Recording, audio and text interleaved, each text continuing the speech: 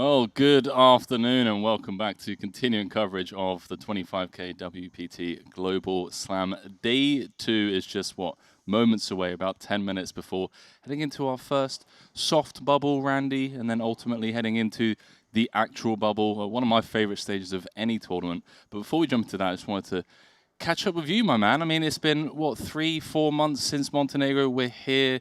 It's day 2 of the Triton Super High Roller Series. I don't know about you, but yesterday I was in the booth with Kevin, and I'm buzzing, man. I can feel the energy from you. Yeah, more energy, more passion. You just got to bring it to the booth. And I don't know whether it's a byproduct of where we are, but for me, there were just like so many unknowns. There's so many people that I don't recognize at names. I'm like, hang on, like these people are buying into 25Ks. They're ready to play the big buying stuff. And when you throw in people that you're not familiar with, it really makes it fun because you just don't know what to expect. And I think that's also because we had that 1 week of the Triton 1 series. A lot of players trying to make a name for themselves, and a lot of new faces that you mentioned did show up to continue into the 25K Global Slam. So it is cool to see these cast of characters kind of mixing. It is indeed. And yesterday, we obviously saw the opening of the Super High Roller Series here in Jeju. It was a whole day dedicated to day 1, which is something we don't get to see all too often. So getting to see some of the best players in the world navigate, 200 big blind stacks, really getting into the weeds. So for the poker nerds, as I like to call us, the people that really love just theory and getting out there, it was a great show.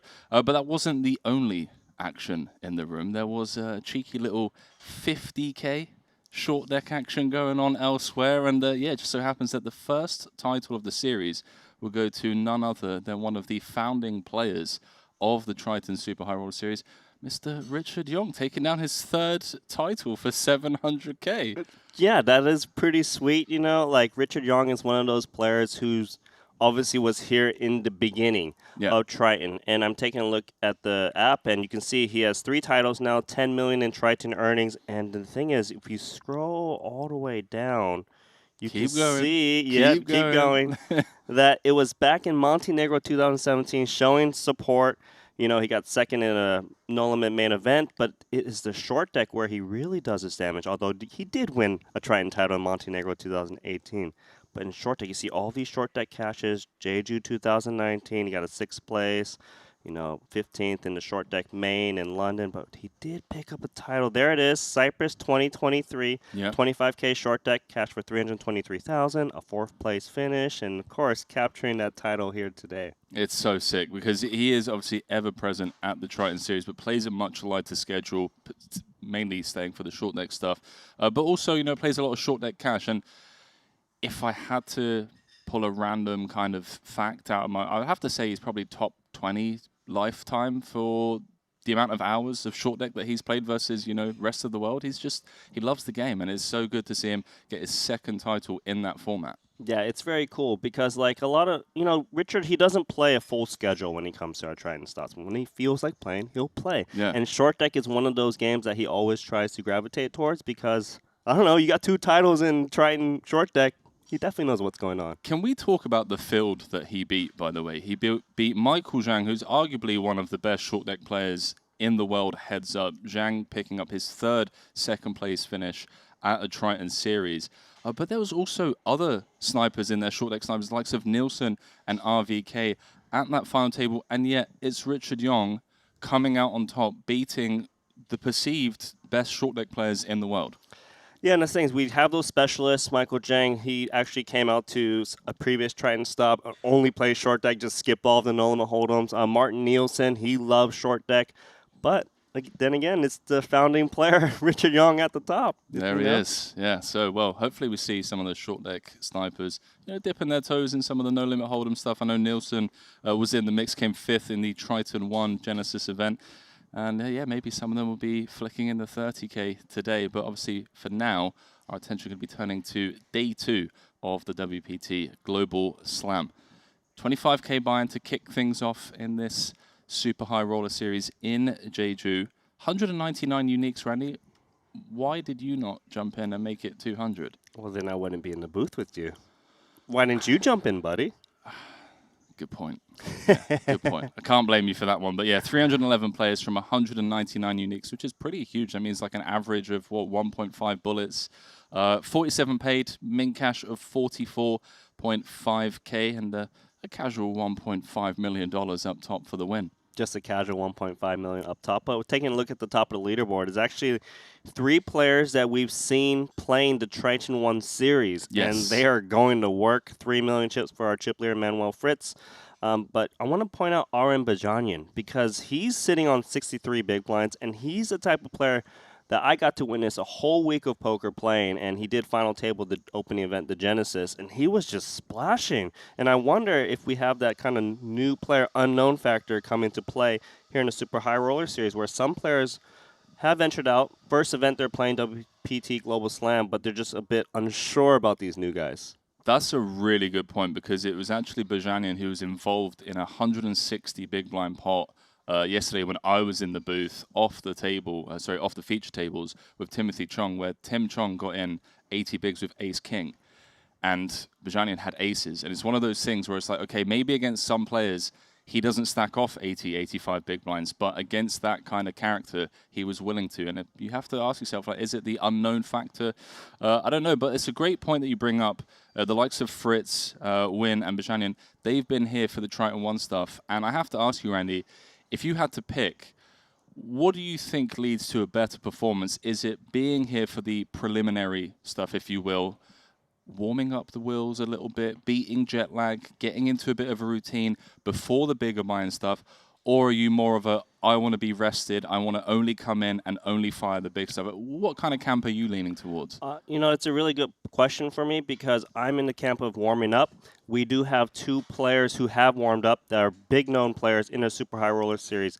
Alex Foxon, Punat Plunsry, who are chasing the Ivan Lau Player of the Year leader race, right? They're right behind Artur, and they've warmed up. They've done pretty well. Punat almost won the Triton 1 main event. Crazy. And if you look, like, they're not very far behind Artur. If they can capture a deep run here in this WPT Global Slam, and they have the chips to do so, they can really close the gap for Artur. I think that's what it's going to come down to. I think, I don't want to put a timestamp on it, but I want to say the first few events is really going to make the difference. If Punat or Foxon can get a big score in one of these opening events, it really puts the pressure on Artur, and it's going to make that Player of the Year race just a little bit of a nail biter. Flashbacks to Cyprus of 2023 between Chidwick and Jason Kuhn.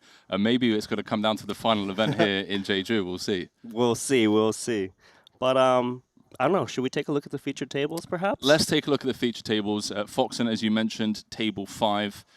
He's in the mix over there. We got Joe Chong, by the way. Love seeing him. Oh, yeah. He's in the mix, 2.2 million. Lee, any of these other guys that you recognize? Because, again, this is the thing about Jeju. You get a lot of players that are relatively unknown, a lot of names that I don't recognize. The name that comes up to me is Wayne Hyung. He's the guy who is willing to play the nosebleed cash games that we've actually streamed on the Triton series. So he's coming in with 19 big blinds, 750K. He got position on Foxon, certainly going to try to attack here and there. But let me try to bring up the other table. The other table. We've got Punat leading his table, table 3. We can take a look now.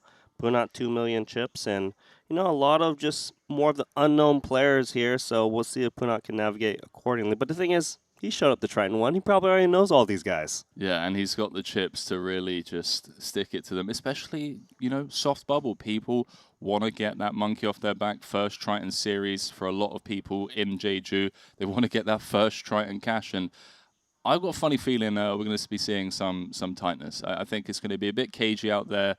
A lot of newcomers here for their first series. They just want to tick that box, sneak into the money, and then kind of navigate from there. Yeah, it makes a lot of sense given that this is a $25,000 buy-in.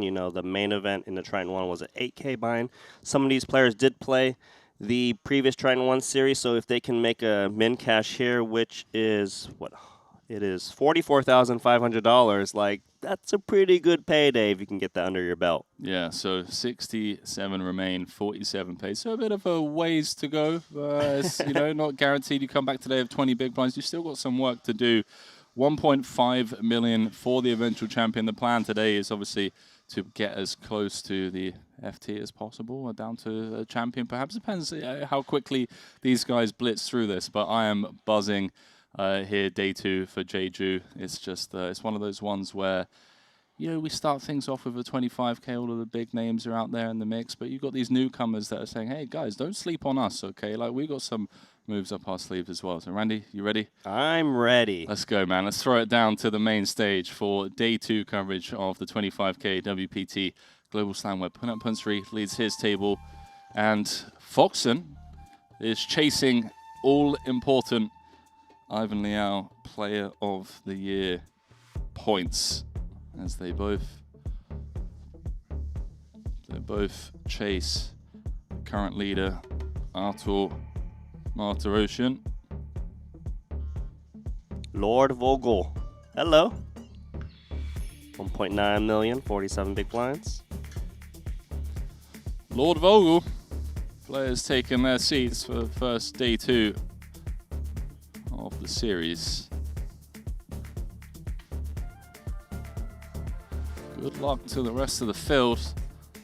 Somewhere out there is our future champion.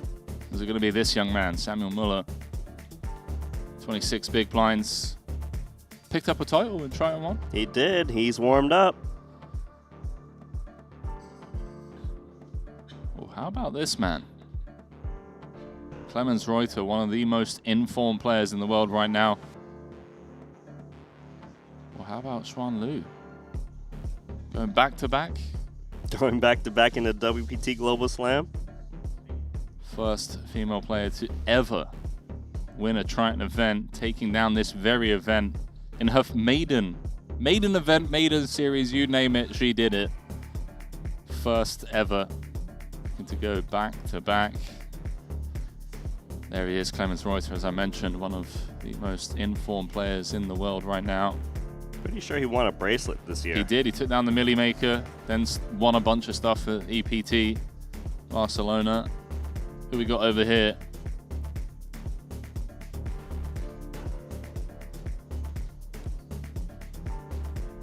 Mr. Ren Lin, short stack specialist, 14 big blinds and a dream.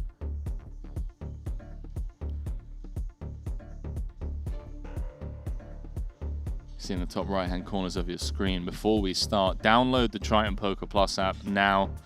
It is the ultimate streaming partner. You want to get up all of the tables, follow your favorite players that are left in the field that aren't on the feature table. You got that really dope updates tab where you can see all of the big hands occurring around the room.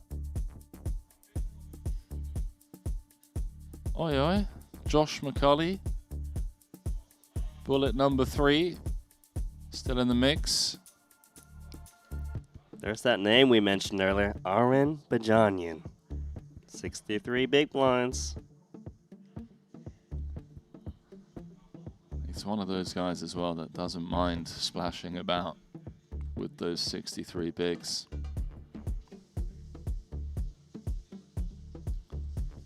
Mr. Matas Simbulas, 23 big blinds and a dream for him. Oh, hell yeah.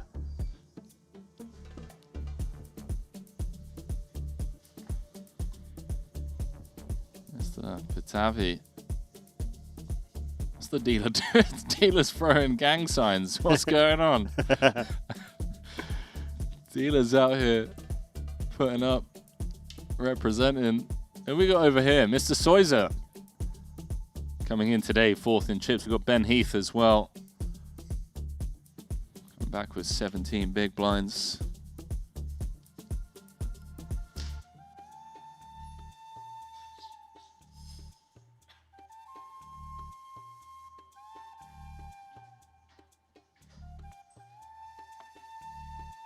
There he is. 62 bigs for Michael Soiser, second on Malaysia's all-time money list. One of the most consistent on the Triton Tour. 2 titles, 14.5 million in live earnings. Over here, Mr. Boyven, Mr. Jaffe. There he is, JJ. 1.88 million. Good for 47 big blinds. That's a very pesky Thomas Boyven on his direct left with 49 bigs. Yeah, also covered. That'll be annoying. It will indeed. Yeah, Thomas is as solid as they come. One of the best in the business for sure.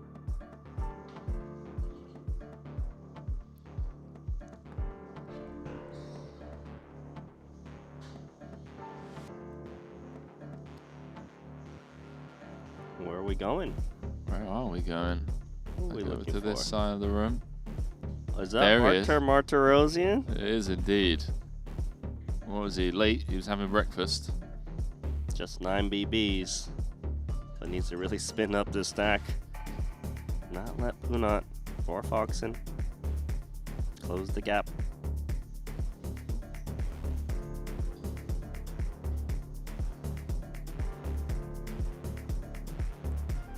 There we go. Cards are being shuffled.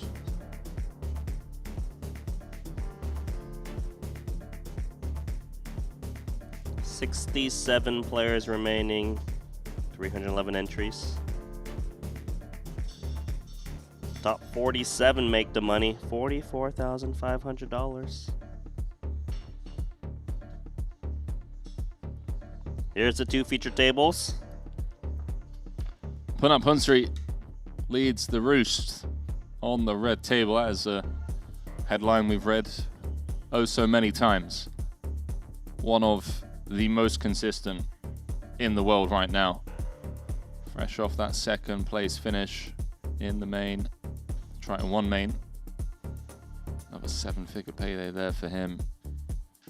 Then over on the blue table, Joseph Chong. Came third back in 2010 in the WSOP main. Here he is, 15 years later, battling the biggest stage in the world. The Triton Super High Roller Series. Here we go, hand number 1, ladies and gents, of day 2. Let's get it. Wayne's got King Jack offsuit, playing a 19 big blind stack. Gonna bring in the min raise.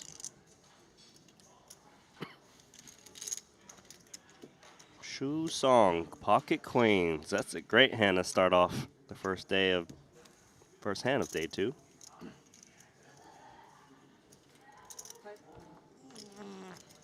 It's one of those where, you know, it's like, okay, hand 1, sit down, you look at a couple of queens. Like, is this how the day's gonna go? It's just gonna be I ran 20 kilometers already. gonna be a day of premiums? Wait, who's ran 20 kilometers? Not me.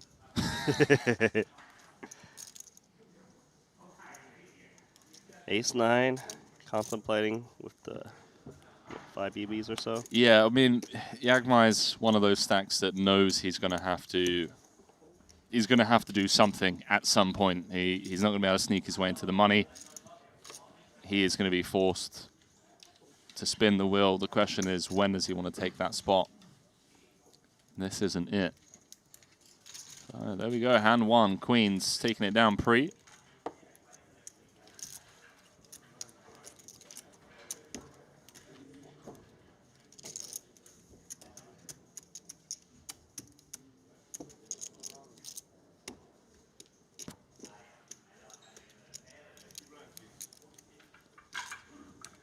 You're out of here. Good luck. Good luck. Yeah, good time. Who are they moving away already?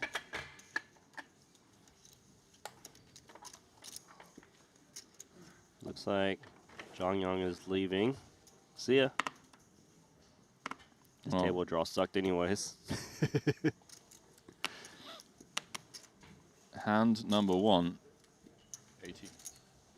Li Jiang has been eliminated on the out tables. Josh McCulley, the victor in that pot. His ace king getting there against Li Jiang's pocket 7s for 11 big blinds apiece. Hand 1, first blood, Randy. Got a spot here. Queen 10 offsuit opens. 8s. qua. Comes in with call. Awkward, right? Yeah, it's tricky the because stack depth. it felt like he might have been a little bit too deep to 3-bet ship. Hence why it goes with call, because clearly folding would be a bit too weak.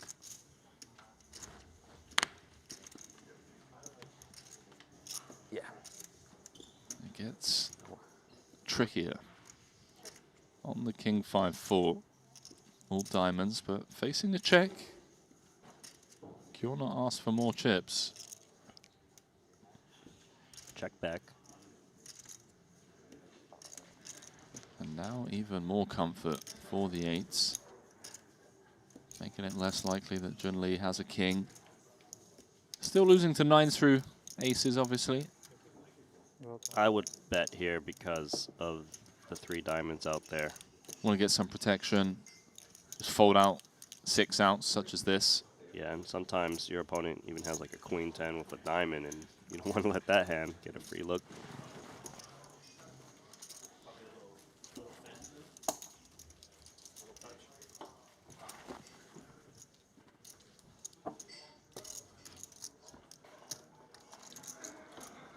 I don't know about you, Randy, but 2 trophies? two You don't know what to do if you win it? Yeah, I mean, it's one of those ones where you don't mind the excess baggage fee. Is that 1 million in the back? Those 2 stacks with the is that 4 million? 你后边是100 It's 万。 okay.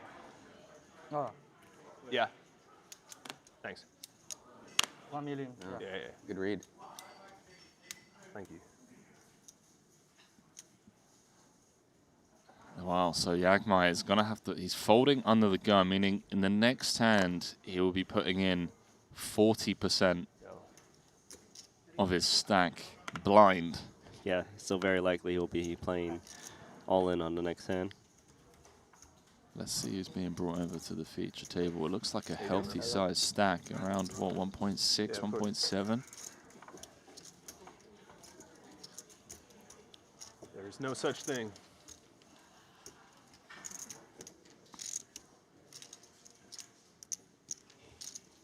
Song with the ace 5-0.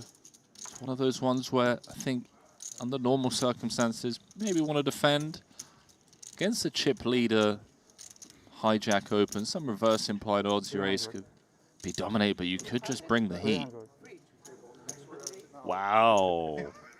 You can just bring the heat, Randy. I forgot that that was an option. Uh-huh. This is interesting because all ace-5 suited is a candidate to 4-bet bluff with. Is Joe Chong going to try and piece him up? Is that what you're saying, Randy? He's thinking about it. It's a decent hand, of course. You're on TV as well. Yeah. You're on TV, buddy. You're on TV as well. You can't not do it on TV. You're like, this guy doesn't look at a if you're, solver. yeah, maybe if you're off stream, you know, maybe you pass up the 4-bet jam. Can't lose respect. Joe Chong's like, look, there's that TV EV right now. Just piecing Song up. There we go. Joe Chong with the solver rip. It's crazy. Yeah. Chipping up nicely to start the day. I can't imagine. What is it, like 5 a night? In Like 3 for the Okay. cheapest one, yeah. Big hand. Still, yeah, Monster hand. For like 1. Well, unfortunately, Randy, there will be no back-to-back victory for Chuan Lu. Just hand number 3 of the day for her. Kings against Ace-Queen, all in pre-flop. Kings couldn't hold. That's brutal because she had a decent amount of chips, too. She did. Yeah, the Kings just could not hold. Sad. Yeah, for 27 big blinds apiece. Sad emoji. Sad emoji. JSP. +2 with the King 9 suited. 7 bigs. All in. Yeah, he's not scared.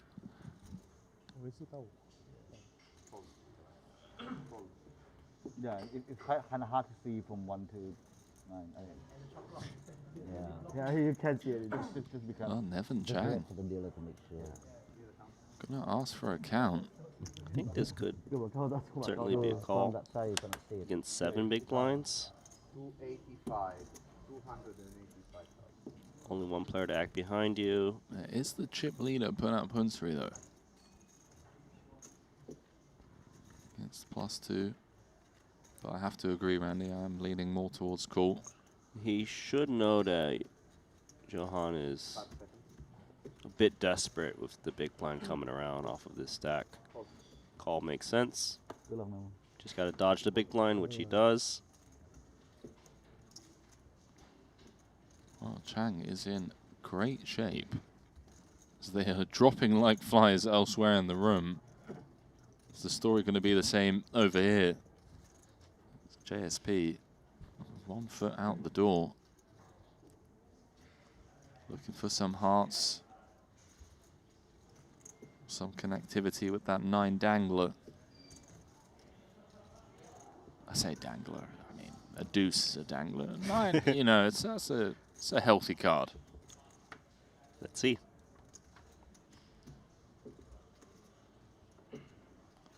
Well, no help on the Jack 8-4. No heart in sight.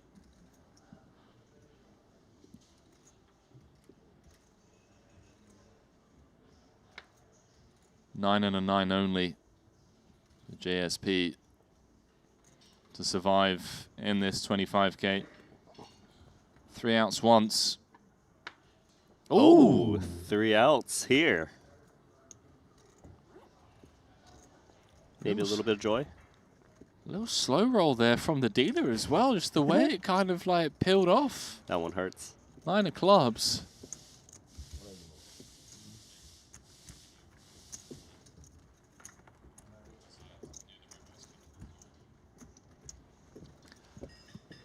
Okay. That's how we're starting the day off, Randy. Okay. So elsewhere in the room, as I was saying, dropping like flies. Xuan Lu, of course, losing the Kings against Ace-Queen. Brandon Wilson. He's out. Jacks against Ace-8 suited.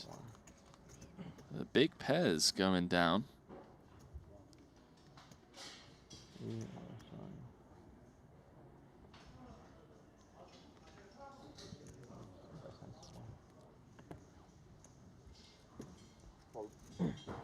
Felt like we're going to be 15 eliminations away to a payday, but still 16 away.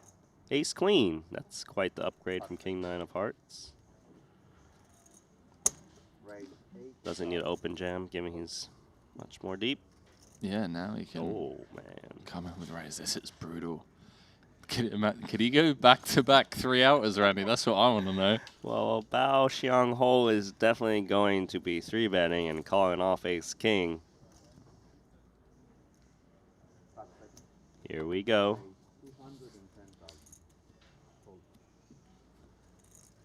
Note the sizing as well.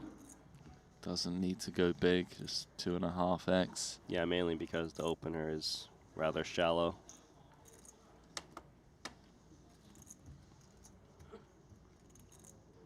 I don't really see how Ace Queen's going to be able to get away. It's just such a strong holding off of that many chips. 15, 16 big blinds.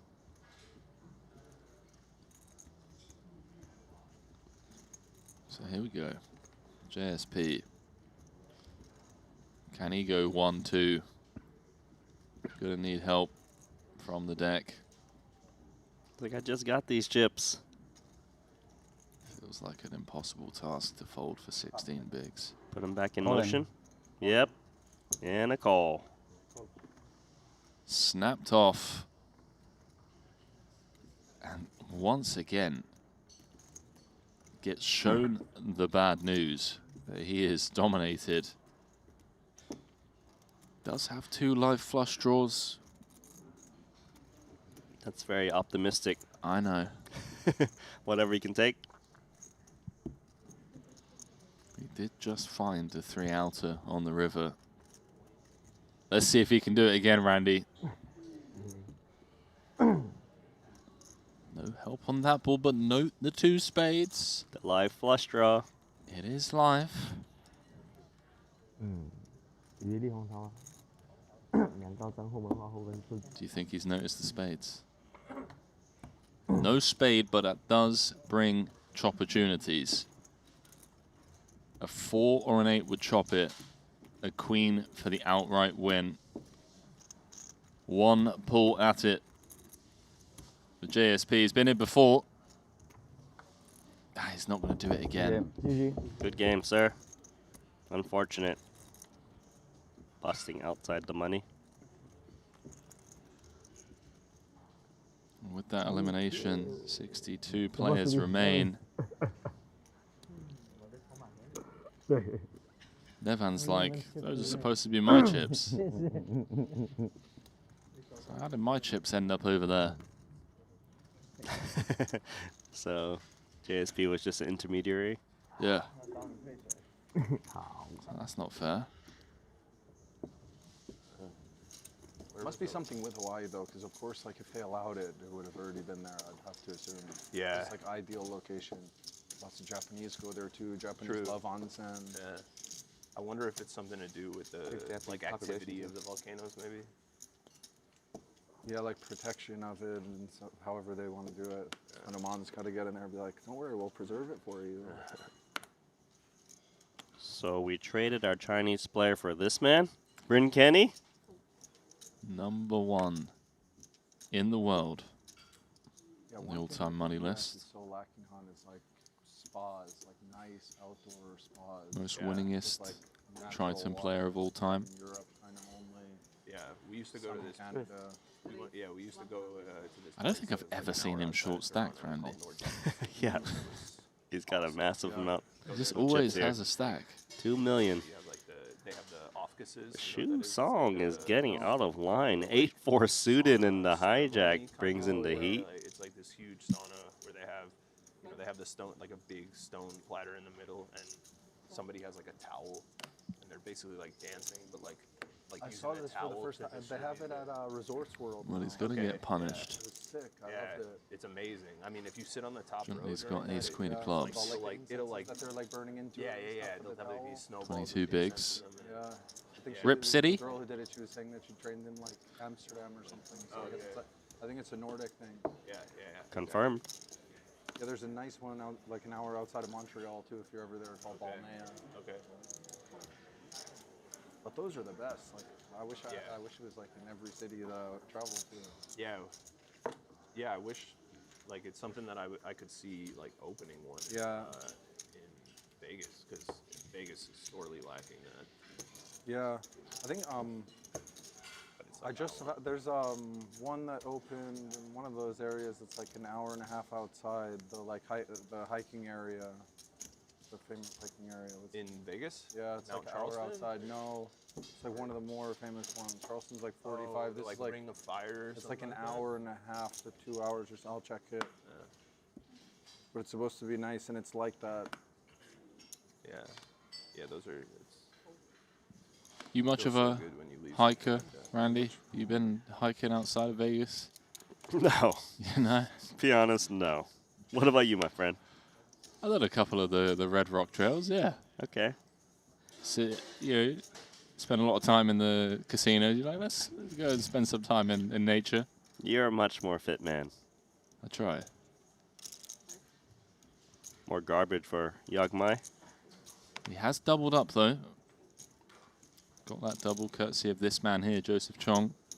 But still has a lot of work to do. He's going to make it into the money. This is a tough big blind to contend with. Going to try Vietnam's Qua on y'all. This is why I love having you here, Randy. Your pronunciations are so on point. I mean, I'm just kind of winging it, but it seems sound pretty good, right? Sounds pretty spot on to me. Alex Foxon in the big blind, bottom of range. Yeah, why am I not surprised that this man is reaching for raising chips? Shout out to the Dirty Diaper. Shout out to the Dirty Diaper indeed. Paying his dues. Comes with a 3.5x. Foxon just recognizing, look, 61 left, 47 paid. This guy's slipped in. I've got him covered. Does he really want to speculate with a marginal holding like this? The answer is no. Free chips. Well played, sir.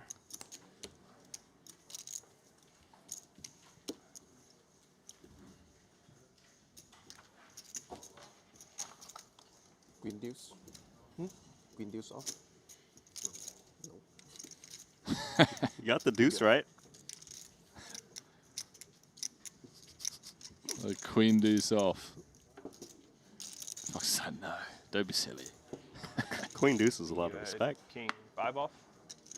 Yeah. No. The guesses are so wrong.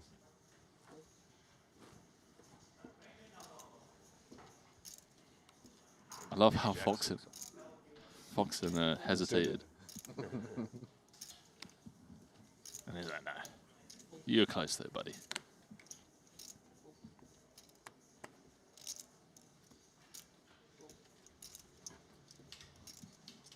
Oh, pocket nines. You want to come at me again, Foxen? Because I'm going to snap you off.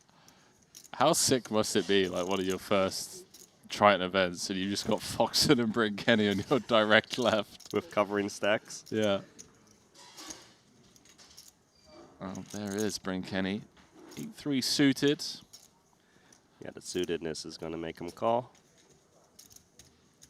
What great shape the 2 nines are. 220k in the middle. No diamond in sight. A C-bet would get it done. Doesn't necessarily need to C-bet 2 nines on this texture, though. Taking a free one is okay, too. But keeping it simple. Should end the hand.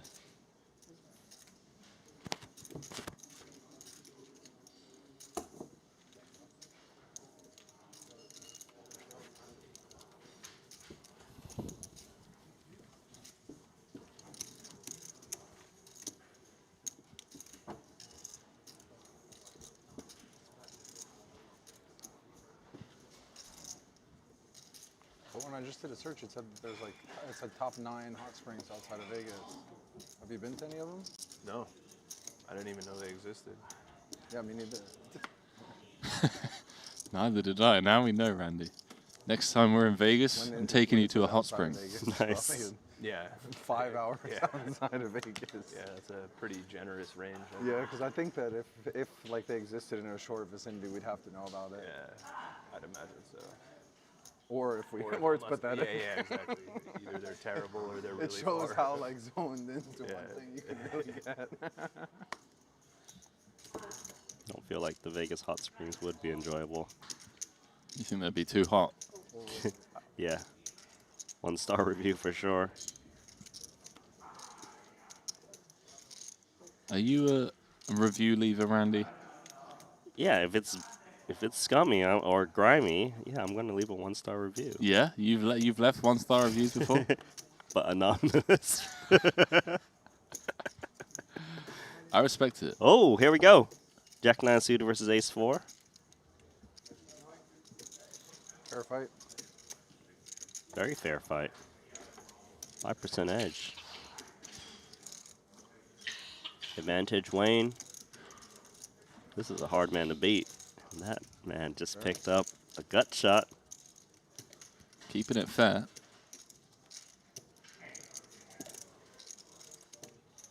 That's not fair. It's a very good card for Wayne Hyung. Just needs the fade. The Messi. Which he does. Wayne's going to double. Now playing just shy of 30 big blinds. Bryn Kenny's a tough man to beat, but he's found a way. This man's not scared.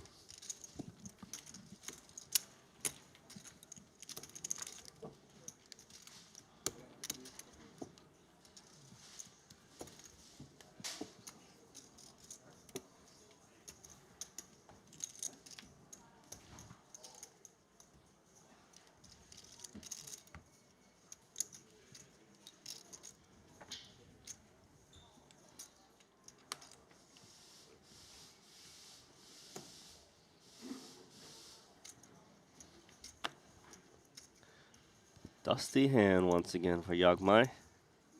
And he's under the gun again. He's just trying to survive. He's doing a good job so far.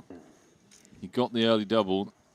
Gives him like another orbit. You know, he's about to go through the blinds.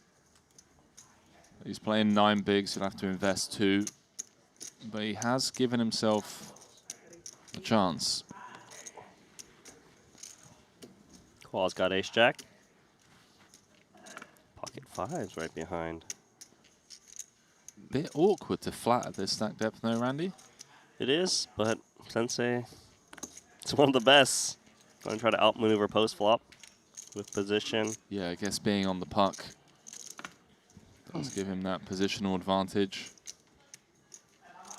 Does open the door for Song to come in and make this a 3-way affair. So here we go. Ace-jack against 5s against the 7-5 suited. Don't really expect the 5 to show up. Song trying to shortchange. Accidents happen. I jest. A couple of gut shots out there.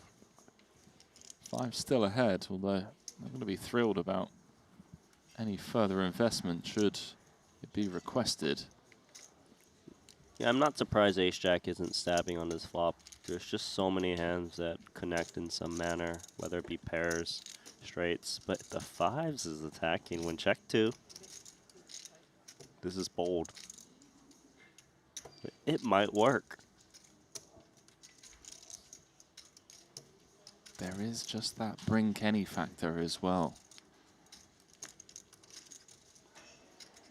I mean, without a club Randy. in hand with ace-jack, it's pretty tough to call. There's the fold.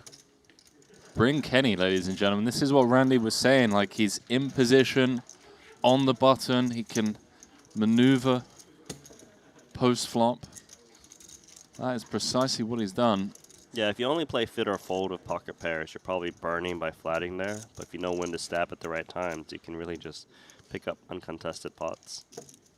Got a new chip leader. Michael Soiser. Taking the chip lead elsewhere in the room.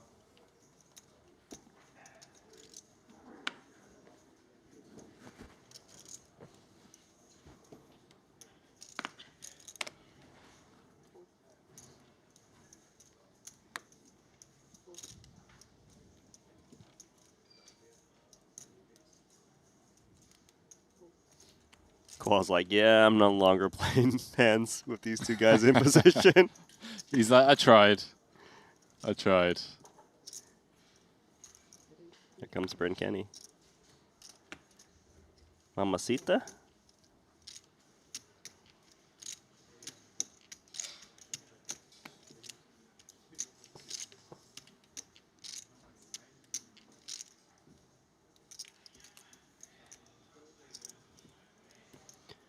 Big blind, Yagmai, 8-4 clubs. I wouldn't fault him for calling here. Just north of 1 big blind, but he's going to stay away and just preserve that stack as long as he can. 14 to the money. Obviously disappointing, though, for Bryn Kenny to not get more action with the queens.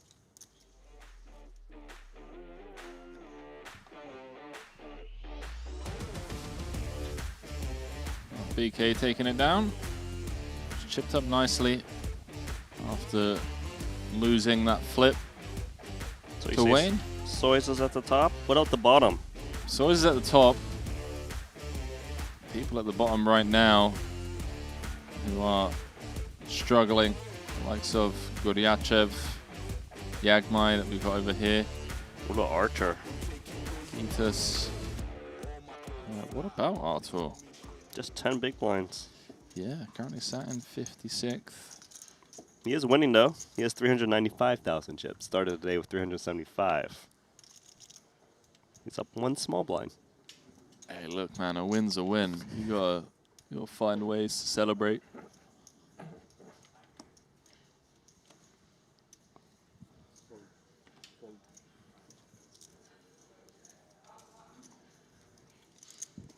Deck's been nice to Bryn Kenny lately.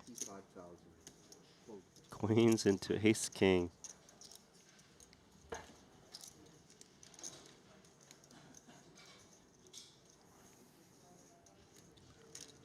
what's coming here? Oh, you know, I felt it. The energy felt like he's just going to try and attack Bryn Kenny because he's been active. And it's ill-timed aggression from Song. It was the same story earlier on against Joe Chong, who just ripped it back in his face. And he's going to get ripped on again here. Song's just trying to be a little bit too forceful. I think it's safe to say, though, that Song is not afraid of bubbling this tournament, trying to find ways to chip up against the big stacks. No chance Bryn Kenny doesn't do anything but 4-bet. Jin Lee would have liked to have pilled and try to spike a 3. Not going to be given the opportunity, though. All in. Raise all in.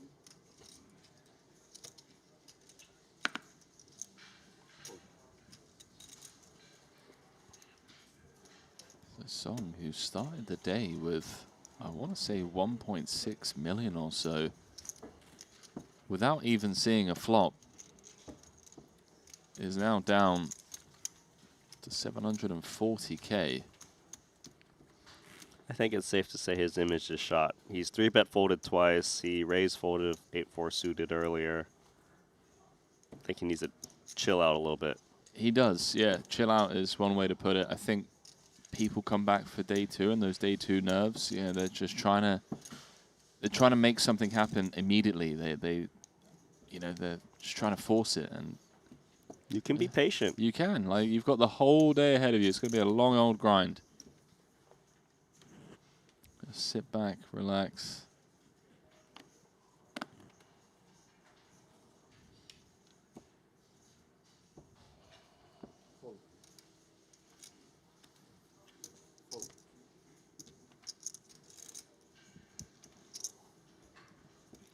Little queen jack offsuit. Raise 85,000. Fold.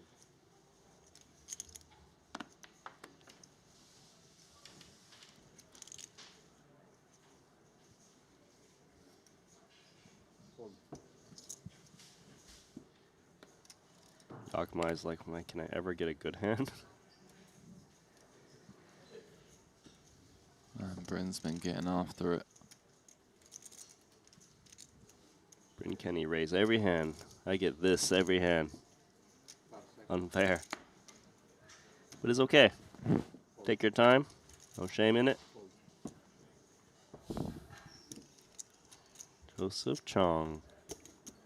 Not a bad hand. Especially against Queen Jack offsuit. Yeah, just going to defend. Keep in the dominated Queen Jack. And we're going to see 3. Couple of clubs on board. Joe with the King High flush draw. Bryn with an interesting one. 2 overs, Queen of clubs. He probably c-bets his texture.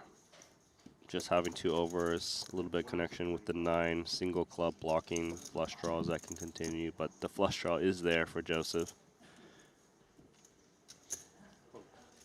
It's nice as well because when you do turn a jack or a queen, more often than not, you just have the best hand and can go for 3 streets of value. So no club, no pair for either player on this turn. Does feel like a turn card one would expect Bryn to slow down on. Yeah, mainly because the gut shots, they pick up, you know, some equity, the wheel stuff. Ace-5, ace-4, ace-3. They're not looking to fold anymore. Yeah, and of course, let's not forget the straights that get there on this turn. Right, 6-7. 9x never folding. Does check through. Did he just hit the queen right between the flush draw? Oh my word. Do you know how hard it is for Bryn to win this hand? After checking the turn? That's a miracle. It really is. And am I right in saying that, no, Joe's not going to bluff at this? It felt like maybe a spot that Joe fires at. Well, this is definitely going to be a spot where Bryn fires. Top pair. You can really get paid a lot against a 9X, actually. Looks like 2/3 pot is the request.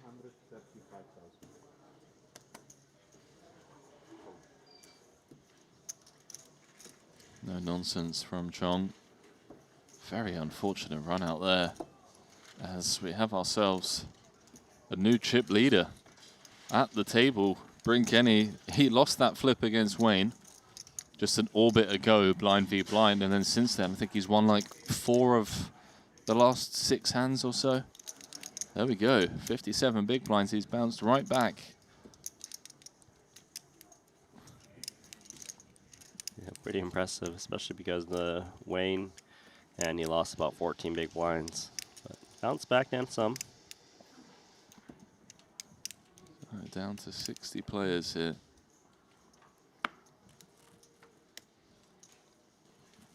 $13 off the money.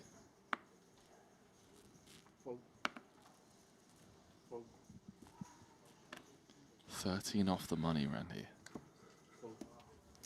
You know I love this stage of the tournament as well. I want to see who's left there. Legs tremoring like a deer in headlights, and who's like Rocky Balboa, just, you know, coming out swinging.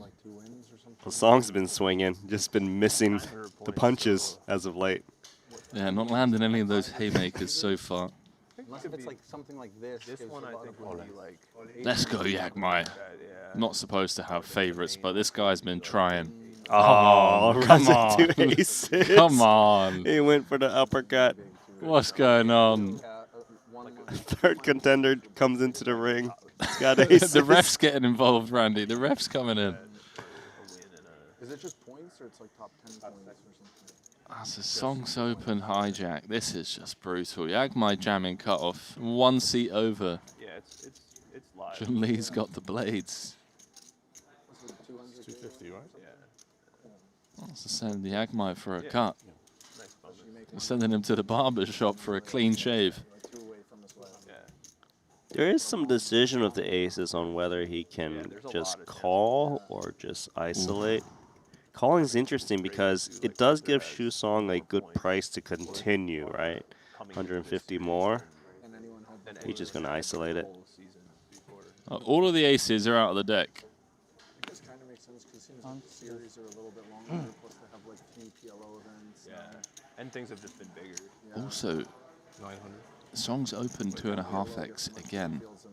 I don't want to read too much into that, but it's costed him a few chips here when he's having to fold. Had he just come with 2 big blinds on both occasions, he would have saved himself a big blind.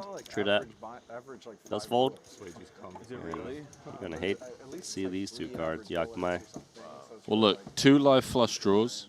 All of the aces are dead. And All of his 2 pair outs are live. okay, you are optimistic. I am. I had a matcha latte this morning. It was good though, huh? It was. I'm feeling optimistic. I'll take aces any day. Would love to see Yagmai try to stick around. 60 remaining. I think the thing that Yeah, always supposed to remain impartial, but He's already demiking. yeah, look, he knows the strat, mate.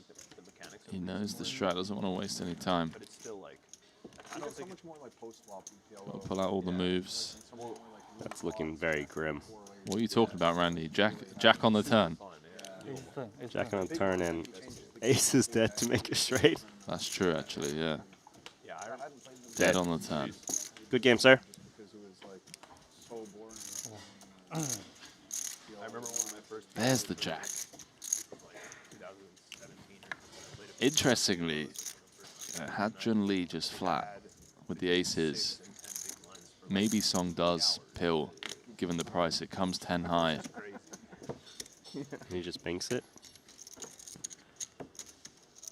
Well, he would have flopped top pair with the ace 10. Oh, and then it sorry. would I thought have he been. had jack 10 for 1 second. Yeah, No, he'd be no. out. Feel a lot. He'd just be out. Yeah. Limit hold'em. Yeah. There's a little more nuance. Yeah. Yeah, I don't know. I'd be curious to see that spot, whether you meant to just like flat with the aces there and give the guy the chance. Yeah, I think I probably played like 100 hands of Raz lifetime, so I don't even really have a good reference point there. Yeah. I do think Healthy the stack change now. they made for the short deck here is good, where it's hot limit Yeah. free. Yeah, agreed. Does it just go in all the time if it's not? Yeah, it like in, turns like, into like just a shove fest, Yeah, really. deep in the tournament, the chip leader can just like shove anything, like range. basically. Okay. Yeah, and you have to fold kings, and it's like, Yeah, what a boring game. yeah, it's like, You always have enough equity. You have the fold king. yeah, you literally, there are a lot of spots where you have to fold kings. Some where you even have to fold aces. It's just like, it sounds like. What game are they talking about?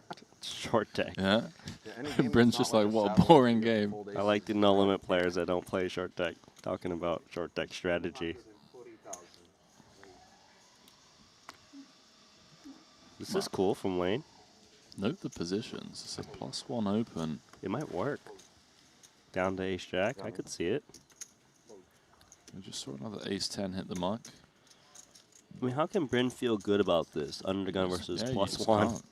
You really can't. But it is Sensei Bryn Kenny, and he has great card sense. So it's the idea that the equity's gone so close that like when you add risk premium and shit, they can just jam anything and then like good luck. Exactly. That's pretty dumb. Yeah, when there's exactly when there's risk premium, and you know, especially if you're like you're the chip leader and there's 3 short stacks and you go like, yeah, they just have to fold like everything. He's done, isn't he? He had like one Yep. better. Well played, Wayne. Short deck, yeah. Or is there? No, it's a My 3 betting pre-flop. It's a very strong strategy. Can down better hands. Publicly. They might fear not the be ace king, ace publicly queen. available, not public. but they exist. Yeah, Yeah, I've never seen one, but I know they exist. yeah, I never seen. For which? Short deck. I think they exist for every game. Yeah. Like a soul. I didn't find one. Like Luke Schwartz was telling me recently, 'cause he was trying to get better at like some mixed games and find some like Russian guy, and the guy tells him, "Oh yeah, I gave like the solver to all these best mixed game players and stuff." Like, Yeah, I think it's that guy like reached out to me cold, like trying to sell a stud solver. Shout out Luke my Schwartz. stud. I don't know. You think Are you in the stud solver lab, Randy? No. No. I am not. Never will be. Yeah, well, I mean, that's fair. Like, stud's an aggressive game. So Yeah. Like, if you want to play like some kind of mix, here's your one. Yeah. Yeah, it's one Like, that I'm. stud's my favorite one. I'd say of like the mix. Yeah, I can see that. Another one I pulled. If you had to pick one, what was your favorite mix game, if any, even if you don't You play? got to get good enough so you can play the 50K Players Championship soon. Yeah, I played it. Well, This the year. one with the split pots, the 4-card Omaha, Oh, the high-low high-low. thing. Yeah, I like just never busting the tournament. You just chop all day. you You know, with just 100 remaining, and You're 10 hours later, 100 remaining. You're tilting so many. You're tilting so many PLO high-low players right now, man.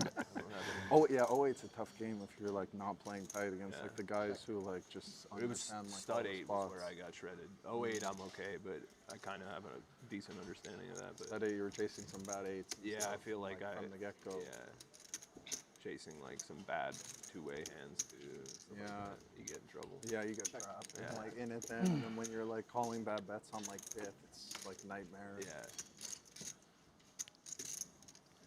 I love how Bryn's just engaging in a stud 8 convo mid-hand. I know, UTG versus Big Blind. right? We're on to a turn now. Did check through, bit of pot control from Wayne on the monotone texture. Some ICM considerations, obviously. Wayne should go to work now with ace jack. So many worse hands. Yeah, I wonder how many streets of value he would want to get, and whether Oh, it he comes checks. on the turn in the form of value and protection, just not wanting to give a single spade, you know, a free river, or whether it's just a pure river. I feel like the Bryn factor has allowed him to see all 5 cards without having to put in a single bet. Because ace jack would be very concerned if they bet and got check raise on Yeah, flop or turn. I agree. Let's see now. Checked all the way down to this 6 of diamonds river.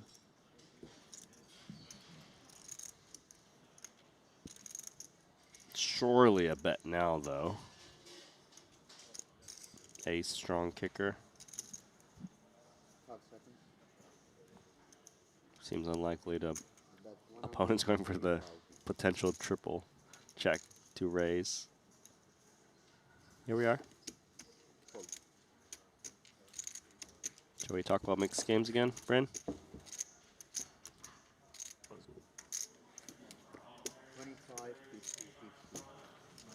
Yeah, it's hard because it's hard for you to get practice in like the games. Yeah. Tough thing. It's really hard. And, like I never studied in any of those games, but there was like mixed on stars like back then that I would play like a long time ago to get like some base in those games. Yeah. Now like what do you even do if you want to play like study? You have to grind the 10Ks and stuff. Yeah, exactly.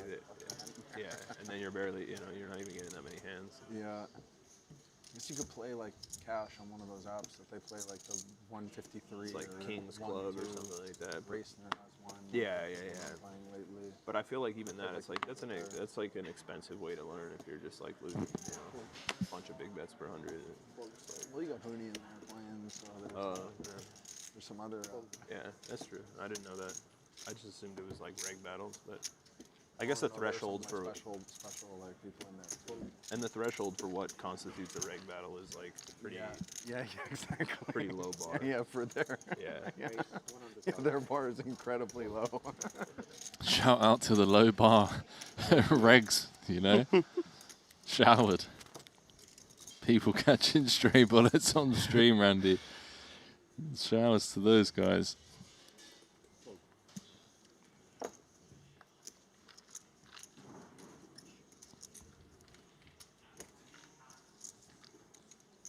That's probably what people think about our commentary. Yeah, that's the main thing that makes it appealing to play is I feel like there are very few people who are actually good at those games. Yeah.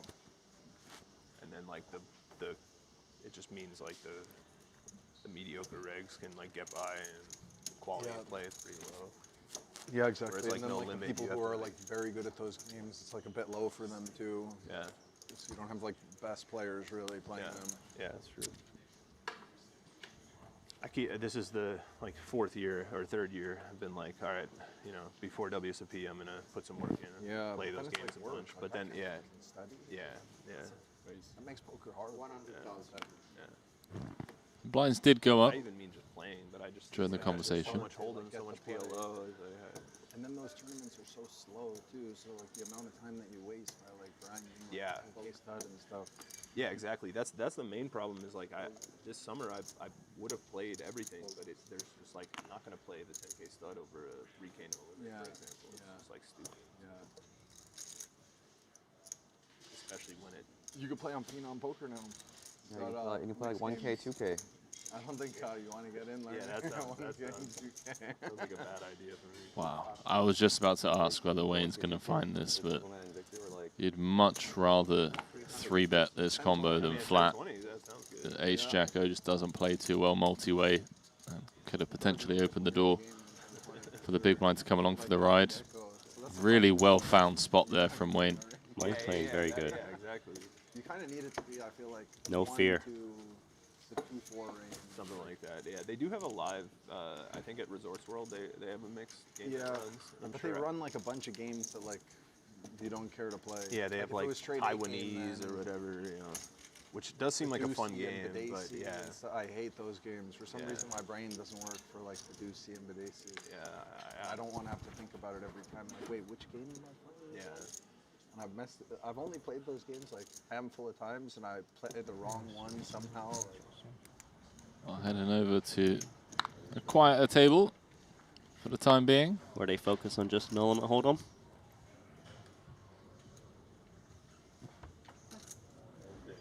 You're not interested in Badusi, Randy? Badusi, Badesi, I don't know what else is there. Badugi. Some Badooginess going on here. King 7 opening from early position. Just recognizing the fact that he's table captain. And we're closing in on the money. Nevin's just buying TV time and tanking full time bank every decision. He's got the Robbie. Trying to sneak his way into the money. Punat's potentially interested. Looking up at the clock. Jack 8 of diamonds. It's cuspy. I think Jack 10's definitely in there. Jack 9 probably fringy. If he comes in with Jack 8 suited, it's definitely on the loose side.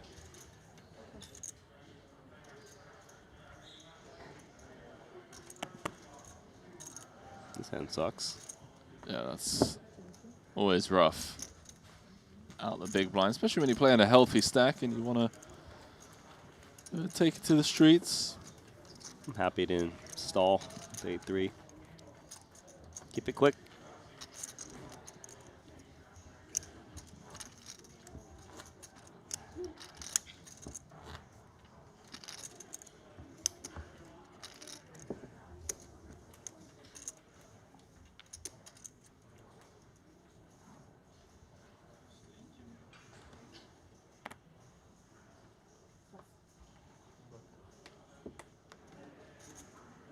Wynn's got 11 bigs. +1. Queen Jack suited. You're 11 off the money. Yeah, I don't know if he can fold to the money right now off of this stack, can he? It's pretty close.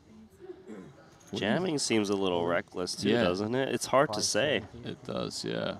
I think jamming's... I prefer min here. But I'm very curious to see what people think. Well, let's think about 8-7 offsuit. You never know. Of course, going to fold that. No, you always know. The guy is stalling to get the min cash.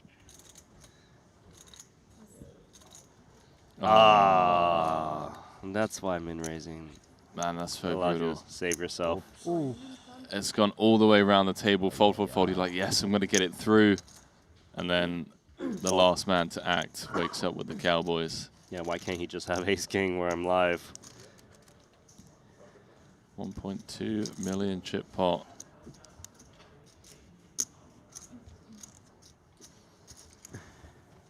All right. Can Queen Jack of Clubs get anything? Oh, Oh, yes, it can. hold on. Middle set. TV flop. The Simcock White. This is going on stream. A flush draw and a Broadway draw. 4 win. Gotta be happy about this flop. There is hope. Cooler, either way. Ah, that's boring. Good luck, guys. GG. Good spirits, though. Yeah. 我还以为我 KK 要输，炸鸡了。 TV flop. Dead on the 是那 turn. 个 KK 啊。Cover. KK and then that. Good game, flop. sir. Remember the last time I lost to the king? 2-5 is it? Seat open. 2-4 offsuit. No, 5-3. 5-3 offsuit.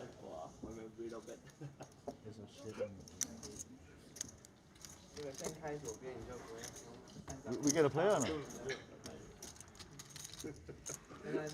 We get someone or not?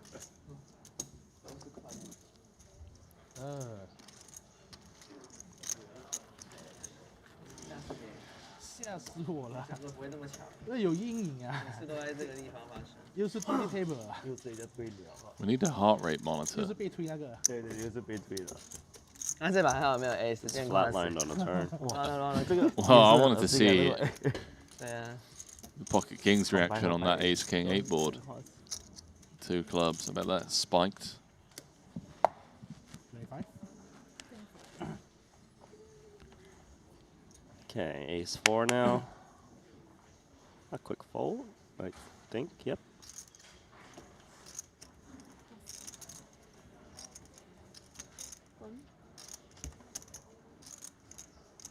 Yeah, when it's unopened, you have the red time banks. You've only got 10 seconds. Ah, gotcha. So if someone had opened and you get a little bit more time. Yeah, so that's what Nevin's been doing. Like, just when it gets opened and he has a have the full 30 seconds, he's taken it. Wow, is this a limp here from on the cut-off? Florencio, a couple of red 9s on the button. Yeah, this is interesting. So limp from the cutoff with ace-4 offsuit with a healthy stack, mind you. And then Florencio, ISOs with 2 9s off of a 30 big blind stack or so, and here we go. That was a quick one. One extra big blind for you, Florencio. Yeah, he'll take it. I think he's pretty happy with 2 9s to take that one down pretty.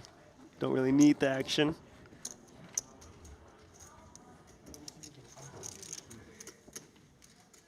Back on over. Got Wayne Hyung scooping in another pot.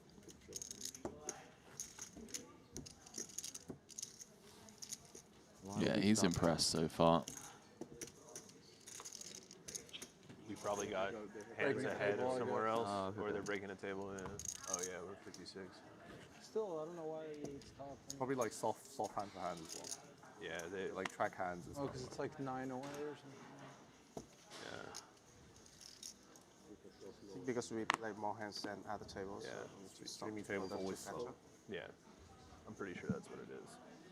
Or they're just breaking a table and want everyone to be even before they break it. Okay, Bryn Kenny, pocket jacks. Bryn's lost some back. He was up to 2.2 million. He's down to 1.6. Maybe at the hands of Jun Lee, who is now the table sheriff. Joe Chong's lost some back as well. I do apologize. Joe Chong's playing 2 million. Peaked at around 2.6, I think. Decision here. Should he squeeze jam to 7s or call? I think calling's okay given that we're so close to the money. If we weren't, perhaps squeeze jamming could be quite nice.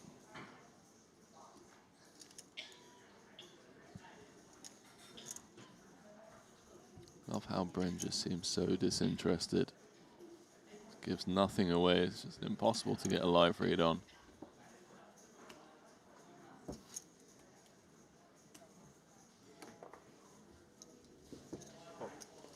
Sevens just make the call.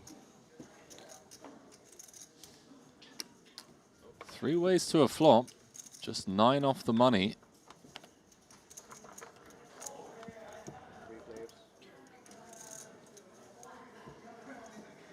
Queen 10-8. Middle pair for Jun Lee. Kenny's pocket jack still out in front here. See how Bryn feels about continuing. In a bit of a sandwich, he's going to check it on over to Jun. Content to check as well, in position. See a turn. That's a turn card that is potentially going to get Lee in trouble. Very strong 2 pair. Makes it less likely that Bryn has a queen as well.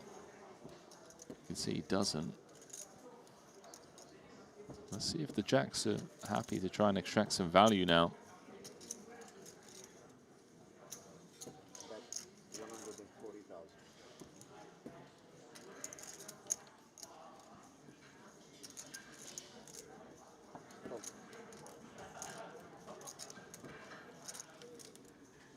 $140K is the request. Sevens are going to get out of there.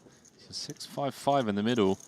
On a brick river, say a non-diamond card lower than an 8. I think Bryn can get some value.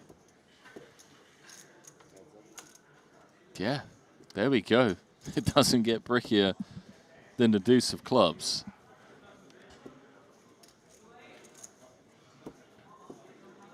Let's see. Bryn really just has great card awareness. Always just seems to extract the maximum when he has it. And seems to lose the minimum when he's on the bad end. Comes with 315. He's targeting exactly this type of holding. A curious 10. Gets paid. Why am I not surprised? Bryn Kenny gets paid. Back up to 2.4 million. The man just knows how to extract value when he has the best of it. Is why he's one of the best in the world. Making a run here in this opening event of the Triton Super High Roller Series here in Jeju. 55 remain, 8 off the money. As we work our way through this soft bubble. Updates from the outer tables. Well, Thomas Boyven has eliminated Jonathan Jaffe in a huge 3.2 million chip pot. Jaffe 4-bet jamming his king-queen suited, running into Thomas Boyven's ace-king. And the ace-king just holding. Wow. Boyven making a run here. He is now tournament chip leader. Just shy of 5 million. Second in chips, Manuel Fritz with 3.6. And third is James Mendoza playing 2.9.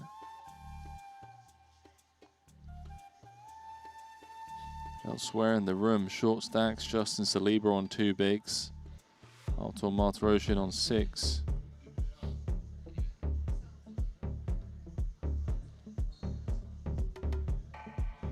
Oh, we got that jungle vibe music again. You miss it? I feel like I'm in a forest somewhere. I like a rave.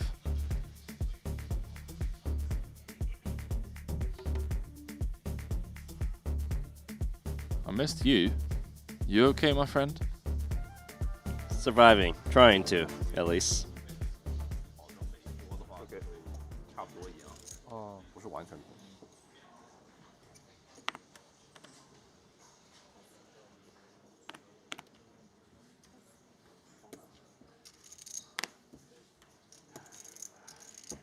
Raise.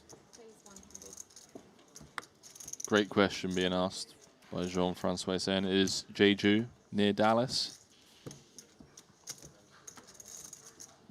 You have like 1.1? 1.2. It's not too far away. Like, Yeah, as far as you can get.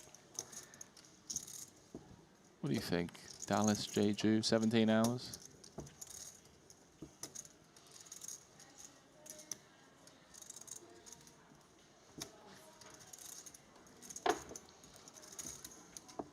Little rebate. Jun Lee.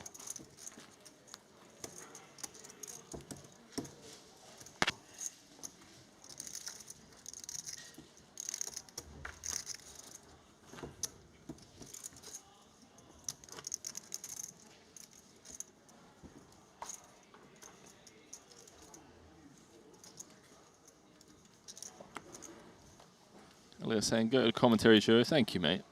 Hope you're all enjoying the show.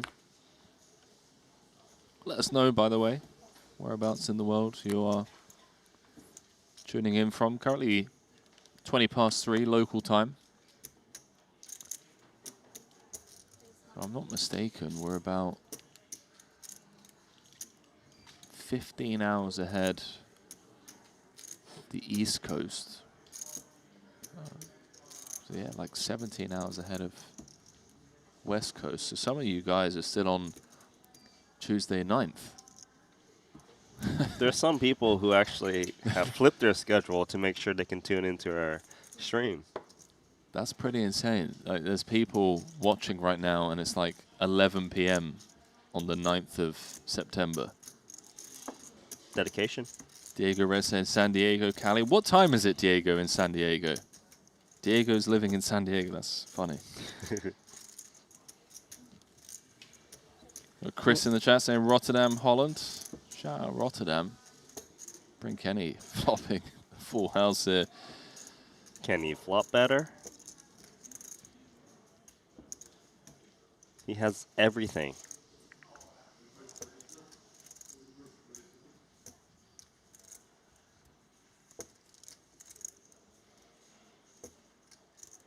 Oh, yeah, it's 20 past 11 p.m. He's looking to build a pot. A tiny check raise is pretty cute. It gets those ace highs to maybe hang around. Even some like queen jack, jack 10 with backdoor flush draw probably calls as well. Wow, well, it's getting the ace 4.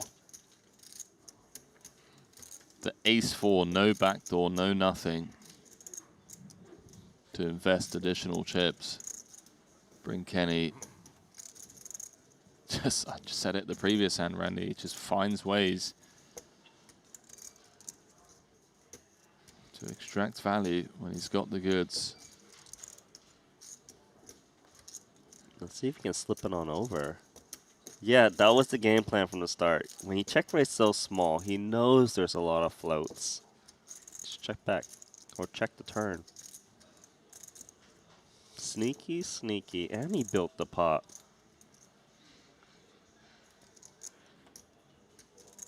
So fortunately for Joe, no ace on the river.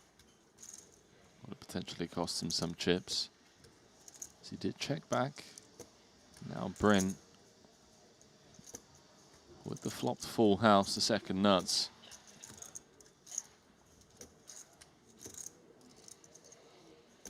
Kind of feel like he needs to bet.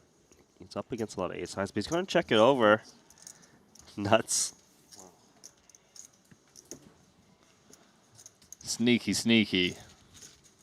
Tried his best to extend the rope to Joe. Joe happy to just take a showdown with ace high. At least got the additional 70,000 with that flop check raise. Probably got the max out of ace 4 off. I'd say so.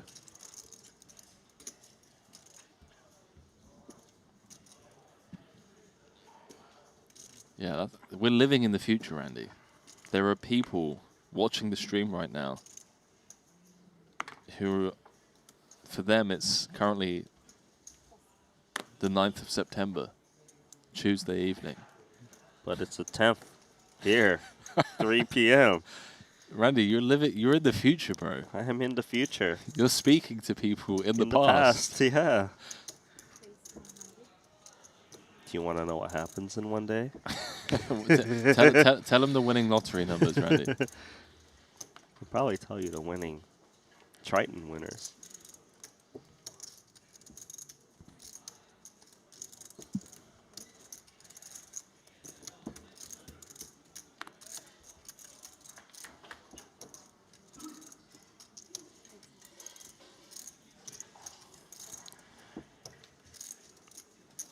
Well, that Triton winner in this one will be going home with 1.5 million. Long old ways to go, though, as we work our way through this bubble.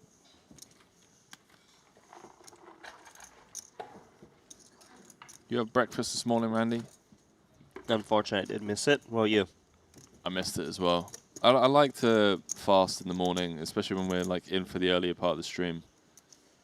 Just kind of use that like natural energy boost, and then when I jump out, head on over to Shanghai Bund, get myself some, get some breakfast. You know, it's gonna be a long day. You got to stay well fueled. Yeah, ideally we can finish this tournament today, although that's obviously going to be unclear given there's still 54 remaining. Yeah, it's good. I think it's going to be tough. I think it's just going to come down to who's on the final table. Some of these sickos will be like, yeah, let's just play it out. It's kind of funny you mentioned that because in our Triton 1 main, that one was so fast, and Puna Punsri was just winning mountains of chips, and it was because of who was at the table. So maybe we do close this one out today. We'll see. For now, though, Shu Song, King Queen offsuit, just calling, giving us a UTG raise.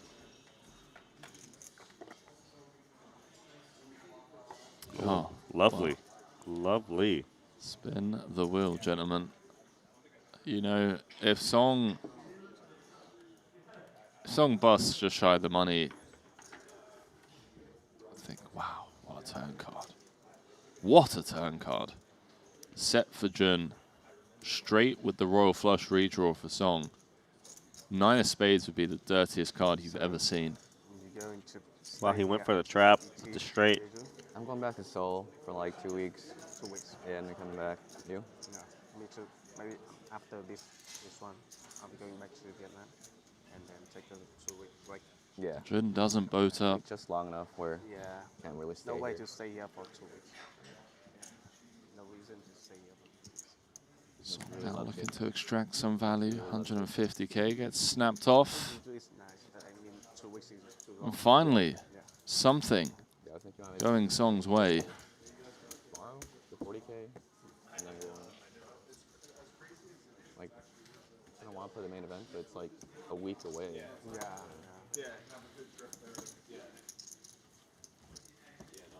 I like Toronto. Any more tournaments in Vietnam? Any more tournaments in Vietnam? Deal with their COVID Now it's shit. Coming back? Yeah. Cool. They closed the gym for like the has come back. when they closed the gym for the third time, I was like, all right, we gotta come out of this place. Literally took the They plate out the next they day. figured out all Put the the legal condo issues. on the market. Not even kidding. Still in All right, fuck. something like gray. Gray area. Yeah, but They were so crazy there. Yeah, unlivable. Yeah. Looks like the traffic's been horrible there too. Yeah, traffic's Too much pretty construction bad. in downtown. Bad. It's turning into like I really like the Montreal non- traffic-wise. yeah, So that was like great. Yeah. that's the best city in my opinion. In Vietnam. Didn't he have these 2 jacks not too long ago? Da Nang. Been there? Da Nang. You recall correctly, Randy. Vietnam? No. And he won that pot. This is not deja vu. Best city in Vietnam. I've only been there, but Yeah, for Vietnamese, that's the best city. Best city. Very peaceful. Are they gonna do another Triton there, or Don't their think plans so for because it? of the There was some legal- regulatory stuff, right? Yeah. Legal stuff. Same man, the tournaments are coming back slowly, but like smaller right now. for sure. Sometimes. Sensei Brin. Running well, playing well. It's a lethal combo. The best city in Vietnam is where the Triton was, or somewhere else. That's what he said as a Vietnamese person. Yeah, for Vietnamese, I think Da Nang is the best city. Damn, I should have went and saw more. I just stayed in the resort. The resort's pretty nice though. But I didn't find out till like the good restaurant till the end of the trip, because the food in the casino, like when you were playing, was pretty poor. Oh yeah. But there was a decent Vietnamese restaurant in the casino, like around the back. So many Korean restaurants there. I feel like I'm in Korea there. Here? If you have Da Nang. Oh, All the signs are like in Vietnamese and Korean only. I think for the food, we need to go a bit. We need to go outside. He's kind of hitting the deck a bit, isn't he? Are you serious right now? In my life. Queens now? in Vietnam? In Da Nang, yeah. My whole life. Oh, sick.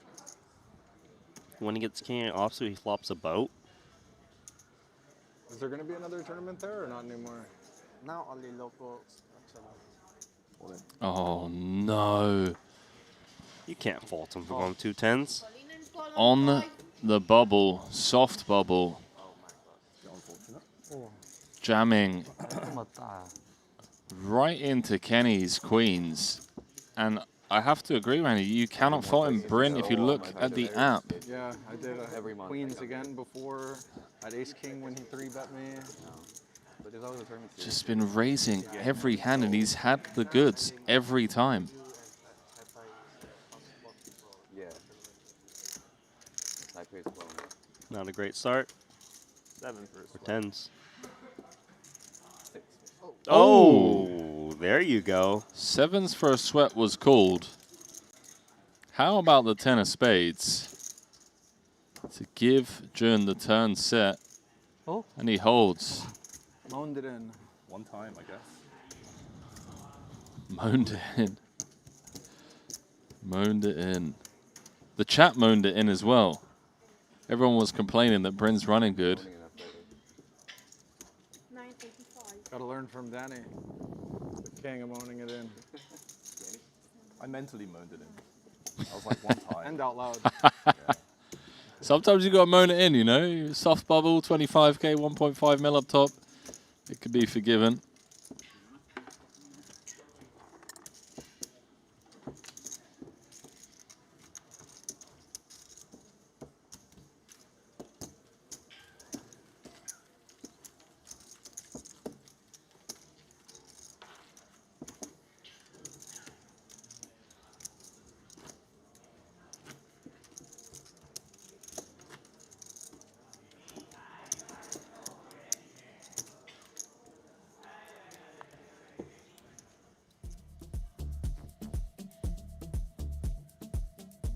So, instead of playing 75 big blinds on the bubble, Ren's down to 34. Jun Lee, courtesy of that turn 10, has the chip lead. Tournament poker really is a cruel, cruel mistress. Ren Lin's been brought over to the red table.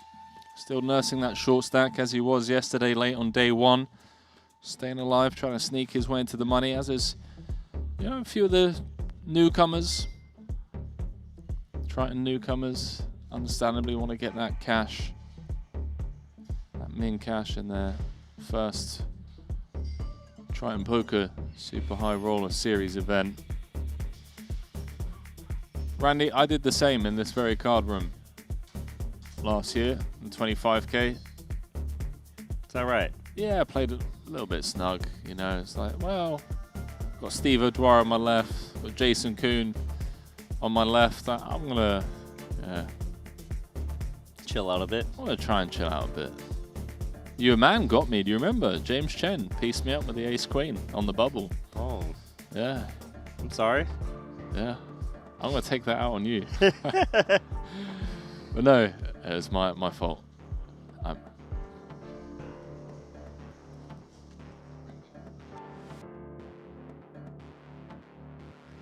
Yeah, that was what an incredible experience. Like, as a just like poker fan, to then be there playing with James Chen, Jason Kuhn, Steve O'Dwyer. So fun. Did manage to sneak my way in though. Got that min cash. That's what some of these guys are trying to do here. Trying to get that min cash and then navigate the waters from there on out.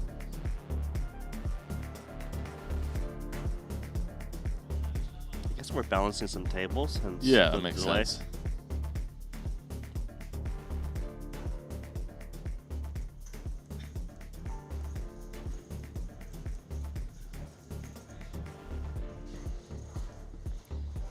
Taking a peek outside.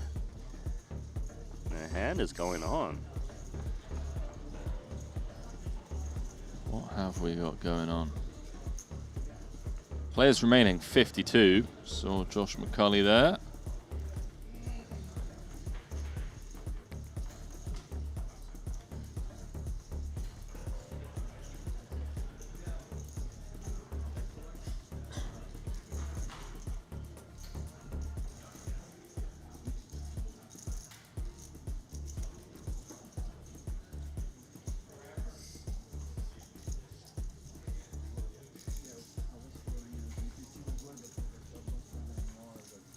Archer's still in the mix.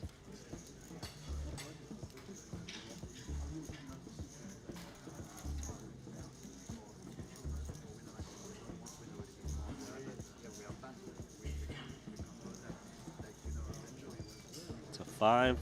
Won't be making the money. Which one? That's the question.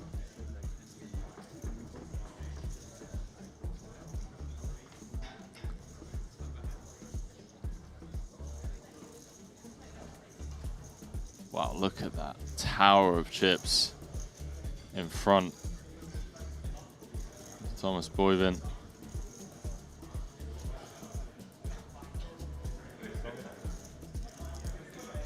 Tournament chip leader by quite some margin as well. What's going on over here? Soyzer's got cards in front of him. Looks like an all-in pot. Wenji Mao. All in against Soiza. Button versus small blind. Mao's gone. He is indeed. I'll keep the fans updated on that hand once it gets updated in the app. Soiza vaulting up. Second in chips. Looks like Mao Renji had about 705k. Soiza obviously had him covered. Soiza with the ace-jack. Mao Renji had queen-jack of clubs. So there we go, 51 left.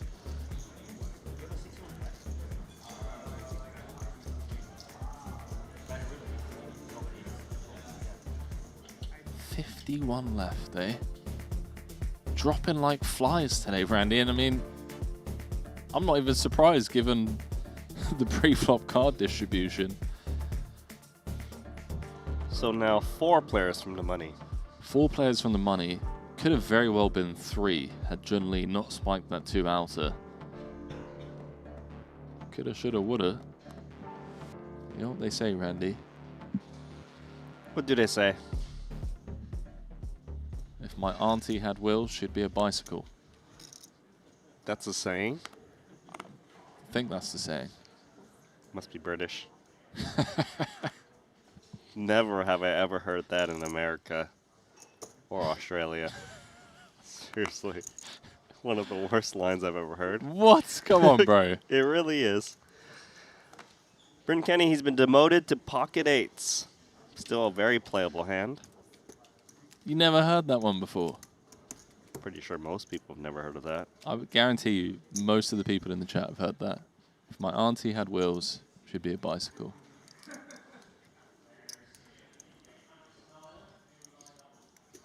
Basically another way of saying, you know, like, if X scenario had happened, coulda, shoulda, woulda kind of thing, but it didn't happen, so.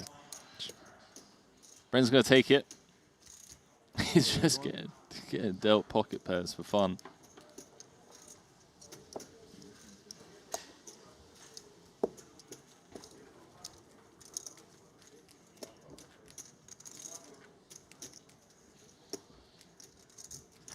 See? Classic saying.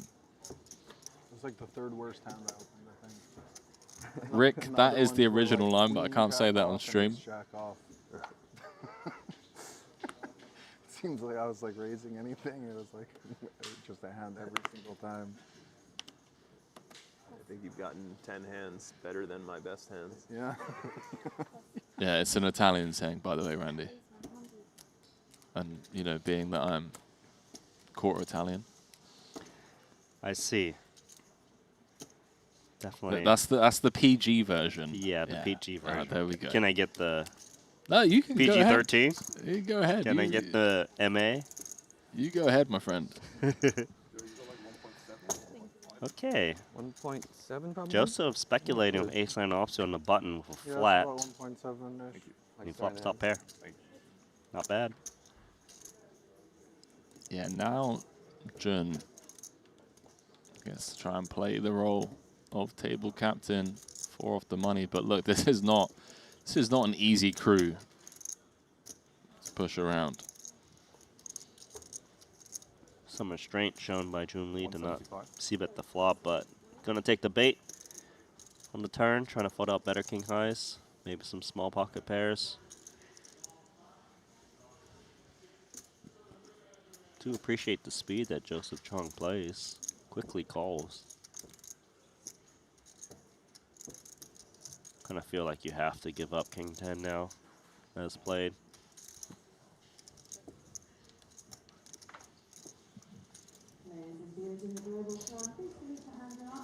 Maybe value bet the ace-9 against worse aces. I would think better aces would always bet the river as played. Solid.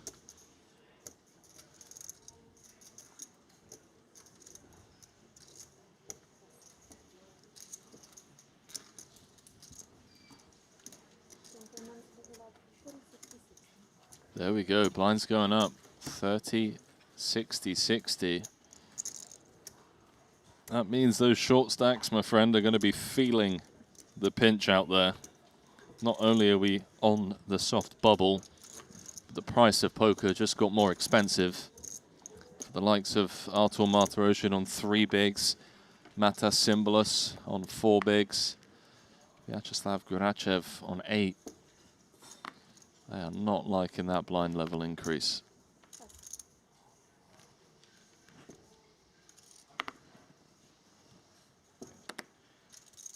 Couple threes for Shu Song, who's been highly active, now on 13 bigs. Let's see if he slows down.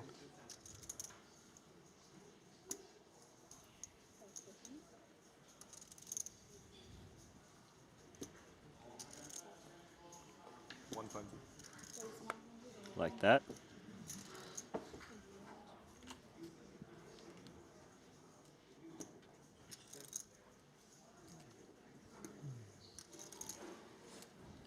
Expect to see the short stacks just taking their sweet time pre-flop.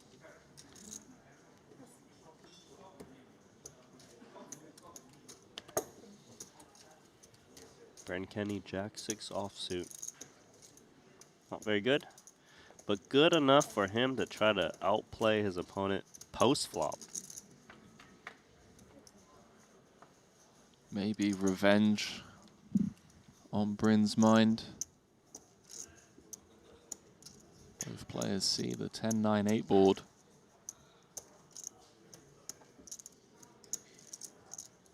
The lead here is not bad for Jack-6. Yeah, that's exactly what Bryn's coming with.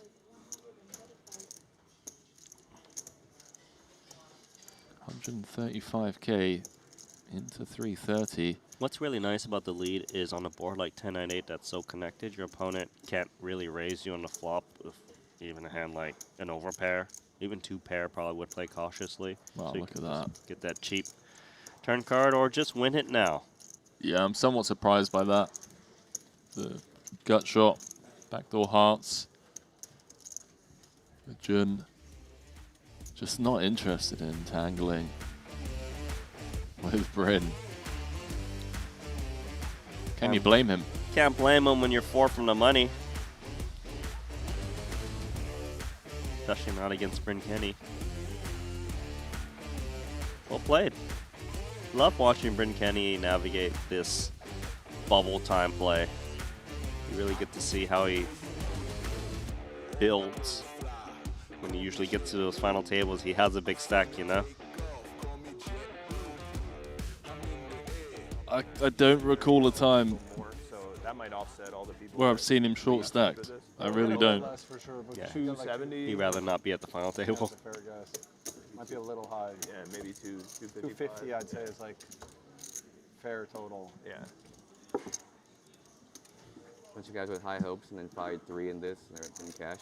They're like, no more 30K for me.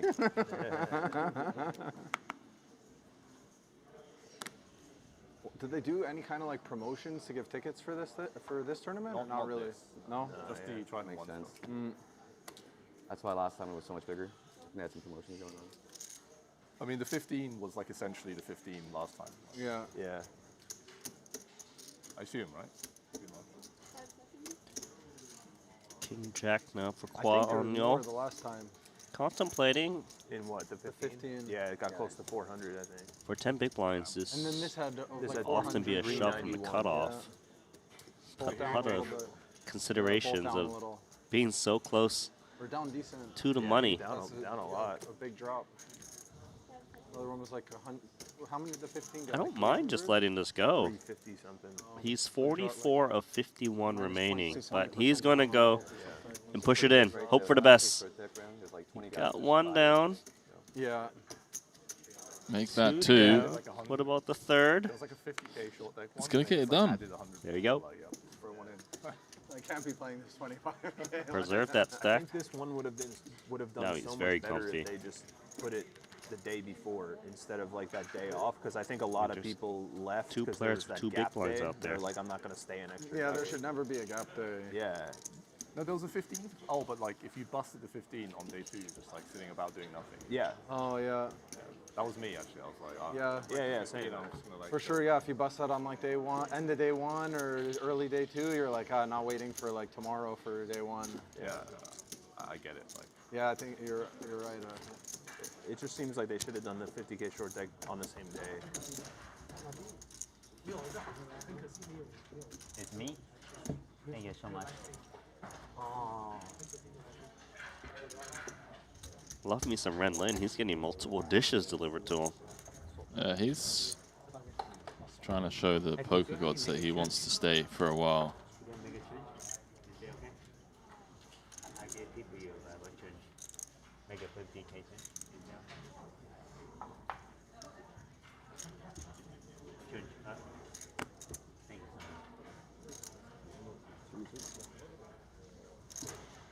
I need ace, baby.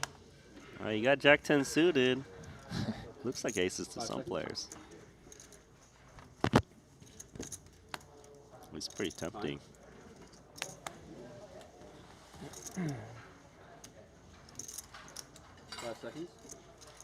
Ren Lin is 47th of 51 remaining. He makes a tight fold. Never fold this in my life. Your coach big blind. Huh? Coach big blind. I know. These people are very dangerous. Kazomi Furuse. Not much for him either. Nevin's got ace jack. Decent stack now, 1.1 million. Gotta raise this one on the button. And so good. 5 seconds. Raise 140,000. Pass.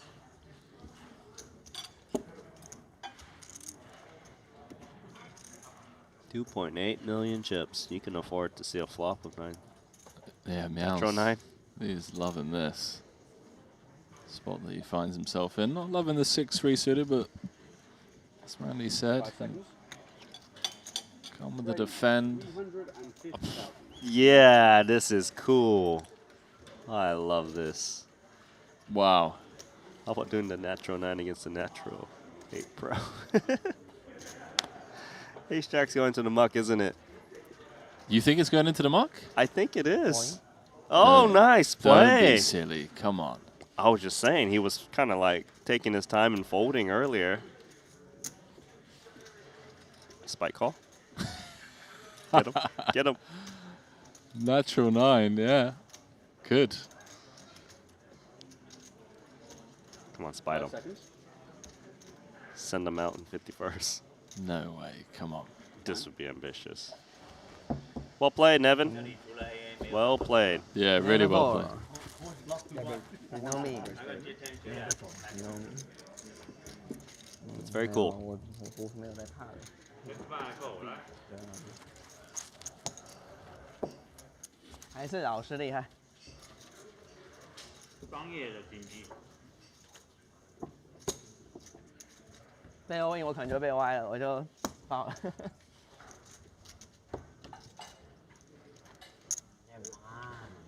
Boom.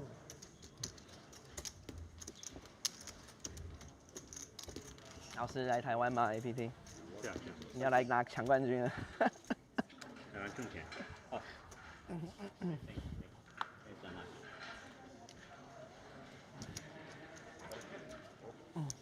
最近都在亚洲。OK。Sorry。哎呀。Can't believe it. Can't believe it. Lady Gaga. You have Lady Gaga? No. The thing is, when I first saw him, Renders, I'm talking about, I thought it was just like a one-off who's putting on a show. It's every time. It's so consistent. The guy does not have a switch-off button. Correct. And it's on and off TV table as well. 120. I'm sorry? 120. Like, I would think he has to be one of the most exhausted players at the end of the night. But no, just in his game. Puna, King 10 offsuit. Against Florencio, who's got 8-3 offsuit. Pretty bad. Take it, sir. Oh yeah, he doesn't. Nah, he wouldn't do that to me. But there would be people who would do. I have to assume that everyone's going to do that. You know? Yeah. That's true, though.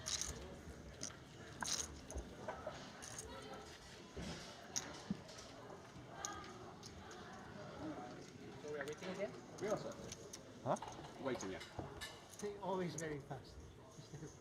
Yeah, Ren's folding Jack 10 suited pre. What's the world's coming to? You don't like that hand? Unlucky hand for you? No, I get it. Very bad. What do you like? Queen? Aces? Queen, king, ace, Yeah, you like those hands, huh? 16, 6, 8-8。我们这桌赛没什么人出局的，就出局个短码而已。这桌人都活着。亚洲人的亚洲人的操作。你说亚洲人不要那么疯狂了。不是这样子的。都只有我在那边，货比较多，进去。Chip counts once again. Yeah, so the reason we're taking a break is basically just to keep it fair, Andy. We're waiting for the other tables to catch up. Everyone plays the same amount of hands. I'm surprised that hasn't been implemented globally.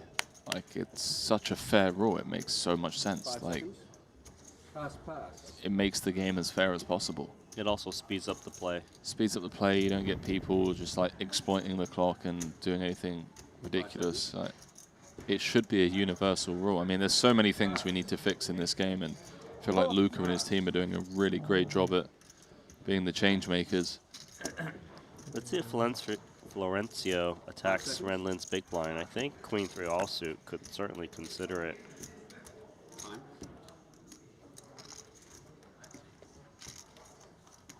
Five seconds. Time. So close to the money, and Renlin has to call very snug. Probably just ripped us in. Oh, yeah. Hi, yeah, my friend. Welcome Love to this. my company, my friend. Waiting for you a long time. Waiting for you a long time. Oh, man. Yeah, one of each, right? Okay, if I got One a 100 100% That was brilliant. So good. Nice jam there. Well, Randy, it probably comes as no surprise that the Thai fans have shown up in force. Viewers here for Punat Punsri. You think they get alert when Punat's on the feature table? Maybe there's like an application in Thailand that just notifies people when Punat's on the feature table. Sawadee Kap.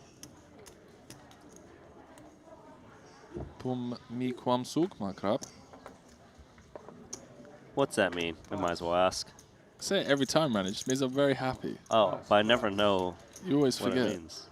Yeah. Whatever you just said here. There we go. Raise 120,000. Sabadi Mai.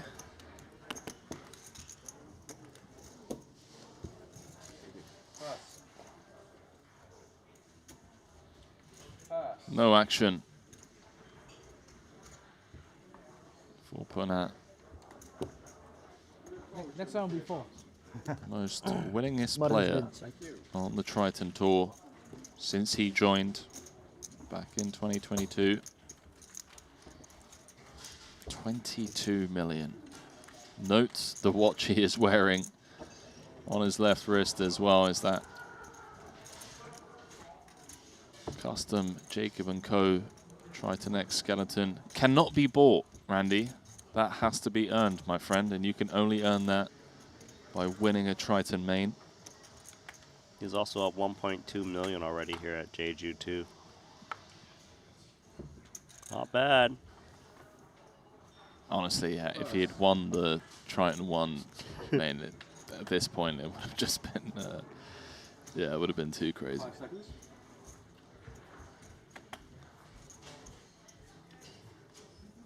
Pass. Well, naturally, Pass. things have got a little bit cagey now.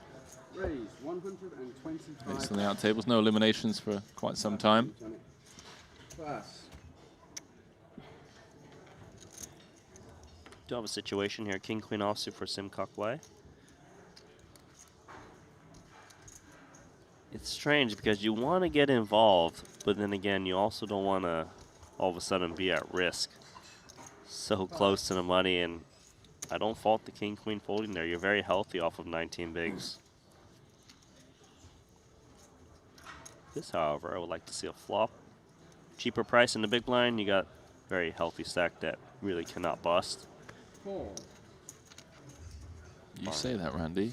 It's a mega cooler. What? Deuce 3-6 to kick things off. Almost. Bottom pair is good. It is currently. He does have to be fearful of this hijack range, and of course the ace and 10 on board. Let's not exclude all of the pocket pairs. They're beating this pair of fours. No diamond on board. Wouldn't fault him just folding here. Yeah. Yep. I can get behind it. That makes that 100K bet very effective, knowing that even if your opponent flops a pair, you can just down the winner.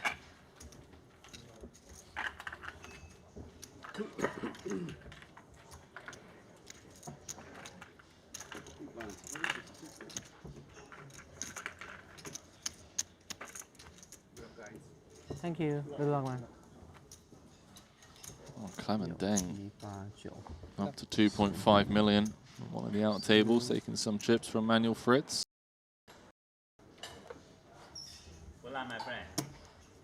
Go kilo everyone. Double, double, double, triple.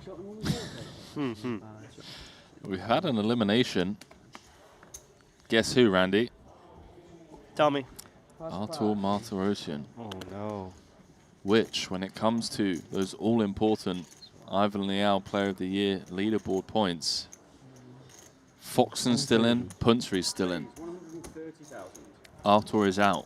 They are going to pick up points if they can make it into the money, and of course, the deeper they run, the more points they pick up, the more they reduce the gap. What was his final hand?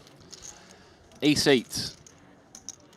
Ace-8, he ripped in his 2.5 bigs and ran into queens. Ran into the queens of Simon Muller. Pass. Pass. Oh, queens in the small blind against Florencio's 2 kings. Chips are gonna fly. Not. The question is how many? I think all of it. I mean, not the 3-bet size, but they're certainly gonna get it in pre. You play short there or play this one? 390. Raise 390,000. Doesn't go too big. Just 3x. Out of the small, perhaps just leveraging the fact that we are on the soft bubble. Yeah, I'm not gonna expect 5 seconds. kings to want to slow play. Aces, sure, but kings, of course, is vulnerable to some of the 3-bet bluffs, like ace-x. Probably just push this in pre. Just rip it in? I think so. There's probably not too much 4-bet fold in your range at this stage of the tournament. I like just ripping it in. What's he playing, a 30 big blind stack? Yeah, thereabouts. Certainly you could click it. I think both plays will be strong regardless.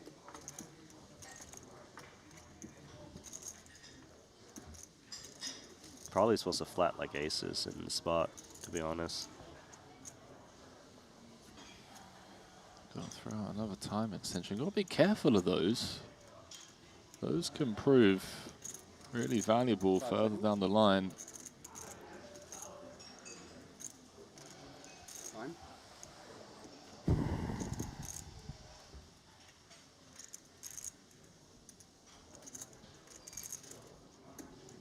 Come on, Florencio, find the jam. I suppose whatever he picks, he's going to get called. Makes it 770. Just in case his opponent is got some like Queen Jack suited, he's going to hope those hands peel. So what's the idea here, Randy? Like, is this an in-juice? He's just trying to get something to do, something crazy. I don't know. It seems so incredibly strong to me. It does, but queens are queens. Wow. I mean, you have to call this. You can't make it 770 with kings. But hang on, this is what I'm thinking. Like, yeah, okay. Here we are. He just can't believe we're going to do it. 3.6 million chip pot.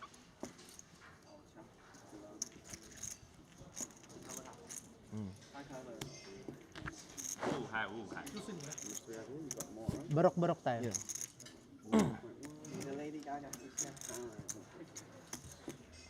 Monster pre-flop cooler. 3 off the money. Florencio just couldn't believe that his opponent 5-bet jammed. Massive spot for him. You can just tell how much it means. Only 1 queen left in the deck. Oh my God. No, you can't do that to Florencio. Not like this, Randy. The 1 outer immediately delivered on the flop. 3 off the money, 5-bet pot pre. Florencio needs to find the king, and he's got 1 pull at it. Otherwise, he is out the door empty-handed. Aye, aye, aye. GG's, my friend. That's so disappointing. Could have a 3.6 million chip stack, 44,500 locked up. Wow. Instead, he gets nothing. Tournament poker. 如果盖到他， Such a 他没有牌 brutal game. 他 limp 我就 sting 了，我圈3。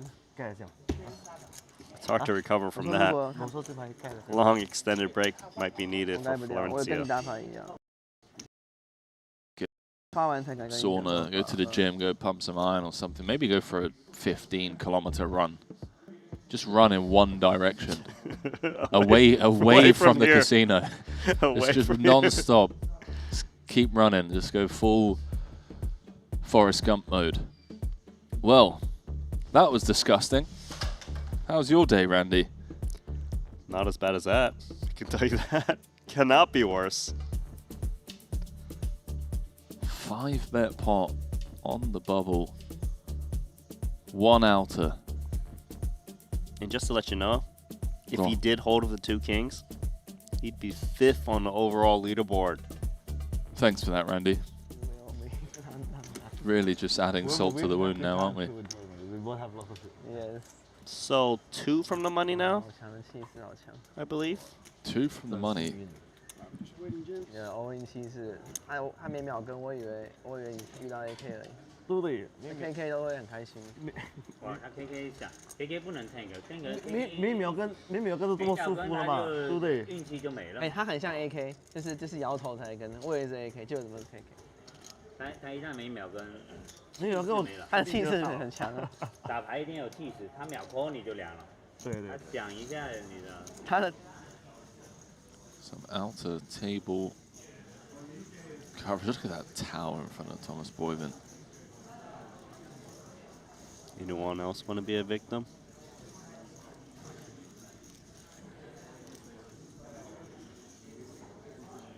Thomas just loving life right now. See Ben Heath.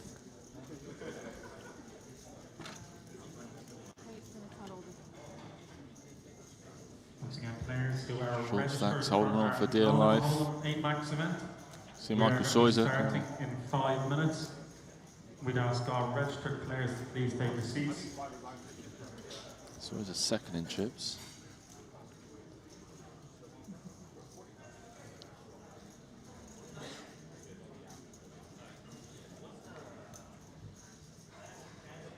What else is working outside? Zoom. Zoom some more. Yeah, let's get nice. Yeah, right on the shoulder there. On the maybe ice cream. Ooh. Is that ice cream? Or pudding? Yeah, it's like chia seed pudding, like overnight oats.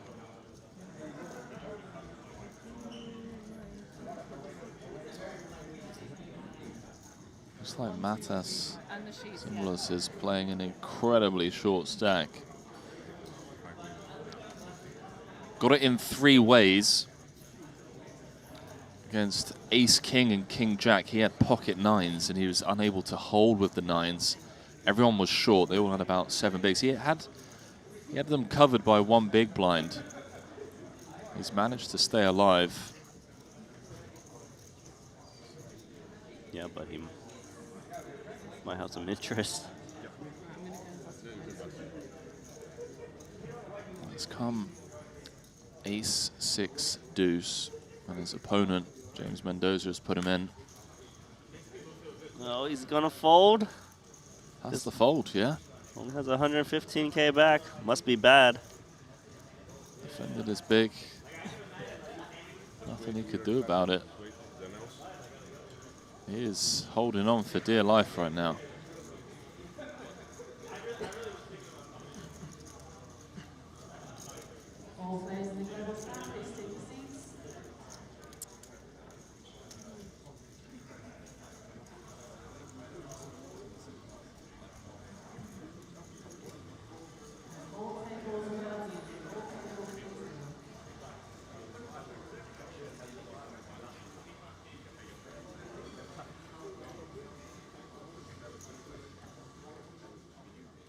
I believe that's every table.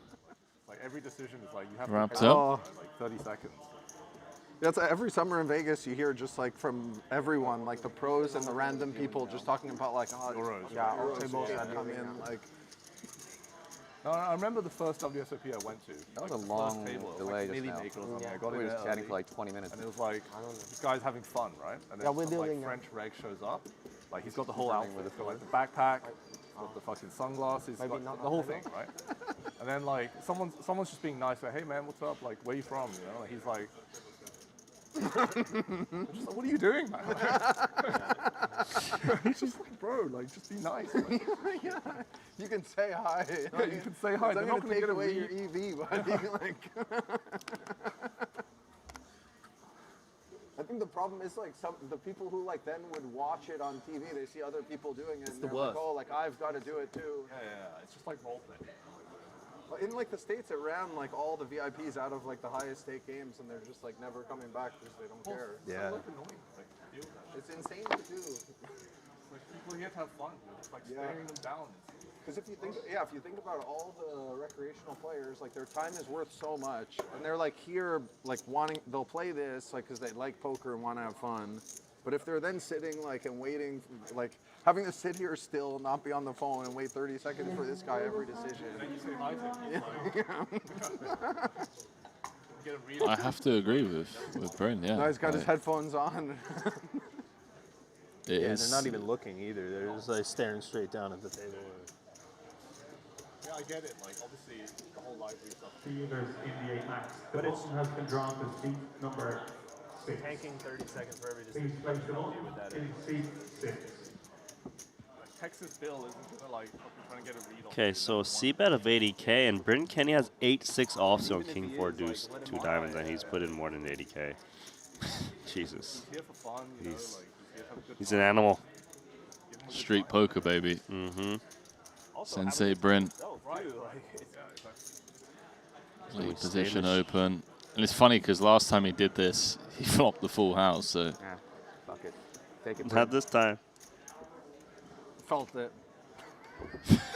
he shows it as well. Felt the bucket? Exactly. Wow. I usually don't pocket fold. I usually pocket call. I kept having big hands, so I'm like, oh, okay, I gotta like go for one now. I'd had every single hand. They've been showing the nuts. Yeah, that's why. God, okay, seems like the time. 30-minute levels. Man. With a 45-minute break after level 8. Registration and unlimited re-entry is open for the first 10 levels of this event. And today Next we are feature scheduled table, to play 18 Christoph levels. Vogelsang, Thomas Boivon, Jimmy G.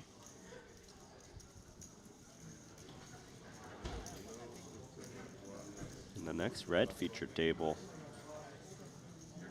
Dealers in this Michael event, Soiza if you've got headlining two this players or one. more at your table, please now prepare the deck. Backdoor straight too. There was a perfect straight in there. You turned There were two sides of straight. You turned double gutter and a flush draw on one card. On the five of diamonds, yeah. Would be pure. You got to see the back doors. 120. Foxen's up 20 bigs, but not going to be phased. Playing his hand on the button. Let's see if Bryn Kenny wants to get involved. All in? Yeah, look at this man. Sensei. So cool to watch him navigate. Applying all of that bubble pressure.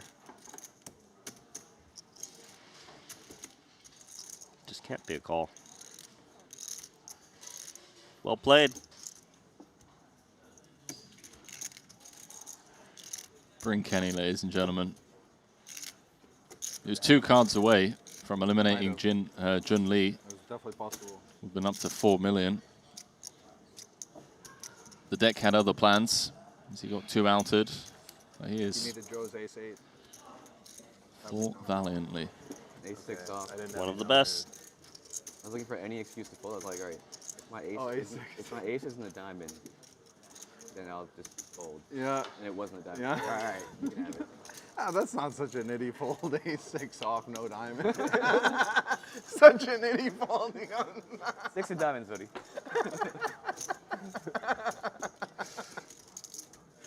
Well, you did have a straight draw. Joe really doesn't like folding, does he? The ace wasn't good though for your straight draw. You wanted no ace with that 6.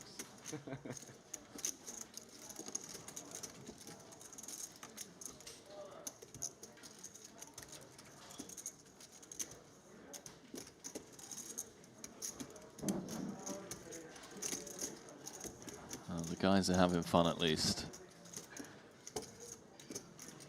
Makes sense. On the bubble. Yeah, I would have bet any amount of money. Let's go. I would have bet any amount that Mathis was cashing this tournament. When he had the 1 BB? It's Mathis.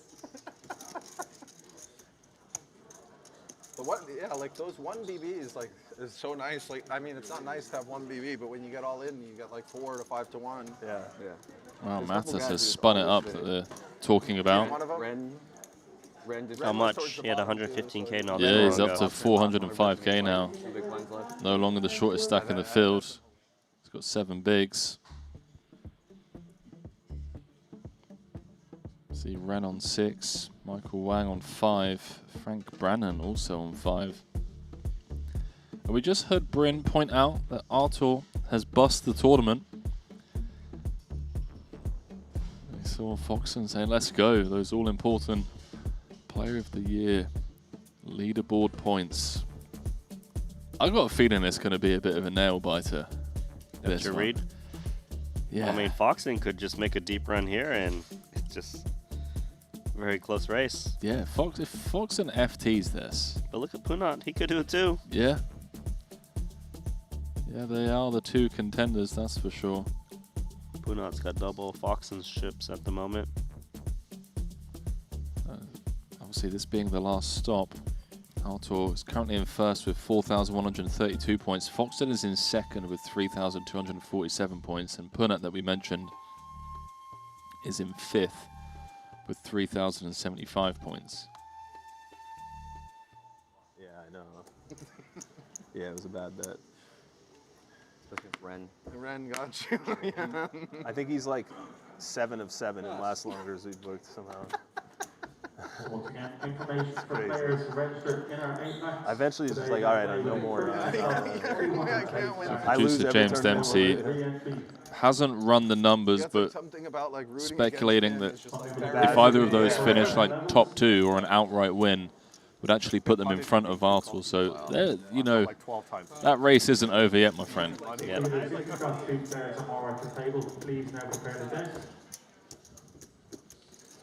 Take that one, Joseph.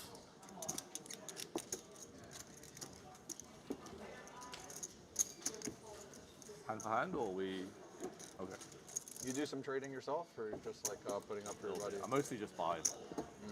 Buy and hold. Yeah.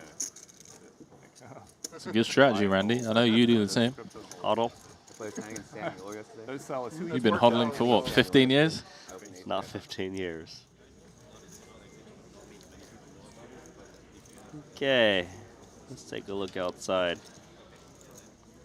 Looks like Brian Kim's got cards. Yeah, he's in a small blind. It looks like it's an under the gun open. Seat number 6, our first blind level will be Small blind flat in range.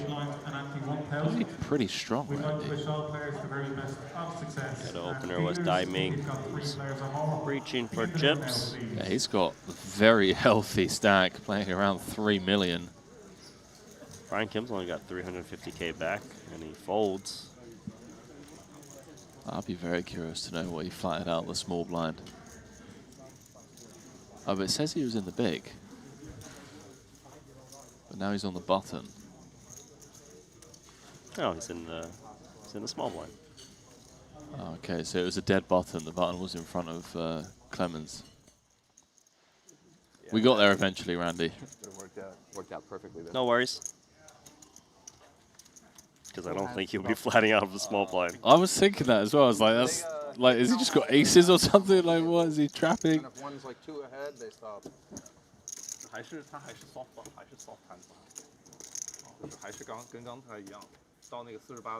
Producer James saying there was a player not in their seat. It's all about missing hands at this stage of the tournament. Okay.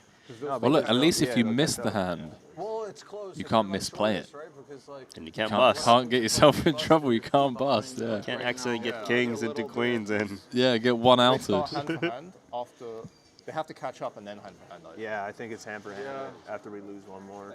That is the way it is? Yeah, makes sense.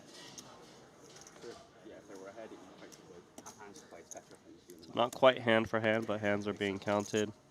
What happens if like one table's ahead, 2 hands, and someone busts on it? Is that like, is the bust out pending?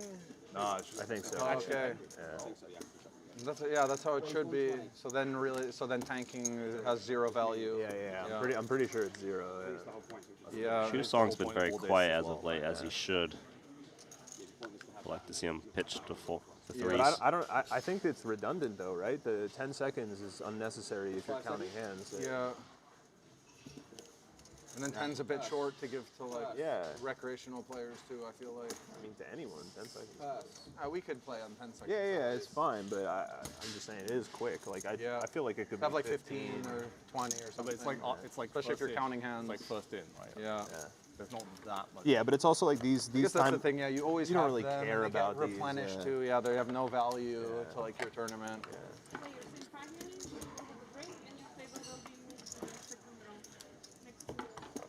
It sounds like very good. Foxon doesn't like the 10-second shot clock.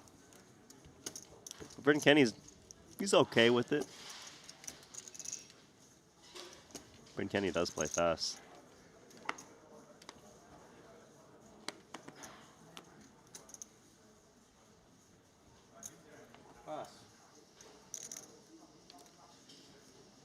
I mean, we're talking specifically about pre-flop ranges, right? But also you need to like scan around, see what stack depths are behind you. You can do that the hand before. You know what I'm saying? Just not. You don't have to scan and learn this information. Yeah, I mean, I think that's what makes the app so cool, right? It's like in between hands, you can just look at the app. Yeah, once you fold it, just take a little peek. Yeah. But Britton Kenny, ace-3 offsuit, +1. Into Kwa on the all. He's got ace-jack in the big blind. I could see a case where you might even jam against this player specifically and have a lot of fold equity. Calling seems okay too. Yeah, my question just is How much do you value the min cash of 44,000? Because it's Bryn Kenny that's opening into you. The call is certainly just fine. Micro stacks out there.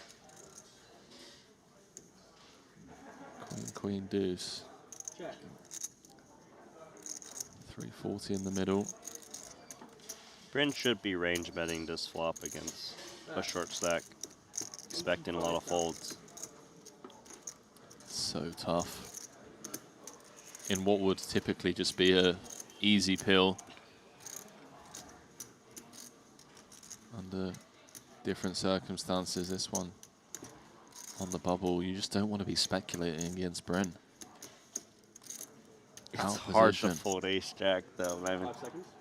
It's a really strong ace. Looks like he is gonna stay away. Yeah. I mean, do you want to be the guy that doesn't get 45K? That's what I'm saying. You know, you got ace high at the end of the day against an early position open, and the guy's betting into you. And it's Bryn Kenny as well. And you know he's going to make it tough. Oh, chips are in. BK.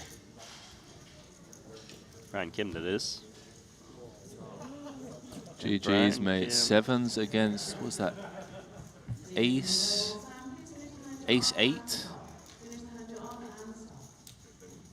Wow, no way. It came ace 8-5, 7 on the turn, and then Muller just drilled the 4 outs to boat up. Dude. That's rough. Kim hits a set on the turn and gets redrawn out. That's rough.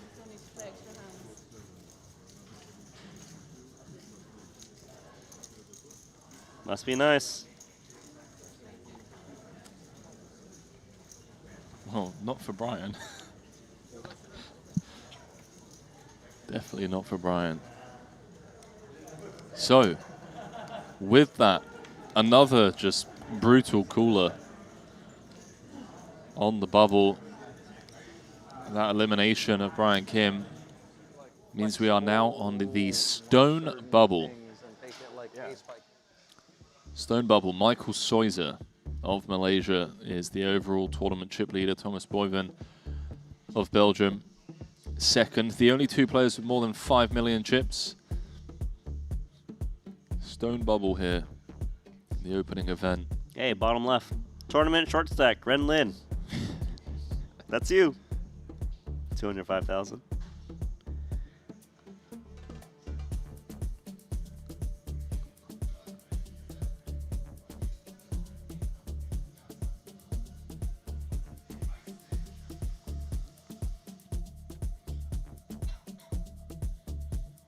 Renlin's making it into the money, my friend. That's your read. I'm calling it. Short stack ninja. He's been short stacked since like last 4 levels of day 1, dude. He was just nursing like a sub 10 big blind stack, and here he is. What's his famous lines? Fold to the money. Yeah. Fold to final table. Final to final table. Fold to heads up. Just fold. Keep folding, folding, folding. Yeah, the short stacks are... They're nervy. They are nervy. But look at Bryn Kenny, 2.7 million, 45 big blinds, and he got to remember he lost queens versus 10s. He lost another all-in, blind versus blind, but he's doing very well for himself. Then he's making plays of 8-6 offsuit, check raising, flopping boats and getting value out of ace high. Playing a perfect game from what I've seen. It's been pretty impressive to watch. Get a front row seat to the all-time money earner.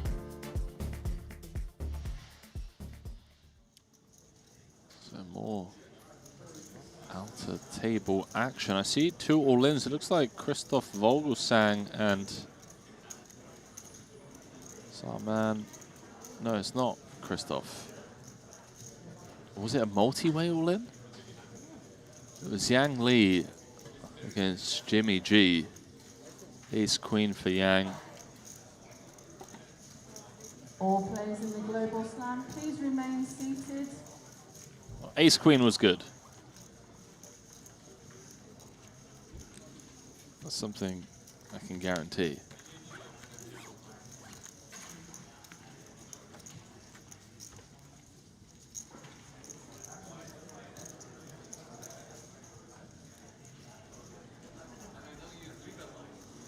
Ace Queen was good at Showdown. That's all that matters. Yang Li won the hand. He's alive, Randy. That must be sweaty. Imagine being all in on the stone bubble. That'd be so fun. Actually, no, it wouldn't. I take that back. No, I take that back. Yeah, okay, you go do that. I don't want that.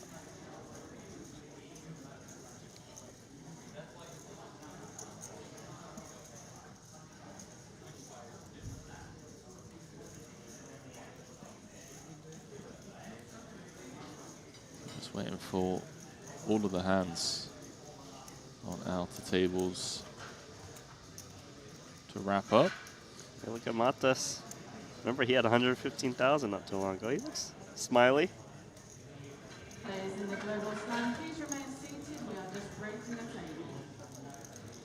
Oh, so they're just breaking a table. That must mean we've had an elimination. Does it mean that? Yeah. Yeah, I think they're just waiting for all tables to finish. They might split. Oh wait, no, we didn't. Stone bubble. So six tables. Yeah. No, on the list there's only 47 left. 6 tables of 8. So it's like an unofficial bus. Yeah.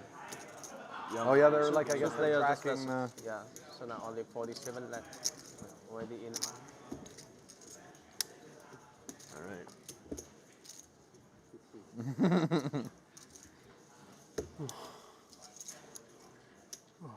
Okay, some more action. It's like pre-flop. This is your guy. This is your man. Majanian? Yeah, he's got a very healthy stack. Currently 10th in chips, 2.6 million. He's raised it up to 120k, 125k. It's going to get the job done. Josh McCulley in the big just folds.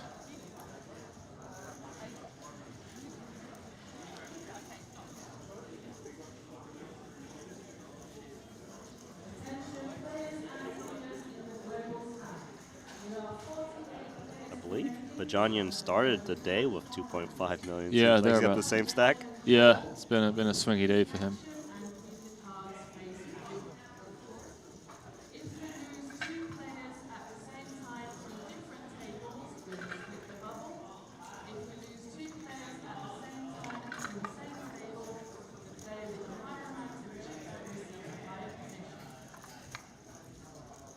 That's a cool rule. Did you hear that?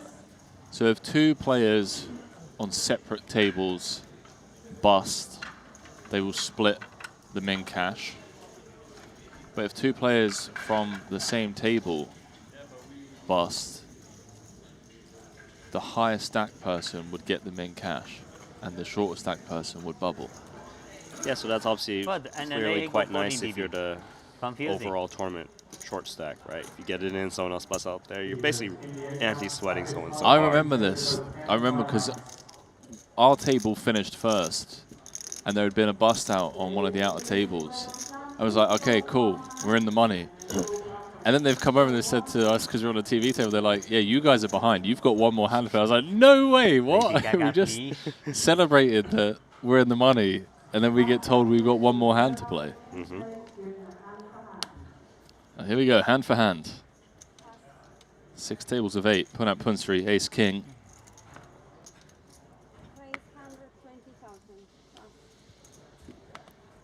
What a beautiful hand to have. Oh my God, Ran Lin's got kings and he is going to be at risk, but the heavy favorite. Wow, How can he this not? is so sick. Ace king against kings on the bubble. It's a hand for hand, right? Yeah. Hand for hand, stone cold bubble. Good for Puna. Good fold, Puna. I might get banned if I fold, so I can't fold. I can't fold for you. Certainly not folding if it's ace king. Never know. Ace king. Ace king? Flip, yeah? No flip. You got 3 outs. Okay, king. Nice, good luck. Wow. I'm telling you, man, Ren's the short stack ninja. I have to be very strong. Chinese #1 guy. I know. But I got very strong. Man, he's gonna have to fade this 34%.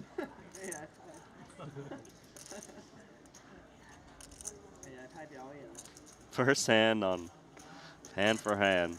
Stone cold bubble. Hopefully someone busts another table, then at least you chop it. If you Yes. Right. or you could just hold with the kings, you know? Triple up. Yeah, but that's fine too. I mean, Ren's like, well, yeah, how about I just hold? KK to AK. We're not just apologizing in advance. Hoping Renlin can just chop the bubble money if someone else busts outside. 但这个就是如果我 win, if I That win is this true. game, yes. Punat, Back to normal. Punat is very lucky money. Very turbo this one. Yeah, I think if a pocket check I go into.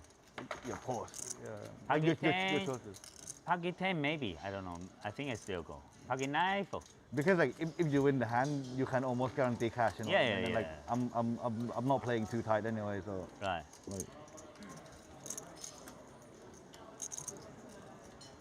but I am lucky. He is very lucky. Oh, that with me maybe not. I'm more hands-on. That's important. And also you don't like let me lose. And if you bust me, yeah, I kind of want to like continue this. And you feel bad too. So you have a 0%. You feel bad. Also, this is my dealer. So how he can lose a good-looking player in the table? No. Yeah, Ren making a great point. He is better looking. He's more handsome.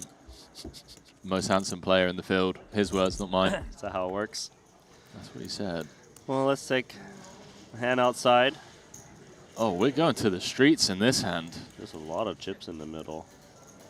I believe it's Ace, 10, 8, 2 hearts, turn, deuce of clubs, river, sorry, deuce of spades, so two-tone turn texture, river, 6 of clubs, so both flush draws bricking.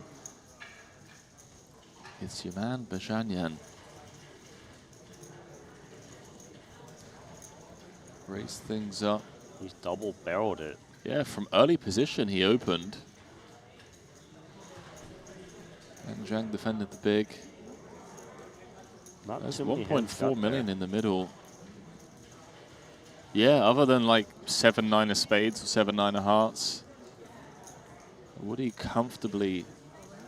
Oh, he puts him to a snap called. Wow. 9-7. Oh, okay. He's asking for the count. That's always a telltale sign. How much am I paying out? But clearly, Zhang Yang snapped off in 0.1 second. Ace 10, 8, deuce 6. Does he just have 9-7, Randy? I don't think he has 9-7. I think he just has 2 pair or something. Oh, cards haven't even been shown out. This would be the sickest slow roll ever from Bajanyan, where he's like, yeah, how much have you got? And he starts counting out. He's got 9-7. The pay. And he just sat there with top set. We're just not showing it down yet because we have to finish the hands on all tables first. Wow, he absolutely beat him to the pot. Yeah, I'm guessing Zhang Yang still played like 2 pair. And, you know, he didn't get an antsy. There was 2 flush draws on the turn. Just check called once again. We need a deuce. Okay, this hand first. I have one more out if we deuce. Oh, free side, 4 side, 2 side. Oh, please card.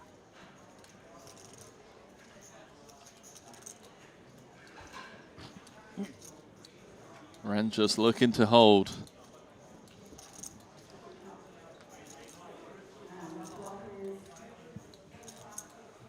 Oh, baby. My gosh. He Ren 2 side, 3 side. Kind of like that. I did tell you, Punat Punsri is very lucky money. 3 side. 8 of diamonds? 7. Oh, okay, okay. One more free side, one more free side. Wow, that removes. Oh, sorry, what am I talking about? I was about to say it removes some outs, but it doesn't. I think it's coming. I don't know why. Punat feels it. Is it coming? I feel this is like a Punat River. Punat River? That's not Punat River. Not the Puna. Oh, there's another one. And then safe. 吓死我了。 Is that another order? Okay, let's look at this hand. Showdown. Who's got it? So, again, to reiterate, this went open under the gun from Aaron, defend from Zhang in the big blind. Came ace, 10, 8, 2 hearts, 1 spade. Went bet 120k, sorry, check, bet 120k, call. Turn deuce of spades, bringing in the backdoor flush draw. Check, bet 425k, call. 1.4 million going to the river, 6 of clubs, where Yang checked again. Aaron jammed. Okay, what is that? Looks like it loses. Our all-in player has ace of spades, 8 of clubs, and has 2 pair, and we'll double up. No. So it was ace, ace, it was 2 pair. All players, you are now on a 15-minute break in the For global. Zhang. I mean, he beat him to the pot. I thought he was going to just table like 7-9 or something, like how quick he beat him to the pot. Aaron running a savage bluff with the 8-7. I mean, is it a snap call, Randy? I don't know. He's like a stone bubble. It's very clear that he knew where he was at. He was just check calling. Didn't matter the straight draws, flush draws out there, and played his man perfectly. Snapped him off. Well, love to see it. Let's go. Stone bubble still looming here in Jeju as we welcome you back to the break desk. Randy Liu alongside myself, Henry Kilbane. Well, I think story for me, Bryn Kenny just went on an insane heater at one point, and then he got queens in against tens, got 2 outed, dropped down to like 1.4 million, but just continued taking it to the streets and then outmaneuvering his opponents post flop. Yeah, he's been playing obviously amazing. Even when he doesn't get hit with the top end of the deck, he's been making moves. 8-6 offsuit, check raising, Joseph Chung folding. He's been playing amazing, but I can't believe we're still here. We're still here. We're on the stone bubble. We're heading to a short break, around 10 minutes or so. Arlene is going to jump in and join Randy as they work through that bubble and then through the money. And of course, yeah, all the way to a winner potentially today, if not tomorrow, where the champion's going to be going home with 1.5 million. Yeah, I'm going to step out for a few hours. Enjoy, Randy, with Arlie, and enjoy you viewers at home as we work our way into the money in event number 1 here in Jeju. We'll see you very shortly.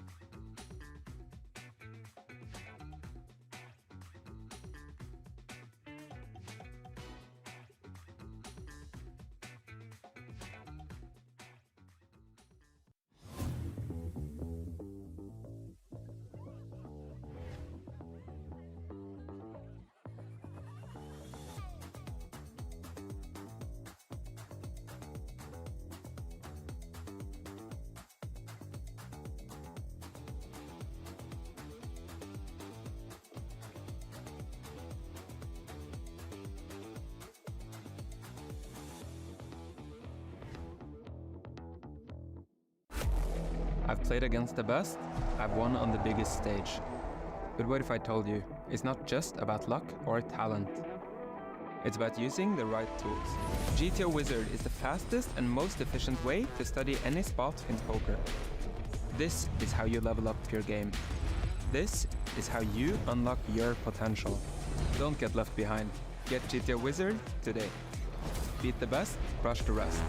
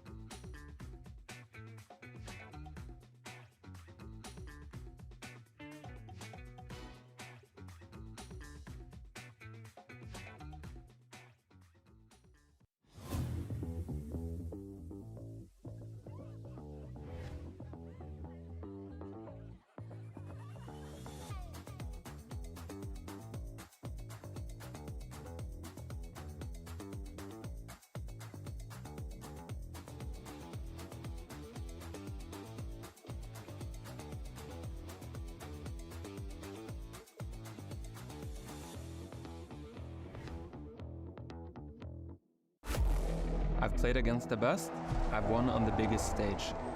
But what if I told you, it's not just about luck or talent. It's about using the right tools.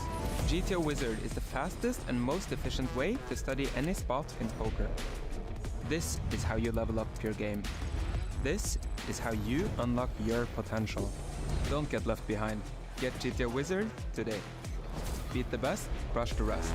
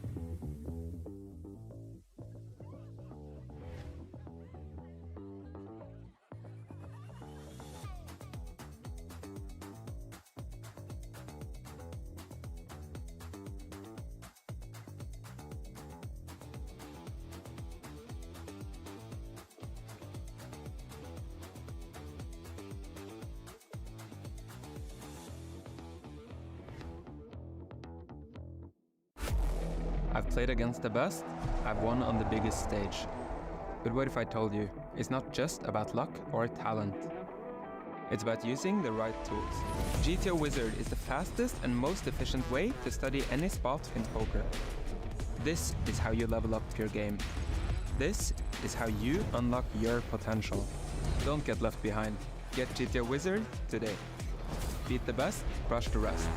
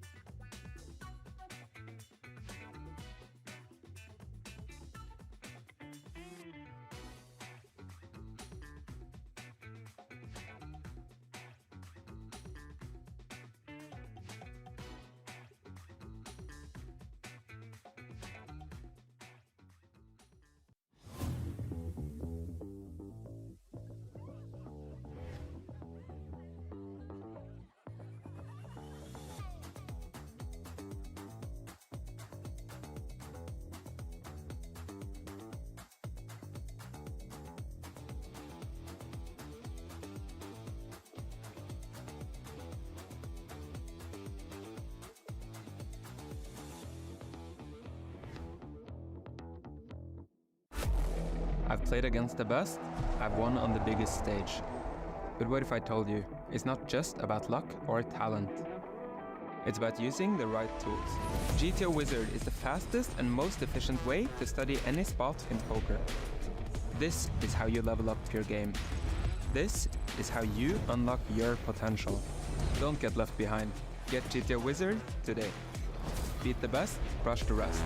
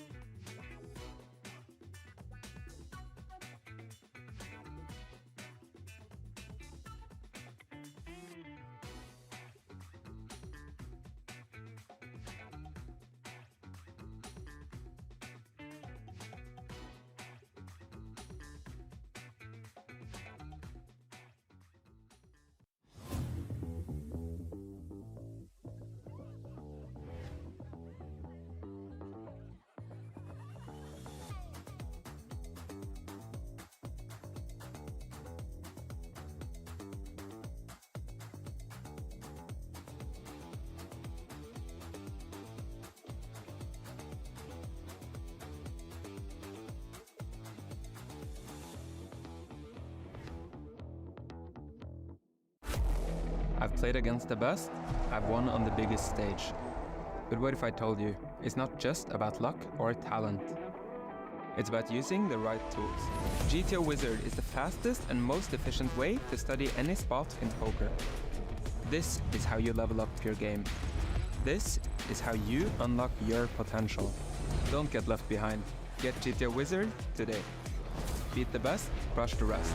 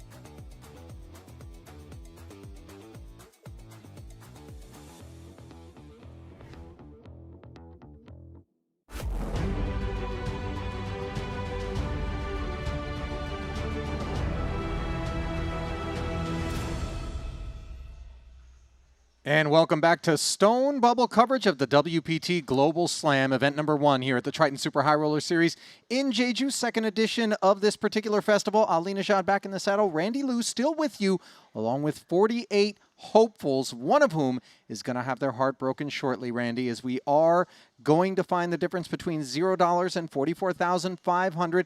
Diving into the Triton Poker Plus app ever so briefly, we do find Michael Soiza and Thomas Boivon not among those who rate to be heartbroken unless something catastrophic were to take place. They're going to be at our 2 feature tables, but I counted up, Randy, 19 stacks with 10 or fewer big blinds, some of them with as few as 2 or 3 big blinds. So this bubble is going to be very grindy down there. People are going to try to outlast one another. And the thing is, we did just see Ren Lin kind of grind his 3 big blind stack, got in 2 kings against ace king of Poonop, and did happen to hold. So here we are still in a stone cold bubble. But, you know, those big stacks that you mentioned, Thomas Boivon, Michael Soiza, perhaps not going to be brokenhearted, but ready to break some hearts. Yeah, I would say so, most definitely. We'll get to who they're going to be playing with momentarily, obviously the coverage coming your way.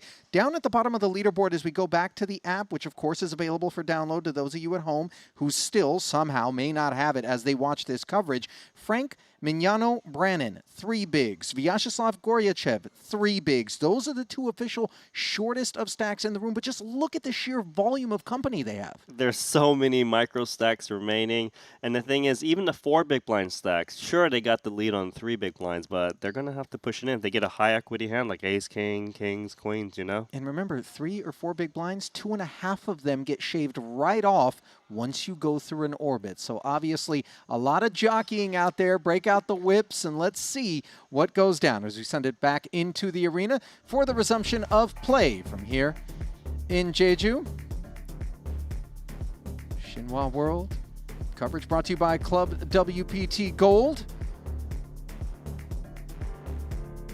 Falling a little bit short of the record-setting event 1 from our last Jeju Festival. This due in part because a lot of players were pulled into short deck action. 50 and 100K events going on. Richard Yong picking up a title in the 50K. That 100K still in progress as you get a look. Brought to you by BetACR at the state of these 2 unions, the red and blue feature tables, which we're bringing you 200K per orbit. The price of poker with the blinds at 40, 80, and 80. And you can see a number of those short stacks upon whom eyes will be trained, will be a part of the festivities up here on the stage. Yang Li, over 10 bigs, not in a hurry to do anything. Christoph Vogel saying, ace king, he'll be doing something. The hoodie's already up. Yeah, he preloaded. He knows.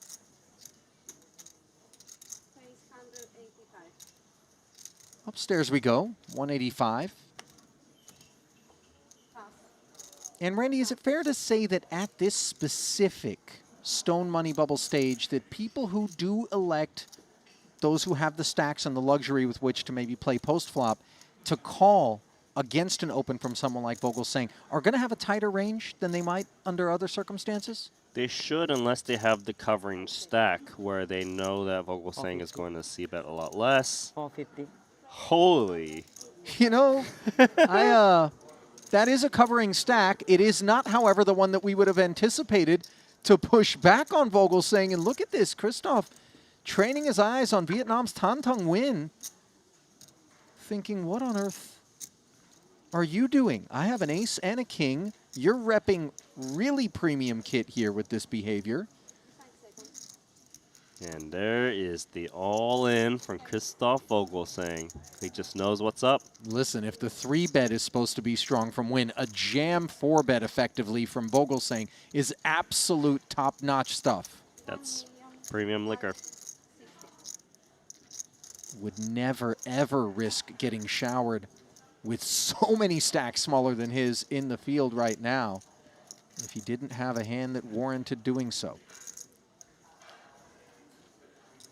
And this, of course, just posturing momentarily from the 9-5 suited, which does eventually lay down. So Christoph snacks to start things off. He's happy. Won a 610,000 chips. Not bad.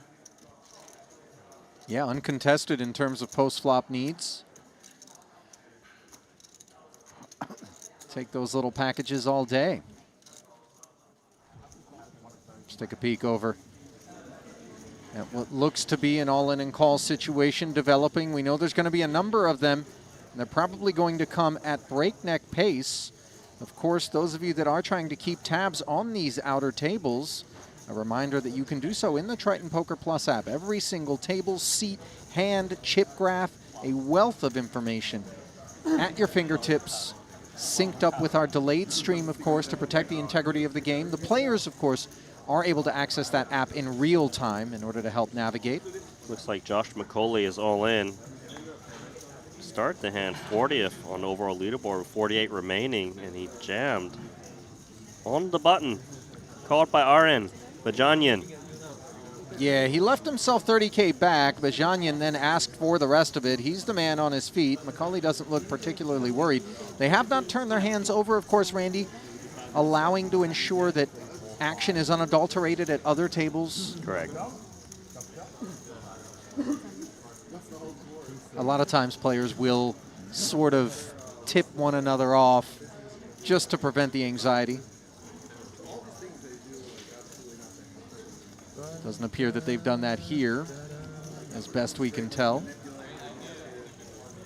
All right, looks like officially they are authorized to turn them up. Something tells me that's a pocket pair. And that's an ace number. Is it an ace-7 against sevens? If so, that's going to be pretty catastrophic.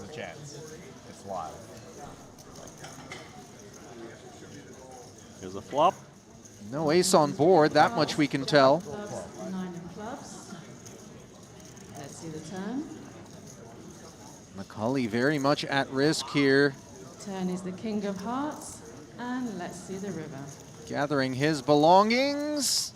The river is the 6 of clubs. We are now down to 47 And doing players. so for a reason. Congratulations, everyone. You are in the money. The dreaded Players bubble please boy. return to your seats. Oh, that's always going to hurt on a stone cold bubble. But he did win that Triton 1 leaderboard. You Little know, payday there.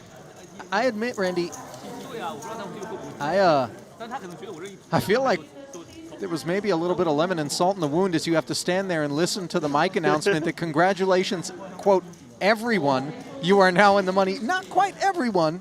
Everyone Guy but standing you. right there is not. As Bajanyan handles the dirty work. And I would imagine we're going to see a whole lot more people walking out the door, especially because there's no ladder, and there won't be one for quite some time. Not until 40th and 39th do we see a ladder of $4,000, I'll call it $5,300. At least the tournament director didn't say seat open. Seat open's the rough one, man. We've talked about that. That one's brutal. Guerrero with perhaps a little frustration. I think you have a 10. Wants to get in the saddle. I think he's happy he's made the money off sub 10 bigs. Michael Wang. Very fair. Very fair. Right on cue. We have our 50-50. first all-in and call since the bubble burst. Huh? Which hand do you like? I like pick one. Just pick one. I have no opinion. Don't take sides. Classic flip. 9, 7 hearts versus 5. 2 overs being called the classic flip here. How about this? 10 Jack Queen, all diamonds, limiting Pock's pathways to the straight or the flush, let alone the pair. 9-7 is better now. 9-7. I should 9-7 suited. Too many outs. And the 5s hang on as Michael Wang wipes a little sweat off the brow. Perhaps a lot less of that sweat once he knows 44-5 is on lockup. Not an insignificant bite taken out of Edward Pock's stack as we flip back over and find Samuel Muller in a way here with an ace-10 suited, heavily covering, of course, Tuck Waifu's kings and Frank Brannon's 3-4 suited. Brannon taking the potential triple-up spot with the 2 little diamonds. And now he's on the flush draw as Muller has a little taste as well. Kings hanging on for the time being. Playing for the full 660 and the main pot. Now a 3 as Brandon picks up other pathways to stay alive. Max Payne is 10 of diamonds. And the turn is a diamond. So Brandon is going to haul in the main for a triple up while Tuck Wai Fu is left with a rebate. Not an insignificant chunk of Muller's tokens lost in the fray. It's a very small rebate. Yeah, little coupon. Aren't rebates always small? Yeah. You know what tilts me? When not only do they make you fill out all this crap and proofs of purchase, receipts, send it in, snail mail, blah, blah, blah. But then on top of that, when they do send you the rebate, it comes in this really rando-looking, like, postcard almost that you would normally just throw away without even thinking about it. They're just hoping you throw it away. Yep. And Michael Wang is hoping that he can get another double as the first spin yielded 370 in total. Edward Pak deliberating in the small with King 10. I could see round 2 here with King 10 offsuit against a button jam of just 370K. Would it be a rejam by Edward or unnecessary given 370 is already enough to shed the big blind? I would rejam to guarantee the big blind sheds out speculative hands. Well, he agrees, making the commitment here. Classic flip. Classic And it's flip. going to be an ace highs this time. Michael Wang doesn't have a pair, but still has the best of it.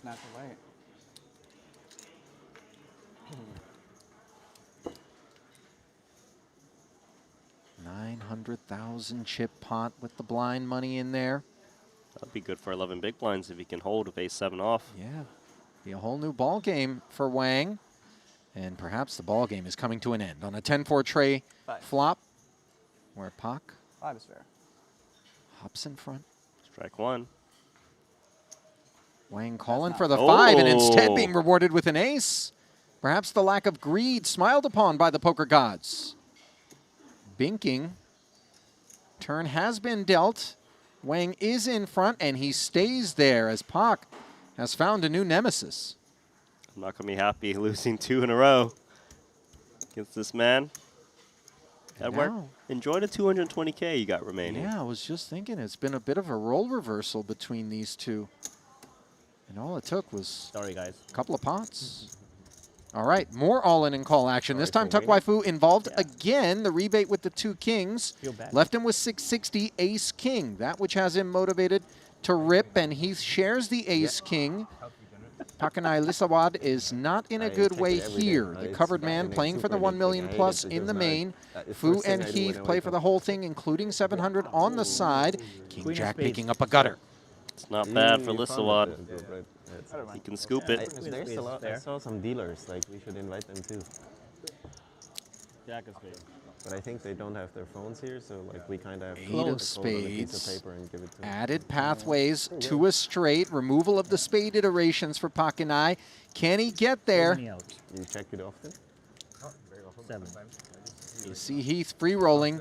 Fu can only hold on and hope to chop, and there's the spade. Heath is going to claim a pelt, and Fu, caught in the crossfire, will be showered as well. Sorry, what did you Ace-King versus Ace-King, and one of them remains. Brutal. So the Malaysian delegation, along with the Thai contingent, both thinned out by 1 participant apiece. That was 2 3-way all-ins already.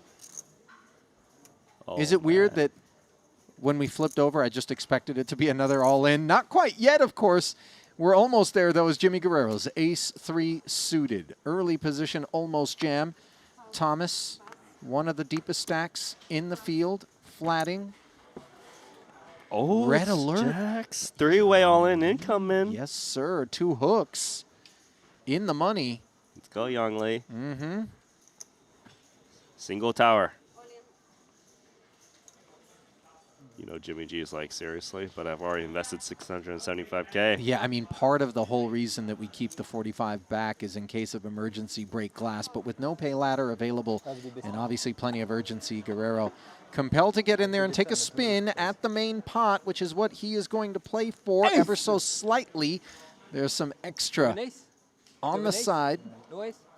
And Guerrero thrilled that his ace is clean. He's asking around the table. Any ace. Easy. Easy. They block the I'm straight. feeling the ace I had now. no 10 and jack, What a I Frenchman. What? No check. No 10. Yang is in a jack. great have a way to jack, haul you in have a a 10. very You can healthy tell, pot, you by can the tell. way. Don't say. I can't say that. I mean, to Ace, say, ace, ace, I just ace. say I didn't have it. Club and an ace. Oh, yeah. 2 of clubs. Come on. Easy. Straight flush. Jack. Don't get greedy, Jimmy. Carlota, my friend. Jack is good. Carlota. Carlota. No, it's not fair. Queen of hearts is not fair. Jack of clubs. No, 2 of clubs. Woo! Better. You're very good. Carlota is very good.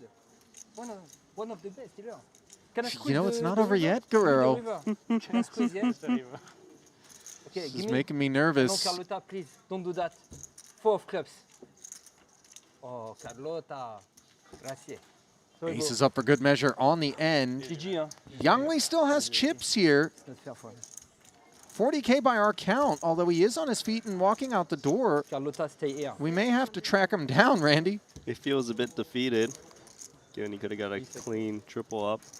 You know what the real boss move is in this spot? What? You know you have that 40K left, but you're like, I'm good. 25? Yeah, so give him He back turns around. I know. No. Yeah. You're like, yeah, you have he chips. wins. I know. He wins with jacks. He just continues to walk out the room. Goodbye, sir. Maybe he is leaving. Take, no, take 5 from my. I mean, my it sure seems that way. Make We'll a keep U-turn. tabs He has on still it. chips, right? Yeah, here we go. You have 20K more. Hey, you're not out. He's got chips. Buddy. Hey! Yo! Come back! Come back! You have 10,000 left. No, 20. 20? 20, yeah. 20. Yeah. You have something left. You have 20K. Maybe lucky. Well, 20 is supposed to turn into 40 because the jack's held against the 10s. 20? Yeah. I win against I took to win against him. There it is. Boy, that's not a whole lot to get excited about, is it? He looks excited. Hey, Manon. Come back. This guy does, yeah, sure. Let me take your last 40K next hand. I know. Sir, I want to finish what I started. No, no, Christophe, no. No, no. Christophe. Jimmy is having the time of his life. Yes, he is. Bye, Christophe Vogelsang. Good luck, Christophe. Good luck. See you later.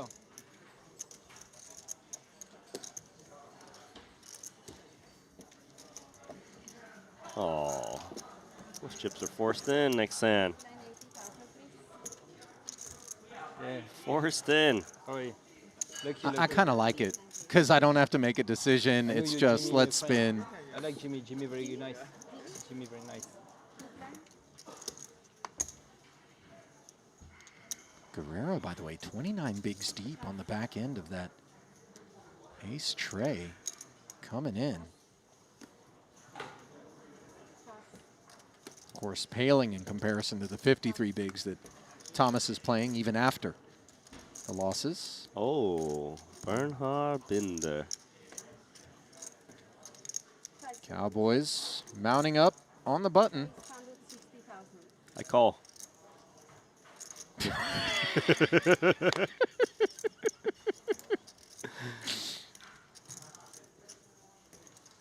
5-6 of hearts, things could be worse. 7-4 offsuit for Guerrero. There is merit to considering the 7-4 off, but stay away. You do the damage to Young Lee. Well, he's going to feel pretty good about the laydown once he sees kings. Oh là là, le videur. Young Lee's like, you call me back for this? Wow. You want me to relive being eliminated? 6-5, okay. 6-5 win. Good luck. Yeah, I'm for the challenger. Sorry? I'm for the outsider. Outsider? Yeah, I want to win. Yeah. 5-6 here to this. My friend. Good. Ooh, heart draw against the set. Only the 10 of hearts doesn't work. Crazy. By the way, this will be a quintuple up officially for Yang Lee. If he can take down this 200, Maybe now chop. he could also chop it Okay. with a queen. Chop it. Jack of hearts isn't going to work, and nor is the 8 of clubs. Eliminated once again. But he got a little He got a little sweat though, Randy. What's happening here? Not a whole lot of sweat as an ace-9 is in a bad way. Frank Brennan getting it in after the stay of execution against Sam Mueller. Ace-Jack performing very well. Some paths to a chop, but instead, the 7 of spades will officially shed the American as he collects one of the $44,500 payouts, which are being doled out rapidly. Matas Simbolas, Wairan Pu, Rudy Halim, Pakina Lisawad, Futuk Wai, and now Brennan, all collecting that min cash. 2 more of them remaining for 41st and 40th. Carlota, aces, kings. Kings, Thomas, aces on me. He's just sticking around, seeing if he can get a 3rd time. Now, but officially eliminated, of course. On the right side of the bubble, at least. Yeah. Emotional responses tend to be a little bit different on the outside of the membrane.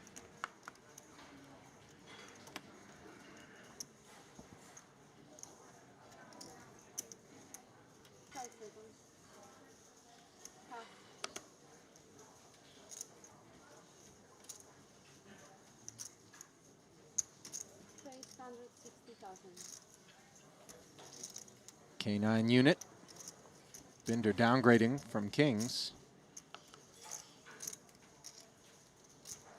Quite the downgrade, to be honest. Pocket 3s, though. I can get in there. Probably a bit too much to 3-bet jam. Just folding. Yeah, you know, it's the size of that stack that covers him and the sense that I'd rather find a spot that maybe I'm happier about. Although, to be fair, 3s have a lot of post-flop visibility in terms of whether we like it or we don't. Most flops that don't contain a 3, we're just kind of easily able to get out of there. I think it's the Boy Vaughn factor, having the big lead in the big blind doesn't get squeezed off his hand. Yeah.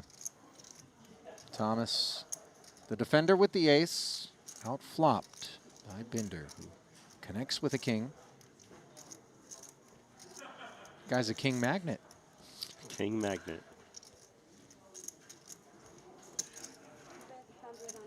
A little bit of a snicker there as he delivered the C-bet, suggesting maybe these two have some history or familiarity with one another.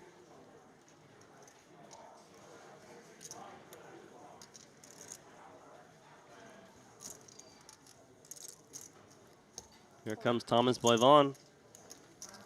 No spade in hand. Makes the call on the strength of just ace-4 high. Well, this is a button open from one of the bigger stacks out there. King's up now, just in case Binder had been no good with that top pair. It's going to feel pretty comfortable. Two-tone texture. Got promoted. The 2-pair.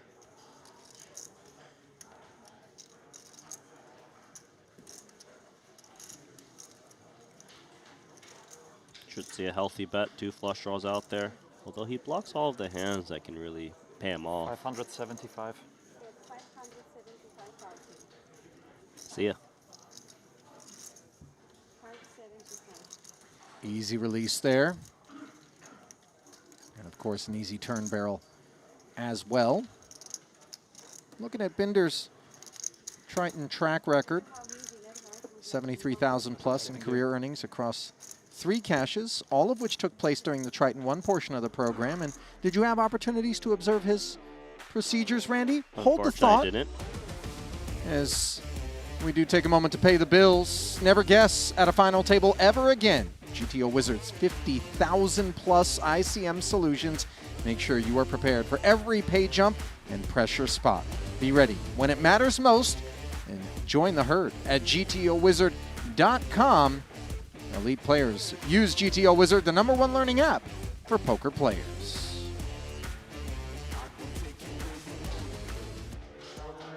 So, didn't have a chance to watch Binder during the feature table coverage? Didn't get to see Binder. Correct. Dealers, each new player should receive 8 time bank cards.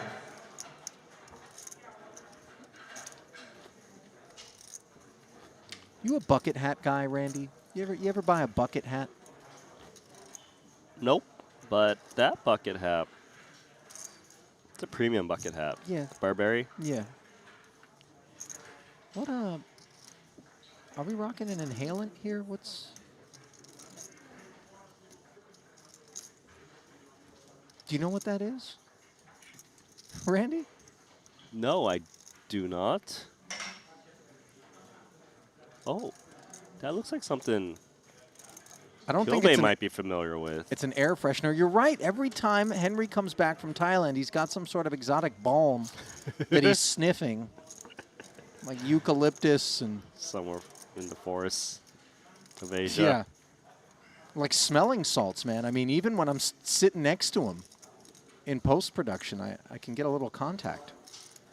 Speaking of which, contact Randy and I, whether it be on the YouTube chat, which we, of course, are always monitoring. Many familiar faces there. Good to have you guys all aboard here for the inside of the money bubble in this 25K WPT Global Slam, which will eventually deal a high-stakes dream to someone. Good for a nice 7-figure score up top. $1.5 million and a couple of trophies awaiting someone. And, of course, you can always reach out to us on Twitter, or X, as it's now known, at NanoNoko, or at Ali_Najad. I dare you to spell my name. Don't look at my plaque. What do you mean, dare me? Like, do you think I don't know how to spell Nano-No-Ko? Negreanu doesn't know. He always gets it wrong. Do I look like... by the way, I dare you to spell Negreanu. Pass? There's a lot of vowels involved, I can tell you that much. Moving day for a few folks as the tables are rebalanced, just given the sheer volume of people who are no longer with us. Some consolidation. Quick pause on the clock. Not sure if you want these players as your roommates. Yeah, Triton. Poker Dream. Tough crew. Yeah.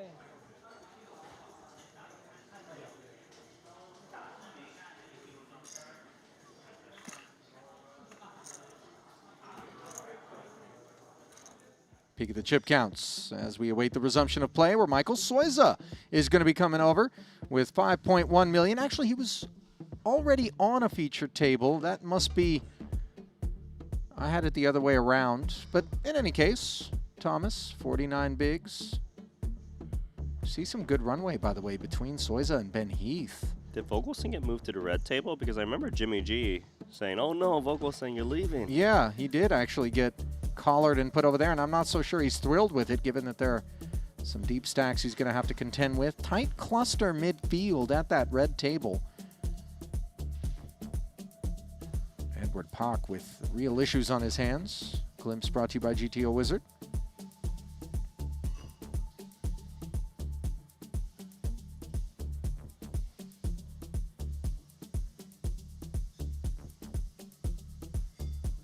Daryl in the chat, by the way, says it's like a mint air refresher for the nose. The thing we were watching earlier. It's not one of those car fresheners, though. Do you know what my Shaldan is? Do you know it's like a distinctly at all the like Asian tuner shops. When I was growing up, they would always have it, and it smelled so fruity, like intensely orange citrus, like. Delicious. I wanted to eat it. I wanted to eat the car freshener. That's how good it But you smelled. bought one too, right? Of course. But you would like, they're like in these little cans, and then, you know, they don't look very cool, so you just put it like under the seat, and then it just smells good. I bought the one that visually looks nice. And you can replace them. Yeah, I know the ones you're talking about. Those were a little bit more expensive. Those are nice. I accidentally created an air freshener in my car once, Randy. I'd gone to an Outback Steakhouse, and I took leftovers, and I had forgotten about the leftovers. I put them behind the driver's seat, and then when I braked, I guess they slid under the seat, and I just forgot about them. And as the following few days in the dead of summer progressed, I remember trying to figure out why my car smelled like shit. And then I figured it out eventually when I put my head down there and I tracked the source of the stench, and I pulled out a bag, and the amount of fuzz from the mold that was around the steak. Oh, it was bad, man. It was bad. That Integra was good to me, though. That was a good car. What was your first car, Randy? It was a Honda Civic. Wow. Not surprised. I guess we could have guessed that one. Real original selection there. Everybody had a Civic. What year was it? I can't remember the year. But it didn't have the power locks yet. What? Or I think maybe my dad just cheaped down on me. Did you get the DX, like the janky version? You gotta scroll the windows a You little. gotta get the EX, man. That has the power everything. Okay, not everyone's rolling in it. Shit. Dude, those things were like $15,000, $16,000 back then. That's crazy to think. Hey, good luck. All right. Keys in the ignition for Edward Pock as he starts his engine, courtesy of Pocket Sixes here. Bernard Binder with an ace queen. We got the pay jump, yeah. He's going to be a customer, one would imagine. Sounds like a pay jump was acquired. Yeah, and we're happy to get in the 2 6s against this ace queen, but there is merit to actually re-raising very small. He goes with call. The reason I say there's merit to re-raising is because the big blind actually gets a pretty good price to complete. Pending hand, of course.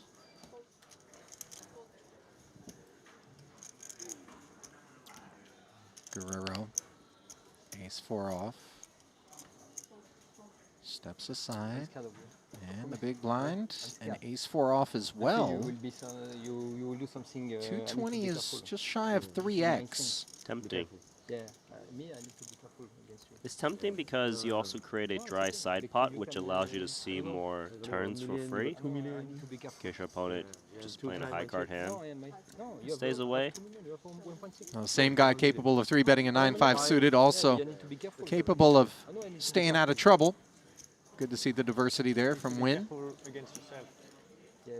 And good to see that we are ahead for Edward Pock with 2 6s in our backup against the wall. 39 remaining now. Big mistake. First pay ladder acquired. And no ace and no queen means this pot is that much closer to being acquired by Pock. Scary. 6 outs become 10. Broadway gutter. Good bit of the stub left to fade here for the boxcars. And the 10. Runner, runner, Broadway. Disappointing for Pock, but you got that pay jump. Well, the first 2 blows came at the hands of Michael Wang, and then the finishing KO coming from Binder. 49,800. Going home with that young man there. Oh, he's turned around. Leave something behind. I like the sunglasses, by the way. That was very movie star-esque. You can see him walking a red carpet. Prefer having chips at the table, to be honest. Yeah, I didn't think there was mutual exclusivity between sunglasses and chips. You know, Just saying. Case in point, Binder looks like he's pulling both off quite nicely. Doing well.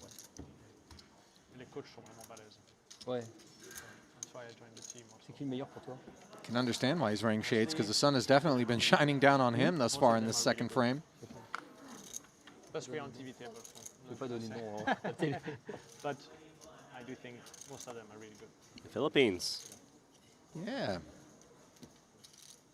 Florencio Campomanes, part of that Philippine delegation, was unfortunately so close to cashing in this one. 160. Look at you soon. Pocket aces. Somebody.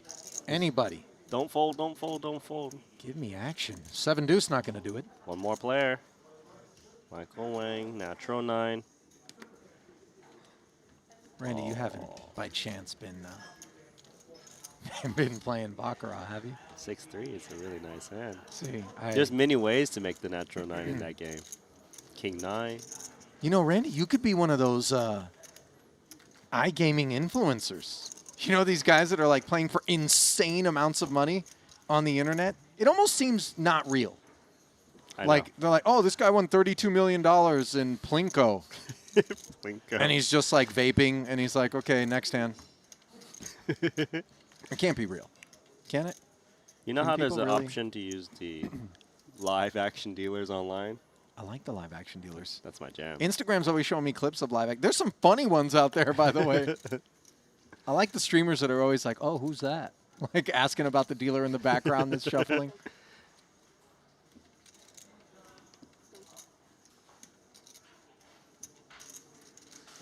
It's a brave new world out there when it comes to gambling. Plenty of ways to get your fix.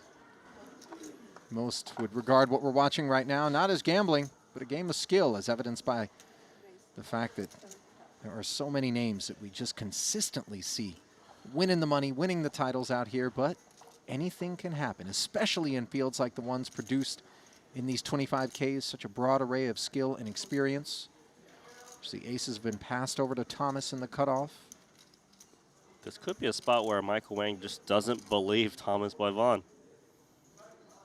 Save yourself, and he does. His ace is going to get no action once again. By a little bit here. 5 deuce suited. Big stack. Has to think that his hand usually live.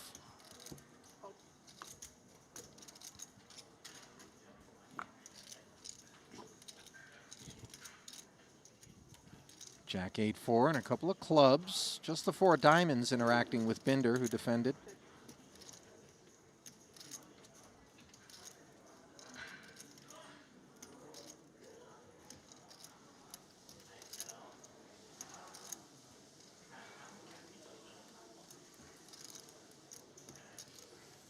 Hand should just end here on the flop.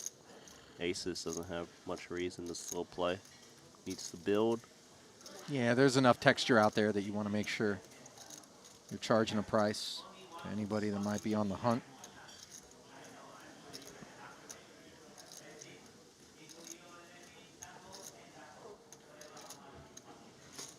I must confess, Ali. Talk to me. I don't think I know Plinko. Why does it sound like a Price is Right game? It is a Price is Right game from back in the day. Oh, where you drop the disc and go... It's just like there's pegs, you know what I mean? Yeah, It's kind of like Pachinko then, right? I Isn't know it Pachinko. similar? Yeah. I know Pachinko. Apparently, I don't know how to refer to online gambling because I called it iGaming.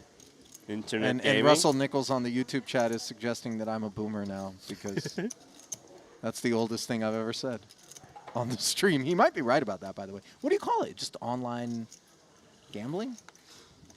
It's not gambling. Online gaming? It's online gaming, yeah. No, but that could also mean like video games, though, when you say online gaming. We don't play video games anymore. It's got to be money on the line. Well, listen, there's ways to play video games for money.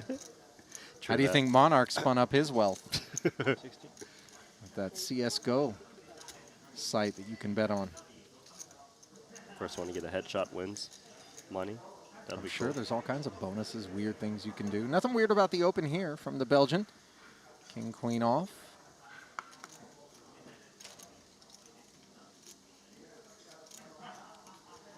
Binder, Jack 9 of hearts. Occasionally players do get excited about this hand in the small blind with deep stacks. 600. Oh, he's excited. 600, a 3-bet as he targets what he presumes is an overactive Boivin. Showing some moxie here. Not really the kind of bull you want to mess with, but you're questioning how sharp the horns are. It's always interesting because you do like to 3-bet against the guys who are big stacks. They open wider, but then again, they have more chips to kind of play back at you. And King Queen offsuit, it's not very clear how to approach at this point. Some players you would easily fold. Looks like he will fold this one. And some you might attack.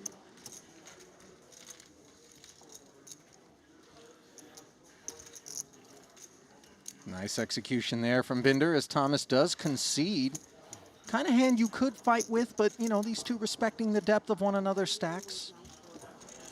Yeah, friends would like. What's going on here? Is Muller involved? 160. No. No all-in and call situation here. Just a standard hand of poker underway with a better than standard holding for Michael Soiza. Top stack in the field. Number 2 officially behind James Mendoza.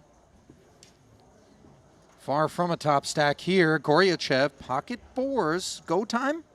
I don't think it's go time because it's an open raise and you're playing about 8 big blinds. You're going to get called a lot more. You want to just outright open jam instead to get max fold equity.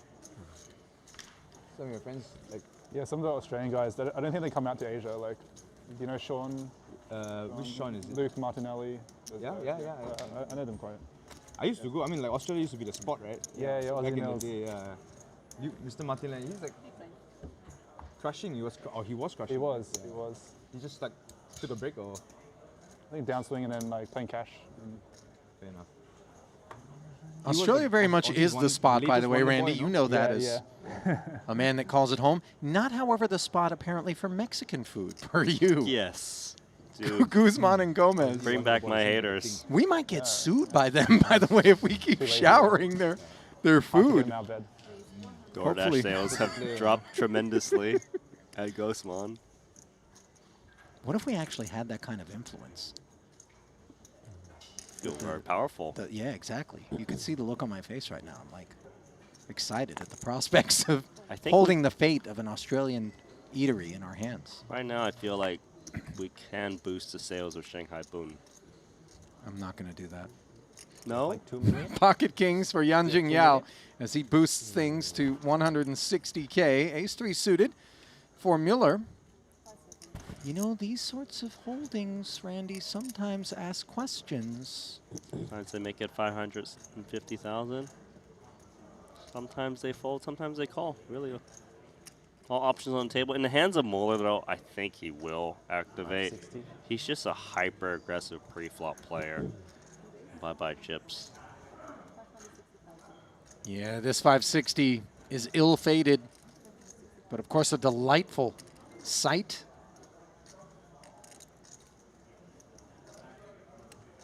So he's playing a 25 big blind stack. There's merits to just slow playing here, although still looks a little strong, even to just call to 3-bet. Keep it simple. Single decision. Yep. All in. You went all in, right? All in? No, what do you do? All in. Oh, fold. Sorry. I thought you said fold. Sorry. What? Yeah, like, what's going on? I'm allowed to fold. Yeah. Just making. Soys are trying to get Mueller to call it off there. Why would you 3-bet fold? Come on, just call. Michael wants you to call. Hold on. Think about this, Sam. Fold. This guy looks light. Really? You're just going to fold? Always better to be cautious. Yeah. My bad. Can't save yourself, Soiza. It's like, yeah, I folded. No.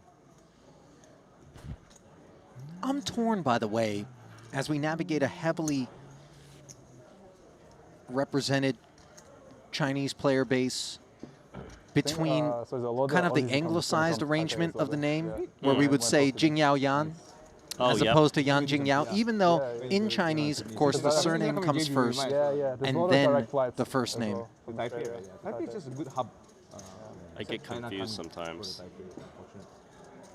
In general? People you're expecting to read a name, like over the It is actually Jingyao Yan. At least 500. Let's start with 500. 500 is sure money, man. Bro, I don't know about that, man. Like, I don't know. Yeah, please out.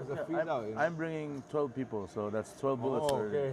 Thank you, Jason. I think we are like 6 to 8. I'm bringing 12 people, so Hopefully. But we need 500, so that's a long way to go. Like 10K buy-in is still quite big in Asia, right? So it's not that easy. So we're hoping. There's going to be satellites on GG. Yeah, that's good. Soon. Yeah. So yeah, lots of satellites. Yeah, satellites on GG, lots of satellites. Is it like package where people get money for like traveling as well? I believe both. I think they're both. Yeah. I think generally it's package 12K. Let's look out here, Ali. And what are we looking at? Apparently this was a raise to 160 from Clement Deng under the gun. Defense from Dai Ming. Queen 8-6 flop, a check call of 330,000 as Deng followed through. 2 hearts on that flop, 10 of spades on the turn. Things go check, check. Now the ace of hearts, completing the flush draw as we pick it up.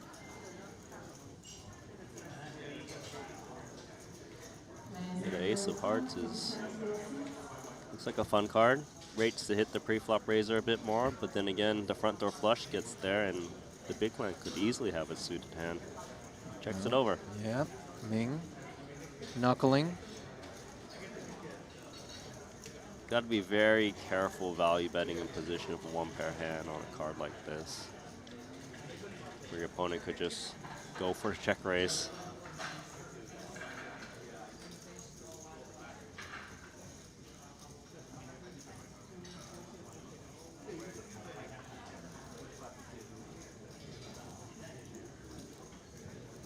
This doesn't look like a careful stack of whites. Dang, piling chips in. It keeps bringing in more. How much is that? 900? 900, I think. Yeah. That's in full pot territory there. Thereabouts.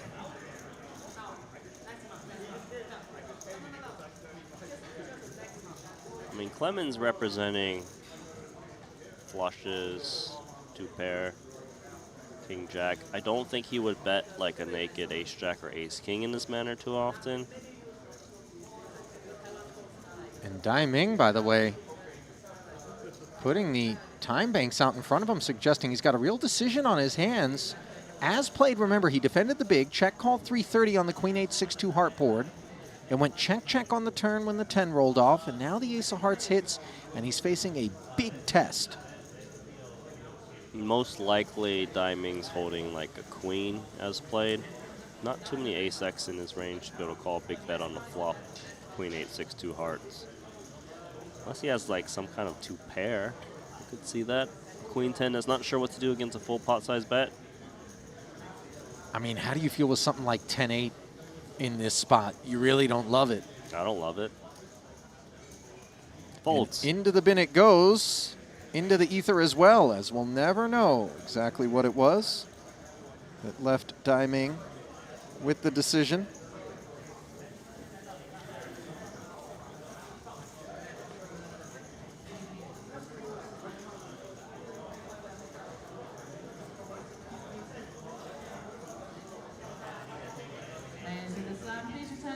Clement Dang with a handy pickup. I got to be honest, I'm surprised that we went to an outer table there without an all-in and call. Normally, you know, we don't really pay the visit unless... It feels so different, even for peeling. Because action was paused on that table? I think so. Got it. Yeah. They were playing too fast here. Credit to the Triton staff for always keeping tabs, making sure everybody's on pace. No competitive advantages being gained by virtue of slow play at a particular table, allowing for fewer hands to be navigated. Jimmy G. King 8 of spades has piqued his interest.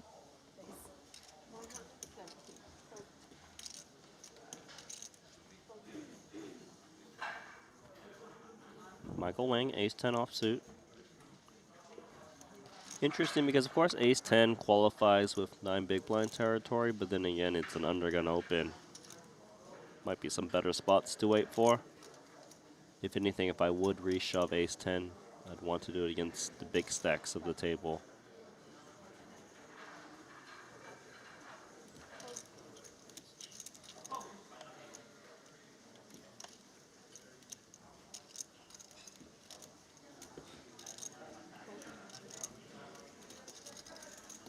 What do we got here? Jack 9 offsuit in the big. I'm going to say Sun Yu because we have Anson Yu from Malaysia, one of our Triton regulars, so surely that's the right way to pronounce this. Sun Yu. I like it. Oh, and, well, listen, this is a shockingly just unexpected development. You've got the open-ended straight flush draw and a pair in the big blind, while the king high flush blocks both sides of the straight flush. How sad is that? That's really brutal. I mean, it took me a second to process. The thing is, he doesn't know it, so how can he not chase? Yeah, look, and it sounds like he's going to be raising it up 2.5x, and of course, Guerrero's like, really, buddy? Wow, let's double check. Flop the flush confirmed. Blocking the straight flush.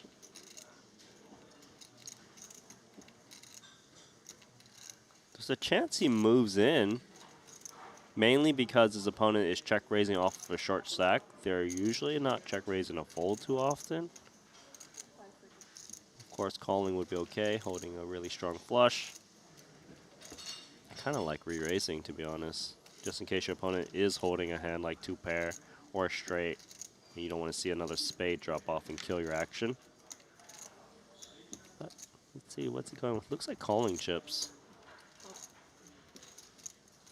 I mean, you could not have a more rancid scoop of medicine in terms of Guerrero's exact hand, as we see the 4th spade coming off here, and this is an issue for Sun Yu. He's got the 3rd nut flush, thinks in case of emergency he's live, and yet, as we can see, he now officially draws dead.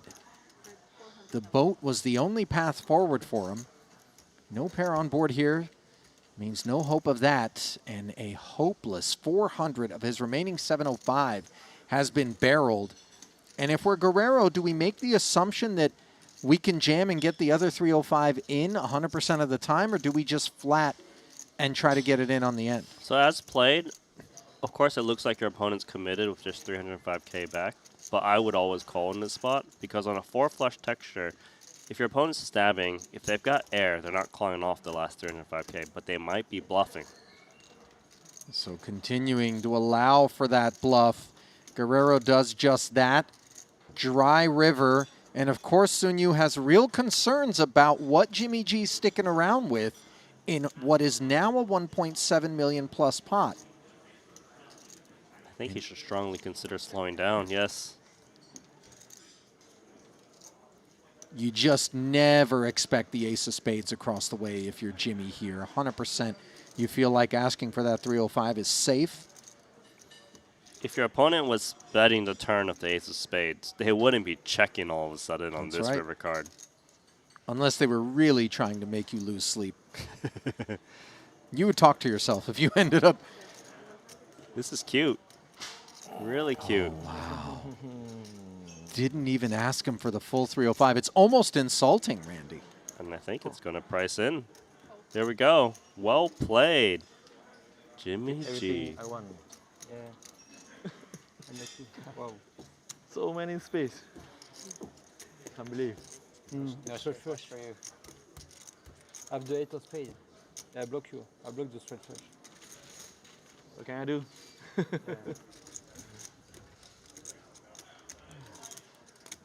How'd you feel about the higher variance approach to the flop there with that Jack-9? Okay with that 2.5x check raise, or do you prefer the check call post-flop?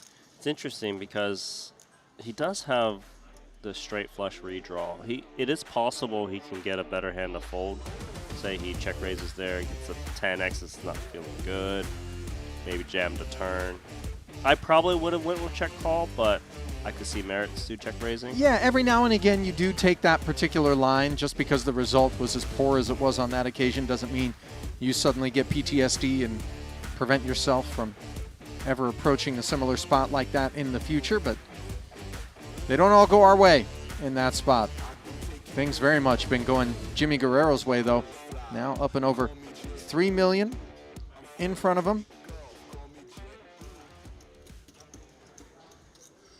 His stack 10th overall at present.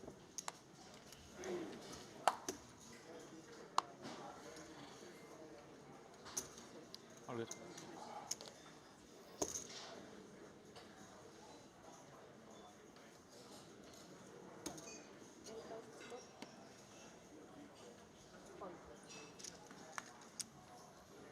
Ace Jack now for Bernhard Binder, who, much like Guerrero, has been running very handsomely. 1,000, big lines on empty, 2,000. 1,000, 2,000 next hand.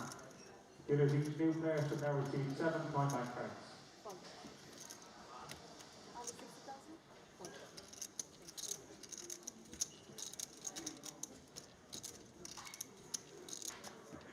Min raise. See how Jimmy G feels about the 10-7. I like a call in this spot. He's got a lot of chips to play for. hand is acceptable for one more big blind.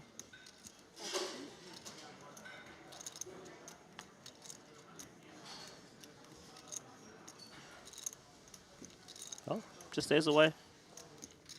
I think a little bit of this just has to do with wanting to be up against people he feels like he can push around here more so than stacks that are kind of in his neck of the woods in terms of both Binder and Boyven. Yeah, I think Binder's the type of guy that's kind of just showing he's moving in chips, post flop quite a bit. He's got a big stack. I can see staying out of his way. Sure. I mean, pretty good.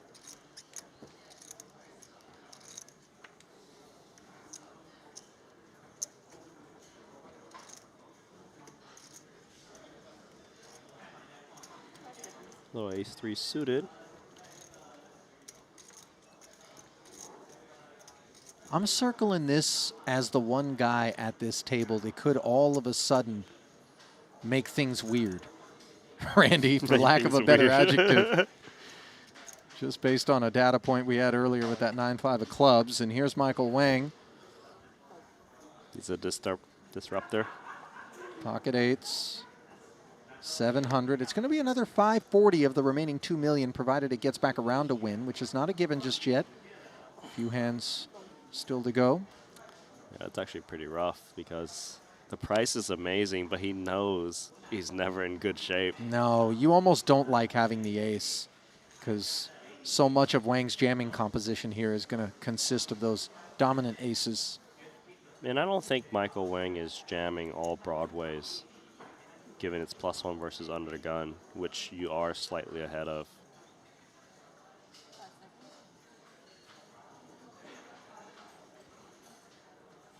It's very, very close, though, just because of the price. 640, he certainly would be calling it off. Like 620 or so.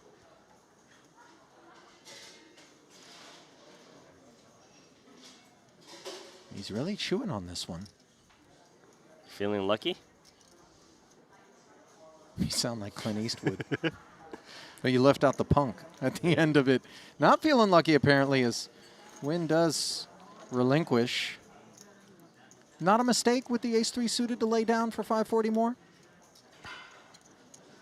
Not a mistake because your chips are more valuable at this stage of the tournament because you're inside the money.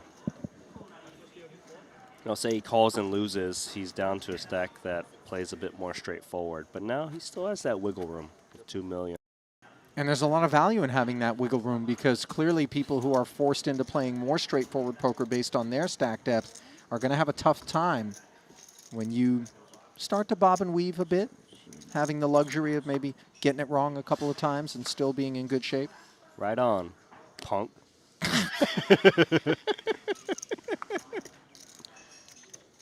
Sevens for Binder. Continues to be dealt the playable part of the deck.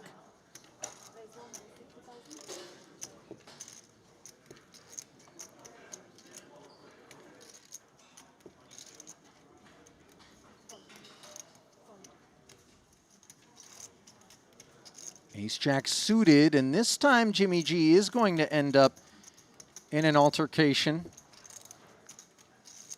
I like flatting in this spot because he's suited. It retains the dominated aces in Jack X. You've got flush draws you could hit. If he was Ace-Jack offsuit, he probably leans towards 3-betting a bit more, but fairly standard, and 2 10s is love and life. What a hand to get in the big blind. Yeah, and of course you feel very compelled to squeeze what you think might be available 160 from Jimmy G and targeting Binder, who has the chips, as you just mentioned, to be opening a wider range. It's quite the hand. There's actually a merit to squeezing to induce from smaller pocket pairs. You could just squeeze jam, which is certainly fine, but I actually prefer making it like 700K and maybe get like 7s or 8s to back raise against you.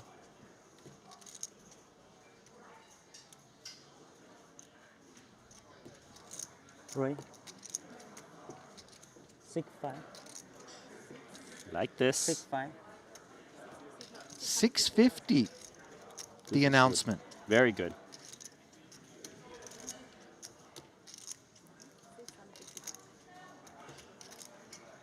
you know, Binder could read into this as his opponent making a move. He's already seen him 3-bet fold earlier on a Stone Cold Bubble.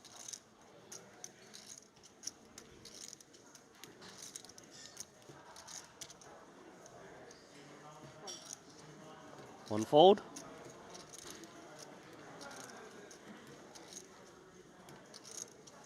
Even here, it's not very clear what to do with ace-jack suited. Sevens in the bin. He does 1.8. 1.8. Yeah.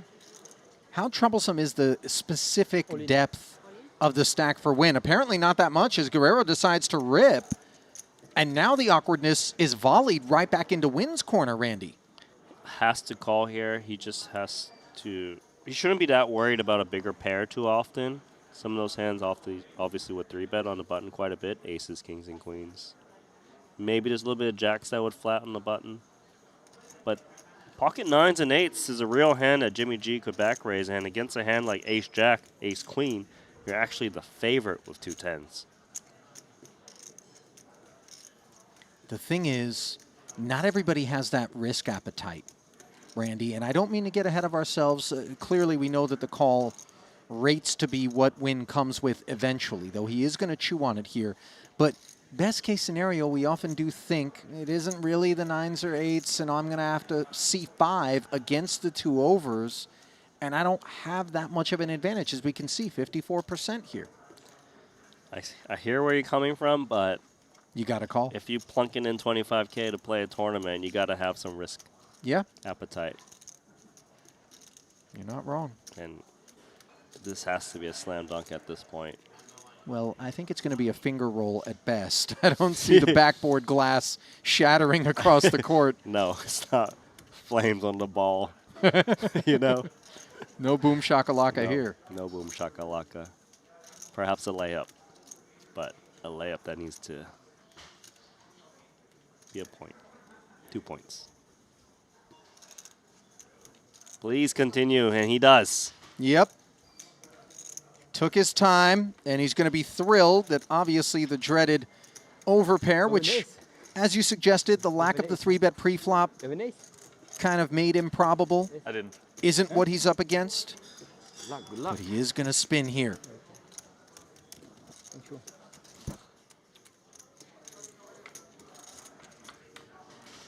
$4.1 million chip pot and top set for good measure on a spadeless board texture. The 4-5 could do something dirty if the deuce or 3 show up. Instead, it's a single ace, and ace-jack will draw dead. A very healthy double here for Triton Win. Well done. I like that he uses time banks to just think it over and find the right play. 4.1 million now. Who was the other famous Vietnamese blaster that we had for a while? Was it Triton Chu? No. Dao Min Fu. DMP, Dao Min Fu, that's right. Triton Chu was his buddy, I think, who also played under the banner. Right. But he was a far more measured character. I miss DMP. I do too. DMP was more like EMP, by the way, electromagnetic pulse, when it came to the way his chips were deployed. Boy, he really made things exciting during his tenure at Triton. 1,900,000. No lack of excitement in this particular exchange, however, as 9-10. this is the first time we've seen Guerrero suffer, and he'll be left with 13 bigs in the aftermath, while conversely, we've got ourselves a new chip leader at this table. Win nosing ahead of Boivin by 3 bigs when the dust settles.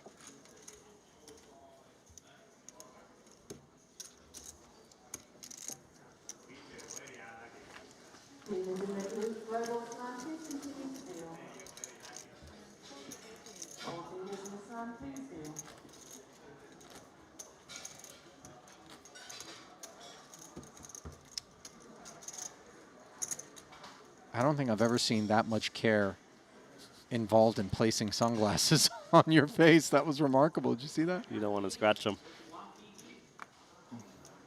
That was like extra cool. Have you ever bought something recently and then like you scratched it right away?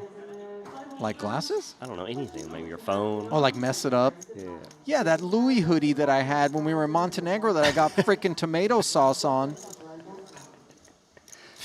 That was brutal. And then I tried to buy another one, and it was sold out worldwide. Yeah, something like that. And then I used that whitening detergent at the hotel, even though it was an off-white hoodie. So now I have like this optic white spot where I got spot cleaned it. I should have just washed the whole thing in it, and then it would all be. Yeah, at least the same tone. It's the lost cause now. Look at the new chips being used. Are you surprised? No. He's a confident man. He's up against King 9 offsuit. How much confidence do you have in that particular hand against this newly minted chip leader asking you for all of it if you're Michael Wang? Not very much, because he's probably not too aware of when small blind versus big blind jamming range. Against some opponents, this is a very easy call. Against others, an easy fold. Here, he doesn't have many data points. In King 9, it's an alright hand. In this spot, you can see it's quite the favorite with 2 unders to the King 9. But he could be up against ace high. He could be up against a bigger king high. Or it could be this. And he does decide to lay it down, so 6 high. Throwing its weight around here. Michael just waiting for a better spot now. His stack kind of deep enough to have a measure of playability. 11 bigs, not a ton. But you could see some opens and folds to a jam. Of course, a trip through the blinds, a costly one. 2.5 bigs shave right off of that stack, and those bigs just got bigger. 50, 100, 100, $250,000 in orbit, the price of poker now. Here in the 25K WPT Global Slam. Ali Najad and Randy Liu in the cockpit. Good to have you on the flight. Second frame of a full day's worth of coverage where the bubble has burst. At present, we do have 34 runners of our original 311 entries. Jack 10 offsuit. 5.8 BBs. $49,800. The on-tap payout flat until we get to 31. Yet to see Maxakai, by the way, get involved, and he's starting to look a little bit frustrated by what I think he interprets rightfully as card deadness. Guerrero, of course, frustrated by his inability to bring the ace-jack of spades to victory. And so he brings the rest of his biscuits to the bake sale. Pocket sevens. 1 million plus, and is this close for the ace-9 of clubs? I think it's close because it's hijack versus cutoff. There is still 3 players act behind you, but ace-9 suited, it is ahead of all of the worst aces that would definitely be jamming the hijack off of 10 bigs. I think, yeah, we must continue. They got it. They got it. It's not the kind of stack, though, that has tremendous urgency. 10 bigs is different than 5. He'd be happier if he was up against an 8 big blind shove. Sure. You start to feel as though the range of the open jam is a touch more narrow for Guerrero, but it does include sevens, which are in front by 7% of the ace-9 of clubs. Thomas not looking bothered. Knows he's got plenty of equity in this 2.3 million chip pot. The nerviness belonging to Guerrero, who's at risk. He's left the table. Is he just not going to watch? No, okay, here we go. Buddy on the table. Going over to say hi. Yeah. And maybe it's goodbye, he should be saying. Queen 9-8. Pair of 9s for Thomas. Uphill climb here. Just 2 outs for the time being. Can he get on a straight draw? Answer is no. Full house draw needed. Yep, and only a hockey stick keeps him on the ice. Instead, he gets iced. Good game, sir. Boy, that was a real roller coaster frame for Jimmy G. And those ones sting because you start to get this kind of weird subconscious sense that, oh, things are going to go good. You know, I'm I'm putting chips in. They're coming back with new friends every time. All right. We're going to make a run at this thing. And then all of a sudden, it just takes a 1-2 punch, and you're showered.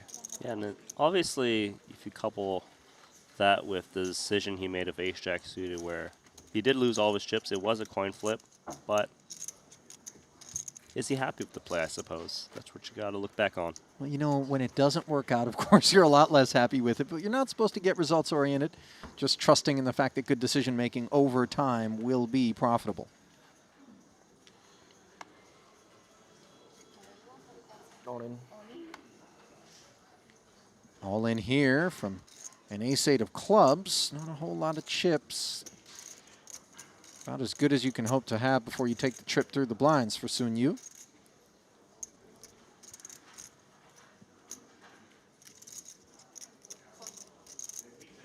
It's a 1.4 big blind jam. He will get a customer, at least from the big blind. Let's see if anyone else wants to crash the party.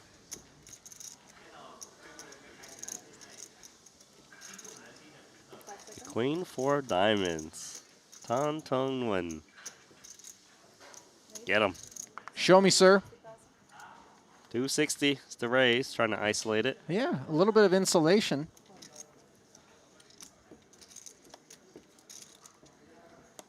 Wow, look how short a man from the Philippines is in the big blind. He's just been hemorrhaging. He folds. The 10-6 offsuit in the muck, which we'll see if it's good news for Sun Yu or not. Ace, please. Keep me alive.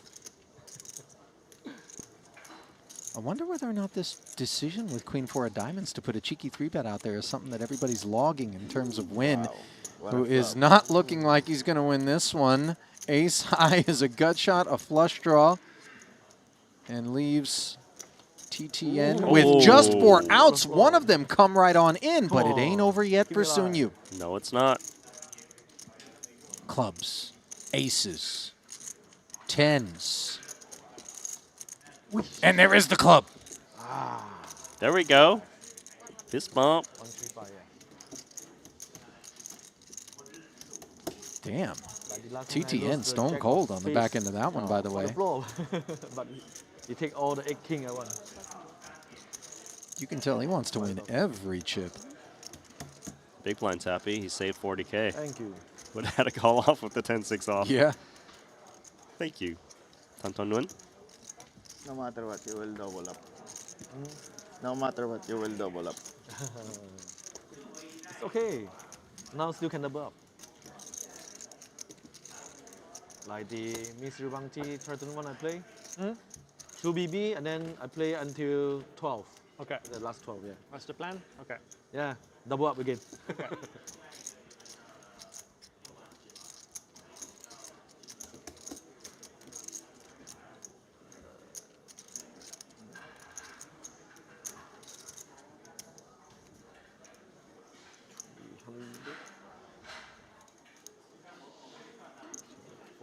$420. 420.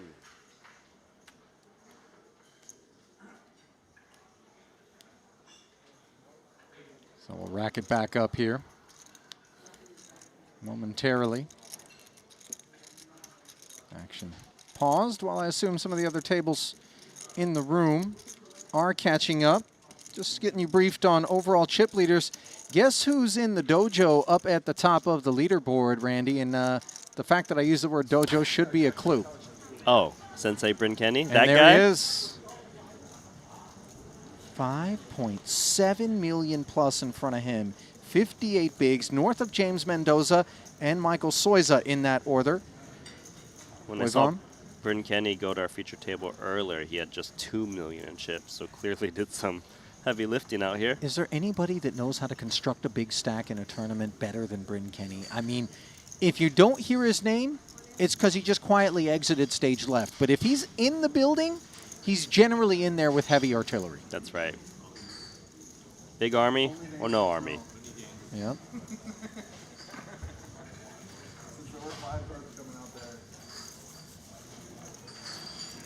Boy, look at that table, by the way. Kenny, Bajanyan, Foxen.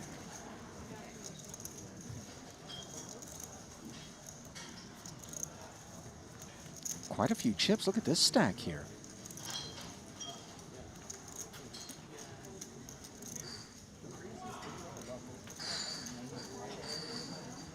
Efforting, by the way, some of the other figures. 31 remaining, 311. That's 10% of the field.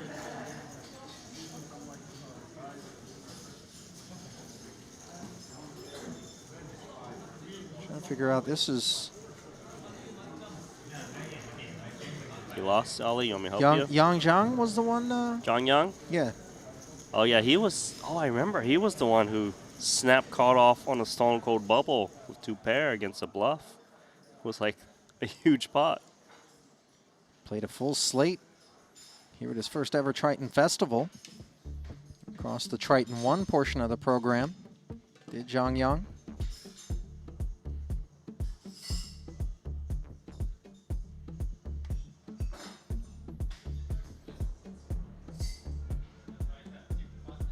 Just Thomas Boivon frozen. I mean, he hasn't moved the muscle. He's not shivering. I don't think. Doesn't look cold out there. Not Normally enough. it's warm. I know what you mean. Look, everyone is moving but him. Okay, there he is. Unfrozen. You thought he got hit with the Mortal Kombat Sub-Zero? But the thing is, he didn't do no one did a fatality, so he's back. Yeah, but you can freeze someone and not. Oh, right. You just got to walk over and uppercut them out of the just taunted out of the ice. I feel like you were good at Mortal. Were you good at Mortal Kombat? I'm not bad, man. MK2 was. Did you do Babality? You look like a guy that would do a Babality on someone just to ruin. That's their day. something I don't really tell people. Fatality is my choice. Was there any other ones? Fatality and Babality, and that was it. No, Friendship. Do you remember Baraka? There was, of course. Can you imagine that man doing needed a dentist desperately. A Babality on Baraka. What? Do a Babality on Baraka. Oh man, do you think the teeth were like that from birth? He's got the sword arms too, right? Yeah, like the Wolverine kind of scissor, Baraka scissor hands. They were more like katanas. Yeah. Oh, Katana. Forgot about her. By the way, for those of you just scratching your temples wondering what on earth Randy and I are on about, obviously a little bit of video gaming on our resume, not just poker from back in the day. Presumably demographic in the chat can relate, and hopefully those of you who are streaming as well. Actually, there's quite a few gamers of all types that work their way into poker. Not necessarily console gaming and PC gaming, but talking more things like Magic the Gathering in particular. Sure. I remember Bryn Kenny was in those streets for a bit. That's right. Yeah. I think he was like one of the best at the game, period, at one point in time. Yeah. So we got like, who else? Go Fish champion, is that a thing? Go Fish champion, Brandy? Do you think there was a Go Fish tournament out there? What do you think the highest stakes game of Go Fish in history is? Somebody's played it for money. That's a good point. Like $1,000, you think? No, I'm going to take the over on $1,000. Are you think there's a kidding me? $10,000 Go Fish Yeah, game? I'm pretty sure a couple of sick pups sat down with a high blood alcohol level and decided to just head up Go Fish for rolls. I have a confession, by the way. But now we also coach I've never played for Go Fish. other guys. Me either. Called later. Wow, maybe we should play. It's a level playing field. Let's play for rolls. All right, the playing field has been shuffled here. Everybody park back in their seats. Cards in the air once more. Yeah. Matthias. Goryachev's struggles continue as he's exercising patience. Vincent Huang doesn't need to be patient. King, Queen of Spades. That hair is pretty nice with that jacket.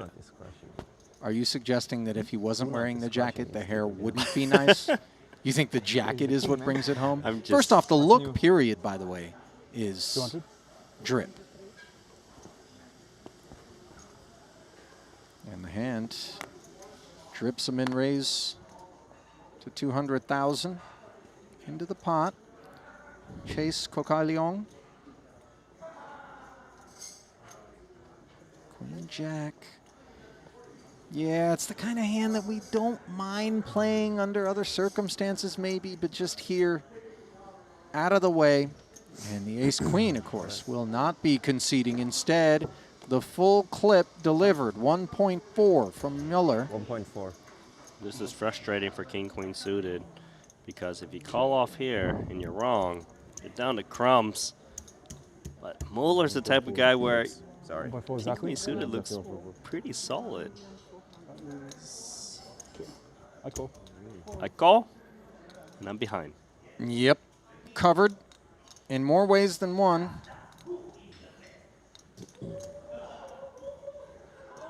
$3 million chip pot. Samuel loves it.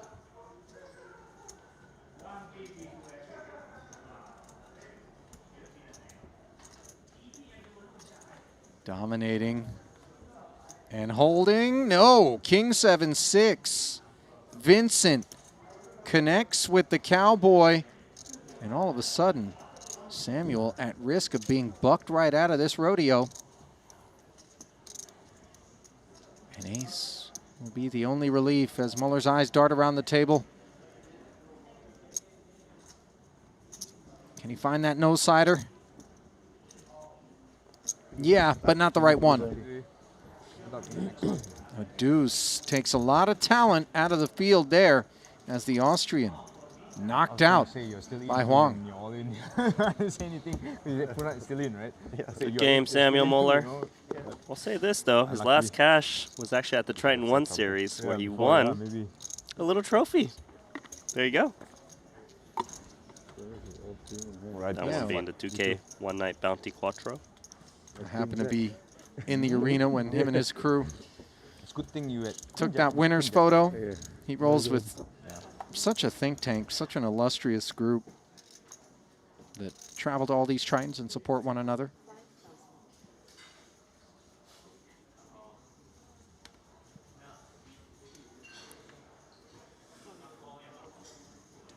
So min raise and change. Tong Tun win. Oh, another baby suited ace here for BB. BB in the CO. Yeah.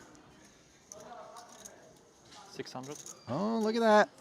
Solver bait going to the third floor.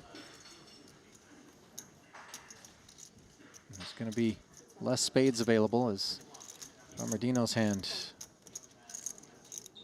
intrudes. 6 of spades also, along with the jack of spades in the bin. So prospects for a flush thinned out considerably here. It's very difficult to fight back in this spot. Ace-3 suited. I don't really feel like calling is much of a play for this sizing out of position. +1 versus cutoff. Mainly folding, occasionally getting out of line. And a very smooth featured table for Bernhard Binder. Yeah, glassy surface on which he's been sailing. Milian Pitavi, by the way, slipping into the void, left behind by Jimmy G. Clement Deng also bringing his chips. As you see, the full blue table spread out between 51 and 3 big blinds. A couple of very short stacks lingering, looking for spins. Goryachev, the shortest at the red table, is probably going to be receiving a player shortly. A little bit of imbalance, as you saw. Mm-hmm.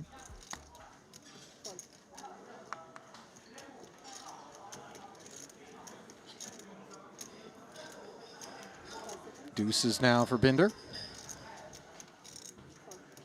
No, thank you. He binned it. Players in an elimination match, beat the hanger on. You've now got a 15-minute break. All players in an elimination match, 15-minute break. The short stack is in there. Ace-5 suited. Solver approved. And Queen-10. Yeah, note. Can hang tight. He did leave 5K back, so Boivon Not looking to call, ensuring that that last nickel is placed into the machine as they will run it. Advantage Moxikai. Roughly 3-2, 810K pot. First opportunity he has had to take this spin, and well, he's been outflopped by a pair of 10s, but he's got a 5 and diamonds working. Could be a lot worse. And note, he still has the edge in equity, and now he's got it by the throat. Trip 5s, only a 10 would spoil the fun for Vamerdino, and instead he makes the nut flush for good measure. So patience rewarded for the Filipino.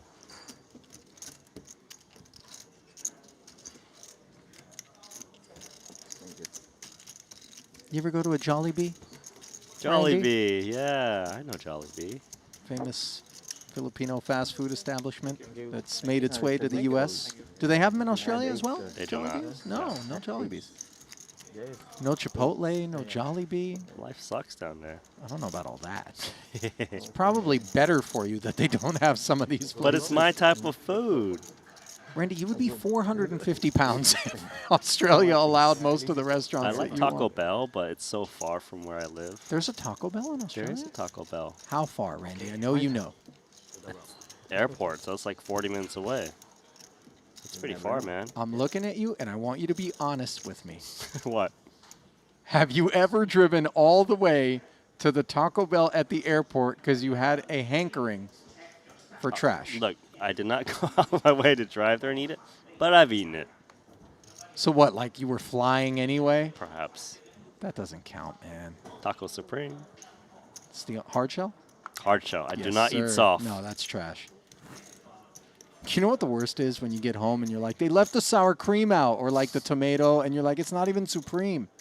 I love the sauces. Or when the bottom of the shell gets all soggy from the beef being in it, that's also... Anyway, what are we talking about? King 4 suited here for Moxikai, whose stack is a little beefier than it was moments ago. Sitting this one out. Ace Deuce suited for Sun Yu, who's looking to make things meatier. Count requested. Ace King, and this is problematic, of course. Forgive the obvious. Ren Lin's nearby. Play Vaughn, Ace King. Couldn't take out Vamerdino, but going to try to take out Sun Yu. Gently trying to usher the big blind into the muck with a modest 3-bet. And there was no need for it, as Jack Deuce was always headed there. And that deuce is a card that Sun Yu really would rather was in play. Goodbye, my friend. 740K and a very uphill climb for the Malaysian, who found what he needed once before. Can he do it again here? It's greedy. No. Finds an ace, but of course still outkicked. Backdoor wheel, one way to go. Only 2 of those deuces are actually live.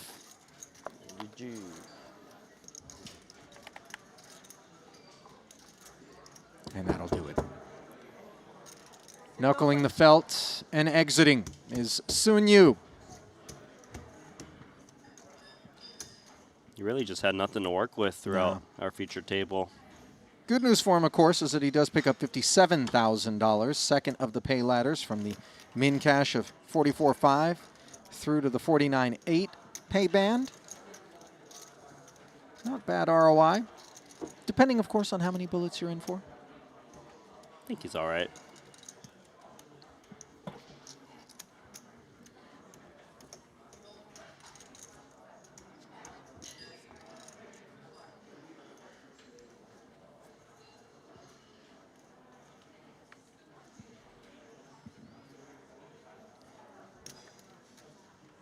Tavi taking a peek under the gun. Au revoir.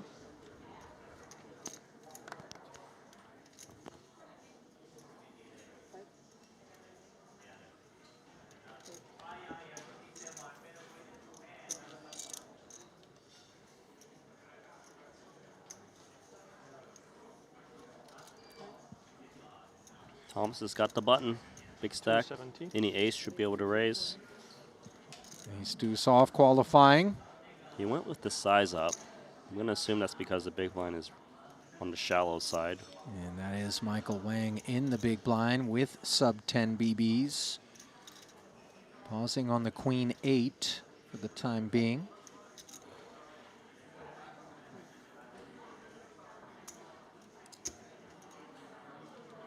Queen 10 offsuit. Probably a little bit too shallow to reshove and expect fold equity. So if you don't think you got much fold equity, then you throw this hand into a call instead.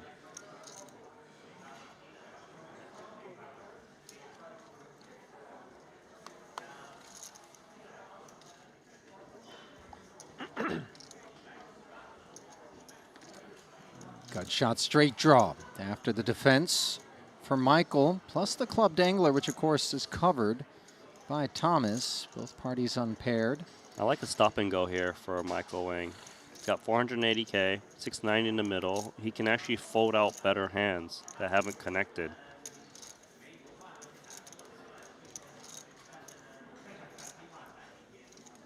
.480 healthy enough into the 690 to take something like ace high out of there. I think so, yes.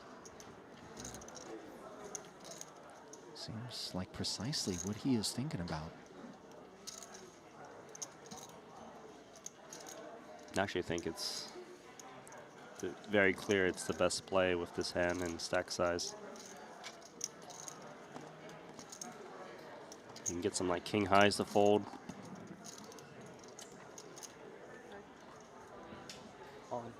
Let's go. The jam, but look at Thomas. He ends up making the call there, Randy, and you're not surprised by it? I think the ace of clubs helps. You know, just in case he's behind, he's got added equity. He's expecting all the straight draws to continue, but not everyone makes that call. And it is disheartening, of course, for Michael to know that he gave it all he had, but wasn't able to shed the ace high. Is, however, able to pick up more equity. No. Wait a minute, he is able to pick up a 10 and the pot. That's the winner. Good hand, sir. Yeah, all of a sudden I felt like that 7 brought him the 9s as outs, but they were already there. Ends up hitting the 10. Thomas, by the way, has underperformed in these situations. It feels like a lot of short stacks have been snacking on his tokens. He did take out Sun Yu at least, but he's 1 and 2. Yeah, his record ain't great.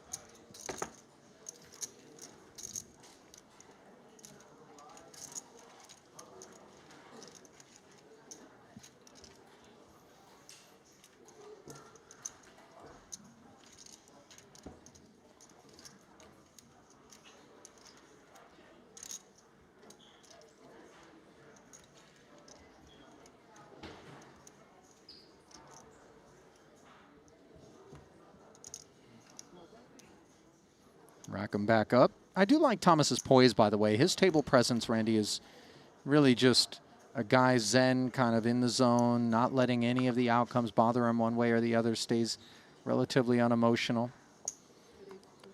Just all business. Nothing wrong in that. But just relaxed. He's got that vibe that there's not an intensity that's encompassing him. Not to say that he's not approaching the game, you know, 10 out of 10 intense, but just vibe-wise. Meanwhile, ace and a 10, both spades, prompting Binder to raise from under the gun.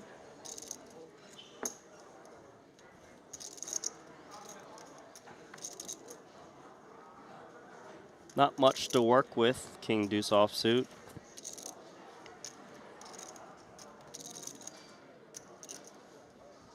You might consider flatting here if you're up against a button raise, but against UTG, not worth it.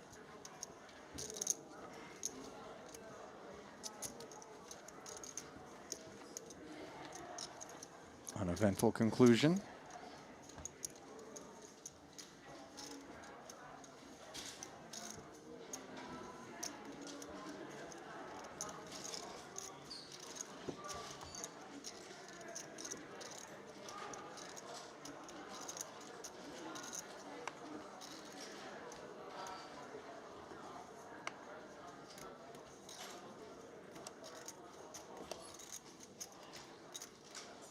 Boy, this man really hasn't had anything to get excited about.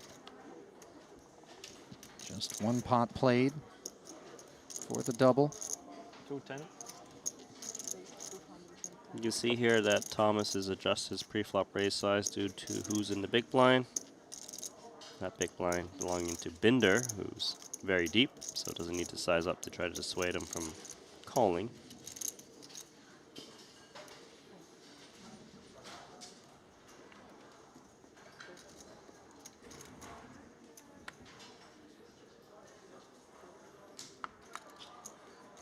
Nine, 7 suited, dominated here as another one of the big stacks in the big blind.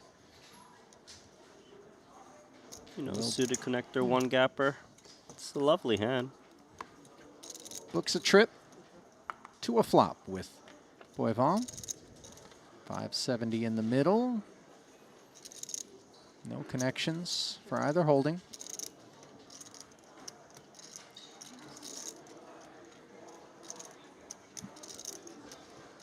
The 7X might be part of Thomas's hand that pushes him towards c-betting a little more, just because it blocks a little bit more continues, the gut shots, the straight draws. A little more firepower in case you're behind. 340. Thomas announcing 340 as the follow through. And let's see whether or not a little float or appeal is on Binder's mind. No. Preferring to keep it clean. Yeah, you might float against a smaller bet or check raise, but against a larger sizing, it's just a little bit more risky. Mm-hmm.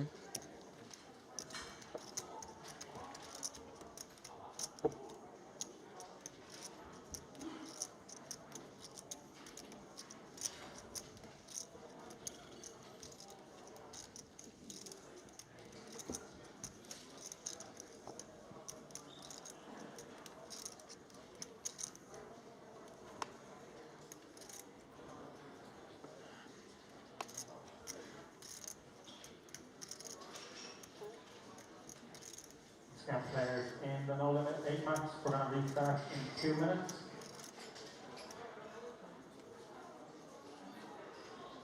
King 10 offsuit now in the cutoff for Michael Wang. Sitting 1.6 million, 16 bigs. Sort of depth that allows for the min raise open as opposed to being forced to jam. Yeah, jamming in that spot with 1.6 would be very excessive. But Vamardino, he's got 9-8 suited in the big blind. He's getting the right price. 9-8 suited, when you've been looking at the dust bunnies that the deck's been dealing him, look like aces. I promise you that. He's happy.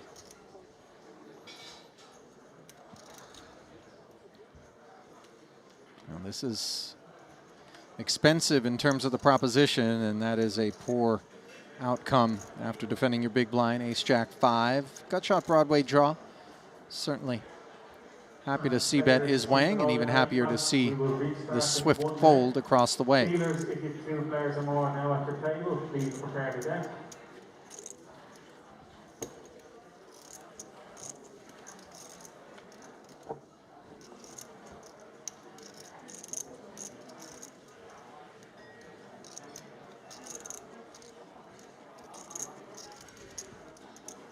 Let's take a little look at Michael Wang's Triton track record, shall we? Should have seen him before at a previous stop. According to the app, the Triton one was the first time that he's been here, but I agree with you. He seems familiar to me, and I don't know precisely why. But as much poker as we're covering beyond the borders of Triton throughout our careers, it could have been at another series. Just $2,250 in career Triton earnings coming courtesy of a 30th place finish in the 2K One Night Bounty Quattro.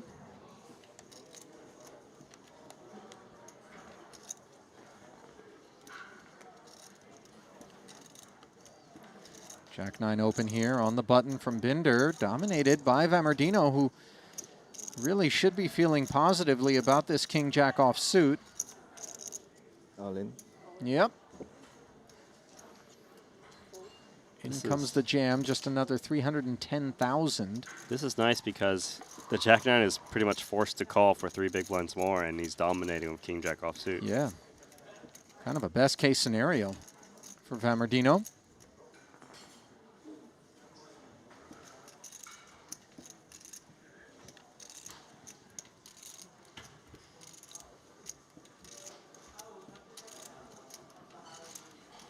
$1.2 million chip pot, big advantage for the all-in player, and it grows on a 3-3-4 board. 85% is Maxakai.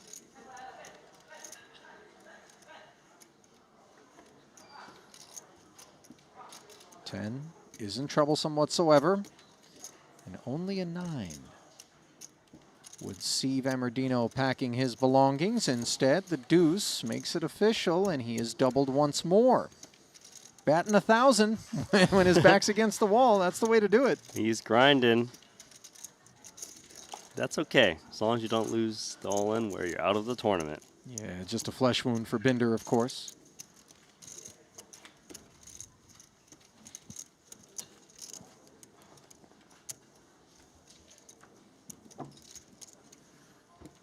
Now, in terms of the carryover, obviously, the Triton Super High Roller Series does front-load the smaller buy-ins at the beginning of the festival and then works its way up to culminate with invitationals and main events, which are the biggest buy-ins typically in any festival.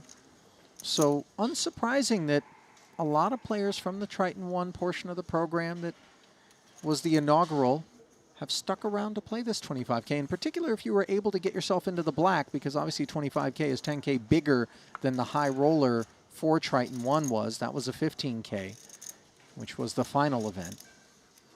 Yeah, you're right. You know, obviously, some players have that entered the 8K is willing to play the 25K, but not all. Ooh, maybe we got something going on here.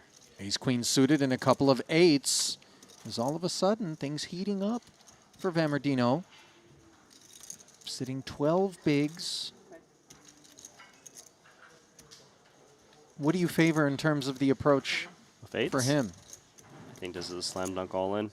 He agrees. Pocket 7s for Thomas. He's going to ask for a count. Obviously, there is an issue with respect to the fact that he's got Pitavi behind him, and it's not clear what Emilian's response is going to be. It's tricky because the opener isn't that deep, so at most he loses 1.6 million with 2 7s. But then again, Vammerdino hasn't played that many hands where you're going to feel confident about 2 7s. So the fold makes sense. Let's run it. 7s are going to be thrilled that they bowed out with 2 8s involved. And Pitavi threatening with the 2 overs and the spades working. 47% equity, just a 6% edge for Vammerdino, who's 2 for 2. Can he make it 3 for 3 to stick around and pull in 2.7 million? Doesn't look likely. Don't look like it. Your enthusiasm doesn't help you either. You mean my lack of enthusiasm? Yes, that. Well, hang on. Okay. Maybe we can chop, although obviously spade versions aren't going to work. 3 9s. Yeah. 2 8s. King for the carve up. And instead it's a board pairing 10. And just when it looked like he had found the bottom tick and was bouncing, it all comes crashing to a halt for Maxakai. I mean, given how short he was throughout today, it's not a bad payday. No, you're right. How much you get? 57. 64.5. Actually. Oh, he made the ladder. That's right, he did. Yeah, a few people got busted prior to his departure. Kazuome Furuse also picking up 64.5 for 27th. It's all happening in a hurry, and the faster that those short stacks do bust, the more consolidation we'll see as the stacks will begin to fill out a little bit.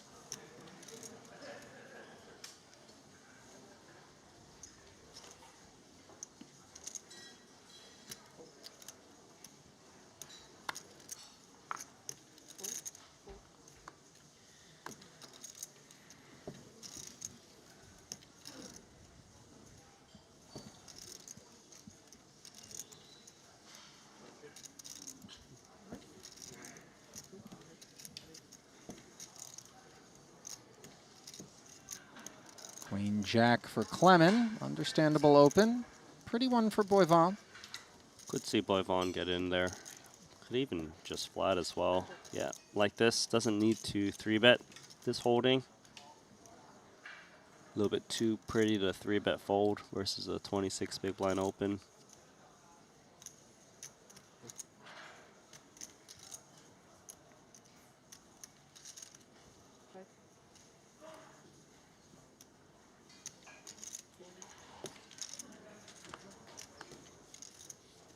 The 10-9 of suited versus Queen Jack offsuit. Speculation comes up fruitless. Not exactly where Deng wanted to find this board either. 5 trade deuce, couple of hearts, 600 in the middle.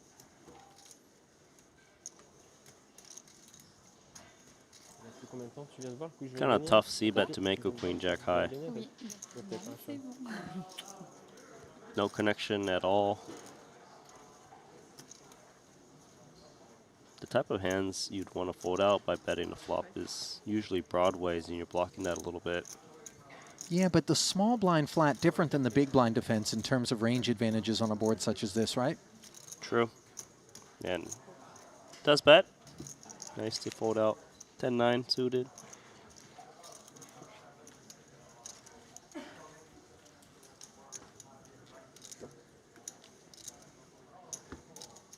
Small pickup there for Deng, playing 3 million. Shortest stack now belongs to Michael Wang, but it's 20 bigs deep. He has definitely been northbound.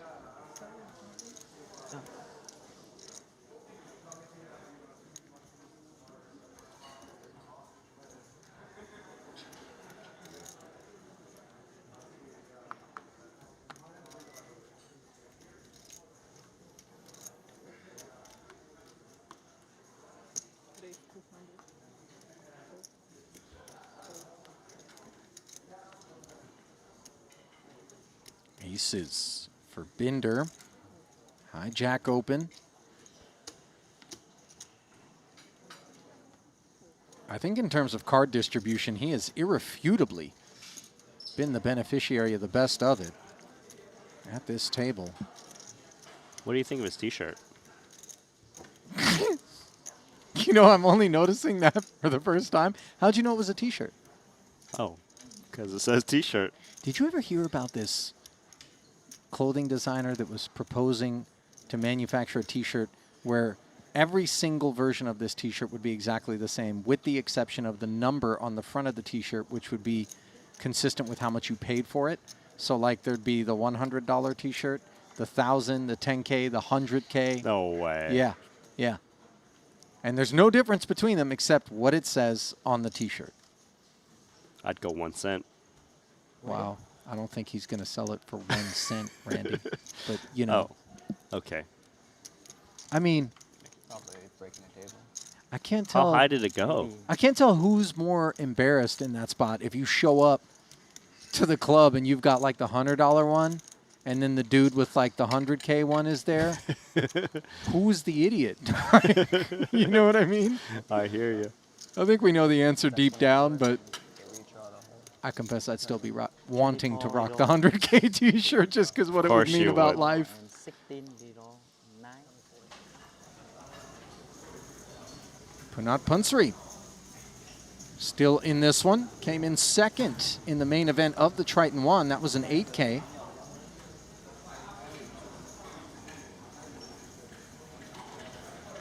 Doesn't look like anything too exciting was developing there.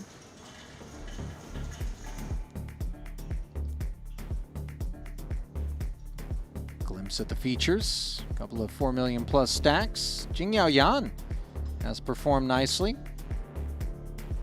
Vincent Huang, 10 bigs back. Soiza, third. He has slipped considerably from what was one of the top slots earlier. Look at Joe Chong. He joins the fun. Not dinner break? How can it be? Can it be? There he is. It's a 3-day event, so It might go down to like 9 pretty quick. So. Oh really? Phenom Poker Team Pro. Have you ventured out to that site yet? The Phenom Poker? Taking a peek to see what's going on? I haven't. It's like crypto-based online poker. No, I just Don't really 2.4. mess with that too much. You can't be bothered. Yeah. King Queen offsuit now. And Soy's up. Getting after this under the gun open as he 3Xs and takes us to the third floor. And Goryachev, who has been waiting for a spot such as this for so long, looks down at a couple of kings, and we know where those 9 bigs are headed. That's a free double up incoming for him. Listen, Randy. It's up against King Queen offsuit. Randy. He can't lose. Randy. He really can't. It's Randall. Like, it's near impossible. If it happens, we all know whose fault it is. This time, hopefully, I win. Round 2. No! Oh my god. How? Still a chance. I had a queen. I need 2. You need Not 2 three, I need queens. 2 queens. I just need 2. Or like a 10 jacks nice as well. Soyza caught in the crossfire as the 600. Taxed for an extra 300. 2.25 million chip pot. You always gotta hope, you know, anything can happen. Jack 10. Straight on the board, chop it up, you know. Jack 10. Straight as well. To make it Goryachev interesting. holding his breath. And he can exhale on a board such as this, you would think, although 2 aces. Running the aces. diamonds do lurk. 2 aces. That'll be fun. Seriously? You're going to call it running diamonds? Diamonds. Kings has got it locked up. How It's locked up. See, often- told you, full house. Oh. You can't lose. You could chop with the 4th ace. Oh, yeah. No. Who was a no-sider, too. And by the way, if the turn was a diamond, guess what? 7. You cheated. Cheated death there, Randy. Very nice for Because, Goryachev. Goryachev would have come out here and just removed your head from your body. 9 chop. Just rips it off. He could do it, too, by the way. Who was the... Johnny Cage? Who was the one? Was it Johnny Cage who ripped the arms off in the fatality? Oh, was that Jax? Jax ripped off the arm. Jax Johnny used to Cage was rip the off Twice head. against me, right? Yeah, He twice. what? Who's the one that rips off the head? So now it's time to give it back. Oh, no, it's Kano. Scorpion. No. God. So? It was Scorpion. No, Scorpion Or was it Sub-Zero? burns you. Maybe it was Sub-Zero. No, Where he the freezes spinal you. column came in? Yeah. That's Sub-Zero, dude. Are you sure? I'm almost positive. I'm also positive that the good folks over at Jacob & Co. aren't so interested in Mortal Kombat, but they are interested in making your wrist look blinged out. Famous for their iconic high complication designs, they push the limits of ultra luxury watchmaking to create pieces that are truly inspired by the impossible. The wheel moves. Yeah, it does. It's cool. And the wheel spins out here in Jeju for the short stacks, many of whom have fallen, but some of whom are still hanging around. As we look at the overall leaderboard, down at the bottom of it, we find Dai Ming with just 5 bigs. He's the only sub-10 big blind stack remaining of 25 players left in this one.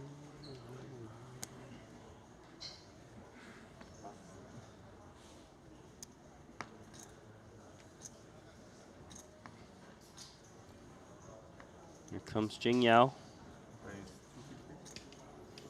Queen 9 offsuit from the hijack is adventurous. Yeah, showing some appetite here as Goryachev now playing 2.3, 18 bigs as it stands with the blinds at 50 and 125. Deliberates with the ace-10. And he's going to lay it down, tidy. Tidy. But I don't think the 7s are going anywhere for Vincent Huang. That said, he is mindful of the fact that it's the chip leader at this table who has opened. So on one hand, you feel like maybe the ranges are wide. On the other, you want to be a little bit careful about dedicating chips aggressively. So he does end up playing it as a flat, set mining.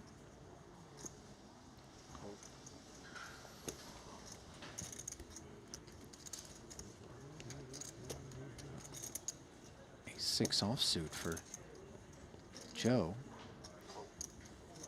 I'll sit this one out. Yeah, you don't really want to be the third person into the pot. The raggedy aces easily dominated.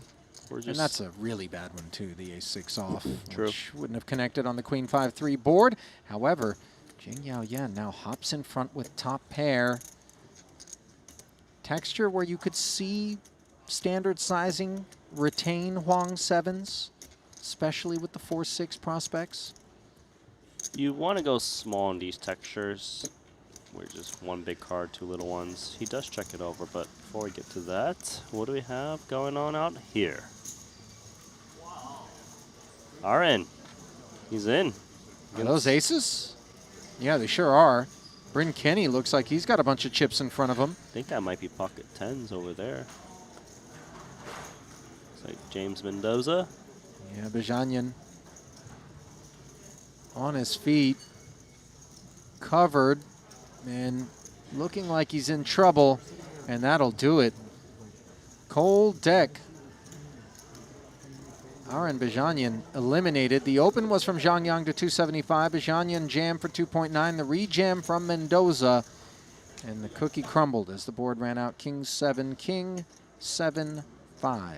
Huge pot. Big, big pot. Yeah. But here we go. Back to our feature. Oh, no bets gone in yet. No post flop. It's been checked down. As we did leave them after the 250K raise and call.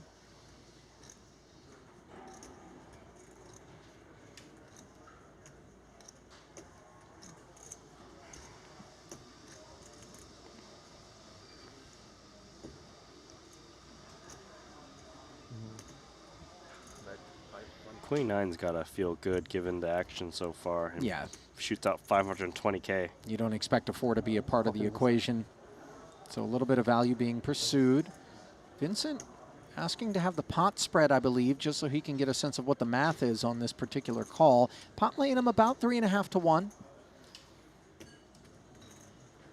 Provided the 520 is not included. If the 520 is included, then obviously it's 2.5, and I confess I don't remember after all these streams whether or not it is in there. It must be, just given the pre-flop action.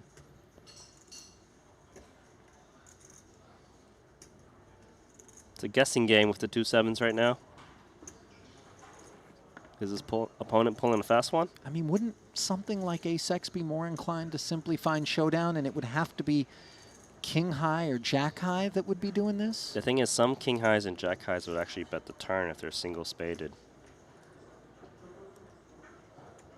So it kind of looks like you're up against something that can beat 2 7s quite a bit.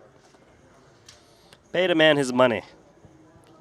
Show me. The 7s almost got turned up, but promptly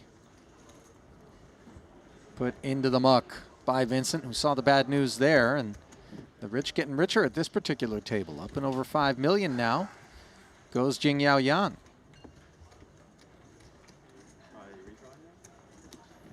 It sounds like we are down to 24 players, Randy, which means it is time for a redraw here in Jeju. 3 tables will be assembled. Might be getting another hand in just based on the fact that the dealer is shuffling. I don't think the instruction has come down just yet. Could also be the product of making sure that they get the same number of hands in. Not running that good, Michael. Yep. Not running that good. The downswing is real.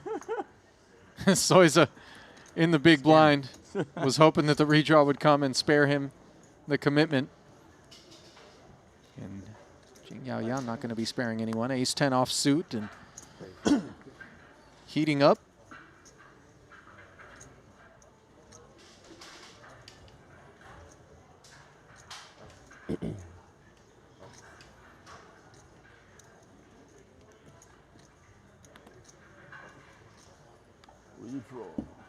Over to Michael Soiza in the big blind. Jack 8 suited. 2 gapper. Gotta be a call.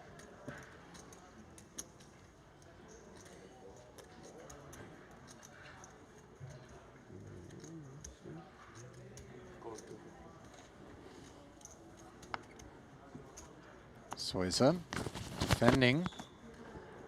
Has just 1.4 back. Club in the window was sexy, but the rest of that board not so much. Yan not going to be excited about it, but obviously plenty of King X in his range, provided that it's credible from up front, which is not assured, just given he is a chip leader. Looking to do some work here. C-bet of 200 and job done. So is it just on 11 big blinds now?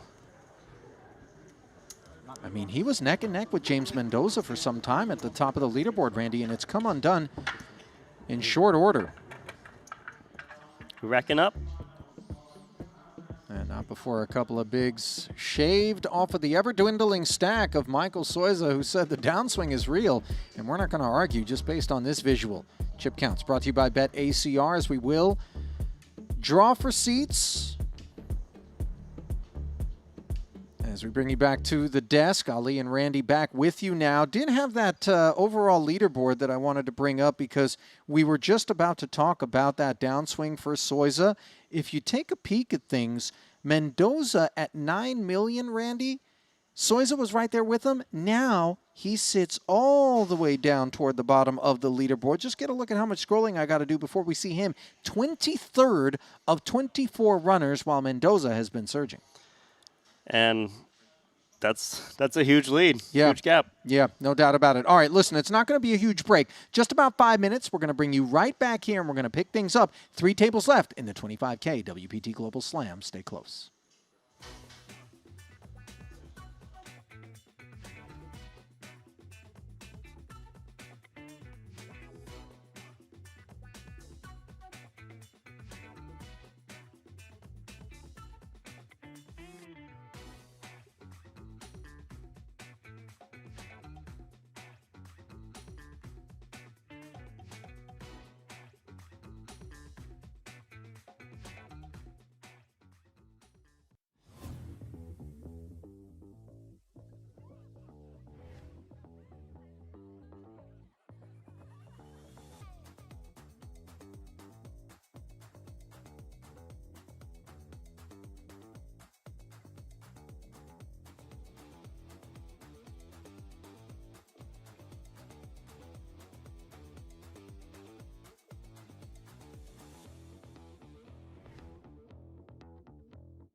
What if getting better at poker didn't mean guessing? What if strategy was an instinct, but a skill you trained?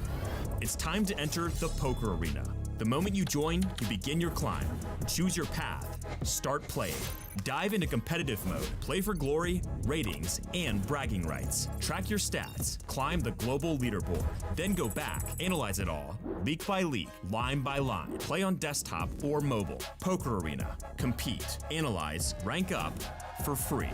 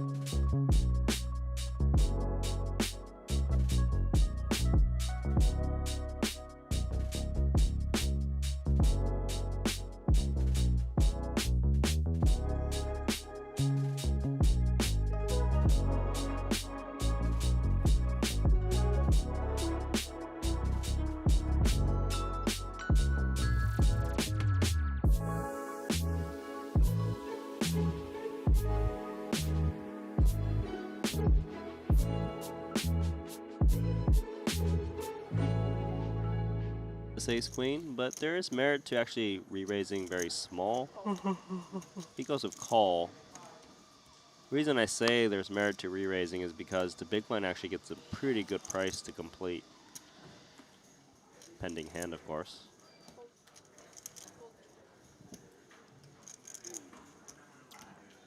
Guerrero, ace-4 off,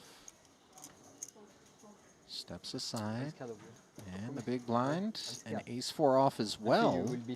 You will do something. 220 is just shy of 3x. Tempting. Yeah, me, I need to be careful against you. It's tempting because you also create a dry side pot, which allows you to see more turns for free. In case your opponent just playing a high card hand stays away. Well, same guy capable of 3-betting a 9-5 suited, also capable of staying out of trouble. Good to see the diversity there from Win. And good to see that we are ahead for Edward Pak with 2 6s and our back up against the wall. 39 remaining now.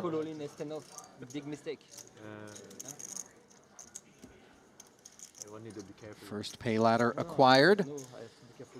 And no ace and no queen means this pot is that much closer to being acquired by Pak. Scary. 6 outs become 10. Broadway gutter. Good bit of the stub left to fade here for the boxcars. And the 10. Runner, runner, Broadway. Disappointing for Pak, but you got that pay jump. Yet to see Maxakai, by the way, get involved. And he's starting to look a little bit frustrated by what I think he interprets rightfully as card deadness. Guerrero, of course, frustrated by his inability to bring the ace-jack of spades to victory. And so he brings the rest of his biscuits to the bake sale. Pocket sevens. 1 million plus. And is this close for the ace-9 of clubs? I think it's close because it's hijack versus cutoff. There is still 3 players act behind you, but ace-9 suited, it is ahead of all of the worst aces that would definitely be jamming the hijack off of 10 bigs. I think, yeah, we must continue. If they got it, they got it.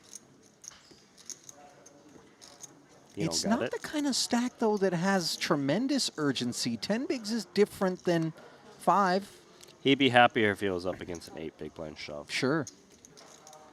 You start to feel as though the range of the open jam is a touch more narrow for Guerrero, but it does include sevens, which are in front by 7% of the ace-9 of clubs. Thomas not looking bothered. Knows he's got plenty of equity in this 2.3 million chip pot. The nerviness belonging to Guerrero, who's at risk. He's left the table. Is he just not going to watch? No, okay, here we go. Buddy on the table. Yeah, on the sidelines. Say hi. Yeah. And maybe it's goodbye, he should be saying. Queen 9-8. Pair of nines for Thomas. Uphill climb here.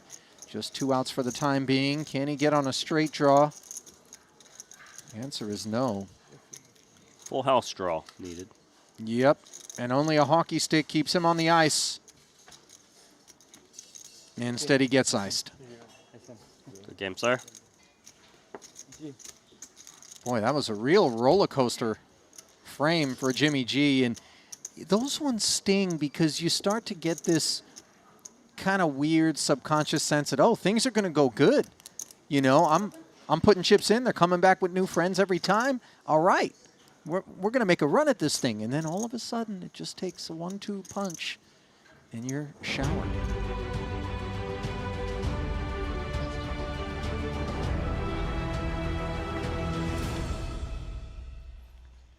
And welcome back for the resumption of play here in the 25K WPT Global Slam. Continuing coverage of day 2 of this one here at the Triton Poker Super High Roller Series. Ali and Randy back with you here at the desk, and we've got 2 of the 3 tables left in this one featured, Randy. Let's dive right in for a glimpse. Initially at the blue table, and what's jumping off your screen? Bryn Kenny, 5.9 million in chips, and, you know, a lot of big stacks. And immediately to his left is Punat Ponsri on 3.7 million. Yeah, and obviously Ponsri happy to be on that side of Bryn versus the other, which is where Win finds himself, as you do see the remainder of the players, which include Binder and Zhang over there. So keep your eye on that table. Kenny was seated with Zhang at the table prior to the redraw, so they're going to have some familiarity. And then you look down at that red table, and what do you see there? Well, we definitely see Foxen on the bottom right. You know, he's got 2.2 million. But the thing is, at this table, there isn't the massive 5 million, 4 million chip stacks. So here, maybe a bit grindy in a different way. All right, 24 remaining, $7,500 pay ladder on tap. So you could see a little bit of jockeying associated with that one. Shortest stack in the field. Daiming, biggest stack, James Mendoza. As we send it back down into the arena here in Jeju Shinhwa World. Coverage brought to you by WPT Global in this one. Now, I believe we're going to have to go to a third day before we crown a champ in this one, Randy. Presumably, we'll play down to a final table. Obviously, fluid is the situation, and that's the whole field on a single screen brought to you by GTO Wizard. Clement Deng holding court at the red table. Bryn Kenny, of course, the aforementioned sensei at the blue table, and then you got James Mendoza outer table, and quite fortunate for Kenny and Mendoza to be split up there. As you can see, they are the top 2 stacks in the field. Kenny would have been pretty disheartened to have been over at Mendoza's table. Always nice to be the table chip leader. Pick on your opponents.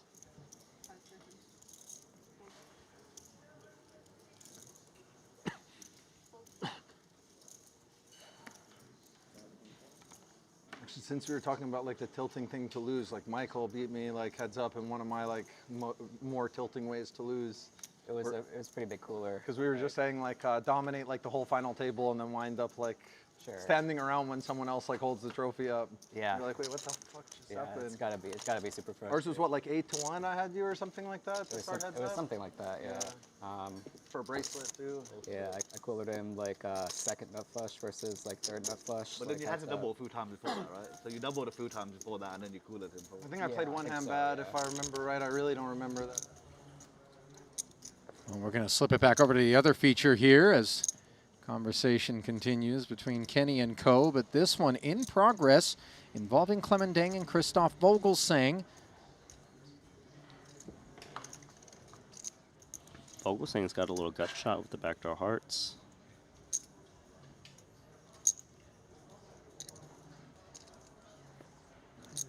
Ace high, following through after the under the gun open.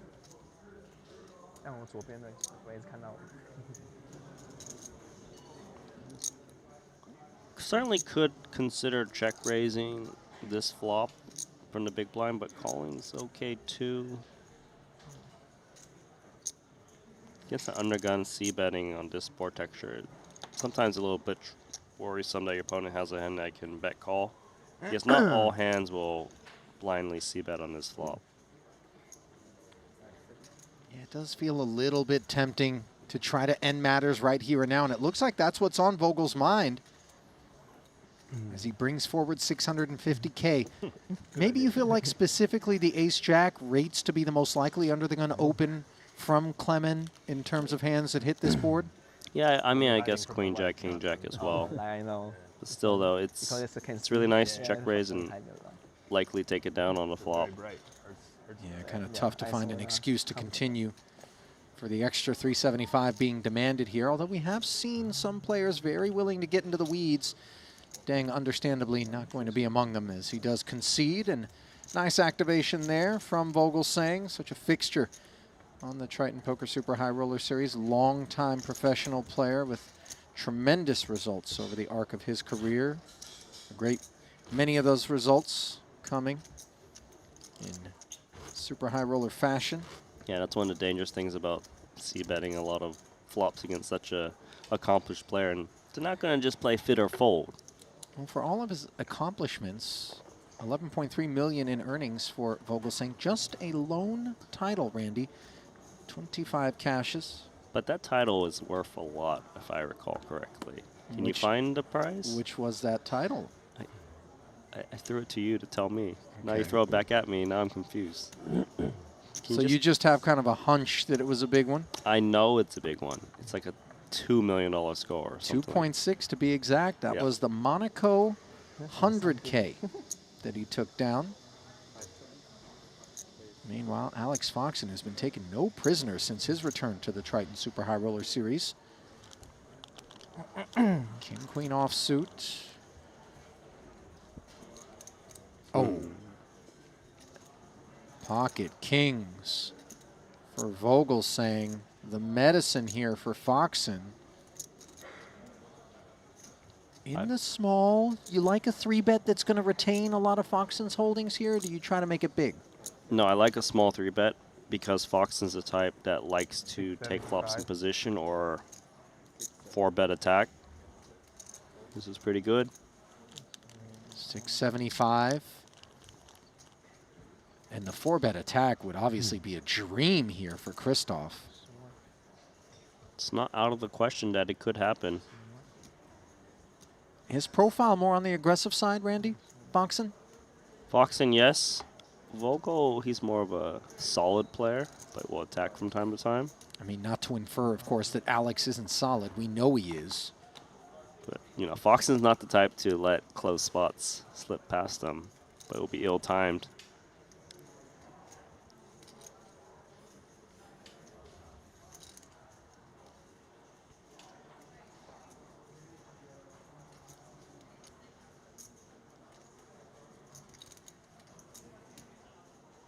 He's chewing on it.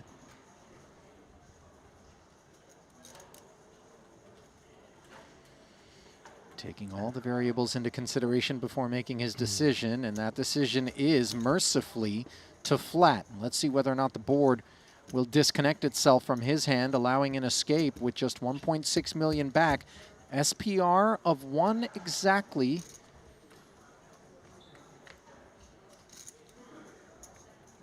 Oh, and this is trouble. There's no medicine in the cabinet that's going to save Alex Foxen besides the queen. Stranger things have happened, but obviously he rates to sustain harm based on what we're looking at here. Should see a downsized bet from Vogel saying, like you mentioned, 1 SPR. Tend to either just rip it in or bet very small towards 425. 20% pot or 25. 4 1/4 definitely qualifies as the kind of sizing that isn't going to be getting rid of King Queen. Not that even big sizing would have been able to do so. It's just too much hand as things stand for Foxen.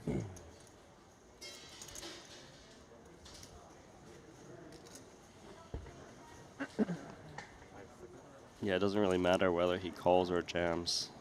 Both are still pretty good with his holding. What is he playing? 10 big blinds? A little bit more. Your only real concern, I think, is the ace. I suppose a 10 as well if you're up against ace-king. King-queen is king-queen if you got this far.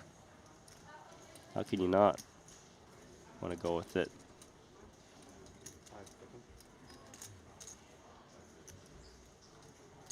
All in. Foxen jamming, and this is a disaster when we see the snap, let alone the 2 kings. A collision and a loud one here at the feature. 4.7 million. Foxen in trouble, and he knows it. Needs Lady Luck to pay him a visit, quite literally, as 2 queens. The only escape. Oh my goodness. He just hit the queen of hearts? Presto. And now it is Vogel saying who lacks outs. Just the king of spades in the deck will shatter Foxen's good fortune.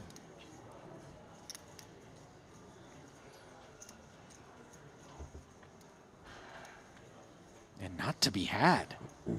That's savage, Randy. You can't really overstate, never mind the cold nature of that particular turn, but the size and the gravity of the pot.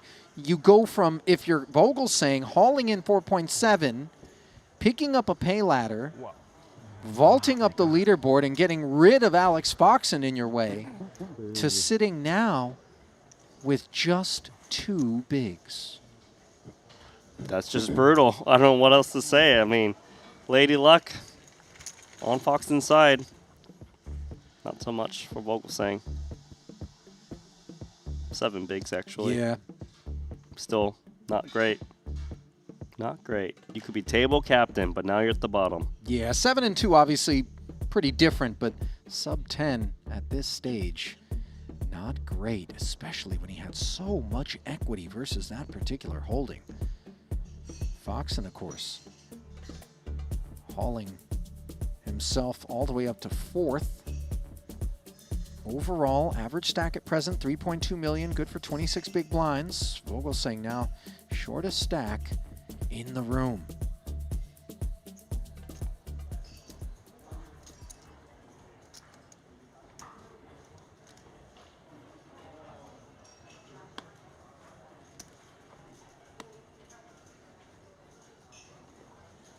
Ace 8 up front. Chase has no interest. Ace deuce doesn't either.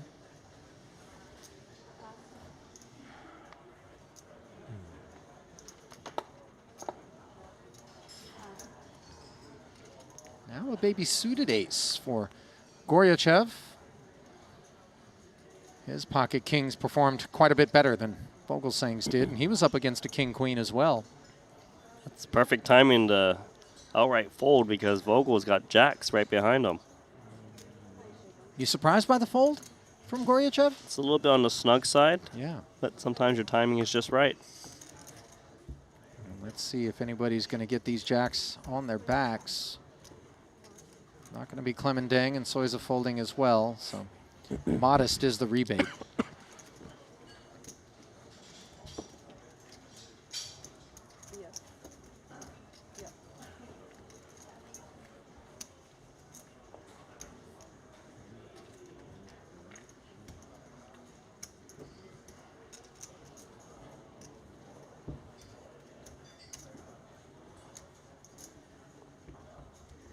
Feeling good, like Foxen? 2.3 buy-ins on average or something, and my number's like 1.3. Oh, I see. Well, he's not being indulgent about it if he is, recognizing just how lucky he was. Like buying late too a lot of times also. To still be a part of this one.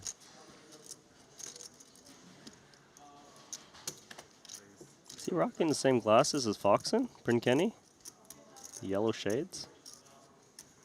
I don't think they're exactly the same. It's the same tint. Yeah. I think a lot of them are like blue light filter Oh, type okay. glasses, you know. Got it. Just to prevent headaches or keep you from losing sleep, things like that. I mean, Vogelsang might be losing sleep after that last hand. Listen, he lost chips is what he lost. Meanwhile, the 210s looking to win some. 275, the announcement.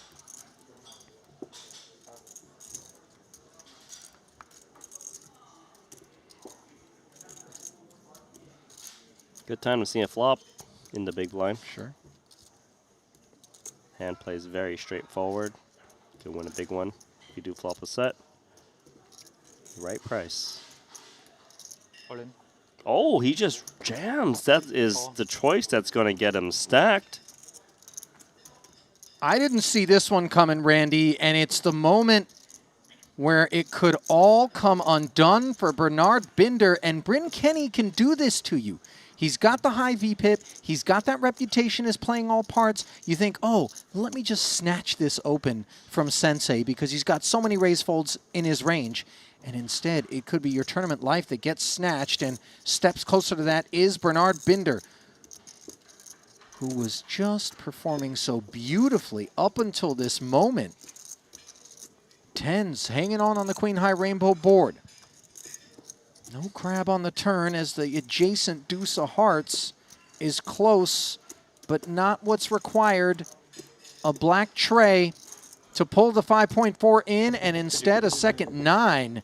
And so improbable is the picture on your screen here of a demiking Bernard Binder, who has just gift wrapped one to Sensei. And I feel like he only made that play because he was up against Bryn Kenny, who is opening a lot. The default play in that spot is to see a flop off of, what, 22, 24 big blinds. It seemed a bit excessive and just ran into the 210s. We've seen it so many times, Randy, and I think it gets him in the big blind. I'm like, come on, it's almost like image harvesting for Bryn, but not necessarily like on a micro level, but a macro level. A lot of the times those massive stacks like, find the jam, it's your time. that he puts together are due to people reacting to him like that. You know, you don't expect Binder, based on what we've seen thus far today, to have come with something like that with pocket threes. And I get the sense Binder's really going to be kicking himself over that one. Yeah, that's definitely one he needs to reflect on. It felt a little desperate, you know, trying to not get outplayed post-flop perhaps, but I don't know, it just seems like a bit too much for pocket threes. King, queen suited for tournament chip leader, Bryn Kenny. Sensei taking us to 250. Inferior connected clubs for Punsri, pretty holding. He's like, all right, I saw what Bryn Kenny just did. I'm out.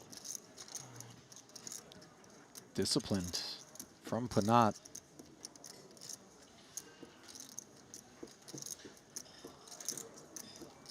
Seven, 6 suited for Song Shu. Do you really want to get involved with the man that's knocking out everyone? No, you do not.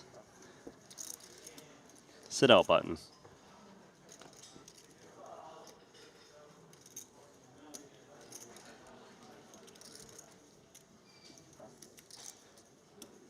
King 10 in the big.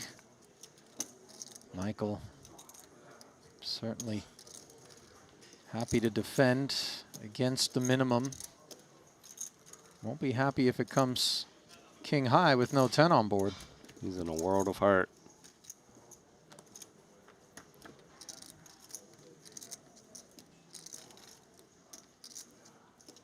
Gut shot straight draw on this 6, 7, 8 board, which is supposed to be more his than Bryn's. Then again, we know Kenny can play all parts. But there is a path to victory for Michael's king 10 offsuit. Bryn doesn't necessarily c-bet this flop at a high frequency because it rates to hit that big blind that's going to check jam a lot. And that turn card, wow. I mean, this is straight out of the writer's room. The 9 of clubs, which gives Wang the straight, and yet Kenny has himself a backdoor flush draw. 6 1/4 in the middle, no betting on the flop. Time to deliver chips if you're Michael, and he knows it.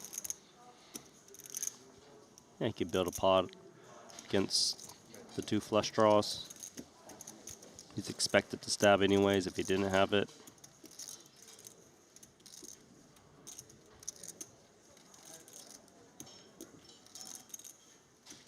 Four 1/4. I mean, the implied odds is obviously lower given the stack size remaining of Michael Wang. Definitely a consideration, and for those not familiar with the term implied odds, and there are going to perhaps be a few watching the stream who aren't, it's the prospects of being able to win that remaining 900,000 behind in the event that you do make your hand. An important consideration before making this call, which Kenny does, and disappointingly the board pairing 9 doesn't improve his hand. There's a little bit of merit to actually checking king 10 to try to induce from the busted clubs or spades. You would jam still if you felt like there was a good part of 5x in Kenny's range that can call off. I think he's going to stack almost all of his chips. Left the 3 whites. Missed. Kenny casually flicking it into the muck, as now Mike sits 2.4 million. He's been very resilient, Randy. Good batting average when he gets up to the plate.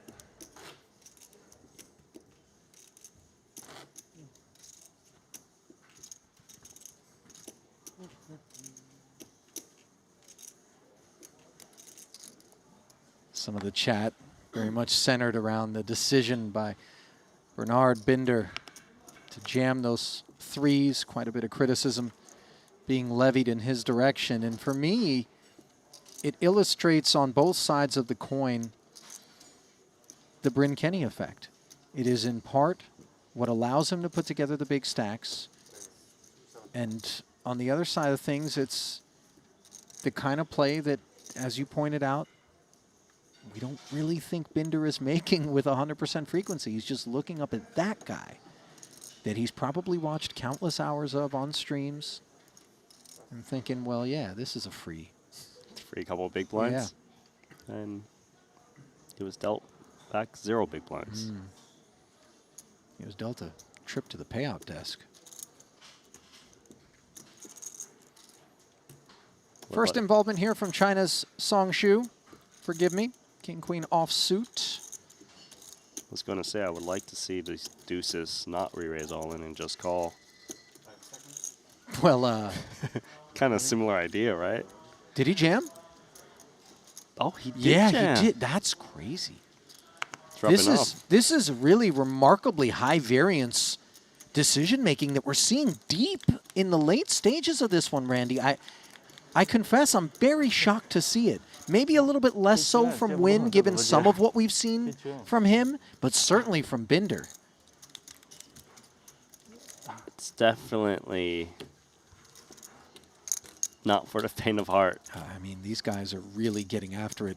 The trouble is, you know, risk reward. Those chips are so precious that, you know, people wake up with hands sometimes, and when they do, you're just in such bad shape.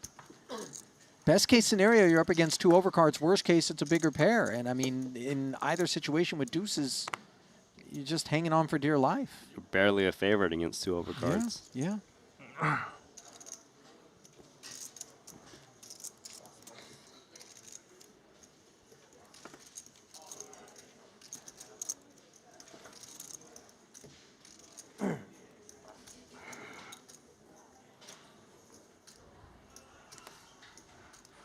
Oh, what's going on here? What happened to this guy? Where's his head? Kenny's the headless horseman? What? His arms are in the air.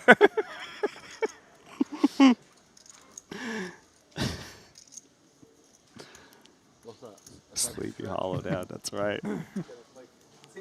Ace-8, as the button's wide awake.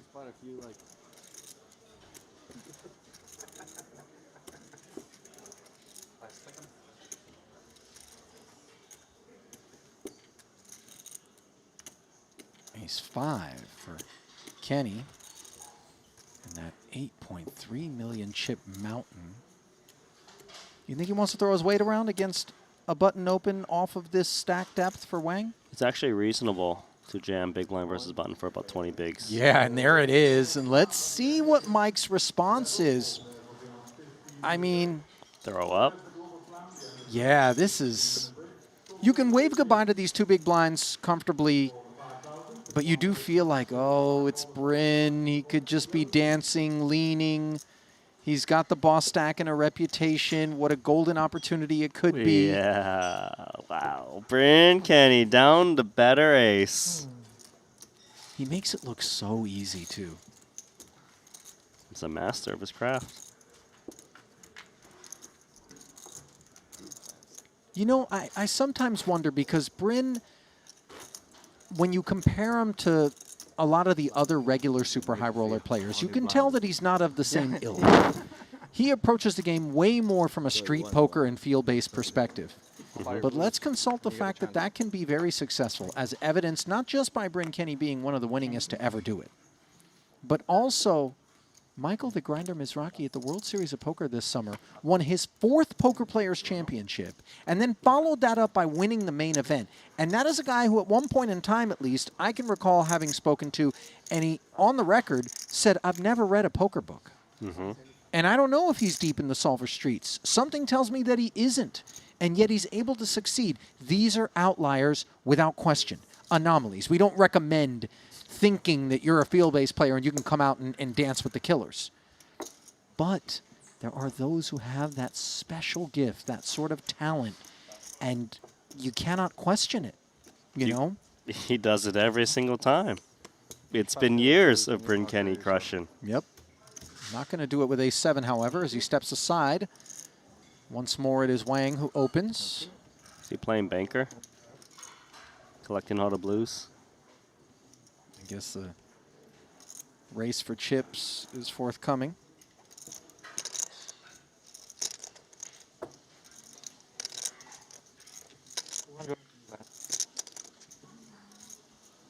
Here comes Punat.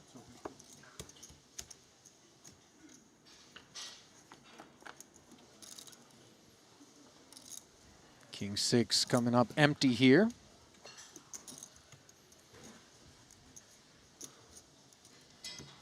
Like range betting this type of flop. Your opponent just whips so often.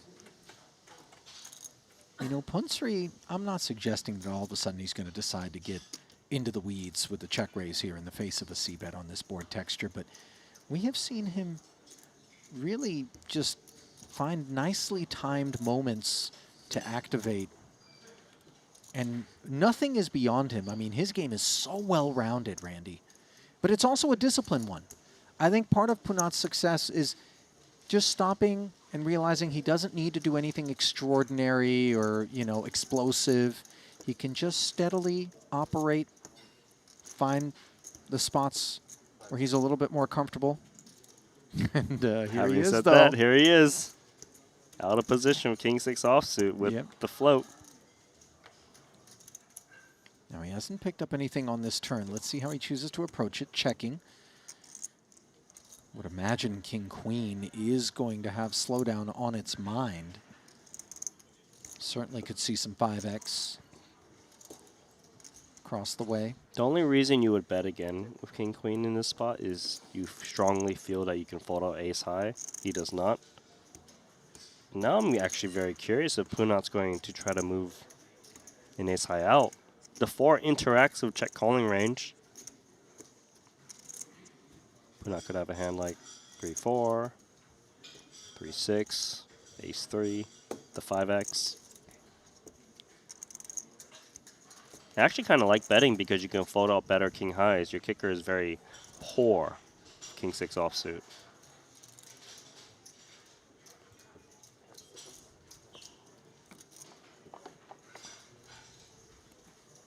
I mean, that 4 bar ace tray for Wang is the kind of card that really does allow Punsri to get after this 975, as you mentioned, Randy. Yeah, I think Punat really should attack. If he was holding King Jack, then he probably doesn't need to because there's less. Did he just say all in? Wow, the overbet and sheds the King Queen. Not that it's a difficult decision, but that is just another illustration of what makes Punat Punsri so difficult to deal with. And his game has grown so much. One of the foremost ambassadors of poker in his native Thailand.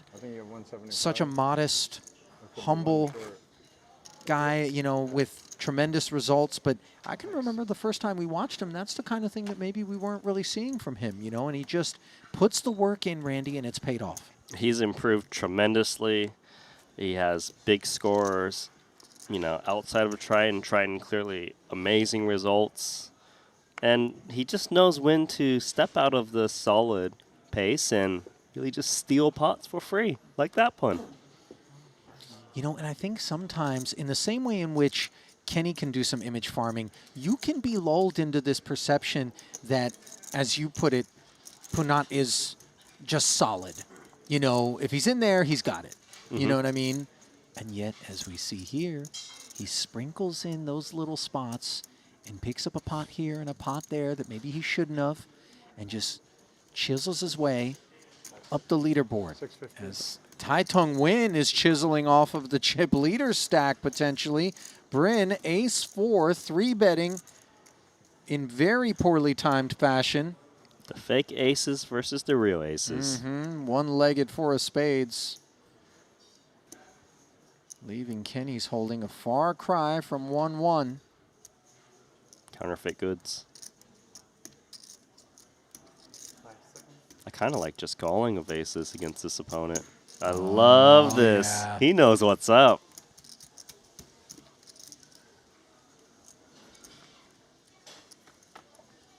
Gonna lay some rope here, and Kenny doesn't interact with the King 9-7 rainbow board. Not one that's wet enough to leave Win concerned. I do think Bryn Kenny will often see bet a flop like this. He's representing ace king. King shows up. Your opponent didn't 4-bet you pre.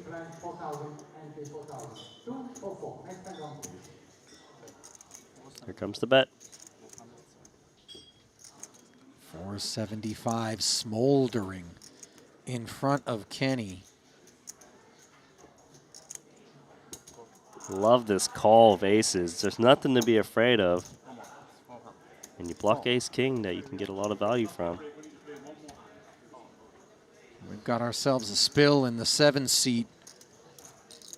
And the queen ensures there'll be no cleanup for ace-4.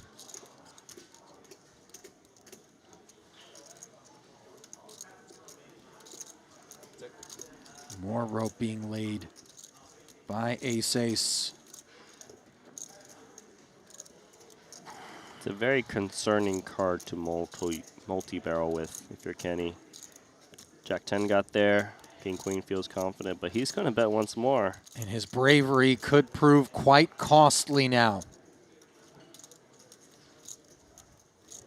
A bold 750.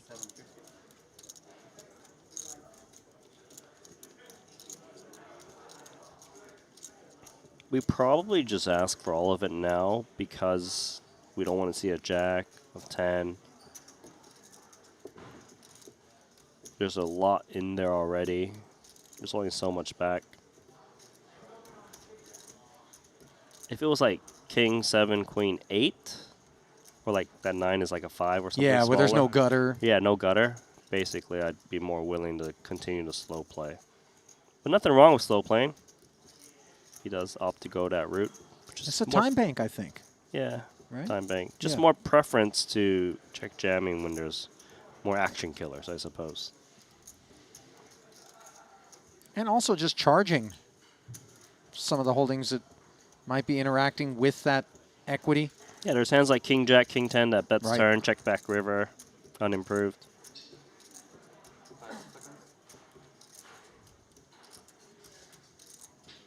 You know, you can tell he's rightfully a little bit worried, but Look at the call. yeah, the flat.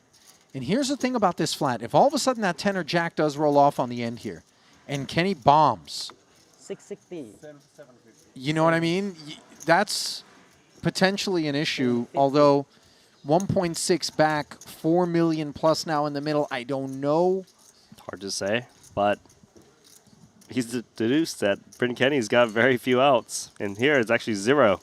Oh, and the ace comes off on the end. Top set versus top pair. However, for win, I don't know that he's going to get a bet out of Kenny on this river. I think Kenny's got showdown, and he may be content. This one's big enough, right? Kenny should check this one back. He might even expect his opponent to fold king jack now. And there we go. Mm-hmm. Well played, sir. Don't need to show my ace-4. You know, I'm curious if that ace doesn't roll off, though, Randy, whether or not Kenny goes hard at it for the 1-6. I mean, he might. I think he might. I think he got really bailed out by that case ace there. I think he might have read that kind of hesitation call on the turn as like a queen jack that Sure. picked up out and, you know, try to force Sure. it. Well, a huge influx of capital as Triton Win now has 5.7 million in assets under management.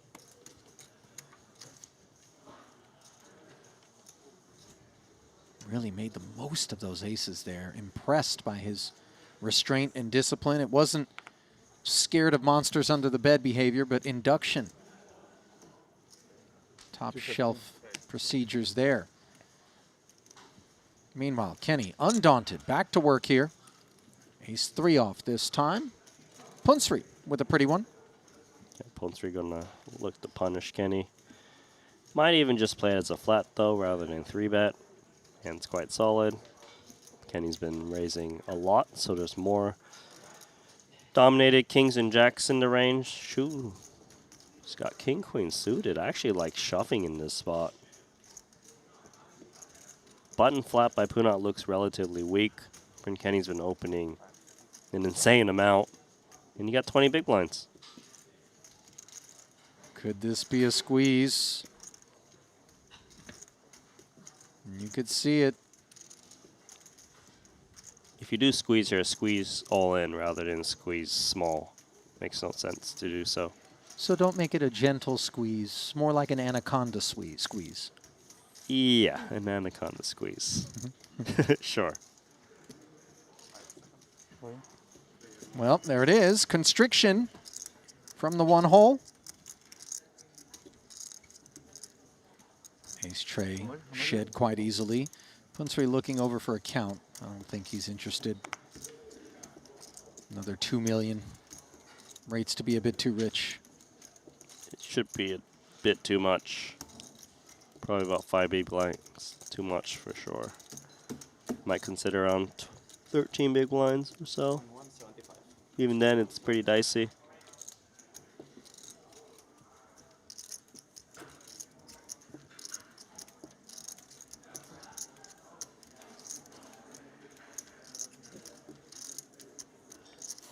He's unsure. No, he's sure. Break, right? He knew. Nothing wrong with taking your time in spots like that. Pivotal, of course. All tables have now called up in the global Ah. slam. Dealers deal 差不多， 100差不多，左上角拍。 of that 100. 你说什么？ That 100 open 15-minute freedom. Completion of 1.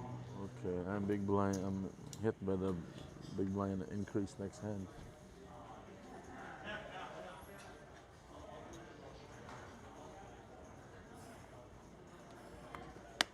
Break. Break, right? Oh, break.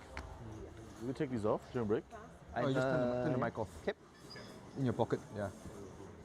Players Or are we beginning moving to shop take their table? Moving feet shop table? after acting on their hands here. Yeah, but they should move to the TV table, no? We should, one of us. Raking coming. Yeah. One of the tables should move, no? Okay, fate will decide. Clement's like, I've got ace king suited. Fate will decide it. All in. Jamming. And Soiza's found an ace here. Has to call this.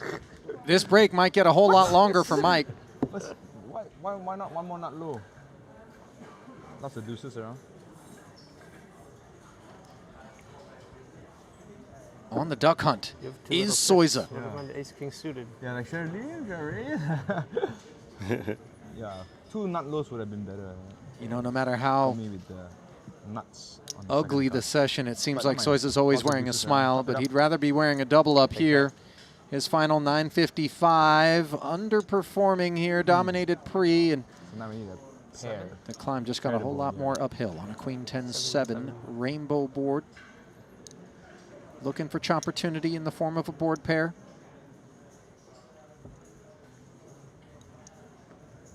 A deck with other ideas, and only a duck Lose some space. will avoid a departure for Soiza. It's okay, you gotta try. You gotta try. Here we go. Not there. GG, bro. As Clemendang ends up with the nuts, and the GGs are issued. So the break will be a lot longer for that man right there, who will leave behind 21 players, but did manage to secure a pay ladder of $7,500. 64.5 gave way to $72,000. First of those hauls being granted to Ben Heath of the UK, who finished in 23rd. Soiza officially 22nd, and there is one last glimpse at the 2 tables we just brought you. Throughout that frame, should be swapping one of them out for another one, as the blinds will move up to 75, 150, and the stacks will dilute as a result. That glimpse brought to you by BetACR, as we are bringing you back here to the desk. And perhaps no surprise, given how deep he was last time we checked in on him, James Mendoza continues to be at the top of the leaderboard. Now has himself an 8-figure stack. The first one cobbled together in this one, Randy, 10 million plus officially, with the average at 3.7 million and 25 bigs. While at the bottom of the leaderboard, we find Dai Ming hanging around 21st right now on 5 big blinds. Heck of a frame right there, and it did come apart for some people. Yeah, and the thing is that you know, for Vogelsang, he had the opportunity to knock out Alex Fox in Kings versus King Queen, and they got it on the flop, and Foxen just drilled that queen. That's a brutal, and you know he's at the bottom of the chip count. Yeah, still in though in 20th, which is more than we can say for people who decided to jam pocket threes against Bryn Kenny. That's the one I think that's going to be most talked about in terms of that particular frame of play.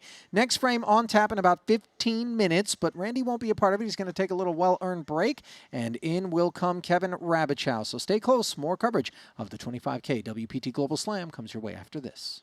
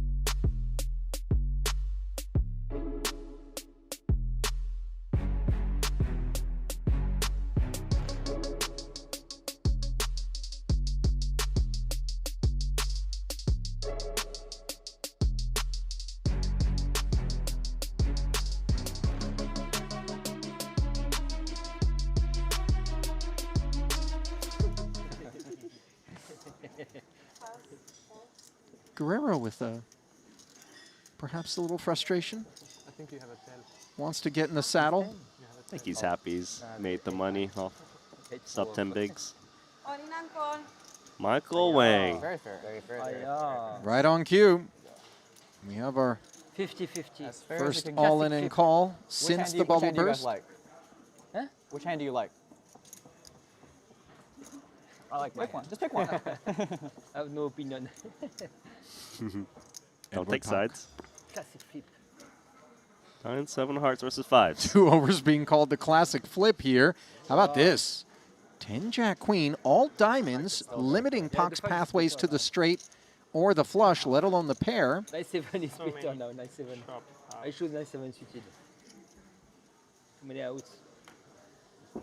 And the 5s hang on as Michael Wang wipes a little sweat off the brow. Perhaps a lot less of that sweat once he knows 44-5.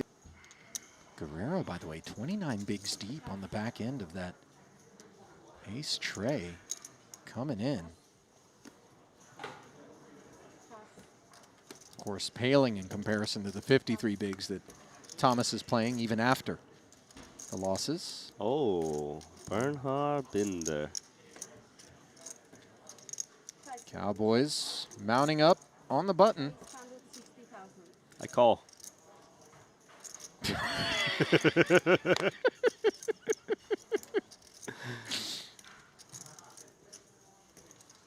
5-6 of hearts, things could be worse. 7-4 offsuit for Guerrero.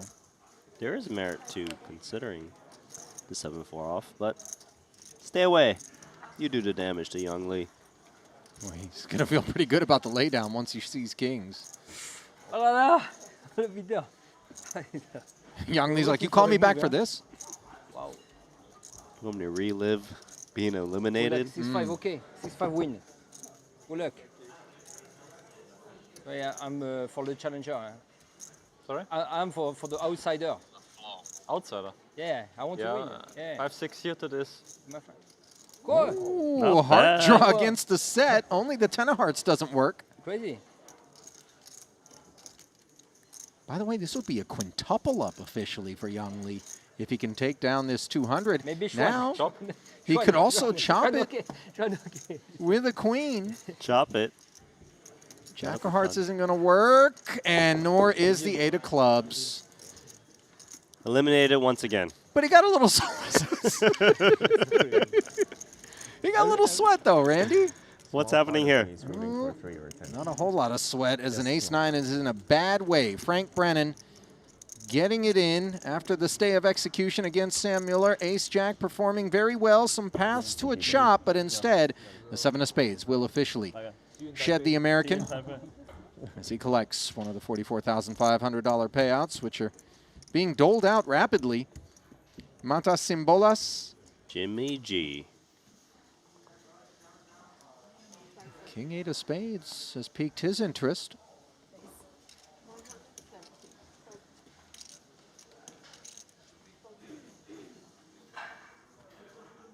Michael Wang, ace-10 offsuit. Interesting because, of course, ace-10 qualifies with 9 big blind territory, but then again, it's an undergun open. Might be some better spots to wait for. If anything, if I would reshove ace-10, I'd want to do it against the big stacks of the table.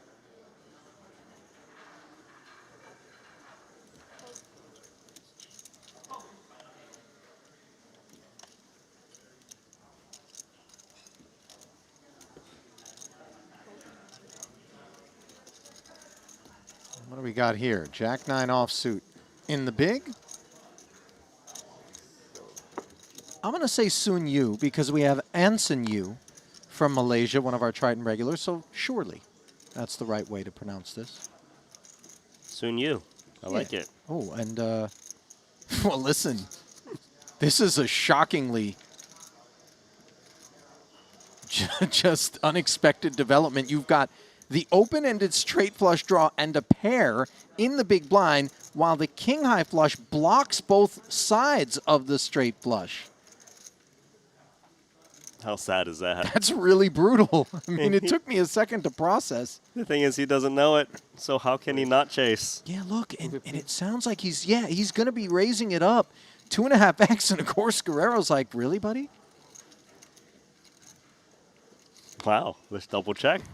Flop the flush confirmed. Blocking the straight flush.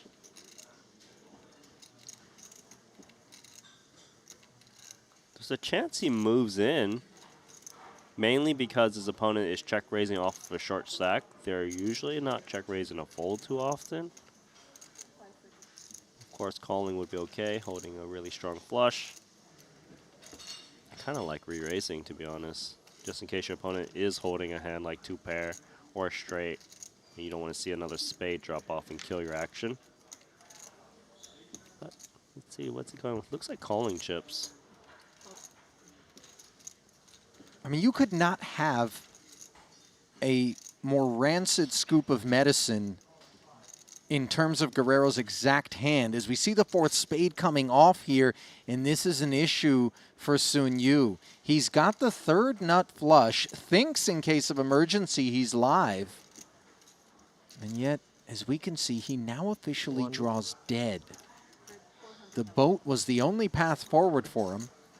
No pair on board here. Means no hope of that, and a hopeless 400 of his remaining 705 has been barreled. And if we're Guerrero, do we make the assumption that we can jam and get the other 305 in 100% of the time, or do we just flat and try to get it in on the end? So as played, of course it looks like your opponent's committed with just 305k back, but I would always call in this spot, because on a 4 flush texture, if your opponent's stabbing, if they've got air, they're not calling off the last 305k, but they might be bluffing. So continuing to allow for that bluff. Guerrero does just that. Dry river. And of course, Sun Yu has real concerns about what Jimmy G's sticking around with in what is now a 1.7 million plus pot. I think he should strongly consider slowing down, yes. You just never expect the ace of spades across the way if you're Jimmy here. 100%. You feel like asking for that 305 is safe. If your opponent was betting the turn of the ace of spades, they wouldn't be checking all of a sudden on this river card. Unless they were really trying to make you lose sleep. You would talk to yourself if you ended up. This is cute. Really cute. Oh, wow. Didn't even ask him for the full 305. It's almost insulting, Randy. And I think it's going to price in. There we go. Well played. Jimmy G. I won. Yeah. Wow. So many space. Can't believe. Yeah, straight flush for you. I have the 8 of spade. Yeah, I block you. I block the straight flush. What can I do?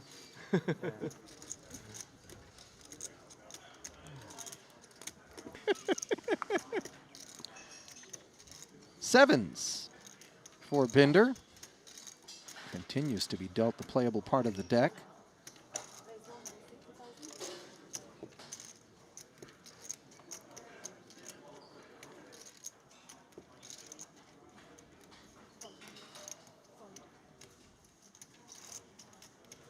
Ace-Jack suited, and this time Jimmy G is going to end up in an altercation. I like flatting in this spot because he's suited.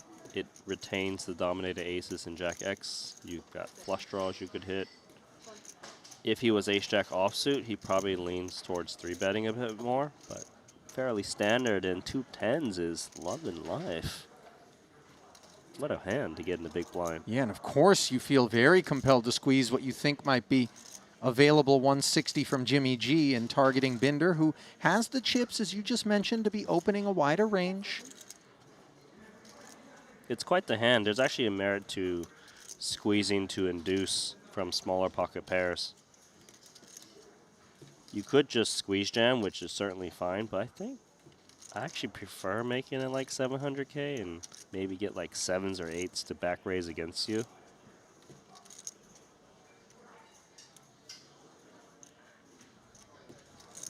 Right. 6-5. Like this. 6-5. 650. The announcement. Good. Very good.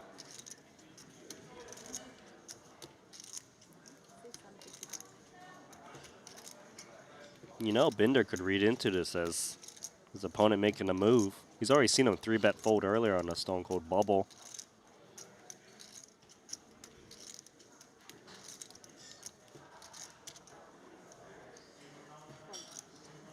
One fold.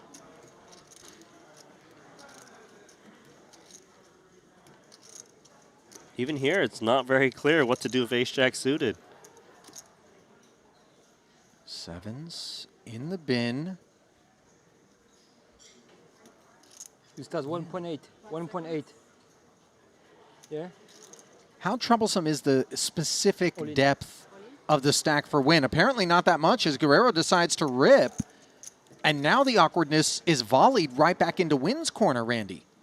Has to call here. He just has to. He shouldn't be that worried about a bigger pair too often. Some of those hands obviously would 3-bet on the button quite a bit. Aces, kings, and queens.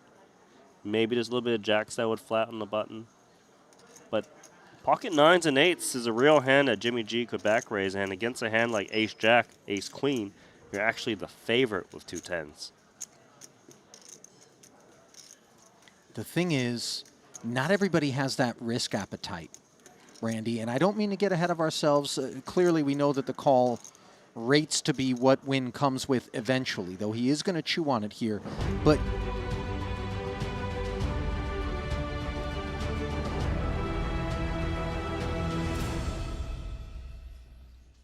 And welcome back to continuing coverage of this 25K WPT Global Slam. Ali Nejad back with Kevin Rabbitschow as the Triton Poker Super High Roller Series has its second day here in Jeju. James Mendoza having a day at the top of the chip counts.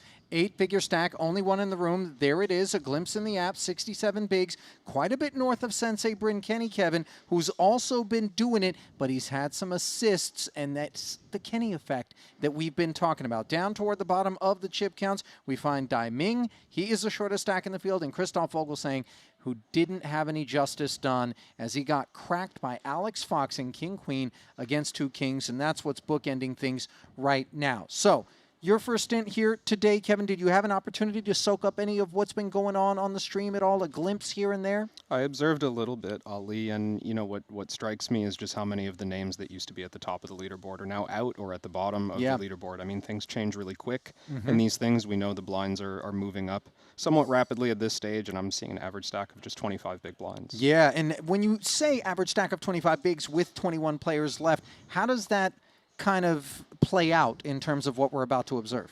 Well, I mean, I'm looking at, you know, players like Clement Dang, for example, who are sitting in 11th with 3.5 million. That doesn't feel like a lot when you look at 23 big blinds, but in the context of this tournament, that's worth a lot of money right now. Yeah, so go ahead. These medium stacks are going to want to think about their chips as if they're more, right? Maybe mentally adjust to think, I'm playing 40 big blinds, I'm playing a healthy stack, I need to protect these chips, and I need to think about longevity in the tournament. By the way, 25% roughly of the remaining field is from China.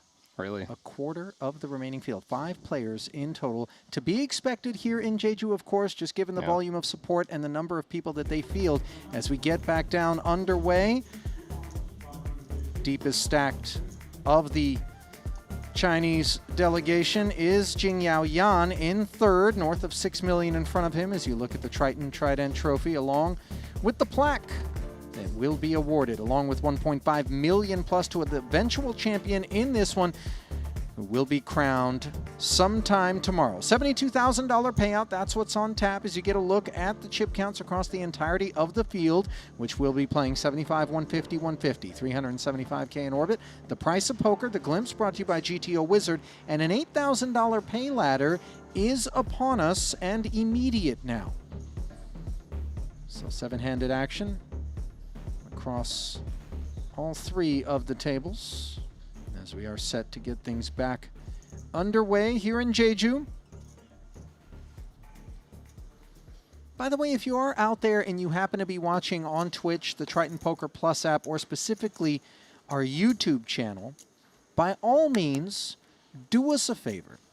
If you like what you see, and certainly you can't argue with the price, which is stone free, click like and then click subscribe and ensure that you do not miss a minute of what's going on as we've got 2 weeks of heart-pounding action coming your way as we do at least 4 times a year. And we're not done yet in 2025. We will be heading back to the Bahamas in December. Minerals from the mountains in Siberia. Sounds lucky that Siberia. So let's see, I got that. I had some other thing for energy before. Got some hydrogen tablets, some salt, some electrolytes if I need, and some other pills that I already took. Nice. PEDs. Yes. I can't tell you too much. You know? Yeah, it's probably for the best. I mean, I'm not DEA, but, you know. Sounds like a recovery kit more than performance enhancing. Did kind of read like performance restoring. Yeah.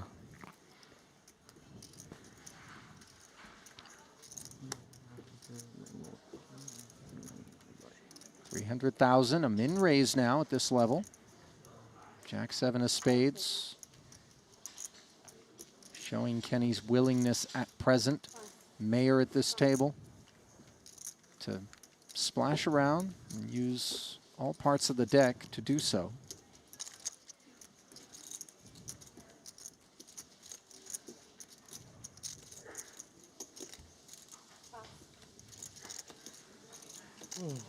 Pocket jacks from Michael Wang. What a time to wake up here in the small, playing 1.6. That's 11 bigs I think hoisting the main sail and setting it all in.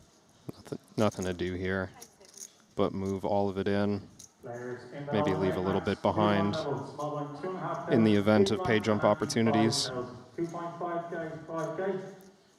First time seeing Michael Wang on this stage. You say this based on your familiarity with him beyond our borders? Yeah, absolutely, Ali. I've seen him playing in Poker Go Studio, playing on the World Series stage. He had a heck of a summer, as I remember. I think he won a PLO bracelet. Yeah, you know, it was funny because when Randy was here at the desk, I kept looking up and I was like, why is this guy so familiar? I believe I called that action during the summer. I confess it's tough to remember just everyone that comes across your screen, as much volume as we put in, but when I looked at his Triton track record, the Triton 1 was the only thing that he had played thus far, and this is his first ever Triton Poker Super High Roller Series event. Mike's a great player and seems to show up to, you know, at least stateside, everything. He's playing around the clock, around the year. He seems well studied and polished, like he's cut from that really like fundamentally rounded sort of cloth. We continue 400, 500. Oh, really?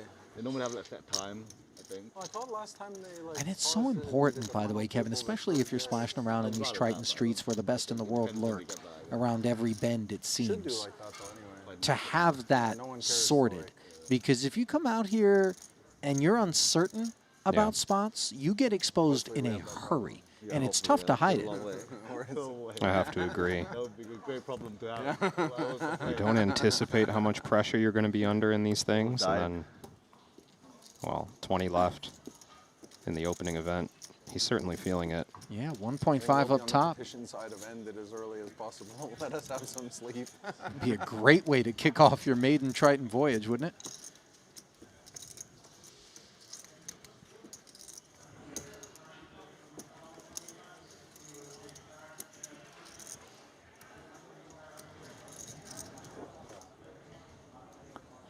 So Wang gives way to our other featured table where Clement Deng ponders Jack-10 suited. Doesn't do so for long as he delivers the min. Uh-oh. Chase Kokaliong. Ace-ace. See what he decides to do with it. It's only 12 blinds. Going all in, often the uncomfortable play when you have number one, and players so inclined to find other ways of inducing action, but what can you really do off of 11 big blinds in the cutoff? I love the way he's got his time banks assembled, and it's not unique to him. Vincent Wong doing the same thing. It's like almost a game of Twister. The blues and the reds. 750.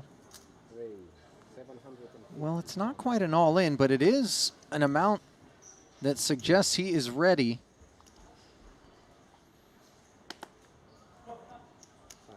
Alarm bells ringing when you see a man putting 750 of 165 in? I think they should be. Of course, we've seen players get creative with plays like these, and maybe from a certain opponent at a certain time, this would maybe make us suspicious, but there's no way to avoid looking strong in this spot. Sure. See what Clement decides. Obviously can afford the 450, Jack-10 suited. A really attractive drawing hand. He does decide to call. Wants to see if he can hit the flop. And this is working out beautifully thus far because the full 165, Jack-10 doesn't climb aboard. Yep. But for the extra 450, it is retained. Not sure that it's going to be interested in proceeding on this King 5-4 board. Can you ever check this back with aces? It might be tempting to continue to lay the trap. I think all we do at that point is allow equity realization. I don't know that there's much gain. There's a real chance that Clemens just flopped a king, and we want to get all the money. Oh, look at this cheeky little 300. I mean, you're really starting to ask yourself what's cooking. Yeah. Because this feels like a man who is begging for you to stick around.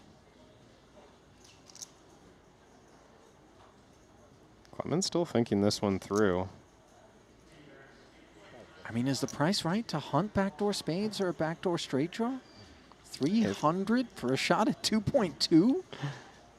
If anything, I think Dang is also considering, can I float this for cheap and, you know, get a bluff through on the end for just quarter pot?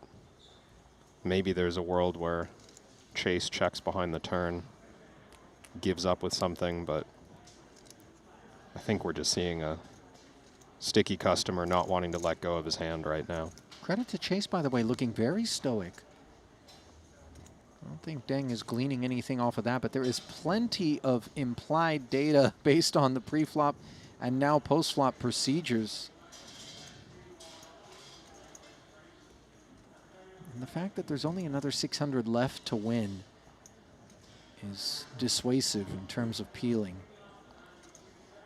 No, certainly just the 2.2 in the middle that Clemens after here.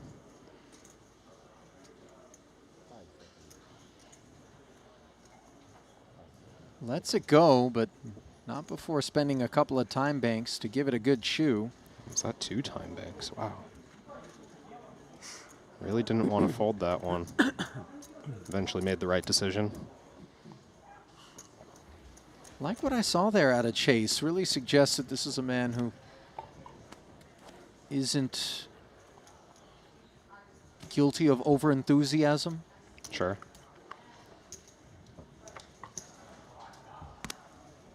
I think that's one of the kind of more cryptic leaks in one's game as they kind of work themselves into a career in poker, is the spots where, you know, just being unwilling to lay the trap, being a little bit too greedy, maybe because you don't want to be faced with additional decisions. Yeah, I think you that's, know, I you think that's fear the the big one. post-flop discomfort.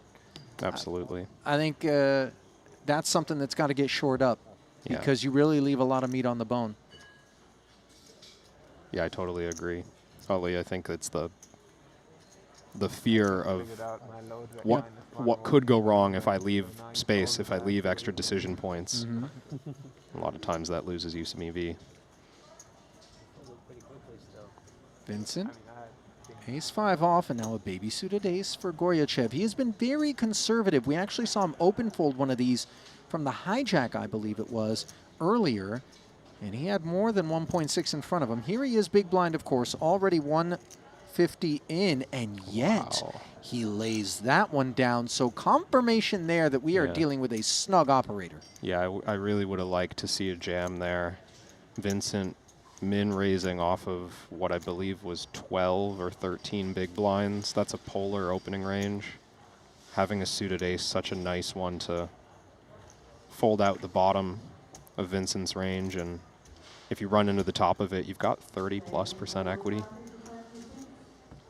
Yeah, that is a lot of hand to step aside from. Now, granted, we could see he was behind the ace-5, but to not even flat as well, Yeah. Ollie. I mean, could take a flop there with our nut suit. Yeah, I'm just checking. Oh, okay, okay. I thought you were about to walk away. No, no, thanks for telling me. Yeah.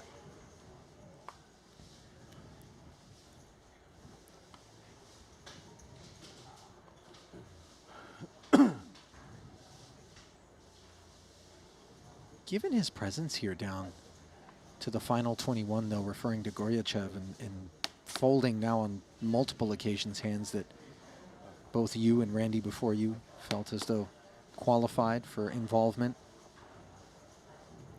you have to assume that he's dodged some spots by virtue of that as well, you know. So I know we can't be results oriented, but his risk profile is certainly not the typical one that we expect at these stakes, even though this is the smallest of the buy-ins at the Triton Poker Super High Roller Series. It's still plenty to play for, 25K and a handsome 1.5 ultimately up top, and of course that could be on Vyacheslav's mind. Meanwhile, a 3-bet almost all-in is on Navan Chang's mind of Taiwan, 2.2 over the top of Clemens Open, making matters straightforward for the ace-10, and for that matter, the Jack-9 opener. So Oh, no snap. Snap for GG. No snap. A little hors d'oeuvre. No snap. for I have Chang. a flag. Very good. Taiwan, rumored, by the way, Kevin, to potentially be on our radar as a future destination for the Triton Poker Super High Roller Series. Thank you. I confess, having been there, I find it to be a lovely place and would love to see us head that direction at some point. That'd be great. Have you visited? I haven't, and I was just talking with Henry last night about the upcoming APT in Taiwan, I believe in November. Yeah, Taipei. Yeah. Yep. And while I don't think I'll be able to make it, it's been on my mind as a place I need to visit, more for the food than for the poker, but you know, why not Yeah, both? night markets out there in Taipei. Definitely something not to be missed. Plenty of street vendors with some tasty stuff. You like shabu shabu? Yeah. Or hot pot? Yeah. I got some good shabu shabu hot pot out there. I think shabu shabu's Japanese, if I'm not mistaken, but same idea. That sounds like, yeah, the Japanese version. Yeah.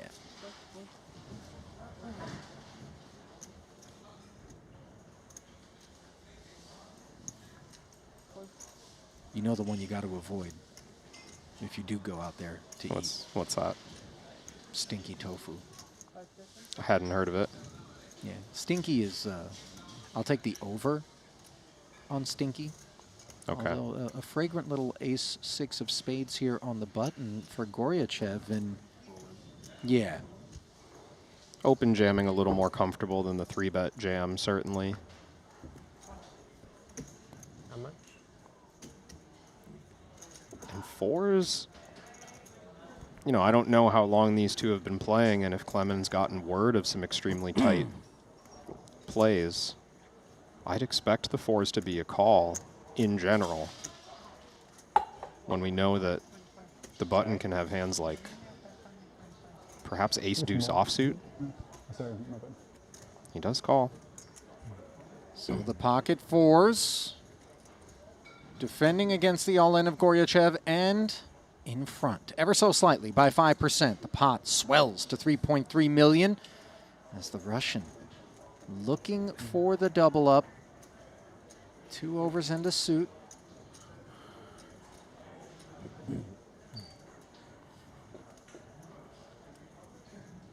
To the flop he will head with his tournament life on the line. And he finds the ace. So the fours unlikely to dispatch Goryachev, but still 2 to come. 9% equity. Clubs working as well. No, forgive me. Clubs are the outs, not the holding. And now it's 2 outs once. No premature excitement from Vyacheslav. He's seen it all. But what he doesn't see is a 4, which means it's official. And he will haul in a healthy pot.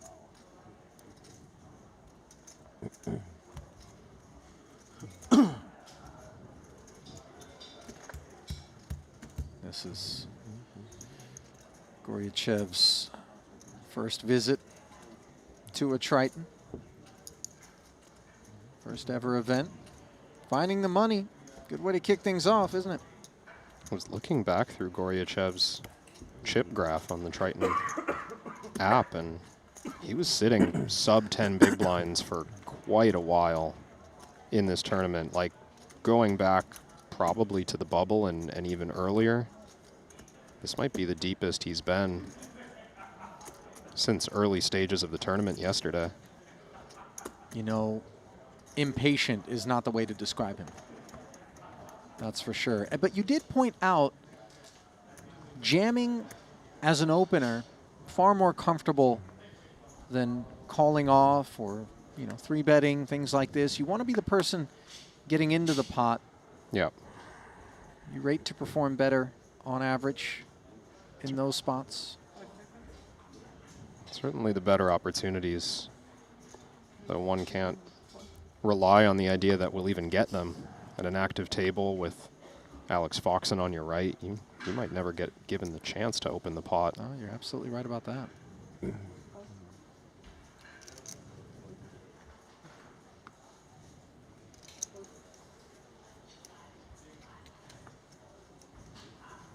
Vincent Huang making noise up front with the ace-9. No takers.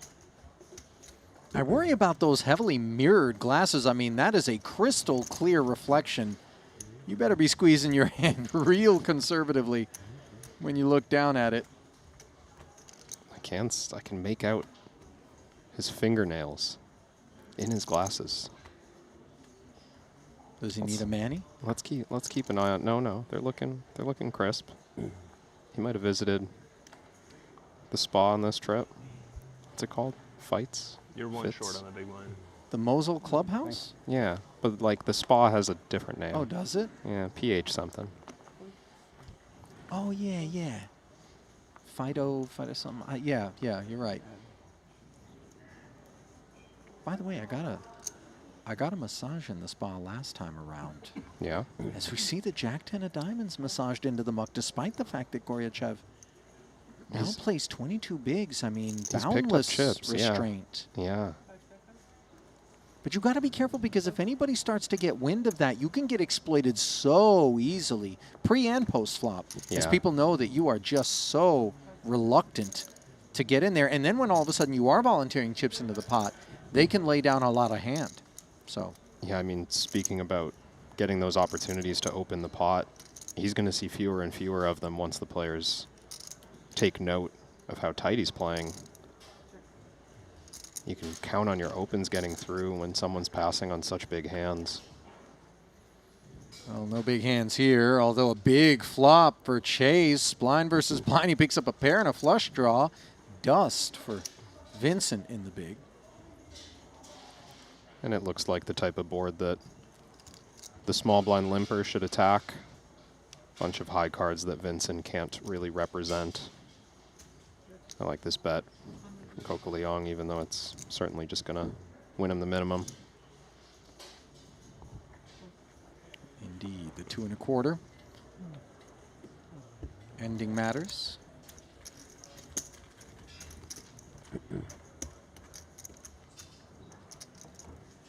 Chase, by the way, also one of those names that haven't crossed our lips prior to this particular festival. His first ever Super High Roller Series event, but he did play 5 during Triton 1, cashed in the 8K main, 25th.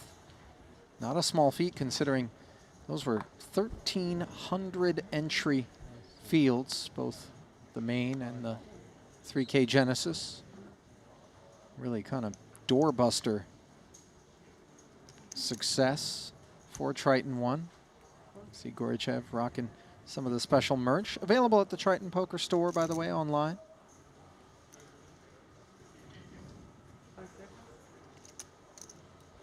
All in. King 10 for Vogelsang, and it's time. Oh, bad time, though. Dang. Ace, king of spades, a spoonful of medicine.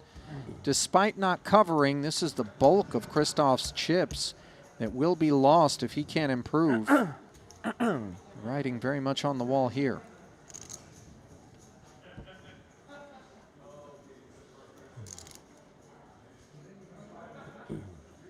Reminder to players in the no limit 8 max. At the end of this level, we will have a chip race up to 500 value chips. We're doing 1 player on each table to buy all of the 500 before leaving for break.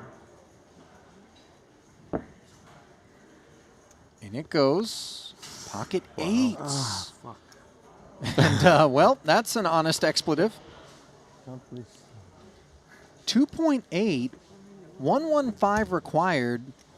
How are we feeling about it? By the way, the blinds are still left to act behind them, which is definitely, you know, not something you normally see, is somebody tipping the range of their hand like that. Yeah, a bit of a misstep to allow himself to react in such a way. I would think 8s is a continue in general. Clement has called for just 6.5 blinds. I think Dang's range includes pairs as weak as 5s. 8's doing quite well. Does eventually fold, maybe shy to enter the pot after realizing the blinds still have cards as well. Sure.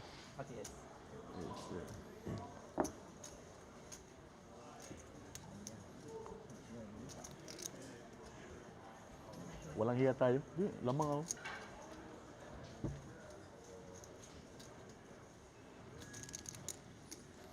So stepping aside is Chase, 2.3 million in the middle and a 10 on the board as Vogelsang finds relief, but note the gut shot Broadway draw as aces and queens spoil the fun.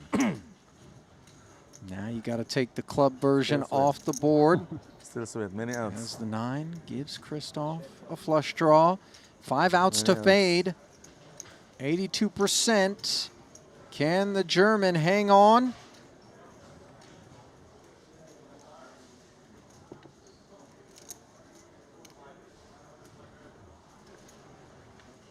Yes, he can.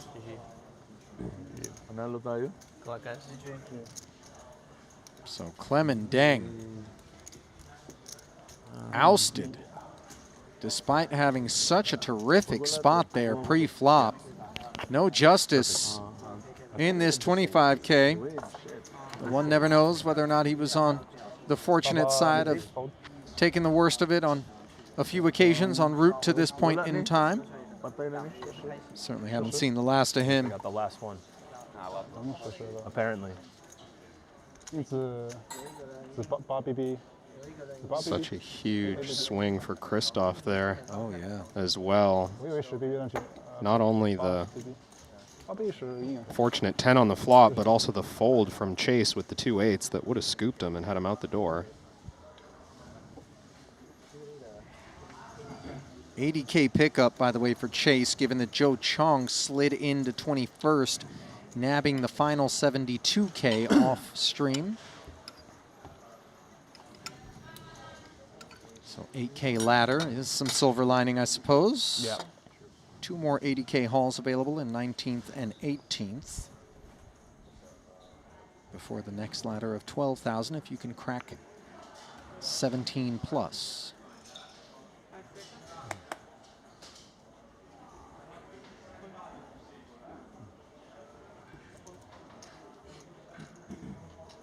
By the way, Bryn Kenny at the outer table, The blue.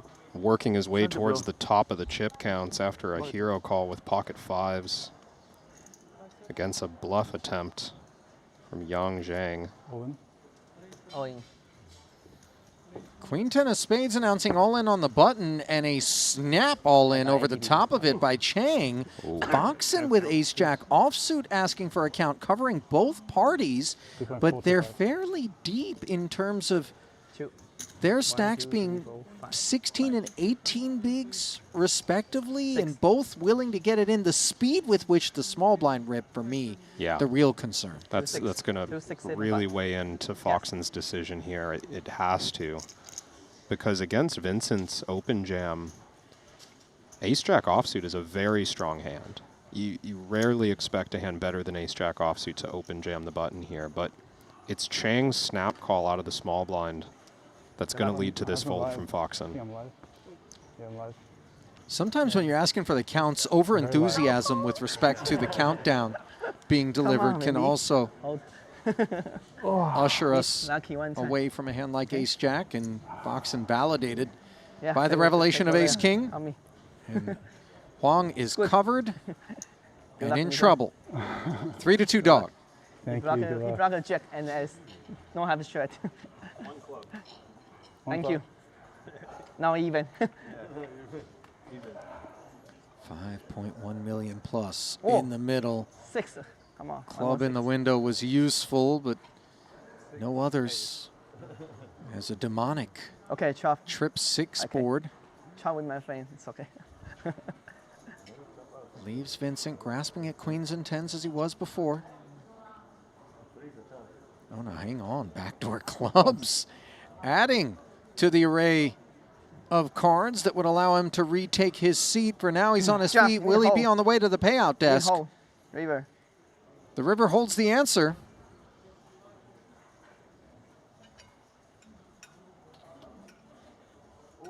Oh, wow.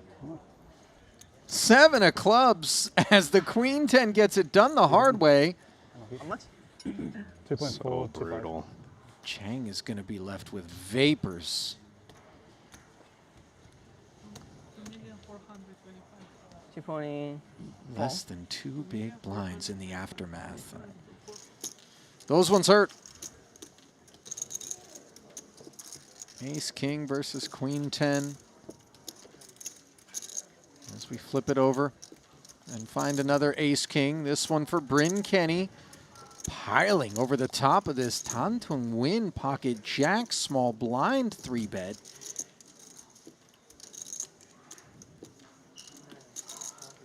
Ho Bao Chiang, by the way, opened to 300, so the third scoop came from Win, and then the entire 9+ dumped in there by Sensei, and oh man. This is tough for Win. 4.7 million back. Pocket Queen's very possible for Kenny, but he finds 57% against the Ace King. Yeah, he wasn't light, but he didn't have the overpair, and that is good news for Win, but fairly classic flip. He is on the right side of it, despite being covered. Huge pot. This one gonna be for the chip lead. And an ace in the window, followed by another, a demoralizing vista for the 2 jacks. As what he was hoping would be Mona Lisa is looking like a Jackson Pollock. And it's officially the end of the road. Not what you would expect to see, just given chip positioning for Win heading into that one, but the deck had violence on its mind, Kevin. It's a tough one to get away from, regardless. Angels from Siberia. Too many angels.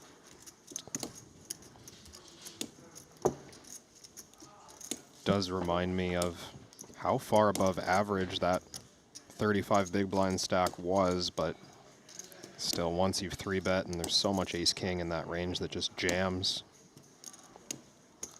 Don't blame him for taking a chance at the chip lead. There's a lot of upside. 18 players left. Gotta watch out for the people with too many angels. I've got too many to call off the jacks there.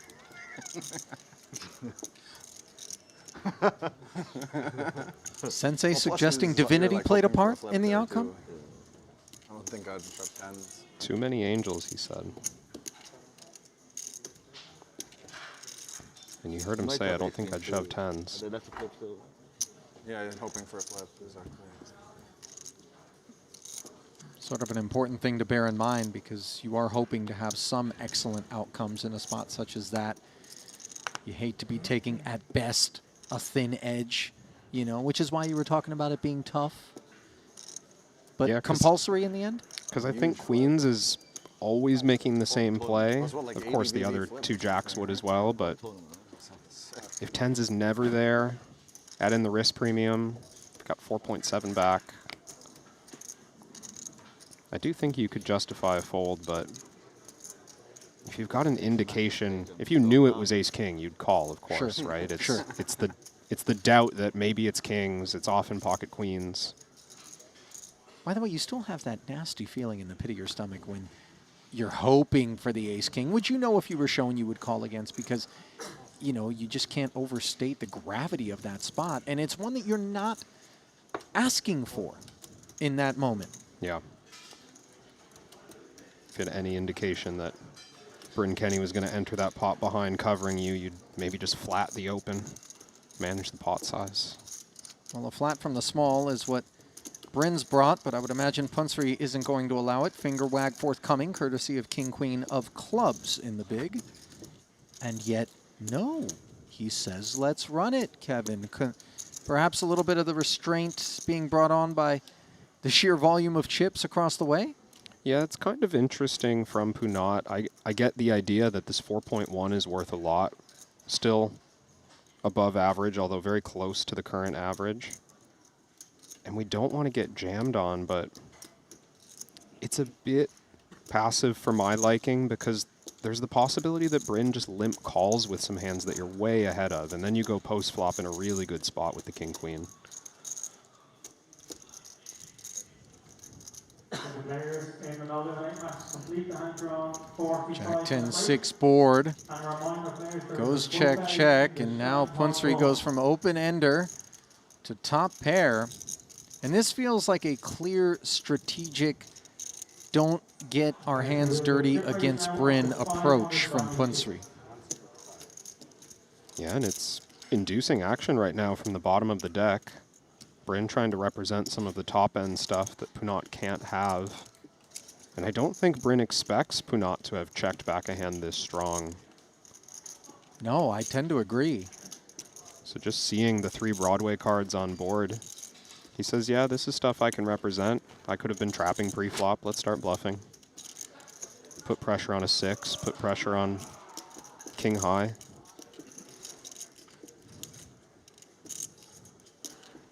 $175 flatted. Now 4-liner on board here. Not exactly what you want to see if you're Punser. You know, there is some 9x that might have been associated with the turn lead from Bryn after limp and check before it. It's hard for me to imagine giving up on this card. Kenny expected to bluff the turn with 9x. We river a straight. A 2-pair strength hand could still value bet on this board. He's going to get snapped. Bet was too small. Punat sniffed it out. Sure. So Kenny lured into that final 275 by virtue of Punsri's line. That's just Punat fighting clean.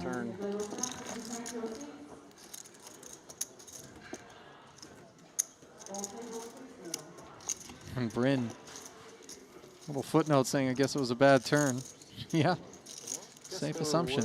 Cards, maybe I would have bet bigger if it didn't like complete a 1-card straight, so it was lucky river actually. Big low, yeah. Low break.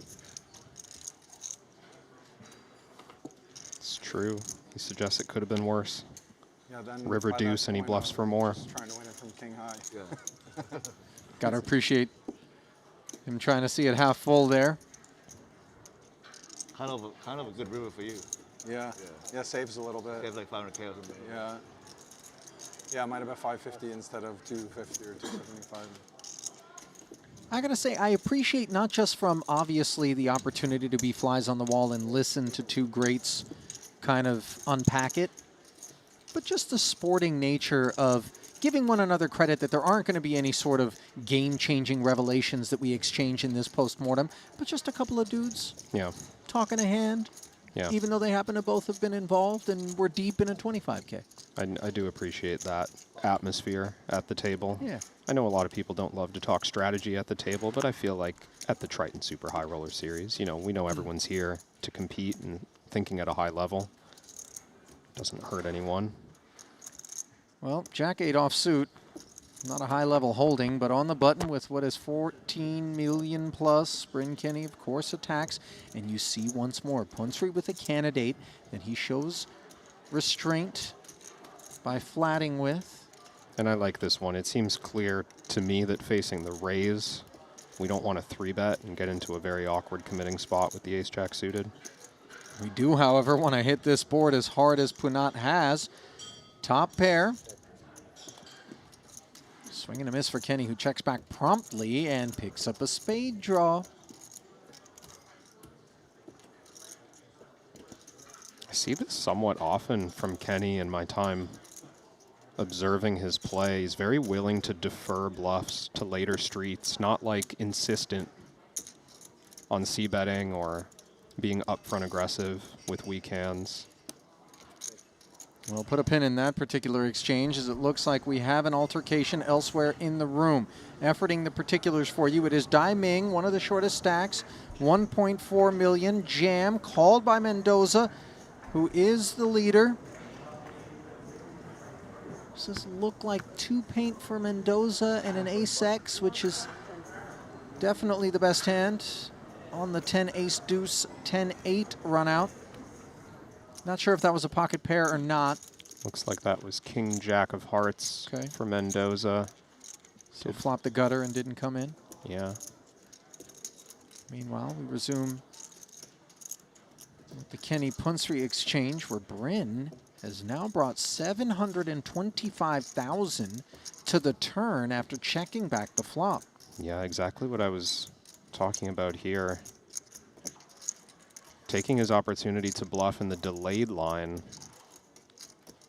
using that spade as a little bit of assurance that Punat doesn't have a key blocker, hasn't turned a flush, he's not trapping. He's just quite likely to have one pair. You know, one pair is what Kenny ends up with. Unfortunately, it's never going to be better than the aces. Yeah. The 8 is actually kind of an interesting card to bluff with on the river if Kenny decides that it's valuable enough to block ace 8 of clubs, king 8 of clubs, very realistic hands. No, he decides to just shut it down. That 8, I think Kenny knows, is basically never good. Outside chance you're up against like 6s with a spade or something, but... Fake showdown, as it's often referred to. Yeah. 7 1/4 on the turn feels tethered to better Good turn than fourth pair. You can see the gears still turning. Oh, yeah. Low spade is probably the only one I would have bet.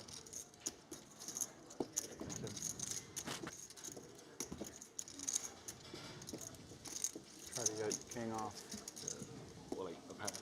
Yeah. 8, 7. I think it shows their mutual love of the game as well, Kevin, that they're engaging in that dialogue. It comes across that way for sure. Yeah. They're just genuinely interested in the spot. I beat That's all it some is. of them on the river. They want to talk about the hand. Thank God. I'll tell you what. I mean, I'm not falling anyway. But. Yeah. You could envision a world in which guys that have played as much poker as those two have could end up apathetic. Yeah. And yet, feels like every ounce of the enthusiasm that they had is players 1.1 that is? early in their careers still intact as 1.1 and the hopes to remain intact for Zhang Yang with King Jack, which rate to be dashed by Kenny, who flicks in a flat with Ace Jack.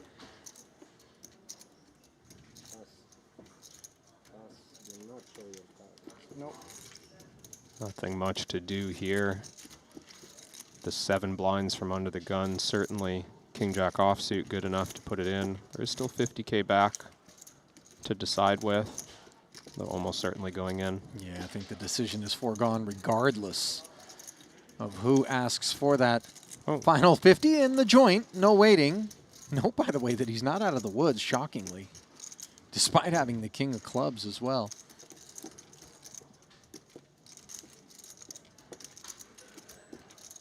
Not better backdoor clubs, but rather the Broadway that Zhang Yang will need to be concerned about once they're on their backs, which they aren't just yet in an over 2.5 million chip pot.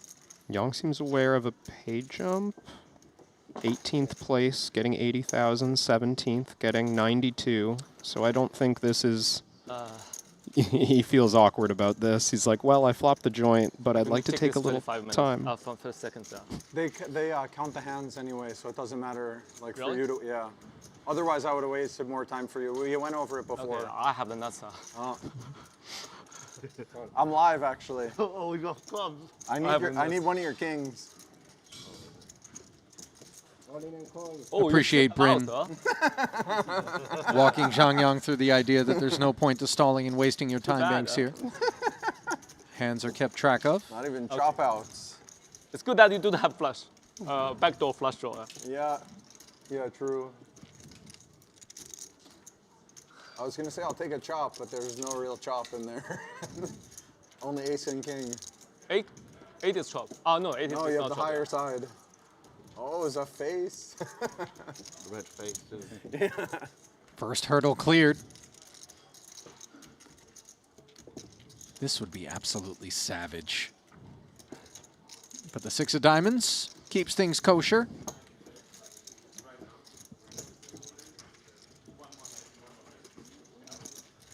You can't imagine a prettier sight than the nuts on the flop, especially considering how poorly he was performing. Granted, they weren't on their backs pre, so he didn't know it. I like that flop. I was thinking the same. I was like, oh, it's a good flop versus like sevens and stuff. Like, not versus king jack though. That's right, I could afford it. Happy to give you some chips back. Thanks. From your last gift, especially. A little needle. Easy to take that one in stride. Yeah, it's a bad river. Or I'll just go all in. Yeah. Yeah, bad river. No, yeah, I was gonna No call. better. You didn't have enough chips. You're Maybe gonna if call you. it as Yeah. Oh. Even something like Jack, you will call it as well? Oh no, unlike you were saying bad river for you. Yeah, it was a horrible river. Bad river, yeah. It's tough because you don't really have many like jack in your hand. Yeah, something like it's Jack. So only like ace or king are like your cards that I'd fold the river, I'd say. Once we make it there. Yeah, if ace comes, he wins. Yeah, if ace comes, you win. Yeah. Unless if you check. I was going to say, there's no better emotional insulation than a double. Right time to lob the needle by Kenny. Yeah, I think they're referring back to that bluff I called out when we were on a different table. Yeah. Kenny called a 3-bet with pocket fives and called 2 streets.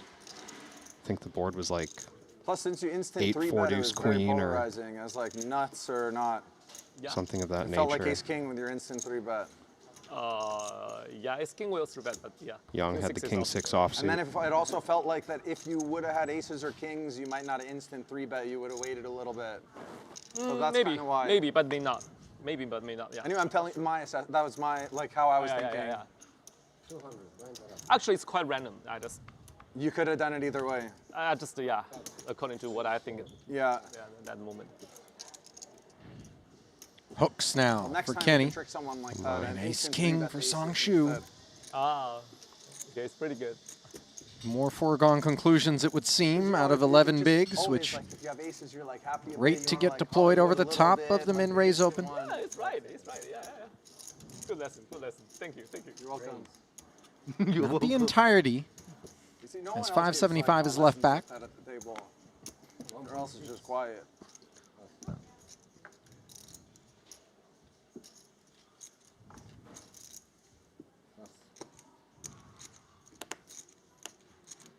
Queen 10 suited under other circumstances might have been something to seduce Wang's chips forward, but not here, as Kenny ensures that the remainder of Song's chips get invested. Yeah, it doesn't matter to waste timer, so it doesn't help you.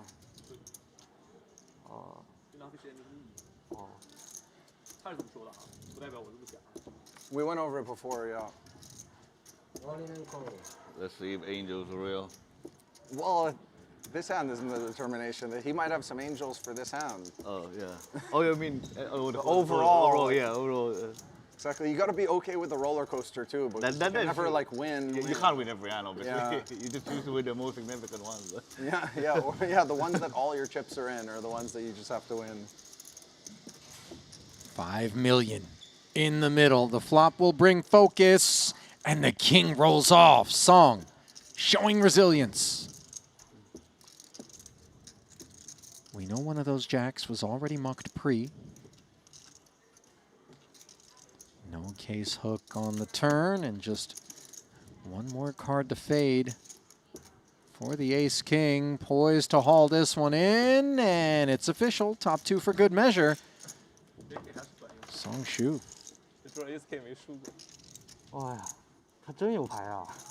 Not ready to say bye yet. 2175.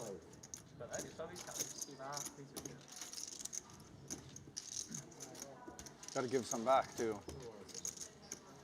Make balance it the scales. Yeah. Then boom.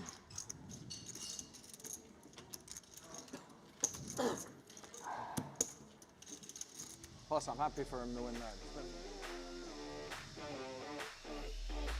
And Kenny saying he's happy for him to win that. Of course, easy to be happy when you got such a deep stack still left after getting doubled through there. Sensei, unbothered, still very much in control, not just of this table, but of this event, where just 18 remain. James Mendoza second behind Kenny, and Then the drop off to Jing Yao Yan. In third, average stack currently 4.3 million, good for 22 big blinds. Navon Chang still hanging in there. Four bigs. Most other poker players, Bottom they of the just pack. think of it like for themselves and what value that they have. But I think that the best thing for poker is that people have fun when they're playing. That like you give them like honest feedback and you try to, you know, help people who aren't as experienced. Because then they're gonna have more fun. Then they're gonna play more. Their friends are gonna then. I mean, there's obviously elements of truth to that for sure. Like,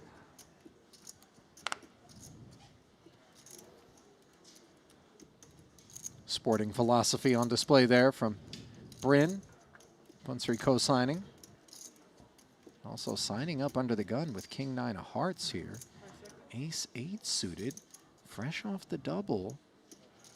Slightly light to continue from the hijack. I thought maybe a 3-bet bluff might come through there, but folding seems reasonable as well. Got Bryn Kenny in the big blind also. Not a spot that anyone wants to enter the pot light.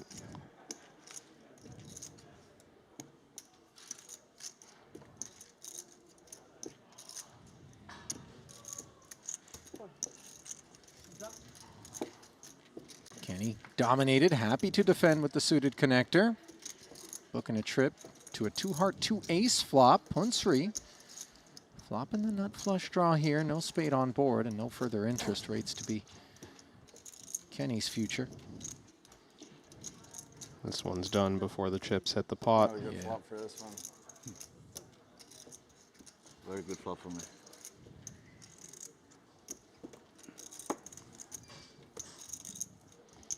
But there's more people playing though these days. Like I guess it's a yeah, but you different need thing. that influx to keep coming in, and like the most. Well, like a lot of countries had their like booms already. So like now, like most important for like poker to grow, I think is like boom in Asia, which is like kind of already happening. Yeah. So it's like you wanna. Plus, I feel like you know, I've been playing poker for 20 years, so of course like people are better like because of the experience that they have. You know, I have no idea how long he's been playing, but much less than me. So it's like you're not like giving so much, just like a little bit of steering through the journey, let's call it. Yeah.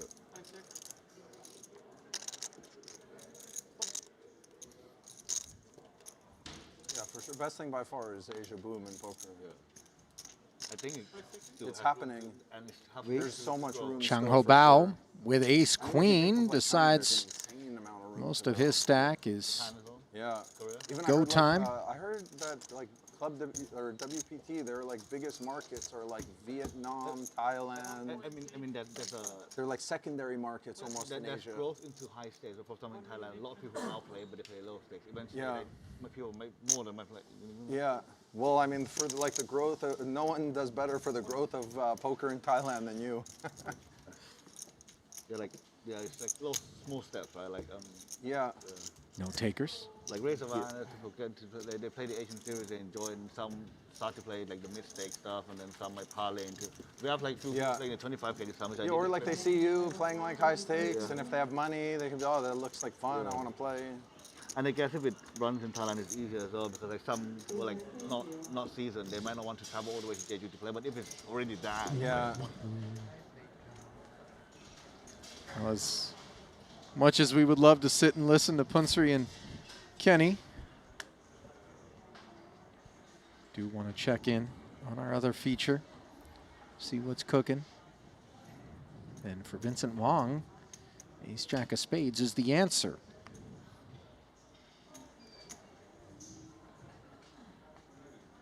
Things smelling good in his kitchen as he brings 400K off the stovetop.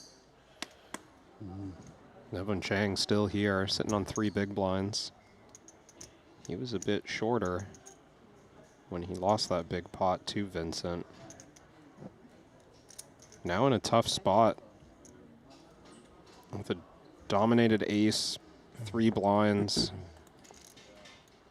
You're so short that you have enough equity to put it in with hands like this, but you're balancing it against the prospect of just folding a couple hands, possibly laddering, not changing your tournament equity that much, but guaranteeing survival for a few more minutes.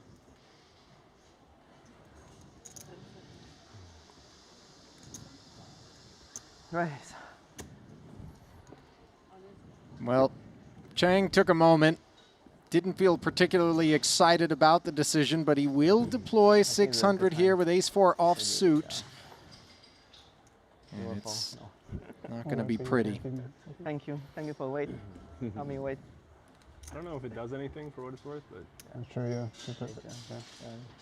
because they count hands. Oh, yeah. According to hands. Yeah. 你有 ace 吗？有 ace. Chop. Big ace. Okay, I baby one time, okay? This tiny baby. I think it's hailing goal, 3 baby. Yeah, because I almost, I fall, yeah, it's good stuff. Good spot. Good spot, yeah, 3 baby. I must try. Now you If I fall into, yeah. almost triple up if you win. Yeah, and they can open like another. You have the right price even against his hand. Yeah, I think must go. Yeah. Foxen embodying the spirit that Bryn Kenny was talking about. Yeah. 4. At the other table. Oh. Happy. Plus 5. I got a diamond. To reassure Chang. And 5. 5 or okay, 4 easy. 5 diamonds? 4. Diamond first. Deuce diamond. 5 diamonds too much. Okay. Ooh, Diamond first. 6 chops. One more. True. 6 chop? Oh. Chop it up. Or no, 5 chops. Chop it up. We both win if we chop. One of the fake chops you win. Oh, GG. 6 on the end. Got his money's worth, did Navan Chang. But in the end, all the money he's going to be able to collect will be 80,000 as he will leave the remaining field with a 12K pay ladder upon his departure. Like the energy on this guy, by the way. He seems like one of those types that's just happy to be playing poker, win, lose, or draw. And you got to admire that. Yeah, absolutely. Love to see that in an event like this. He was beaming yesterday as well.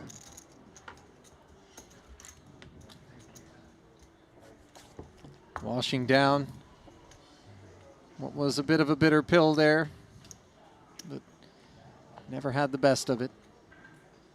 Out-kicked and now kicked out.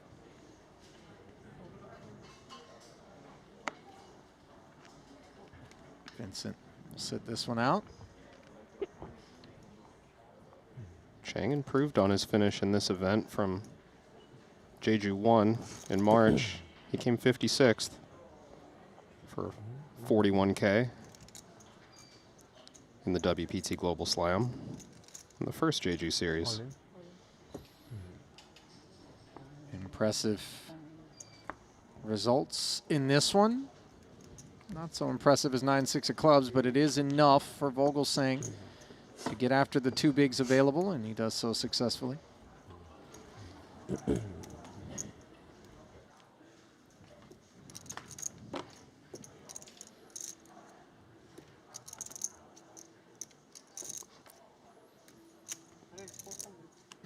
Ace 8 of spades for Bryn. You know, his VPIP has been high as we would expect, but he has had a decent number of holdings that would kind of warrant, independent of the other circumstances, the opens. Yeah, I'm not seeing anything out of line from Kenny thus far.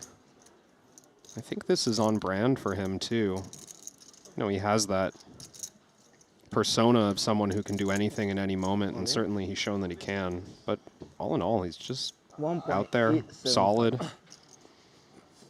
playing hands in a reasonable manner. As are the 10s for just under 10 big blinds on the button. 1875. Let's see, 5 here. It's another 1.4 to call. Math class for Kenny. I guess I'm gonna be priced in, it seems like. Good luck. And claims he's priced in. Wishing Chung Ho Bao good luck. Luck's on his side for the time being in a 4.25 million chip pot.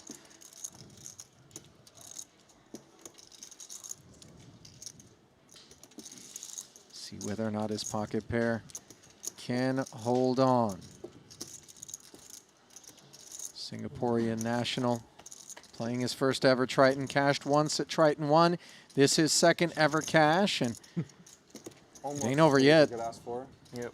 如果一赔15啊，买一千。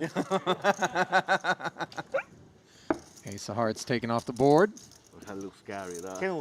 Yeah, that's a scary line. Almost pointed enough. Just a half point. Oh my god. Lock it up.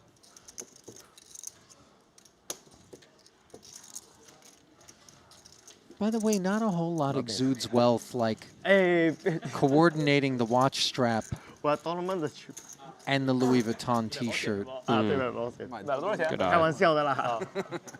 At least not you. Would have cost about the same as the 3 combined, though. Singapore, by the way, one of the more expensive places on the globe to live. Yeah. Michael, it seems like I owe you a double. Extraordinarily safe. I'm not opposed to that. Clean. You said it.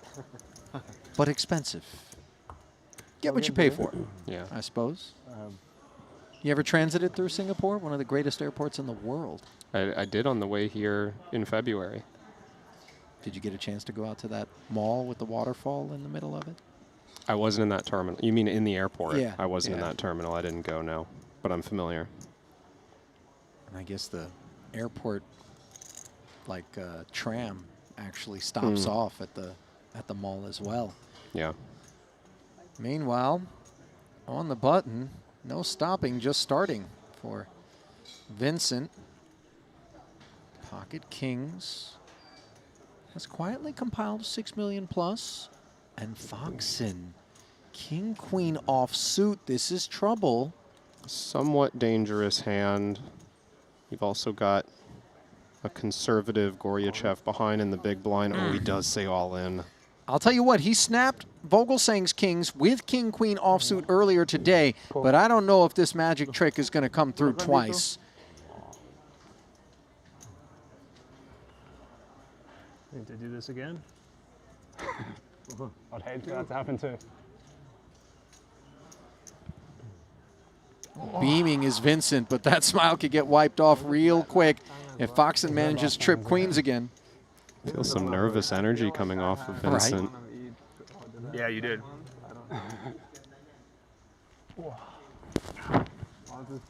Unnecessary knowledge in our head. Almost an 8-figure pot. With 17 remaining, this one is huge.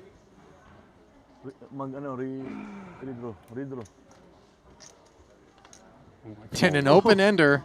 Never easy. Oh, boy.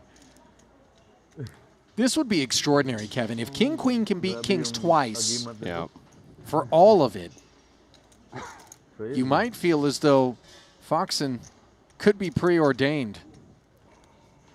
If he's going to do it, it's not going to happen on the turn, as the 5 of diamonds leaves him grasping just once at 8 outs. An ace or a 9 required for Alex Foxen to keep his seat.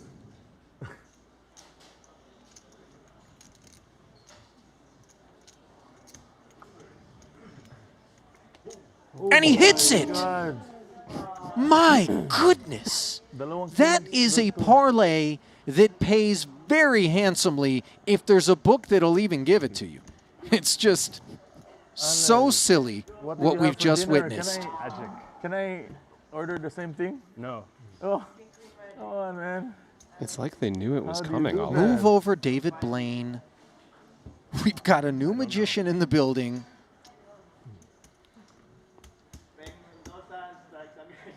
Look at Vogelsang. He's like, oh, well, you know, welcome to the club, Vincent Huang. Gross. Cool. Yeah, but it's still gross.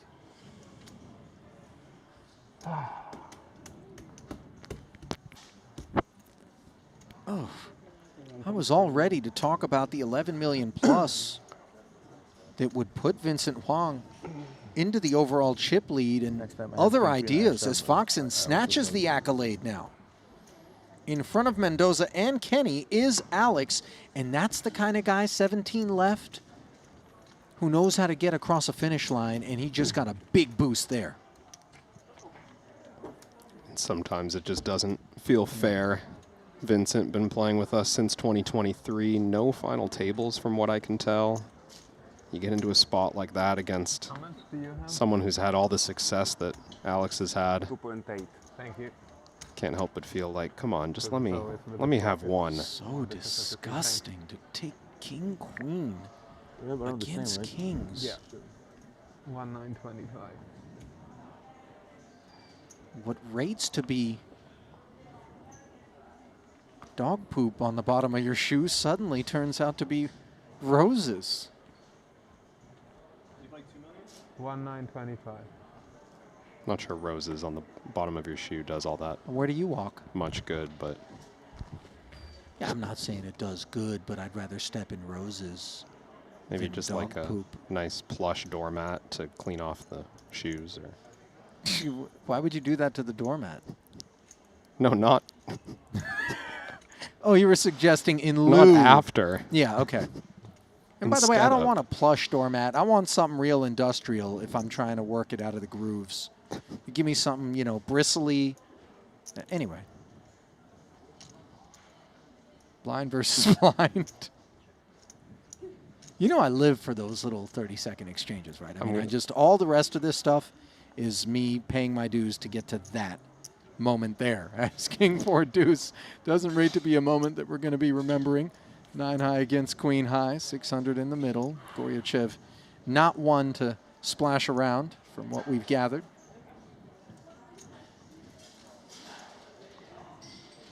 And that is likely to earn him this pot. His willingness to get in with the limp. Vogelsang not attacking it with the trashy hand pre-flop and now flopping basically nothing. By the way, I appreciate that he is stabbing. Yeah. You know, shows that there is some willingness to be adventurous. Certainly he must be aware that, you know, now that he's here post-flop, he can see his own image. He can see the way that he's been playing. I'm sure he has no misconceptions about how the table views his play, so good on him to take down that one with no contest.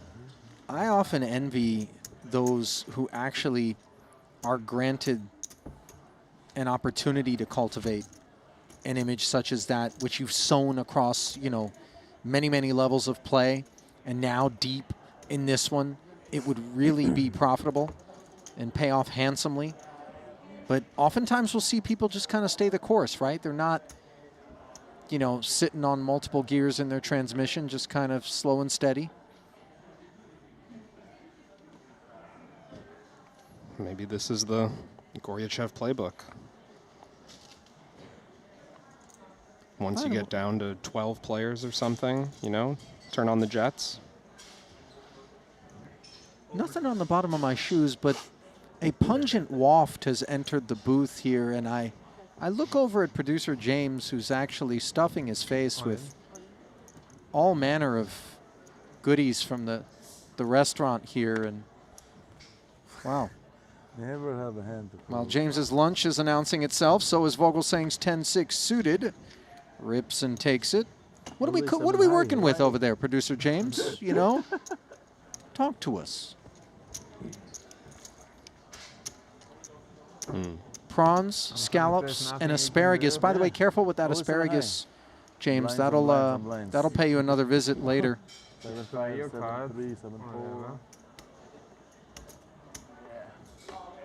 You can do.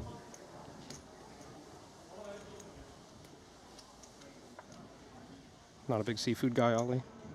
I don't mind seafood. I just don't like seeing it shoved into producer James's face. You know. It's really... I suppose I don't have to be looking over there.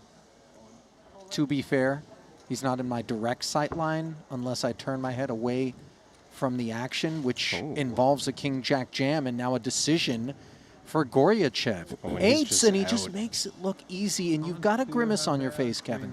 Well, I am just noticing, as Christoph mulls over a real decision here with ace-10, that the table, since Foxen has doubled through Huang, is quite short. And Goryachev, the only player at the table who could make a real run at chip leading this table, were he to double up, passes on the 2 8s, which I don't think there's a hand that Foxen would jam that's better than 2 8s. At least not a made hand, of course, often flipping.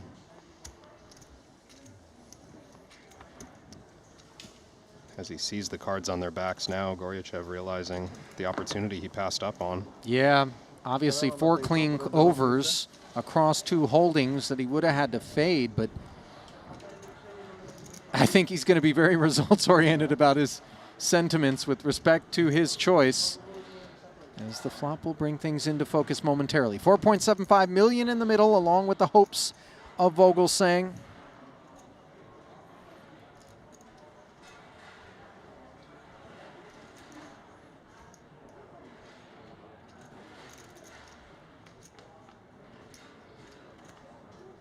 King, Queen, 6. Vogelsang now hopes that Foxen will hit kings and jacks to give him Broadway, or an ace will pay a visit. As Alex absolutely sun running here when it counts. And no cloud cover on the turn.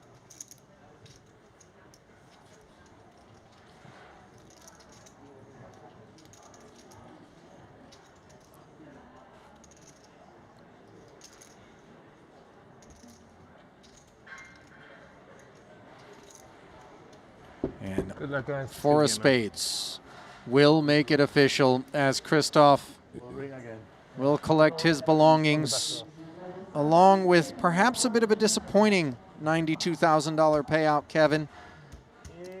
Didn't put a foot wrong. I mean, he took kings against king, queen against Foxen, and then ace 10 against a king jack, and what more can you do than take the best of it each and every time? Just a very demoralizing 1-2 delivered by Foxen to Vogelsang. Meanwhile, we've got another all-in at the other feature. Bryn Kenny, pocket 6s, covering and looking to hold against the ace-10. So far, so good, and a wheel won't cut it for Wang, as the 6s would make the bigger straight. So just the aces and 10s being pulled at. Unavailable on the turn. 3.6, listing heavily in Bryn's direction. Mike knows it, reaching for the mic.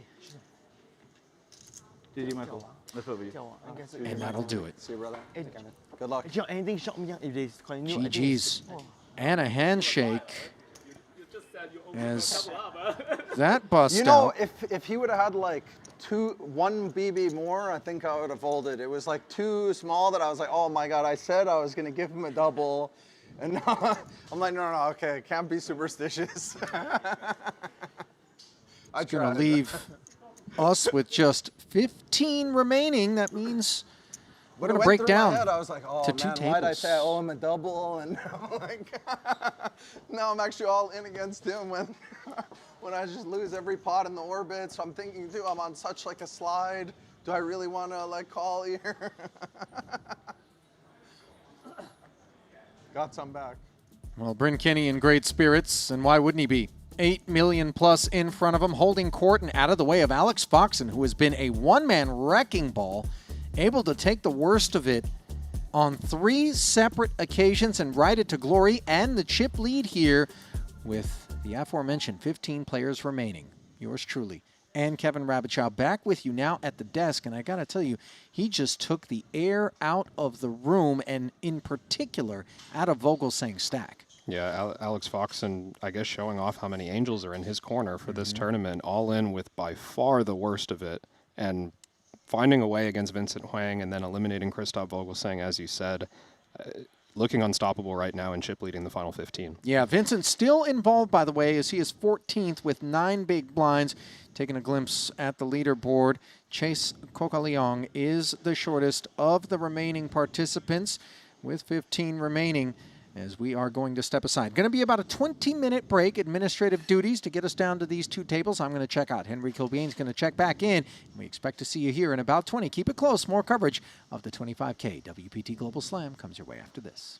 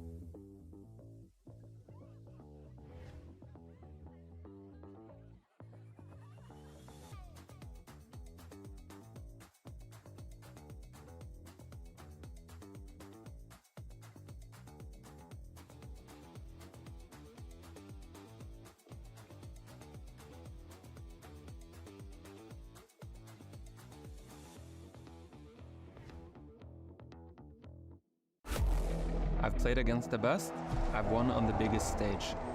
But what if I told you, it's not just about luck or talent. It's about using the right tools. GTO Wizard is the fastest and most efficient way to study any spot in poker. This is how you level up your game. This is how you unlock your potential. Don't get left behind. Get GTO Wizard today. Beat the best, crush the rest.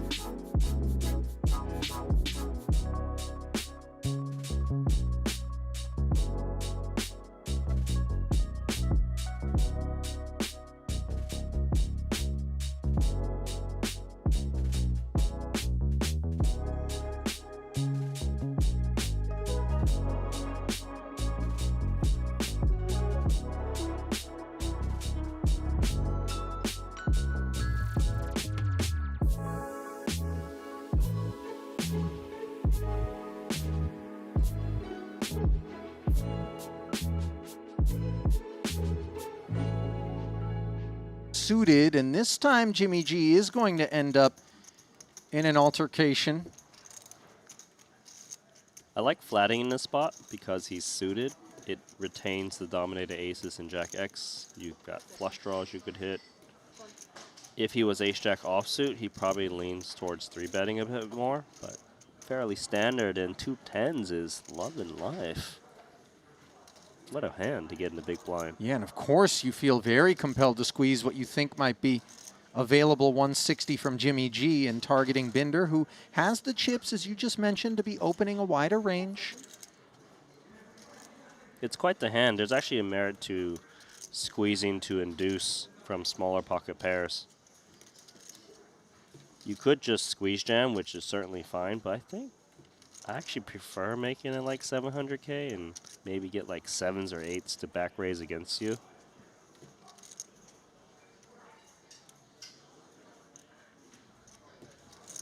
Right. 6-5. Like this. 6-5. 650, the announcement. Good. Very good.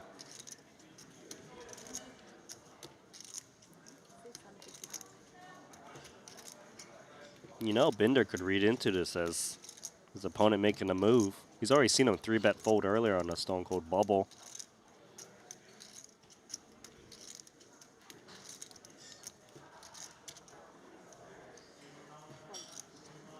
One fold.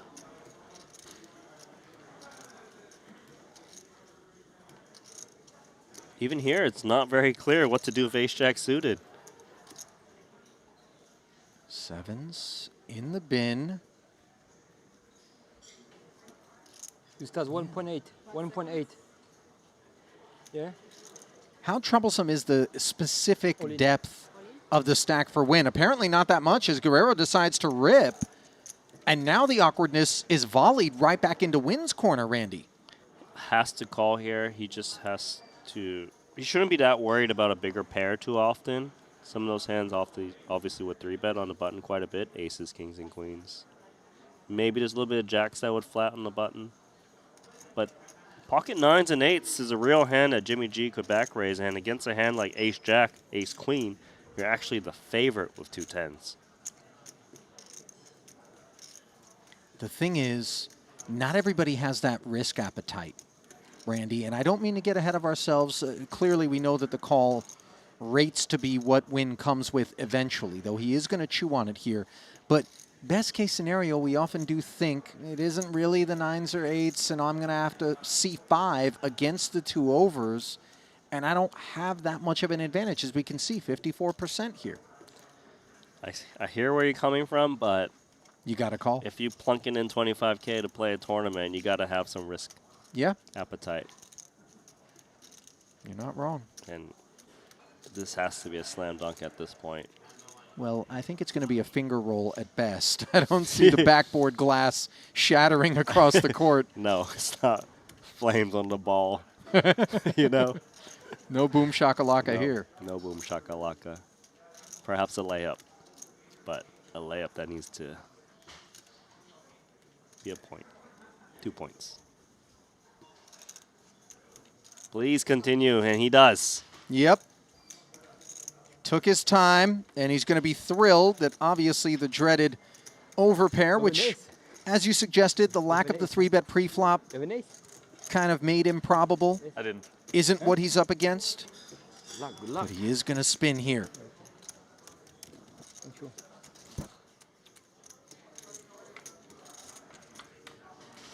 $4.1 million chip pot and top set for good measure on a spadeless board texture.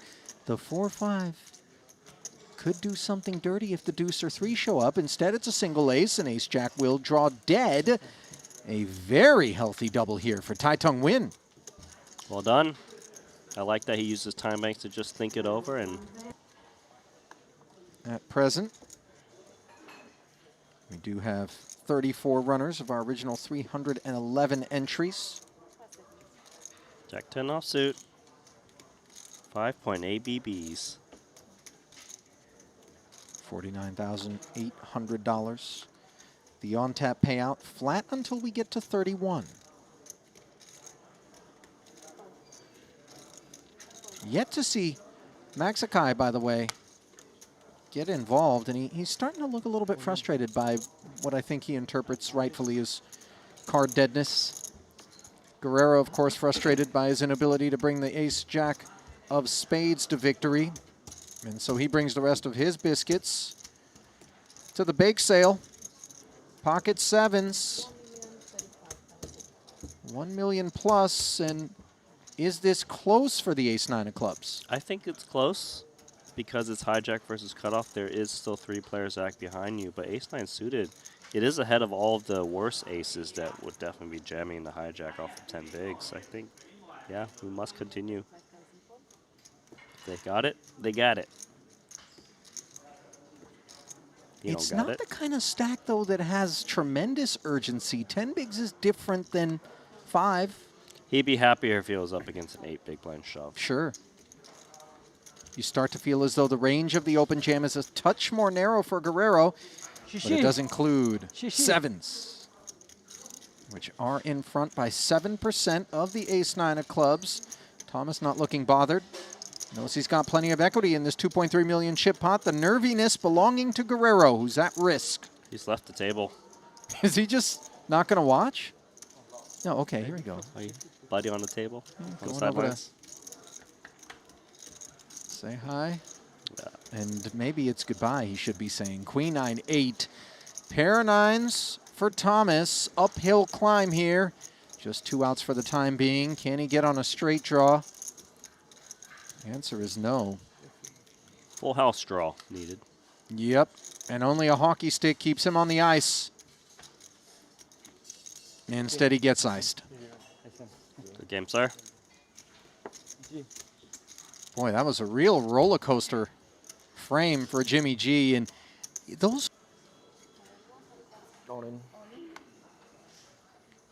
all in here from an ace-8 of clubs. Not a whole lot of chips.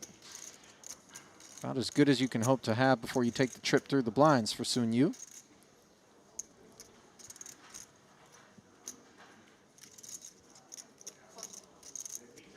It's a 1.4 big blind jam. He will get a customer, at least from the big blind. Let's see if anyone else wants to crash the party.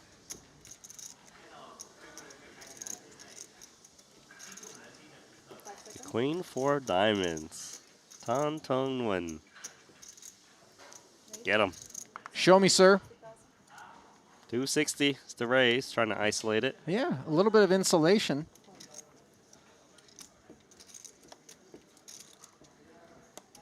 Wow, look how short a man from the Philippines is in the big blind. He's just been hemorrhaging. He folds.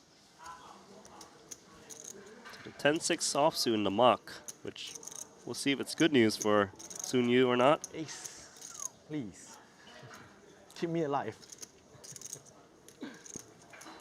I wonder whether or not this decision with Queen 4 of Diamonds to put a cheeky 3-bet out there is something that everybody's logging in terms of win. Wow. Who is not looking like he's going to win this one. Ace high is a gut shot, a flush draw, and leaves TTN with just 4 outs. One of them come right on in, but it ain't over yet for Sun Yu. No, it's not. Clubs, aces, tens. And there is the club. There we go. Fist bump. Damn. TTN stone cold on the back end of that one, by the way. But you take all the egg. Super high roller fashion. Yeah, that's one of the dangerous things about c-betting a lot of flops against such a accomplished player. And they're not going to just play fit or fold. Well, for all of his accomplishments, 11.3 million in earnings for Vogelsang. Just a lone title, Randy. 25 cashes. But that title is worth a lot, if I recall correctly. Can you find the prize? Which was that title? I threw it to you to tell me. Now you throw it back at me. Now I'm confused. So you just have kind of a hunch that it was a big one? I know it's a big one. It's like a $2 million score or something. 2.6 to be exact. That was the Monaco 100K that he took down. Meanwhile, Alex Foxen has been taking no prisoners since his return to the Triton Super High Roller Series. King Queen offsuit. Oh. Pocket kings for Vogelsang. The medicine here for Foxen. In the small, you like a 3-bet that's going to retain a lot of Foxen's holdings here, or do you try to make it big? No, I like a small 3-bet because Foxen's the type that likes to take flops in position or 4-bet attack. This is pretty good. 675. And the 4-bet attack would obviously be a dream here for Christoph. It's not out of the question that it could happen.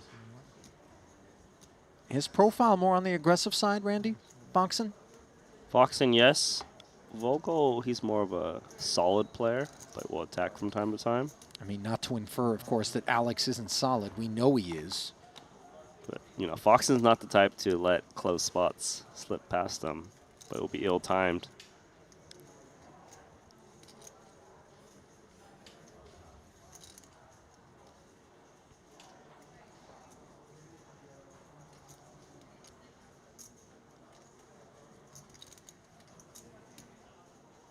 He's chewing on it.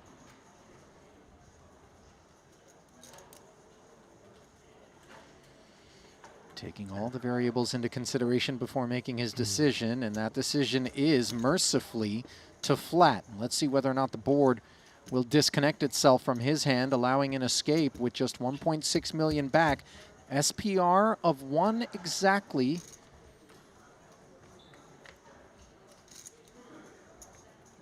Oh, and this is trouble. There's no medicine in the cabinet that's going to save Alex Foxen besides the queen. Stranger things have happened, but obviously he rates to sustain harm based on what we're looking at here. Should see a downsized bet from Vogelsang. Like you mentioned, 1 SPR. Tend to either just rip it in or bet very small towards 425. 20% pot or 25.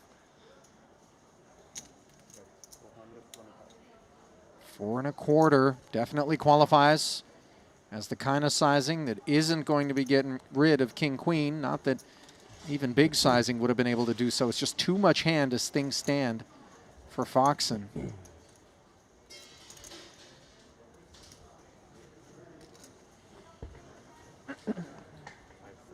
Yeah, it doesn't really matter whether he calls or jams. Both are still pretty good with his holding. What is he playing? 10 big blinds, a little bit more.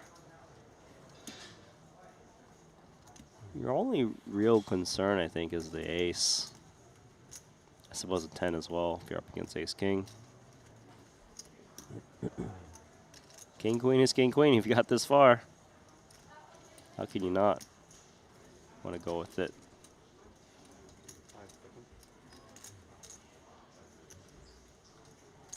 All in. Foxen jamming, and this is a disaster when we see the snap, let alone the two kings. A collision and a loud one here at the feature. 4.7 million. Foxen in trouble, and he knows it. Needs Lady Luck to pay him a visit, quite literally, as two queens. The only escape. Oh my goodness. He just hit the queen of hearts? Presto. And now it is Vogelsang who lacks outs. Just the king of spades in the deck will shatter Foxen's good fortune.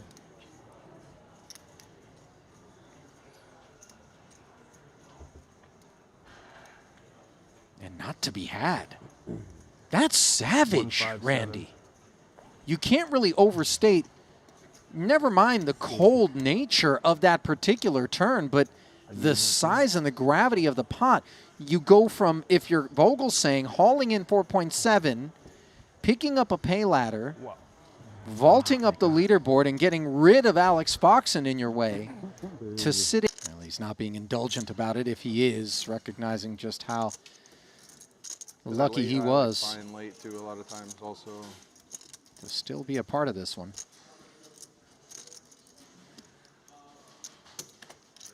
Is he rocking the same glasses as Foxen, Bryn Kenny?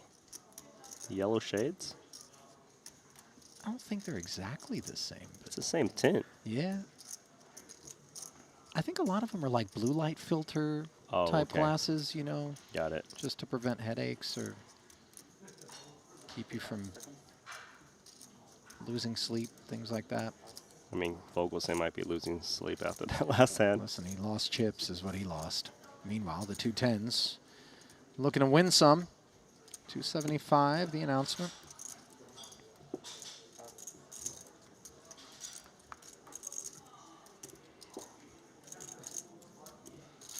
Good time to see a flop in the big blind. Sure. Hand plays very straightforward. Could win a big one if you do flop a set. Right price. All in. Oh, he just jams. That is the choice that's going to get him stacked. I didn't see this one coming, Randy, and it's the moment where it could all come undone for Bernard Binder, and Bryn Kenny can do this to you. He's got the high VPIP. He's got that reputation as playing all parts. You think, oh, let me just snatch this open from Sensei because he's got so many raise folds in his range. And instead, it could be your tournament life that gets snatched, and steps closer to that is Bernard Binder, who was just performing so beautifully up until this moment. Tens hanging on the queen high rainbow board. No crab on the turn as the adjacent deuce of hearts is close, but not what's required. A black tray to pull the 5.4 in, and instead a second 9. And so improbable is the picture on your screen here of and the 3K Genesis. Really kind of doorbuster success for Triton 1. See Gorichev rocking some of the special merch. Available at the Triton Poker Store, by the way, online.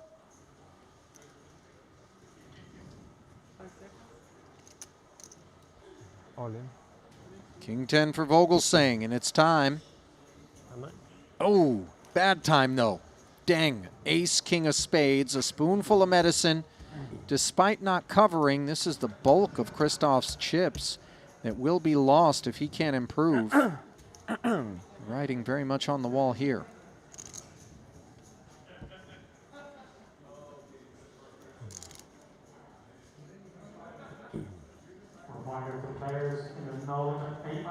at the end of the 5th level, we will have a chip race of the 500 value chips. We do need one player on each table to buy all of the 500 before leaving for break. In it goes. Pocket 8. And, well, that's an honest expletive. 2.8, 115 required. How are we feeling about it? By the way, the blinds are still left to act behind them, which is definitely, you know, not something you normally see, is somebody tipping the range of their hand like that. Yeah, a bit of a misstep to allow himself to react in such a way. I would think 8s is a continue in general. Clement has called for just 6.5 blinds. I think Dang's range includes pairs as weak as 5s. 8's doing quite well. Does eventually fold, maybe shy to enter the pot after realizing the blinds still have cards as well. Sure.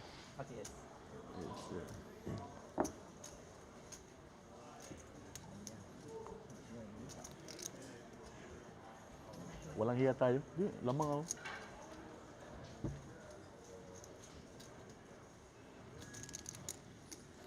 So stepping aside is Chase, 2.3 million in the middle and a 10 on the board as Vogelsang finds relief, but note the gut shot Broadway draw as aces and queens spoil the fun. Now you got to take the club version off the board. Still sweet, many outs. As the 9 gives Christoph a flush draw. 5 outs to fade. 82%. Can the German hang on?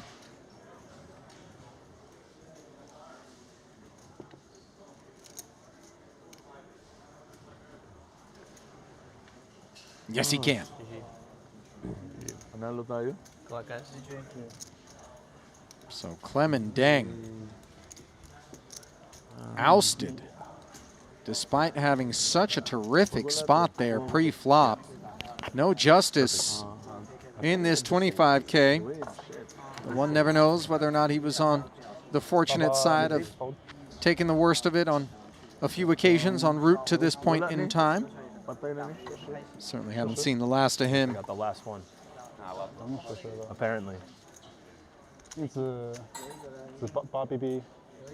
Such a huge swing for Christoph there. Oh, yeah. As well. Because against Vincent's open jam, ace-jack offsuit is a very strong hand. You rarely expect a hand better than ace-jack offsuit to open jam the button here, but it's Chang's snap call out of the small blind that's going to lead to this fold from Foxen. Sometimes when you're asking for the counts, over-enthusiasm with respect to the countdown being delivered can also usher us away from a hand like ace-jack, and Foxen validated by the revelation of ace-king. And Huang is covered and in trouble. 3-2 dog. He blocked a jack and don't have a strat. Thank you. Now even.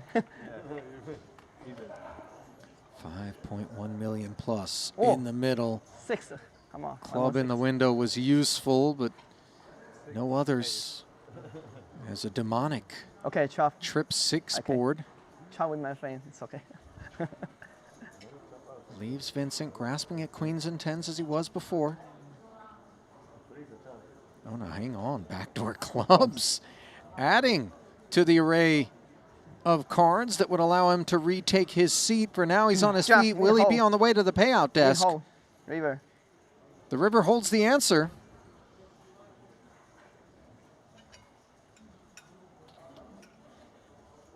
Oh, wow. 7 of clubs.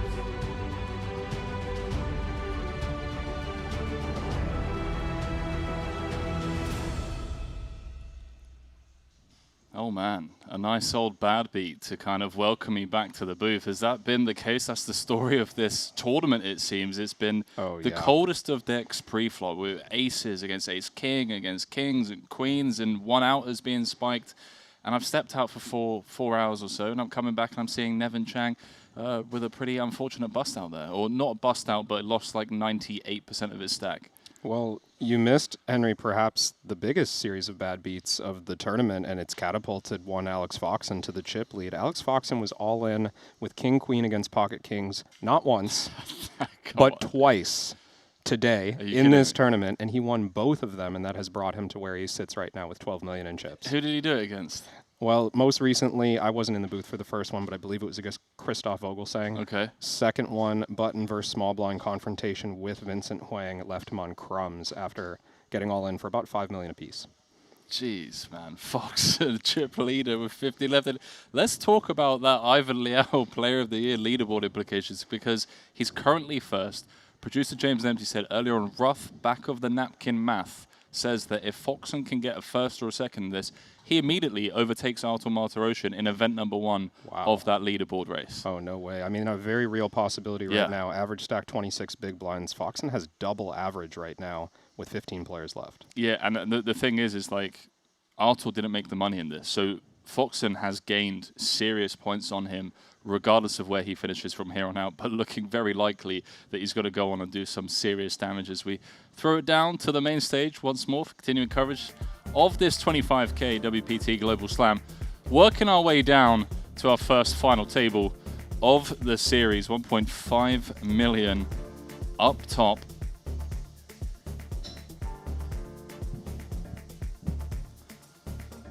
$1.5 and change for one of these final 15. Yeah, there's something in the air here in Jeju. I mean, today, hand one of the day, we saw reigning champion Xuan Lu out, kings against ace queen. We saw queens against, there was just some insane hands, hand number 1 of the day. And it just set the tone very early. It was like, oh, okay, we thought this was going to be grindy. We thought this was going to take us a while to get down to the money. They were just dropping like flies. We went from 67 to 55 in the blink of an eye. Yeah. You know what I'm most excited about, Henry? Shut up, Kevin. I've been looking at this leaderboard. I could care less about your And I'm looking about team. the blue table chip leader, Bryn Kenny. All right. On my team. I thought you were going to mention our bet. Yeah. My bad. My bad. Please continue. No, that's absolutely what I was doing. Bryn Kenny's on my team. Oh, and Foxen's on your team? No, not Foxen. Oh, Kristen is there. Okay. Yeah. Chose the wrong Foxen there. So Bryn's on your team, Punat's on your team, Pitavi's on your team. Yep. And they're all still in. So and all above average. Where am I? Not trying to count it too early. Where are my players? Let me see. You might have to scroll for a while. Yeah. Yeah. I'm scrolling. Maybe. Did they cash? Did any of them cash? Oh, Clemens. Clemens got them in cash. There we go. Thanks, Clemens. Clemens doing it for the team. Ready to go. What's this thing? Vincent will 100% jam on me though. Lucky shot. 100%. It seemed like it was like a like that. There's We're something putting jam inside. here. Yeah, I put it like that. Into the short stacks. 12 big blinds effective. Got some angels in a bag, huh? Yeah, this jam not for 7 million. The most Jing Yao was risking. What's the character? Just 2.4 million on the button. I used to catch a door in Japan. That door means something to me. So this is like the mini version of it. I know all these things, all the superstitions. They're working. So don't we want to change what works?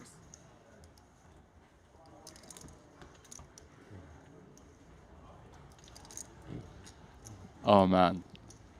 I'm so excited for this. A ton of newcomers, as always. And then we got the most winningest player of all time, Bryn Kenny, second in chips. The most winningest player on the Triton Tour since he joined Punat Punsri, over 20 million in Triton earnings in the span of 3 years. Comes with 4 titles. He's looking to become the Ivan Liao Player of the Year champion, following in his close friend Danny Tang's footsteps. Bao Jiang Ho, the man who spiked a 1 outer in just the dirtiest of fashions. I mean, a 1-outer is dirty any day of the week, but 3 off the money. King Queen here for 7.5 blinds. Boyven in a spot I have to imagine he's going to take. Jung-ho sized up here as well. 500K on the 200 big blind, not wanting to deal with Foxen in the big blind. That's the all-in. And we're flipping. For Boyven's life, getting in his final That's a good hand 7.5 bigs. He was absolutely cruising along on the bubble. Was tournament chip leader for most of that period. Fast forward to 15 left. He's all in for his tournament life. At risk. What was the other big all-in you won? Twice with that hand? Twice with King Queen versus Kings. Oh, yeah. One on the Queen High flop, but Yeah, the other people. Well, no repeat. You might have exhausted. Nice. Boyven immediately turning to Fox to say, maybe you exhausted the good run with the King Queen. Thomas recognizing he's going to need to do it the hard way on the river. 6 outs once to stay alive in this 25K. No dice. GG.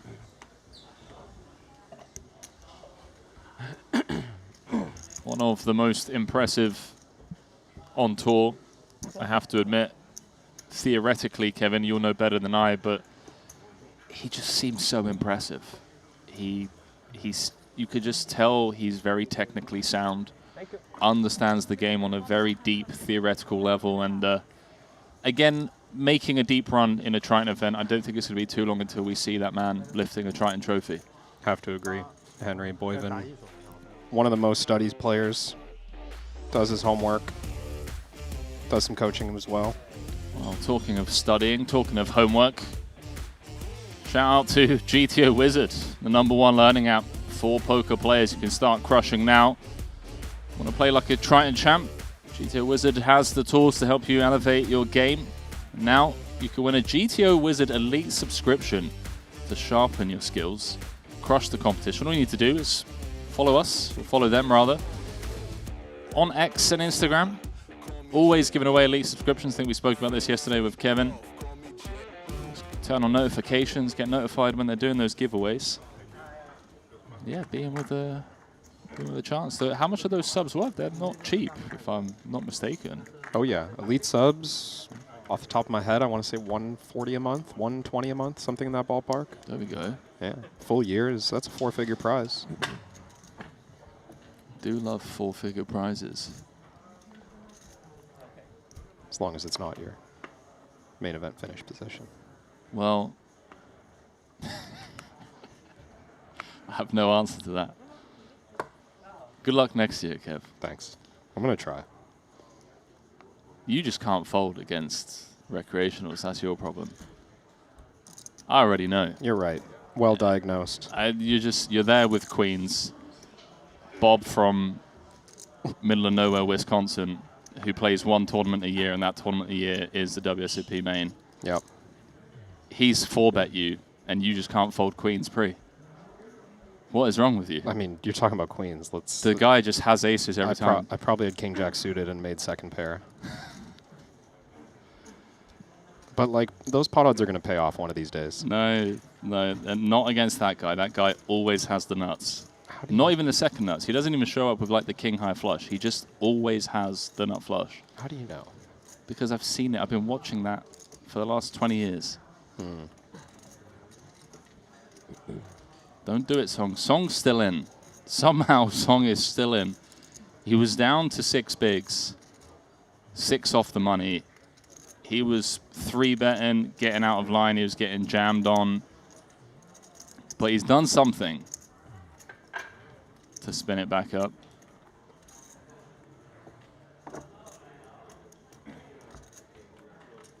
So 14 left. Alex Foxen is your tournament chip leader. No.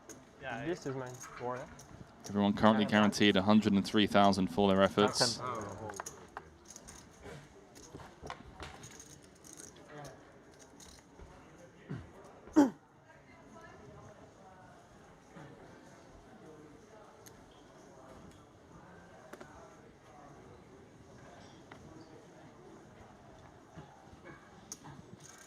Who have we got? What are the viewers saying? Who's taking this one down? Call your shot now. I don't want to hear it when we're three-handed. And you come in and say I told you so. I want to hear it now. 14 left. Who's your pick? I know who my money's on. Money's on Bring Kenny. Never seen before Alex Foxen transformed into Alex Boxen. Alex Boxen. That's a good one. SP. Made me chuckle. The guy's forearms are bigger than my thighs. Which means? It means he lifts. Oh, well, yeah. No doubt. A lot of love in the chat for Foxen. People calling for his third title. It remains to be seen. As things stand. Well, battle here, cut-off versus Big Blind. Yang Zhang got to continue. Yeah, kind of uncomfortable board for the bottom pair. Does take his price, 400 into 1.5. But we're not going to be winning this one after the ace rolls off. Yeah, honestly, one of those ones, maybe I'm being a bit too exploitable, Kev, but feels like one we can just fold on the flop to, what was it, about 40%? 400 into 1.1 on this board texture. Just feels like it's impossible we ever get to showdown. It's so tough to improve. I can see the argument, especially, you know, we're dealing with a player who opened off of a shorter stack into our big blind. We're dealing with a tighter pre-flop range. As a result, barrels likely incoming on the King-Jack 8 texture. Maybe we check raise bluff at the flop with our 8, but even if you're like good, I'm with you. Good at those two games. If you like play tight in the limit ones, you can like get by still. You just need to like not be chasing like fifth streets and like stud 8s and studs. Maybe in the big bet round. Yeah. And then like you want to play very tight. And Curious to see if Ming comes with Min here. Even for me, I'm just going to jam it in. I wouldn't hate seeing the Min off of 12. Yeah, they block off. That's like their best. That's like their best game. Oh, he's going to get action, most likely. Yeah. Coca Leong, just 4 blinds. Let's go. Let's go, baby. I love the splashing of the chips, man. This is what we're talking about. We're here playing for 1.5 million. My guy's just out here flinging in the 4 remaining chips. Hits us with the let's go. Best hand, can't do anything. I mean, some real hands. Anything can happen, bro. There we go. Put out Punsby knows what it's like to run golden. No shade intended, by the way. Yeah. Forever the optimist. I need some Alex Foxen luck. Fuck this guy. Well, not too bad. Something. There have been worse flops. Spade, chop outs. Potential chop outs, I mean. Not anymore. 3 pulls that are messy.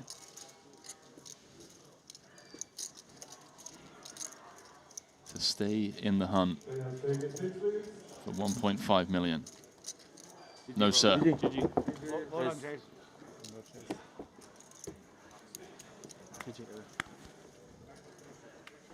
care, man. Oops, sorry. Stay privileged. No idea what that means, but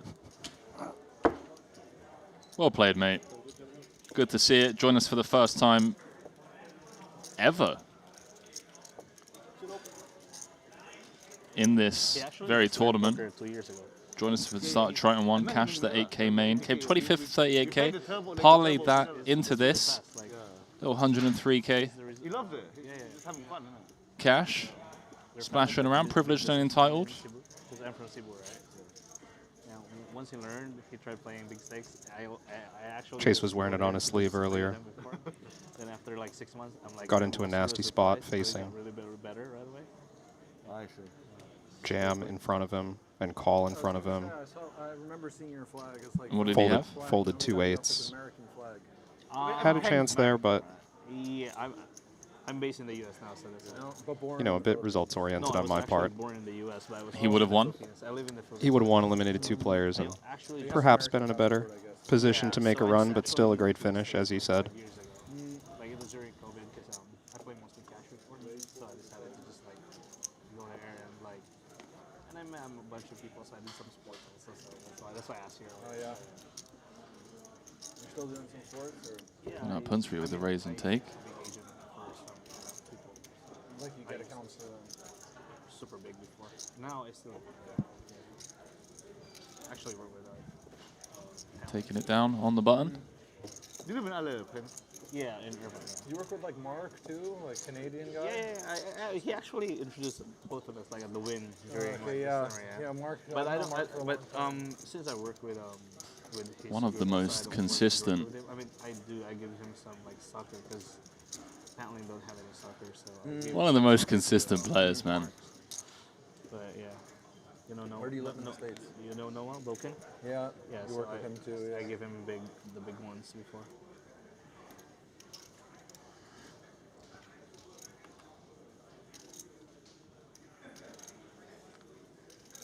Kevin, at what point Where do you get big accounts from?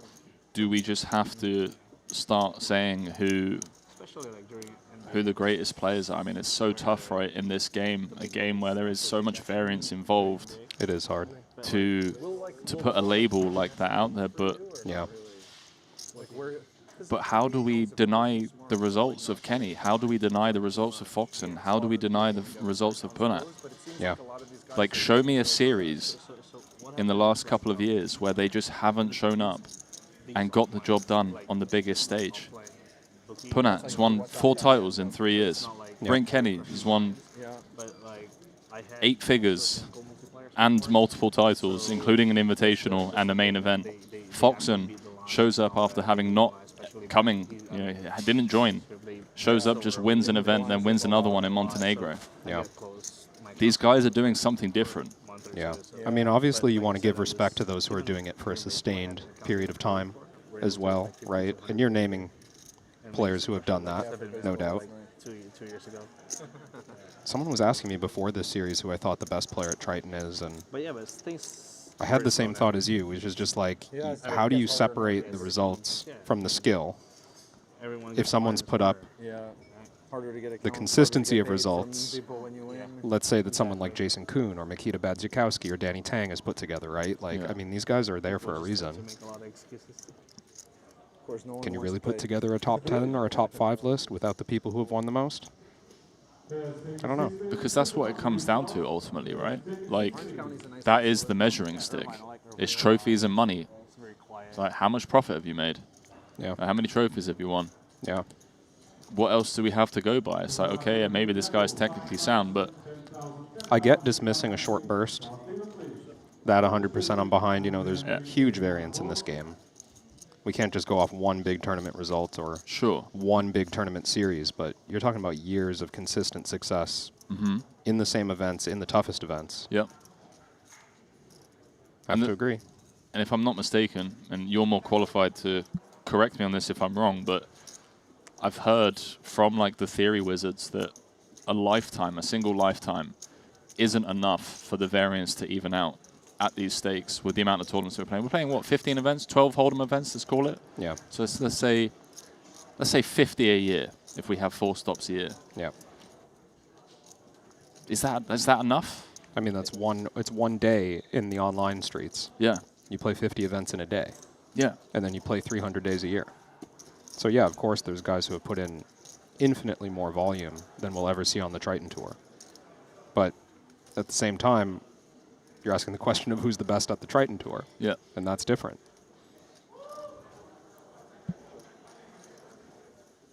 Back to the action here. Looks like it's going to be a round of knuckles on the turn unless Yang Jing Yao gets somewhat creative.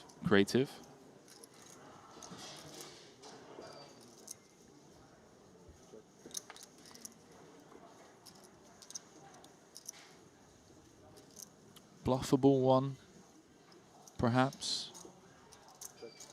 Bryn going to be happy with any pair out of the big blind to seek showdown. Punat feels like with the 2 cards he has, not only does he have the best hand, but it's going to be hard to win this pot off of him if Jing Yao Yan was to try and bluff at this one. Punat hasn't checked yet, though. Does he try and get a 10 to fold? Does he try and get a jack to fold? With that all-important ace of clubs in hand. It feels ambitious when we have the 8. Little B150, 2.2. If we go for the big size, I can get on board with this. 1.5. Yeah. Tag me in, Kevin. I'm ready. Pony up 25k for me. I'll give you 1%. Booked. Just, you know. I have got a 1-for-1 cash rate. I'm expecting face, right? Of course. Maybe even reduced markup. This could be ugly for Bryn if he decides to get heroic. Because I don't think Bryn expects Punat to bluff a pair here. He's got a posture that indicates I'm not raising. Such a bad Okay. hand. I don't know Finds if I the fold. believed you, though. Problem is I lose to some bluffs even too. There you go. Bryn knows.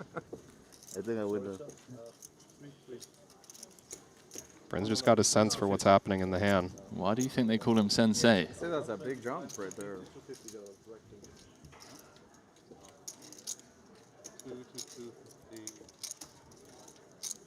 Man, what an event this has been. The WPT Global Slam. Would have just been 2 tilt if you roll over pocket 7.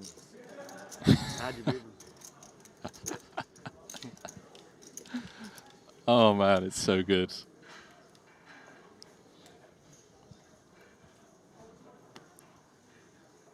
Seemed like a good time for a steal. Sometimes we gotta tell them those good times for a steal too. Yeah, especially people with angels. Yeah, exactly. Big pairs are getting passed around like candy at Halloween. For sure, you're like, this is a good spot for a steal. Wrong guy. Just got it. Oh, this is grim. 4.5 bigs. It's unfair to not have the best hand. Pocket 10s for 4.5 blinds.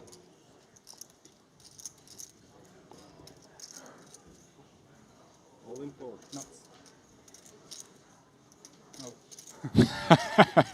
He was being genuine. Oh, that's brutal. That is brutal.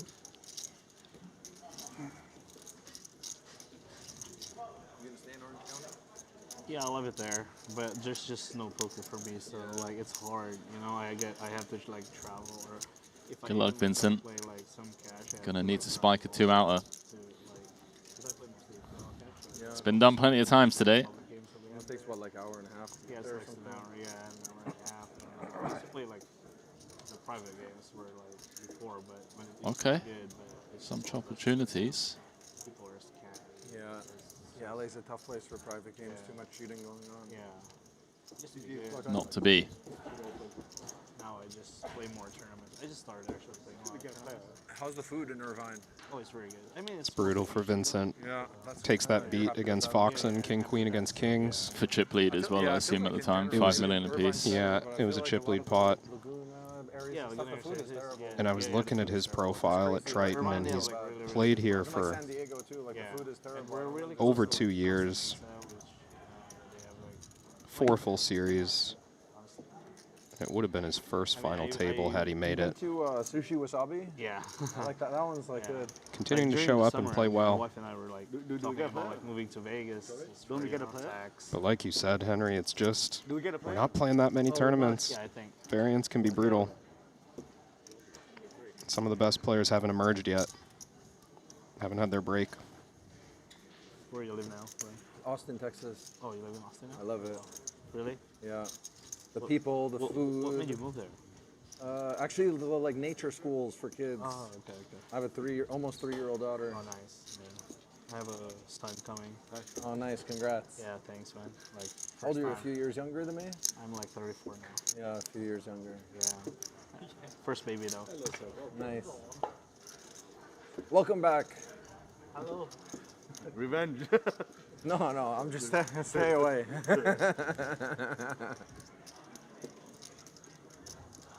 What did you have that hand on Queen 7-4? Big hand. Big hand. We've got to be a bit. I don't know how big.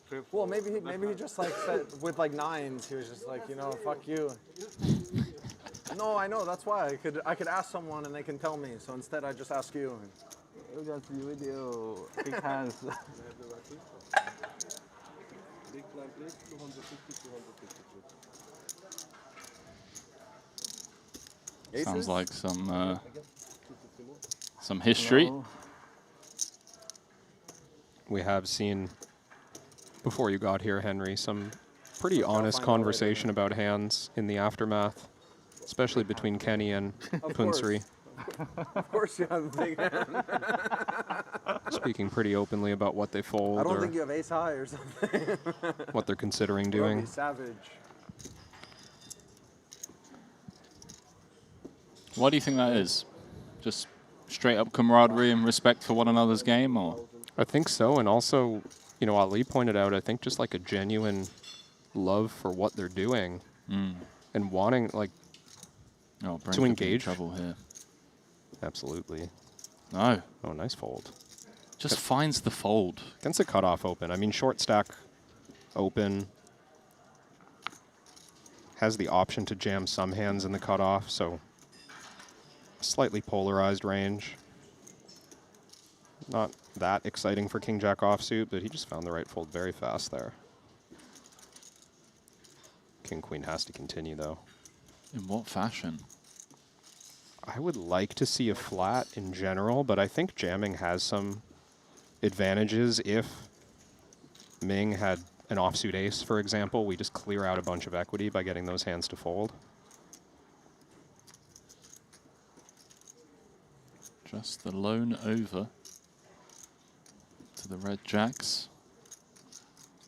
The C-bet would get the job done. One would assume. I wouldn't be so confident with Queen of Hearts in hand. Number one unpaired hand. Backdoor flush draw. Yeah, against this size. Yeah, this is small. Quarter pot, roughly. I'd like to see a float here. I think there's a lot of turns that Ming will have to slow down on. 5 seconds. Give Song the opportunity to bluff on the end. Well, he does fold it. Crucial pickup for Ming. Start the hand with 15 bigs, trending in the right direction.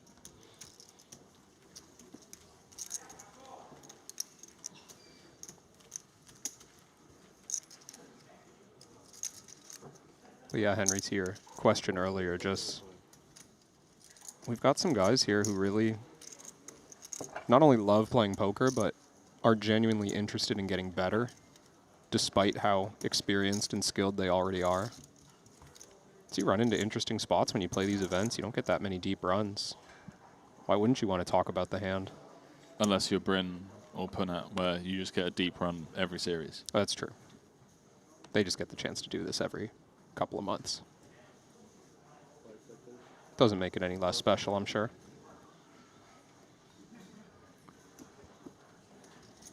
Hard 8 in the muck. Nice fold with the 4s. Disciplined. Well, well, well. Perfectly timed, as they would have been running into the blades. On the button as well. 550. Raise 550,000.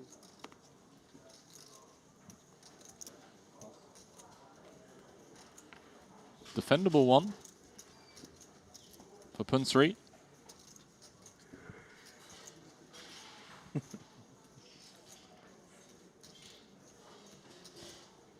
$12 left after the departure of Vincent Huang. 3 away from that final table, first final table of the series. James Mendoza looking to collect some chips here. Check. What do you think about these snap actions on boards like this? Is this just like a mandatory check it on over to the button aggressor? It'd be unusual to lead the paired board unless you were facing an early position raise. I do think Punsri would consider playing some leads against, let's say, like an under the gun open that rarely, if never, has a 6 or a 5. But a wider range spot here in a paired board, pretty typical to check it over. I wouldn't be reading too much into that.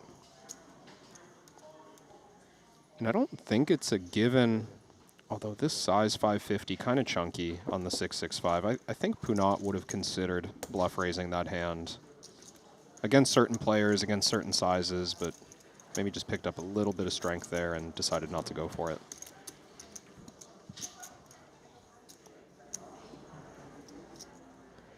Switching on over to table 2, where our tournament chip leader is just chipping away, quite literally. His opponent's up to 14 million now. He's extended his lead. Top of the chip counts. Won't be getting involved in this one. Does seem Foxen has been slowly trending upwards. Chip graph just kind of steady climb over the last 10 or 15 hands. An interesting one developing as Chen Zhang decides to 3-bet King-Queen offsuit on the button. I like this choice. We're getting to the stage of the tournament now when flatting off of a short stack is just unattractive in general. We want to force players to make pre-flop decisions. We want to end hands early. And Zhang has one of those hands that man. He just it doesn't even hesitate. Just 4-bet jam.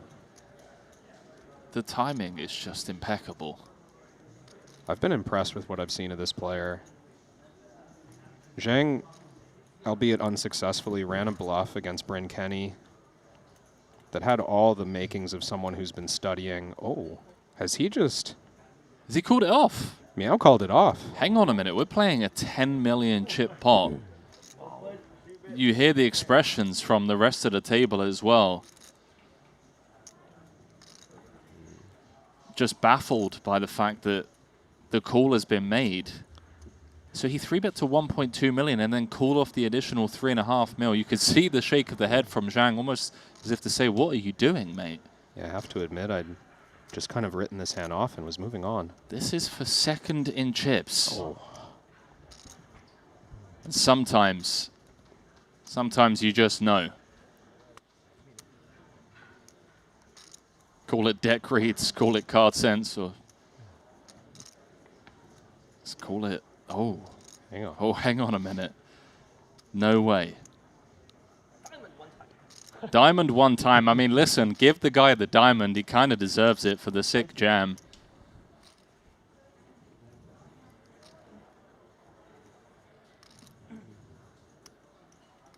Be just the sickest run out. Doesn't find it. Well, I'm kind of left speechless by that, Kevin. I mean, you know, we saw Chen Zhang yesterday making moves pre-flop, not at least since we witnessed calling off in a situation like this, but we saw a non-all-in 3-bet with pocket deuces late last night. That took us a little bit by surprise, but I just took his play to be generally aggressive and bluff-leaning, but not the type who was just going to put his own tournament at risk. With 12 left in such a big spot, I feel like there must have been a lead up to this that we didn't witness. Left him willing to gamble with just king-queen for 20 bigs. Finds himself second overall as a result. Maybe some neighborhood beef. You know, you ever have that when you were a kid? No? It's like you have people like Just from like a different the kid. postcode from yours, like just like a couple of blocks down, and you just automatically had beef with them because they weren't from your part of the hood. You thinking of someone in particular? You want to call them out right now? Wish them ill? From when I was 8 years old. No, I don't know, man. You know, I'm from Ealing. Maybe someone from Brighton. Is that a neighborhood? I don't know if it's a neighborhood. It's a place in London. I jest, of course, but yeah, it felt like he wasted no time in just calling it off. Yeah. And I think you're right. Maybe there was something leading up to that. I honestly don't know. I was as shocked as I think everyone else. Well, now an opportunity to tangle with the chip leader. Pocket three's in position. And that's the type of showdown that's going to influence future action as well, right? I mean, Foxen now. Well, when you see a guy call it off, you know, in a 4-bet pot for that amount of chips, it does kind of send a message to the rest of the field, right? Just like, hey, guys. Like and it can work out in his favor. I mean, it can label you as someone who's unbluffable. Yep. And that's dangerous when you're in a heavy ICM situation. If you can't bluff somebody, how are you going to accumulate chips? Like, how are you going to fight for pots? You can't just sit here and wait to get dealt the nuts against Chen Jiang as he collects every pot going into the final table. Spot here for Foxen. With that jack of spades working for him. And I like that Foxen, you know, given this might not work on the turn, pocket three is picking up a spade draw, but I like that Foxen's not drawing that conclusion, sidestepping this player and just thinking, oh, I can't go after pots. No, Foxen is not one to shy away from a sword fight. Look at this. Now digging his heels in with the threes, three of spades. Well, it's Alex Foxen's world and we're just all living in it, really. And this could be dangerous. Foxen going to be willing, I think, to seek value with the jack. It's not hard to spot on this board that Miao could have rivered a straight. Something like 7-9 suited, ace-9 suited. Could have rivered a small flush, pocket threes, fours, fives.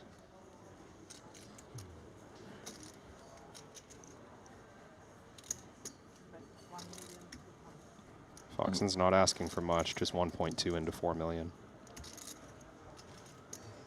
Doorbell's ringing. It's the milkman.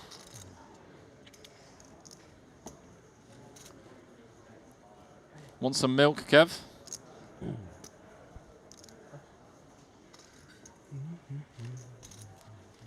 I mean, credit to Chen Jiang for thinking through this, because my chips would have already been in the middle. He's played this hand totally standard up until now. We're still dwelling on the huge call against the 4-bet with king-queen, but absolutely nothing been done wrong in this hand so far.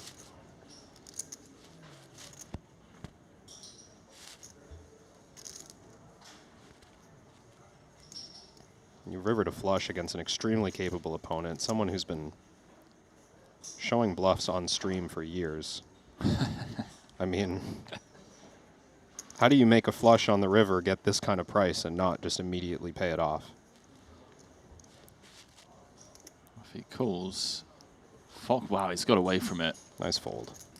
That's tough. That is tough to do. Foxen now playing more than 2.4 average. What a life. Up to 16 million now. Talking about a man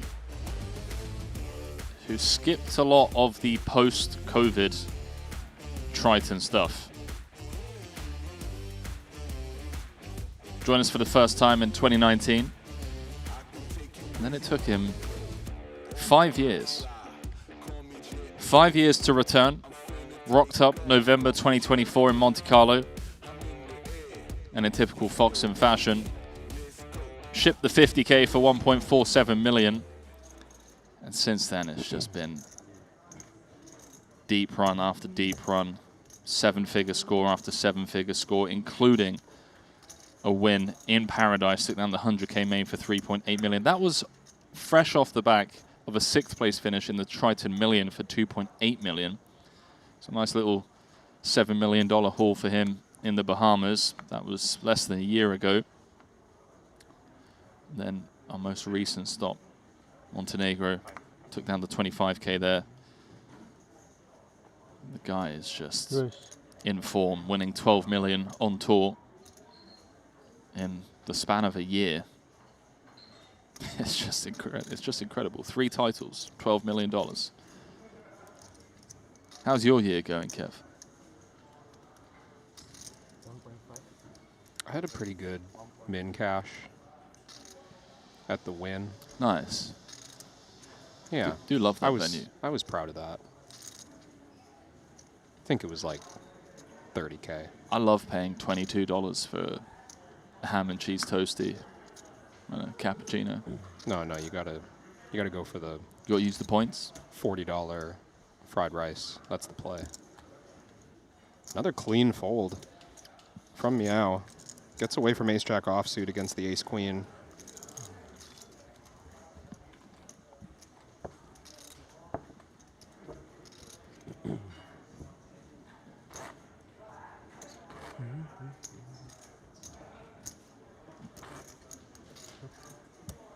$11 left for those of you just joining us.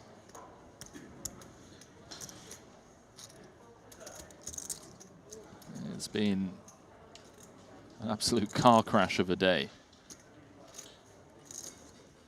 Incredibly entertaining from hand number 1.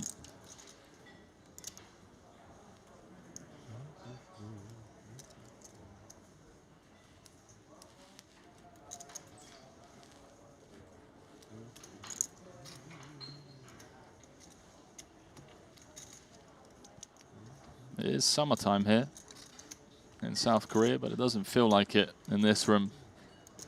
Ice cold deck.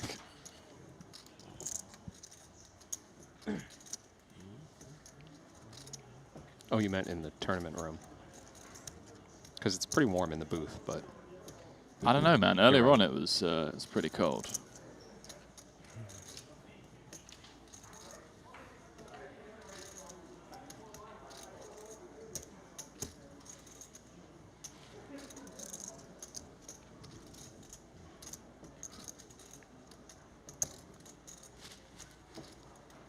Not too sure what we're waiting on. If I'm being perfectly honest, the clock is still running. I am guessing, because we're at 2 tables and we're inching towards the final, that we're playing sort of a soft hand for hand with the blue table right now. And as I look over in the Triton Poker Plus app, I am seeing an ongoing pot between Bryn Kenny and Dai Ming.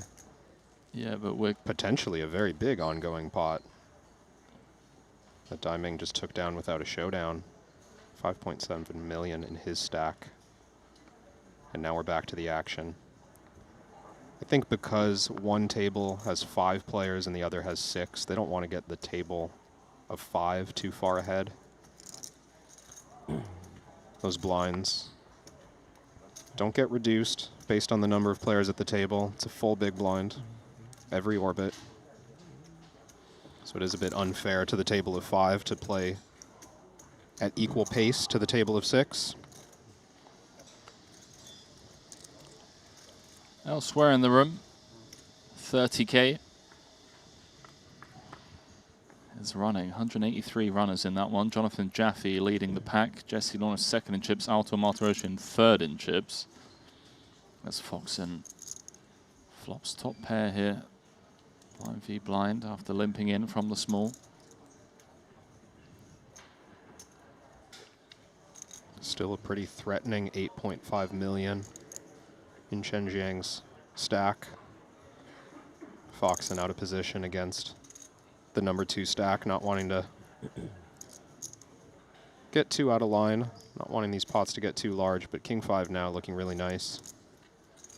I think it's time to seek value. Potential for Meow to get after it. I mean, what we've seen since the King-Queen hand is Meow receding a bit, going, you know, kind of locking it up, perhaps overcorrecting for that moment. I'm sure he recognizes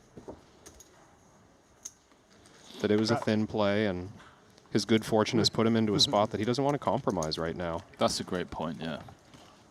Just recognize the gamble paid off and you stay patient. Let Foxen eliminate a few more players for you. And you, yeah, 6 figures. These payouts are incredibly top-heavy. I took notice when I first looked at this list. 1.5 million for the champ. The final table of 9 getting a minimum of 155. All in. Yeah, standard stuff at the Triton Super High Roller Series. Oh wow, Vyacheslav with the perfectly timed Ace-King pickup. He's going to get a spin of the wheel, that's for sure. We've watched Goryachev nurse a short stack for several hours today. Has found these open jam spots just often enough, has generally survived his all-ins at risk. He's going to be taking one of those risks again. Ace-Queen suited. Very clear continue for Foxen. Yeah, looks like Foxen's just going to come with call. Players behind with pretty healthy stacks, leaving himself some room to get away in case of a disaster. Nothing behind.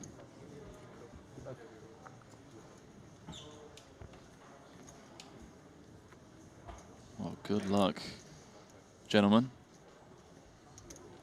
See if we can get the best hand to hold.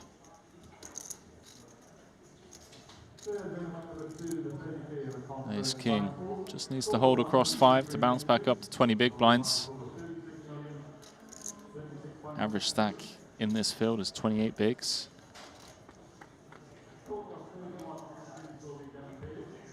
So far, so good. No diamond in sight.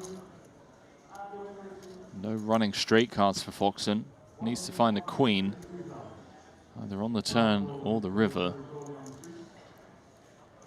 As he's going to be sending 2.2 million Gorachev's way.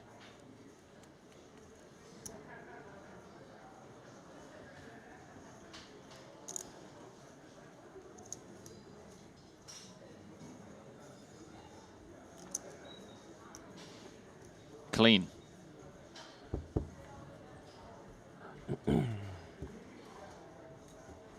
There we go. Pretty incredible. We've seen Goryachev just kind of sitting between 5 and 20 big blinds all day, even pre-bubble. And if you just win the ones that matter, all the people in the thing that I get to do keep thought your was seat. the best was I adjust It's near faster than average. everyone else to the way that people adjust their games and styles. Yeah. And so that's why I like too, you know, for me, my like studying always is playing. So Yeah. I'm saying like you have to like There's a- study, yeah. but for me, I want to see what like they're doing. I mean, Because that's then how you my say it. like my way is to like find the strategy to beat their strategy, or attempt to. I think you've done it very well, my friend, over the last however many years. It's the same thing, like some people are better at playing, some people are better at teaching. Yeah, you know, yeah. But not every teacher It is a great point. Most of the teachers aren't really. Yeah. It's a great point from Brent. He wants his studying to be real-time experience, like actually in the streets, experiencing the spots, yeah, seeing how the people are playing. And I do think there is something to be said. There are some elite elite coaches out there theory-wise, but they struggle to execute in real time.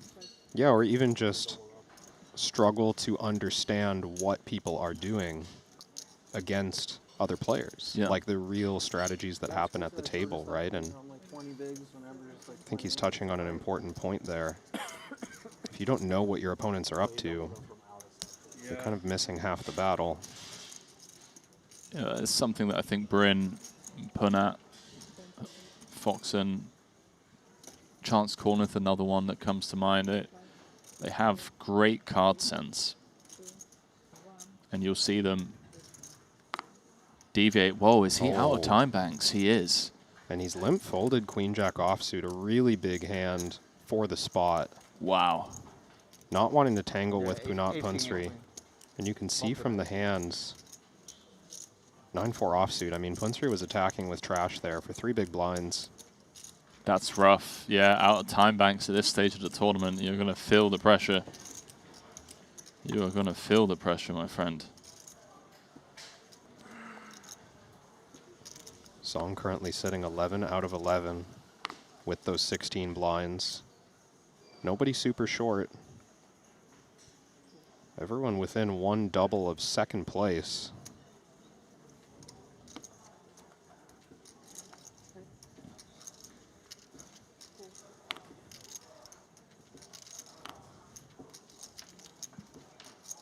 No, I mean, Henry, of course I don't want to discredit the value of studying. That's the other half of the battle. Anyone who's out there in these tournaments is or should be observing, learning, figuring out what their opponents are doing. But you certainly can't sit at home, never play and get better. You certainly can't come to the table, never study.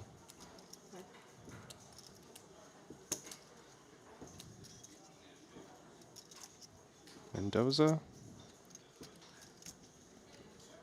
opening the cutoff with 4s. I think he's deep enough to get involved with this pair. 30 big blinds effective with the big. I don't know if I agree, by the way. Ooh. He's gone with the raise. Certainly has options here.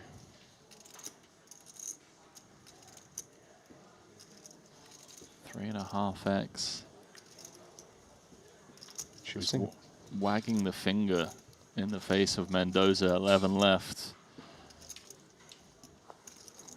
Does pass on the 4s. I don't blame him with the smallest of pairs. It's well executed from Jan, currently sat in 3rd, recognizing that Mendoza's in 5th, both with above average, and just saying, look, hey, James, you know, do you really want to bust out in 11th when you're currently sat in 5th? Just get out of here. Yeah, going back to Bryn's point conversation, like Bryn saying that his studying came from playing. It's like playing the game. I don't know whether he's selling himself short and he's actually done like solver work or, you know, a lot of study behind closed doors, but there is something to be said about just getting in the trenches, getting reps in, getting experience versus, you know, running sims all day. Yeah, I mean, from what I understand, Kenny does not use solvers, but if he's selling himself short, it's that when he says he learns by playing, I think what he means is he learns by observing players who have done the work. He learns by observing his opponents who he's going to be playing against, right? Like, looking at a solution is no different from observing a player who studies solutions and seeing what they do.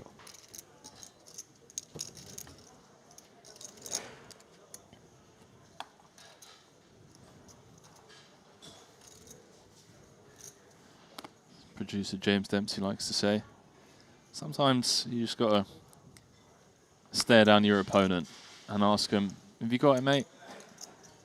Do you have it? I don't think you have it. Cool.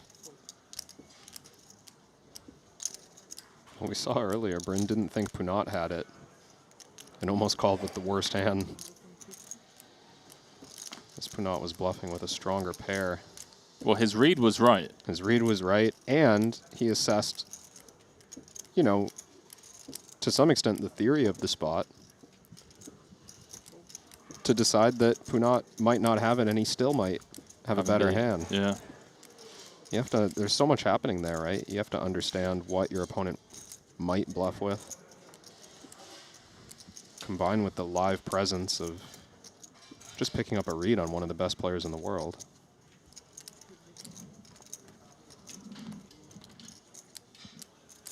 Well, swing and a miss for both on the 7. Where's the 7, Henry? Do you see a 7, Kevin? I'm still looking. You're still looking for it? I'll let you know if I find one. Maybe it comes on the turn. I think Bryn would like if a 7 came on the turn. He might be thinking about leading this flop even. 6, 4, 3. Very big blind favored situation. And again, if you believe your opponents respond passively, if the expectation from Kenny is, I can just either see a turn or get a fold right now, why not bluff at this board? It's very credible. I don't think Jing Yao's going to be going anywhere just yet. Ace, king, ace of clubs, far too strong to fold. It looks like a clean call to me, but I wouldn't mind a raise. Just to put pressure on bluffs, essentially. You're not that far ahead of bluffs when you have ace, king. Okay, well, now. Until now. Now, the hand should be over and done with. Yeah, it's time for Bryn to start checking. The ace, an extremely bad card for him. Very rarely would he take this line with an ace in his hand. Taking a moment to observe, though. You think he's asking himself right now, do you have it?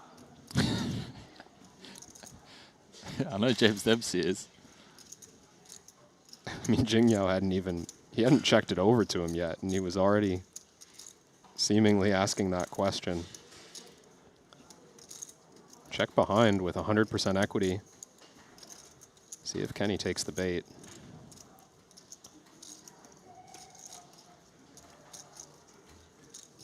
Not exactly the best river for him to represent. It's another high card, and it's a club, of which Bryn has none. Verified after a double check.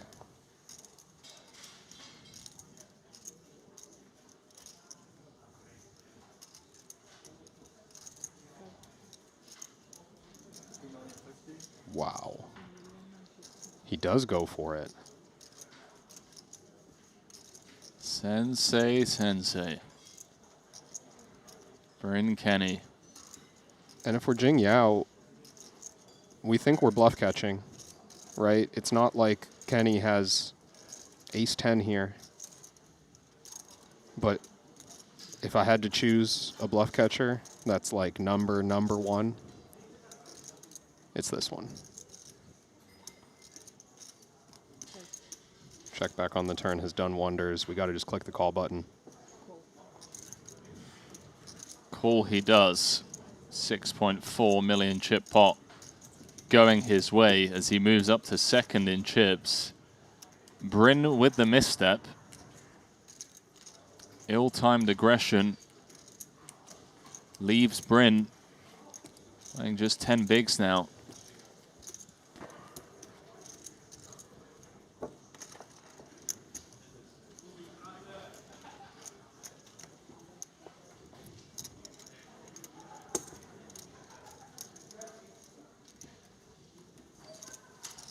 See Bryn looking up on the board, as many players have been for the last few levels. As we inch closer to the final table, relative chip counts, very important. It's time to reorient himself. Yeah, the average stack currently 28 bigs. I do wonder if we're about to enter a kind of snug period, given the way the stacks are currently distributed. Well, we've seen it from a few players already, right? We saw Song limp folding the queen jack. He's near the bottom of the counts. We saw one of the bigger stacks even. And I'll hold my thought because king 8 is no straightforward decision facing the blind versus blind jam. Just 10.5 bigs. It's a pretty decent king. He is going to pass on it. Where would you say the line is? It's like right at Right that there, hand. Yeah. I do think Kenny would be all in with king 5 off, maybe king 4. It's a good chunk of hands that we're dominating. But then you throw in the risk premium. First card king. We don't want to lose those chips. And queen 10 suited.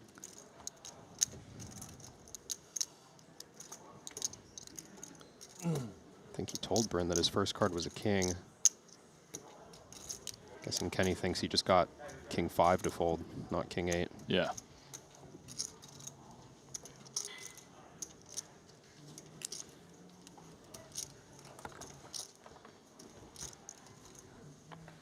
Foxton still chip leader.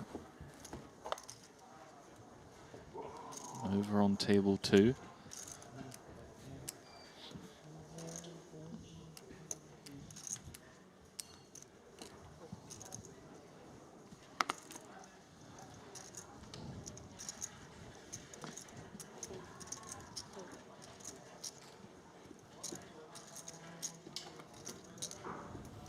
Note yawn there, folding the jack 7 suited in the hijack. I know it's not a standard open, but he's taken over as table chip leader and did not immediately switch gears to lean into it.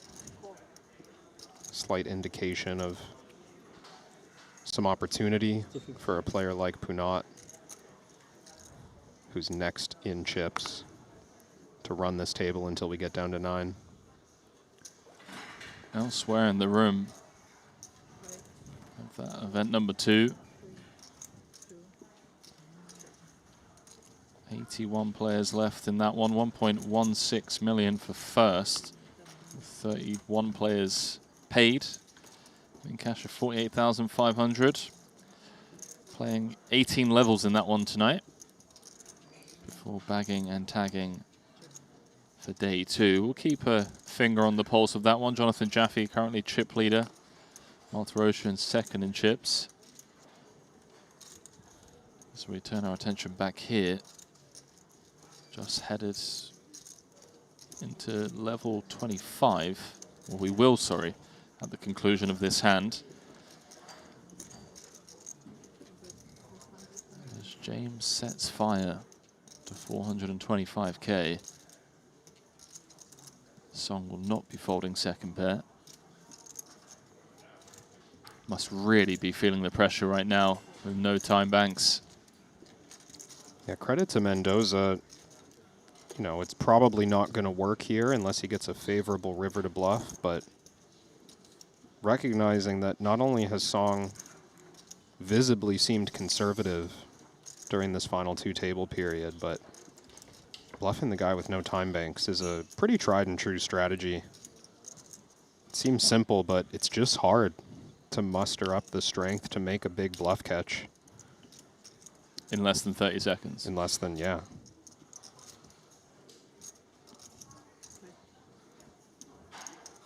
$1,050,000. He is going to go for it on the relative blank river. Some zero equity bluffing going on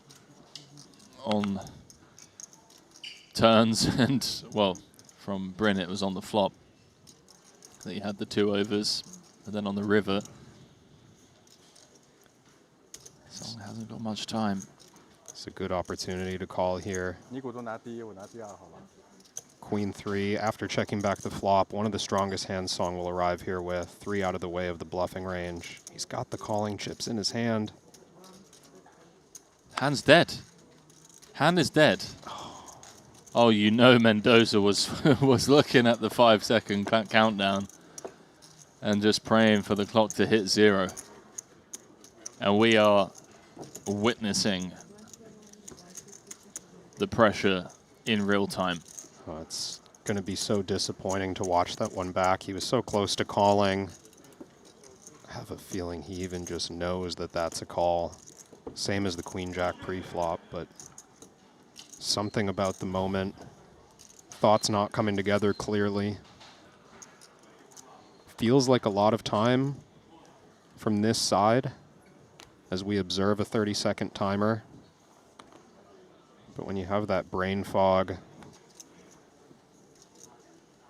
Feels like you just got your first coherent thought together by the time you're told that you're out.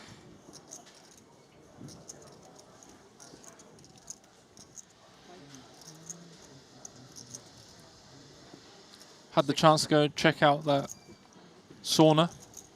Oh yeah, what'd you think? Somerset. Have you been there before? No, You haven't seen the sauna. I just saw the listing. It's, well, hang on. This decision is a little easier. Pressure shouldn't be as tense as it has been. We'll get back to the sauna conversation. I know the chat can't wait. And I mean, 2 sevens, even if you think your opponent is playing quite tight, this is a 10 big blind rejam against the button. You got to call with sevens.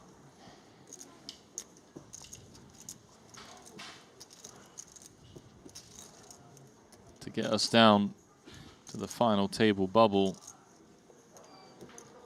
Mendoza's going to need to find some clubs, some straight, or a 7, and well, it is all but over. On the King 10-4. Running diamonds for a chop. 不能发饭票。我前面也有一把这样的。啊。和我那把。啊，和你那把是吧 ？KK 对66。嘿。Sung was sweating the turn card. Understandably so.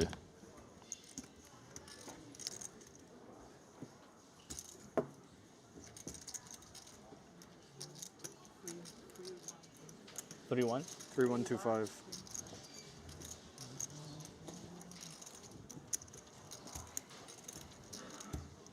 Well, the short stacks have been getting rewarded for their patience. Picking up big hands in big moments, surviving all-ins. Saw Goryachev do it over here. Finding the ace-king against Foxen's ace-queen as he was running short.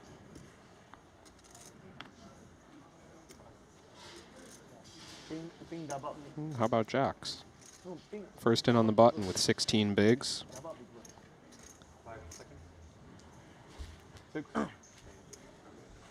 Min open from the hooks. Batavi's going to get out of the way.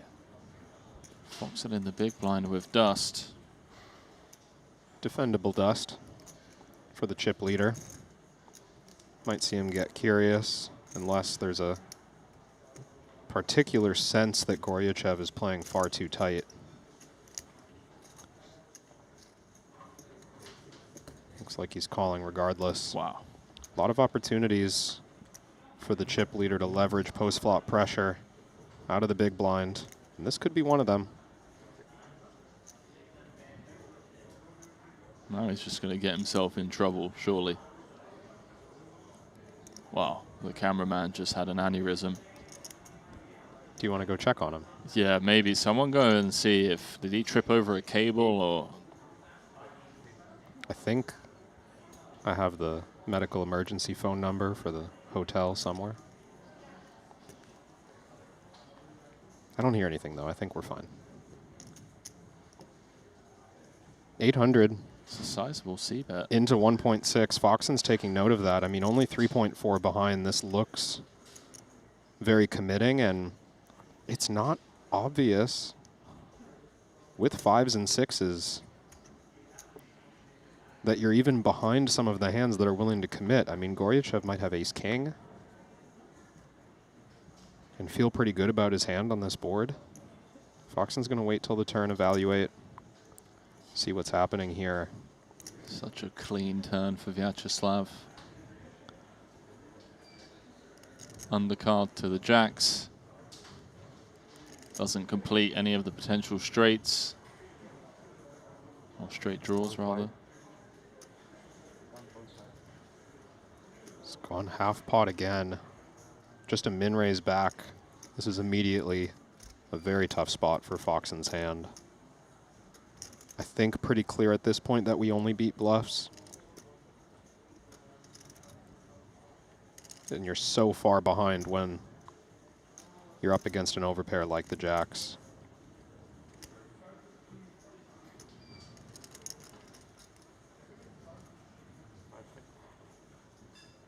Nice fold, mate. Yeah. Nice fold. Not an easy fold. Not an easy fold at all. Girachev potentially costing himself some value in terms of the sizings that he chose there. Just really signaling strength from the get-go.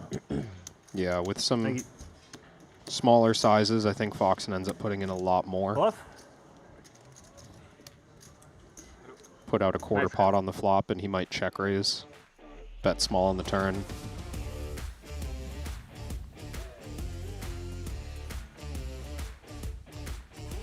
It's impressive, though, from Foxen.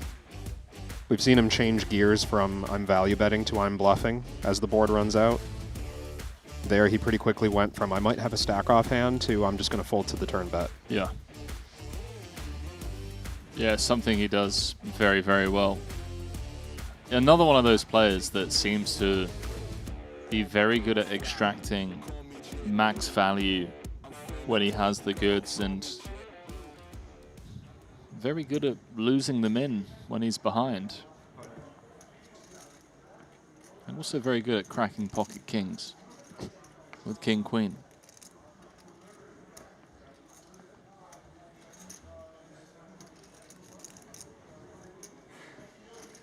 Opportunity here in the cutoff for Goryachev to continue to build. It's open raising queen-jack offsuit.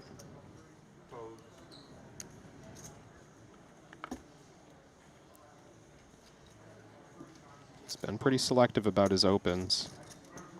But 6-5 of diamonds.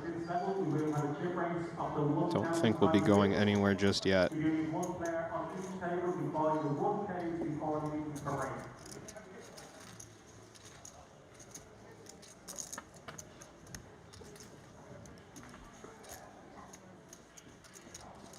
Well, Meow, who doubled up with that king-queen against ace-7 to 11 million, has bled quite a few chips back to the rest of the field, Kevin. He's down to 6.2. He won't be picking up chips in this pot. Yeah, he did find himself in a number of small to medium pots, folding at various points. To no fault, I might add, just something that happens once you get chips. You have the opportunity to VPIP more, you get yourself to more flops. If you consistently miss them, this is the result. There's no guarantee that the players at the top of the chip count now will still be there, even in a level or two. As we're playing short-handed, 5-handed on this table, 6-handed on the other.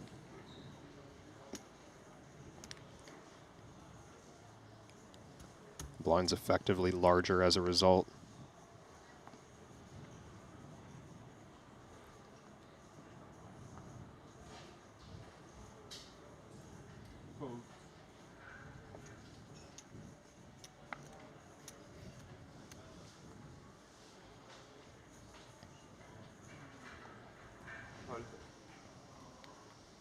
Pitavi. Haven't seen him involved at this table yet. A bit handcuffed with his chip position. Finding himself near the bottom now.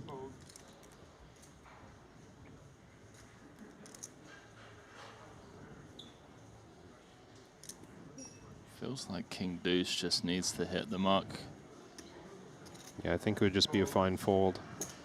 No need to defend these offsuit trash hands. Even if we know Foxen's opening wide, even if we know the button range in particular is extremely wide, it's still okay to pass. There's low edge hands. Foxen really is in his element right now. That's why you put it in with the king-queen off pre, right? Yeah. Because it's like, well, I'd like to either bust and jump in this 30K, or I'd like to be tournament chip leader and do what I do best.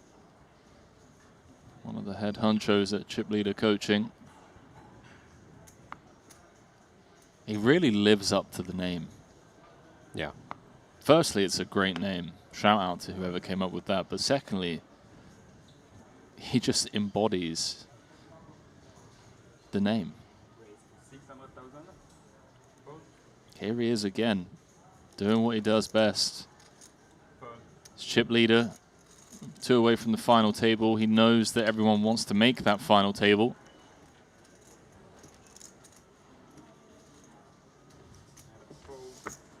Passing on the Jack-9 offsuit. Think that's a hand Goryachev could have defended, but it's on brand for what we've seen.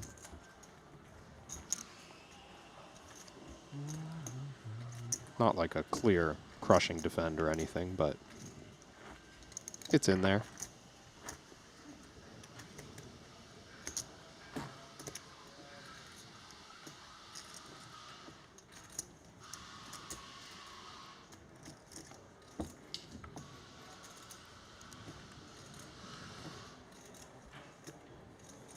Hand complete at the blue table, and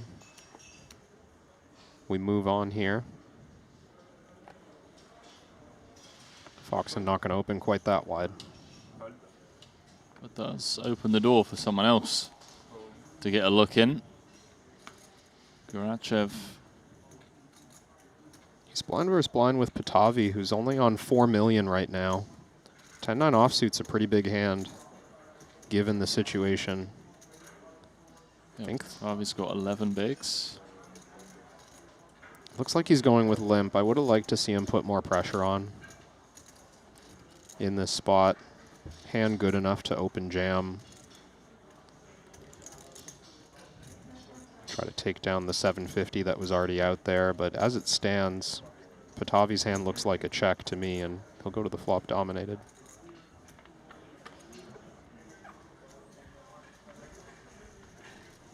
Fortunately for the Frenchman, no 10 high flop. Could have spelled disaster. See how Goryachev feels about the Queen 4-3. Did see him stabbing in a previous blind versus blind confrontation on a king high board, this time going after the queen high board. I think it's just going to work. Patavi's missed pretty significantly. And it's just, even at such a good price, it's hard to invest 300K when you're on 3.4 million. It's so valuable to hang on to every big blind. Get a little bit of extra fold equity on your next rejam or your next open jam.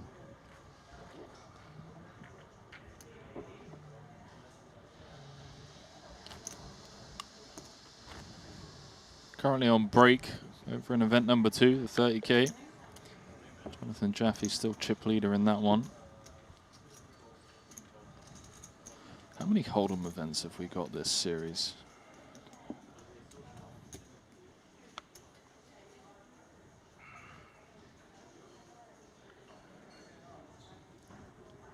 Nine Hold'em events, 5 PLO events, and a 30K PLO No Limit Hold'em mix. That's cool. Oh yeah, I saw that. Never seen that before. I think that's our first ever. Yeah. Little half-half to transition into the PLO portion. Yeah. That'd be fun. Very curious to see. I mean, I know. Interesting spot here for Patavi. He's facing a min open from the man who called it off with king-queen offsuit. When you look at ace-2 suited, you're thinking, this is a pretty high equity hand if I get folds. But if you're just putting it in and getting range called, yeah. Nice pass there, I think, from the ace-2 suited. It would be the right jam against a polar range. It'd be the right jam against just a range with more fold equity for that amount. And Foxen presumably just going to proceed with a call.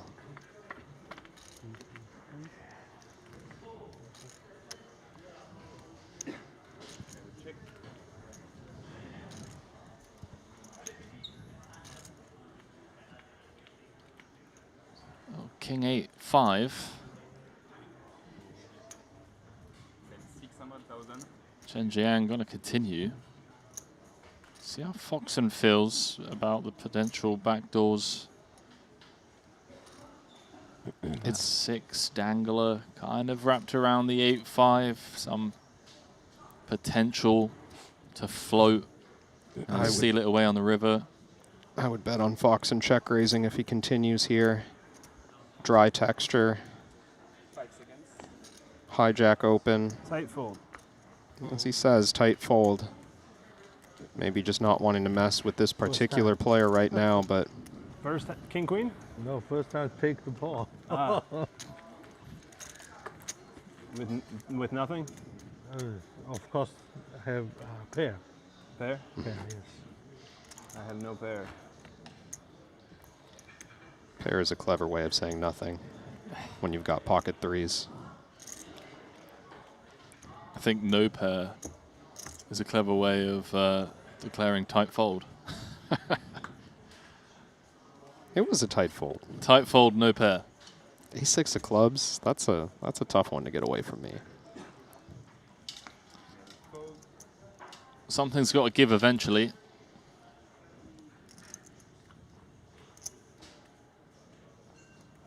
Average stack of 24 bigs. Currently 3 sub-15 big blind stacks in the room.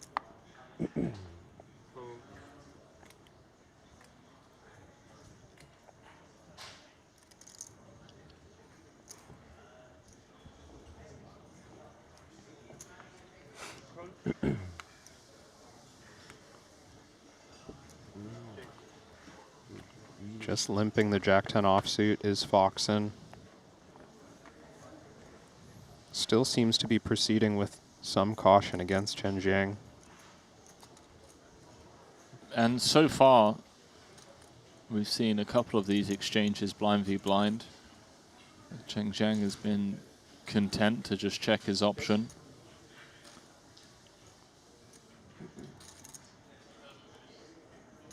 But here we go. 2 overs, 10 of clubs. Second time. Another big fold.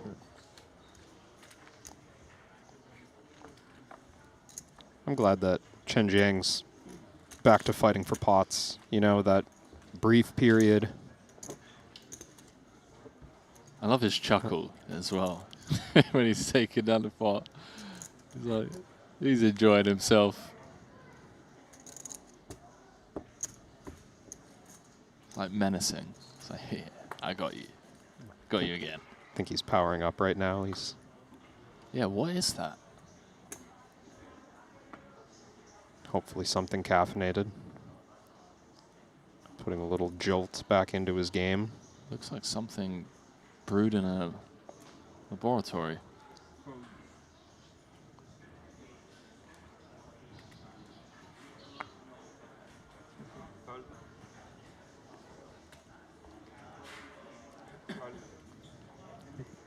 Foxen not committed to the any 2 on the button strategy. Respect for his players in the blinds. That's a generous fold from the covering. Meow. Could have gone after the big blind, but I don't think it works. Only if I have ace. Foxen trying to image build. Not fooling anyone.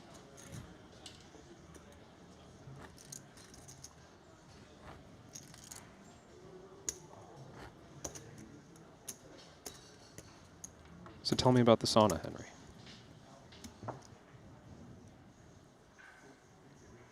You know those like mud huts from Star Wars in like the desert? Those like round ones.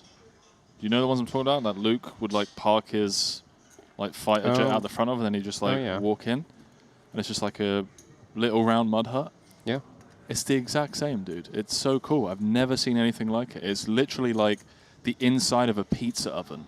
Okay. And you walk in, and there's like bamboo laid down on the ground. Yeah. And you have to, like, there's no benches or water or anything like that. And you just lie down in a room. You like, wait, I don't know if I'm doing it justice, but it's really cool. I've never seen anything like it. It's like a full-on room that you can stand up in and walk around. Yeah. And it's like 80 degrees centigrade. I don't know how much that is in, 80 degrees Celsius. I don't know how much that is in Fahrenheit, but... That's like a lot of Fahrenheit. I mean, it depends what kind of sauna you're used to, but 80 is pretty low. No, I just mean Yeah, sure. Compared to like the weather, yeah, it's a lot. It's pretty low for a sauna, I think. But anyways. Someone can do the math in the chat, but...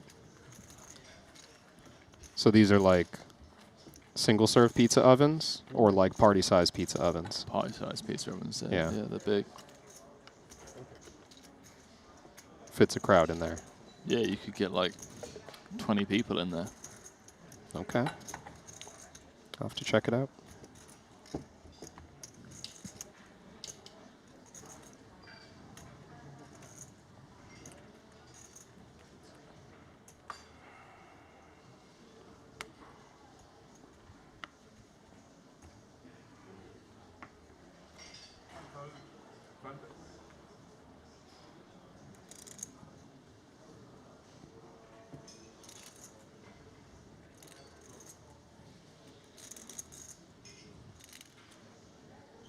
No real movement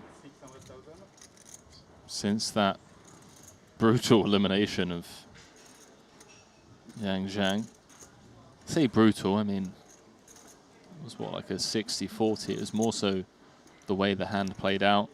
The only real movement that we've seen is the ascend of this man here, Vyacheslav Gurachev. Would love to see a jam here. He's 3-bet, it seems like. Only 18 blinds effective with the button. Patavi even shorter behind in the big blind. Queen Jack suited, a great rejamming hand. I doubt we'll see anything but a fold from the King Jack offsuit, but this could get really awkward if Chang Ho decided to make a move, but he just passes. 3-bet gets it done regardless of the size. Well, what do you know?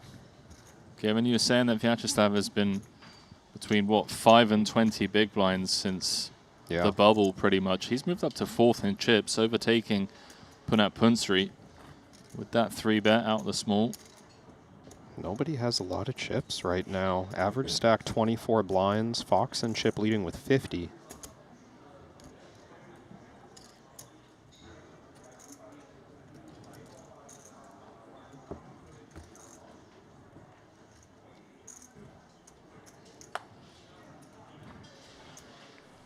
Just from a technical point of view, this is a stage where kind of jockeying for that chip lead can pay off quite handsomely. It's not necessarily the time to sit back and wait for final table. Especially playing 5-handed, it's so expensive to wait right now. The idea being that the payouts are super flat. The next pay jump, well, first from 11 to 10, there's no pay jump. And then from 10 to 9, it's 25K. It's a single buy-in. There's not that much money to be had by surviving right now. There's $1.5 million for the player who gets first, and that's within striking distance for anybody. So basically what you're saying, Kevin, is stop being a nit. Yeah. Get after it. Get after it. Gurachev is going to be getting after some of Foxen's chips on this board. Ace, Queen, 8. Both players flopping top pair. Modern day cooler. Especially button versus big blind. And again, note the sizing of Gurachev. It's almost like he doesn't want to play pots against Foxen. That's a big bet. He's just like, you know what? Please just give me the pot. I'm content with taking it down right now. I don't want to get to rivers where you can make it really uncomfortable for me. I also just take it as kind of an honest display of hand strength, right? It's perhaps discomfort with what could come. Two-tone board. Yeah. Straight draws available. Like, feeling very confident that Ace-Jack is the best hand right now and making it clear. The queen is a little uncomfortable to see, but I have a feeling that Foxen would have folded a number of queens on the flop to this bet size. That said, your Ace-Jack is 100% right now to either tie or win. There's nothing wrong with checking back, but I do think that a small bet here could get paid. 1.7. This is awkward for Foxen. Cannot win the hand. Can only chop. Unless he somehow finds a way to get Vyacheslav to fold the ace-jack.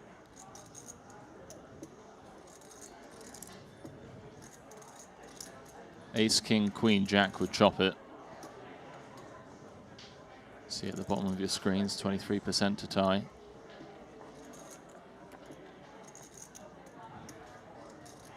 Time bank going to be used here.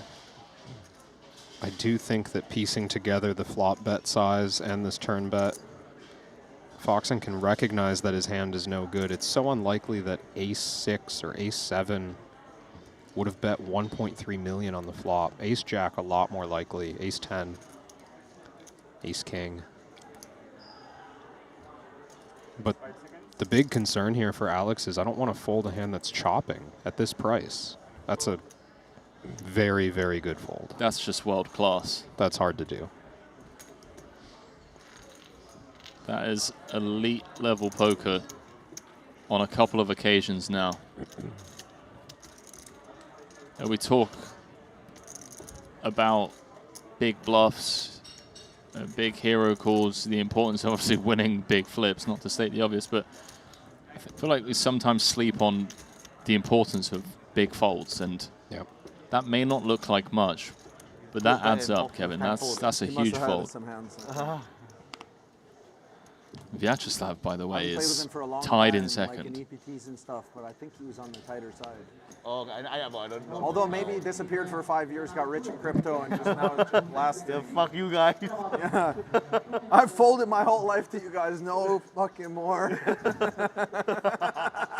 Never again. I think some people do that and like, yeah.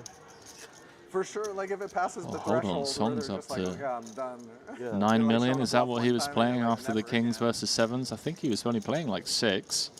Yeah, I think he's picked up a chunk. Looks like a couple of non-showdown hands while we've been at the other table. Yeah, you're right. A raise and take it, a 3-bet and take it. Ace-9 off against Punsri's 23 bigs in the big blind. Kind of weird hand strength. He started with limp, and I might like a limp jam even. Song, the same player who limp folded queen jack offsuit, but now in a more commanding chip position. Still on no time banks. I think the all-in's coming. No, just going to come with call. Does give Punsri positional power of outmaneuvering the ace-9 post-flop. King 5 deuce as dry as it comes.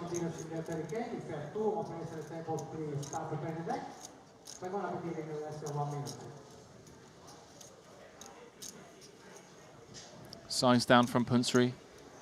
Something in the realm of 800, 700. Yeah, 20 to 30% pot. All of that seems reasonable. 2 low cards actually really good for Punsri's range. Pre-flop, he has bluffs like this, and then he has all the good stuff. King, queen, ace, king. So there's a lot of ways for him to connect with this board. A small bet. Should get a lot of medium cards to fold. Ace-9, though, too good to fold yet. Solid float with the ace high. Will be tough if he does not improve. Yeah, and this is where it starts to get interesting. Another low blank. If Punsri thinks the only way that he's going to get called down is if Song has flopped a king, he might just start going for it with no equity. And having that 3 of clubs is worth something. Blocking some ace-3 that might continue, blocking some backdoor flush draws, pair plus flush draws.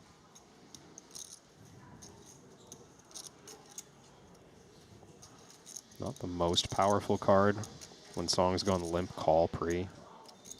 Not a lot of suited 3s. Small again, 1.2. If we fire here, I'd like to see something geometric. I think setting up stacks is kind of inevitable for the value range. Even though we don't really want to put stacks in that often under ICM, it's just like 1.5 times the pot in total. If we had queens or jacks, we'd just check behind. If we have a king, we're just trying to put a lot of money into the pot.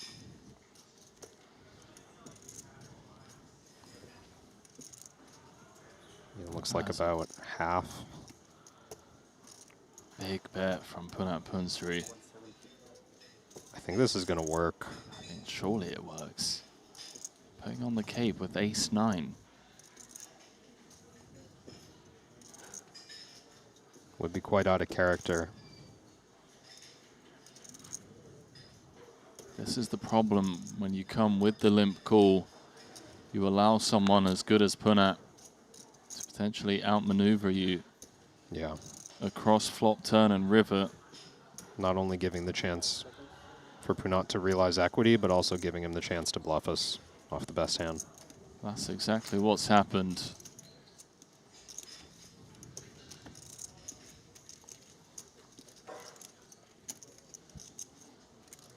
Punat up to 9 million now.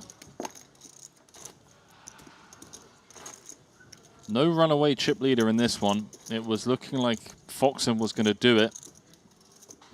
And then Vyacheslav Guryachev had other plans. Foxen's playing 45 bigs, Guryachev's playing 36, tied with Yanjing Yao. Punat puts her on 30. Average stack of 24 big blinds. Shortest stack in the room is Emilian Patavi.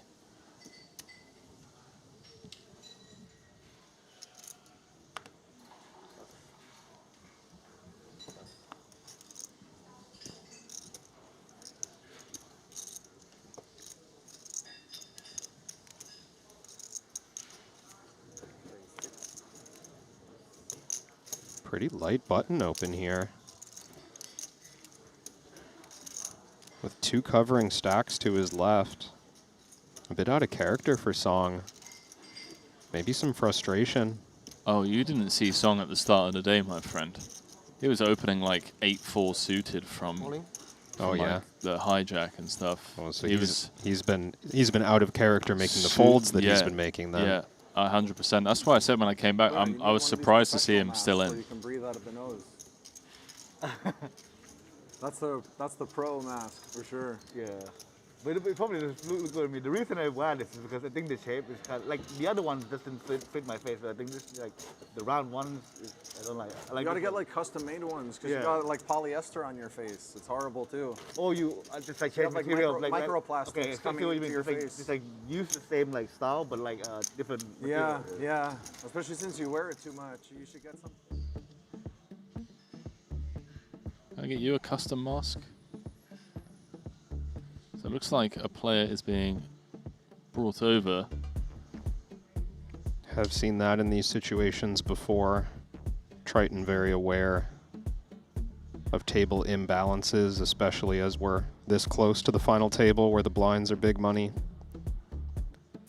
Just keeping it as fair as possible. Even though they're tracking hands, it is slightly disadvantageous to spend too much time at the table of 5. So of course, every 5 hands you're paying a full big blind ante instead of every 6. So move someone over. Balance that out.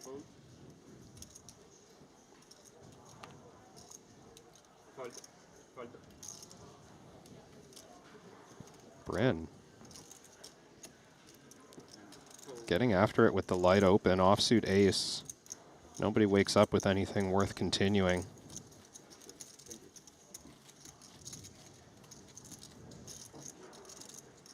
The 2 times they would take longest when it's either the Russian big blind or it's Fox's big blind.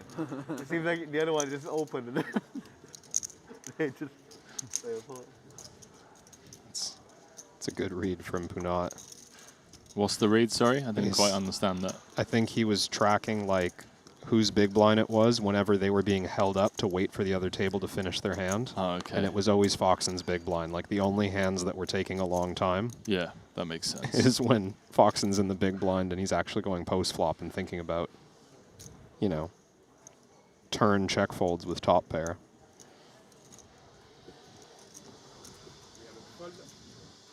Man, I'm so excited to see the implications on the Ivan Liao leaderboard race. It's crazy that this is the first event of the series as well, and just straight out the gate. I mean, we left the last series in Montenegro, or in Montenegro, certain that Martirosyan was just going to walk his way to the win.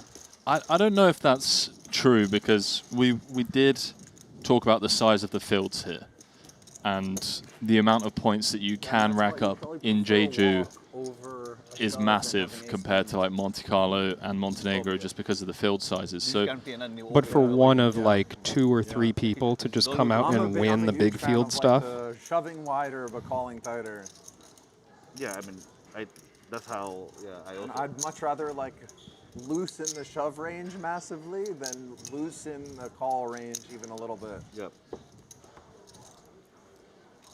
Some free coaching. Tell you what, if Bryn Kenny ever wants to release a masterclass, if you're thinking in terms of like, I'm buying it. Like, there's a crazy one. Sign me up. It's like so many. It's probably not wrong to be too crazy anyway. Yeah. No, yeah, shoving crazy can't be. You call it Sensei's sense. Like, no matter what, really. Sensei's card sense. There's something there. There's something there. I wonder if I can get royalties.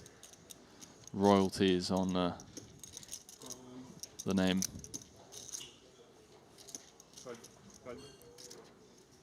Let's see if I can give Don't you one shove of too those crazy, like I okay? got.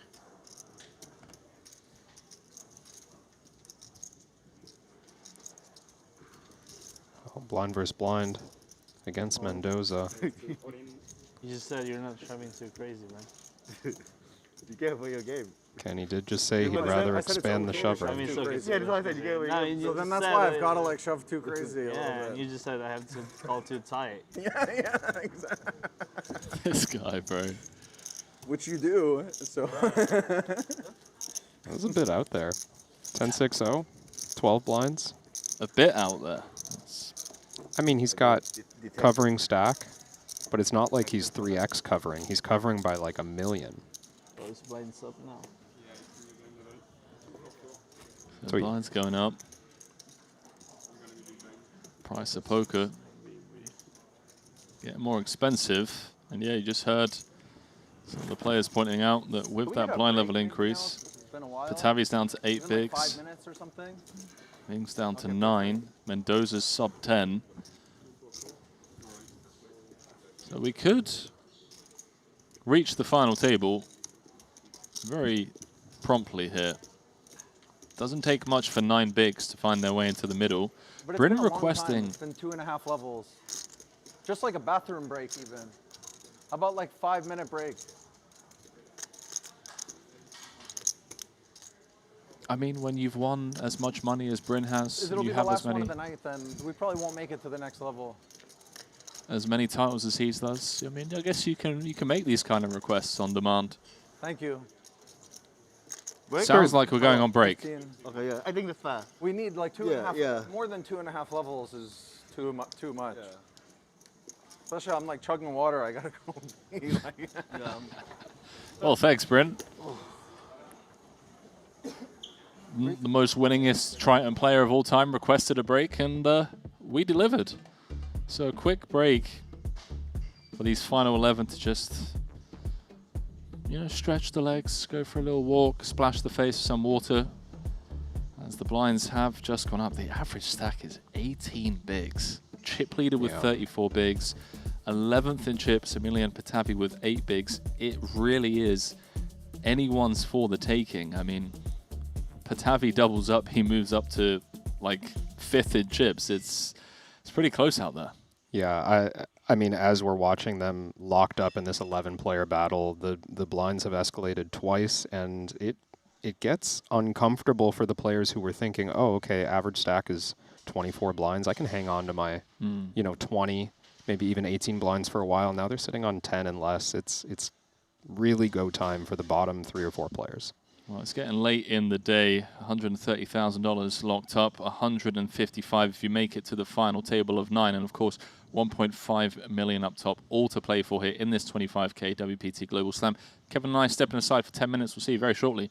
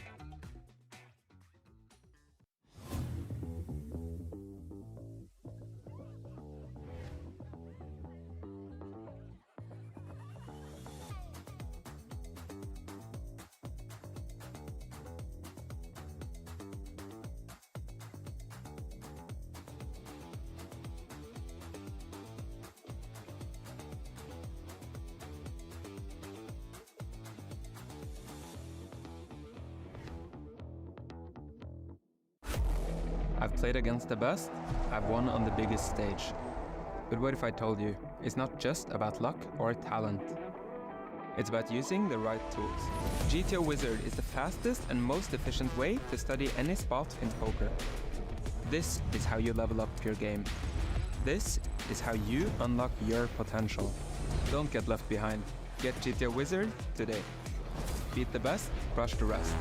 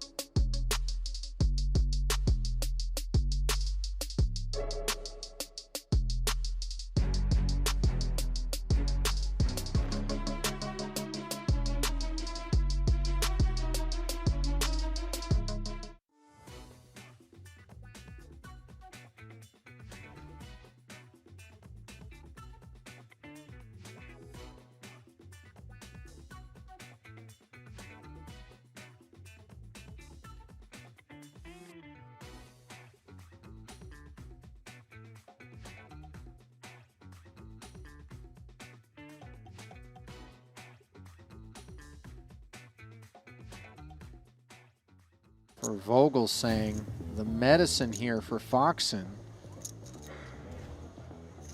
In the small, you like a 3-bet that's going to retain a lot of Foxen's holdings here, or do you try to make it big? No, I like a small 3-bet because Foxen's the type that likes to take flops in position or 4-bet attack. This is pretty good. 675. And the 4-bet attack would obviously be a dream here for Christoph. It's not out of the question that it could happen.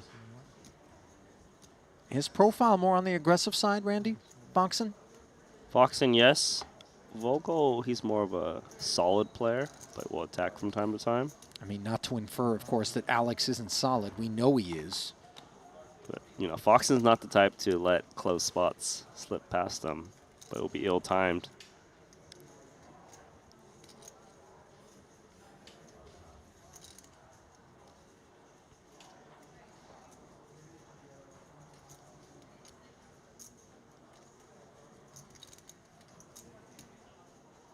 He's chewing on it.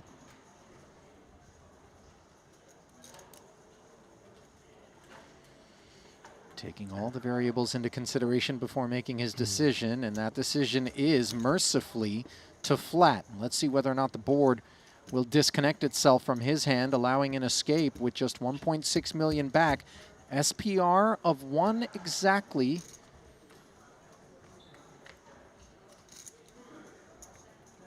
Oh, and this is trouble.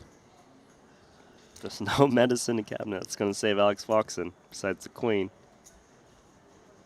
Stranger things have happened, but obviously he rates to sustain harm based on what we're looking at here.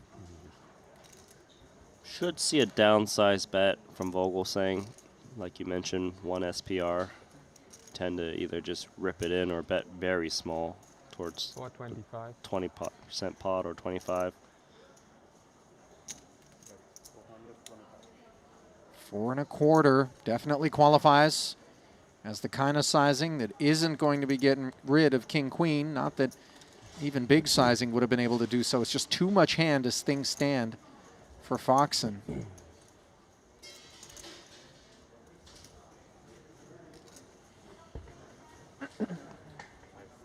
Yeah, it doesn't really matter whether he calls or jams. Both are still pretty good with his holding. What is he playing? 10 big blinds? A little bit more. Your only real concern, I think, is the ace. I suppose a 10 as well if you're up against ace-king. King-queen is king-queen if you got this far. How can you not want to go with it?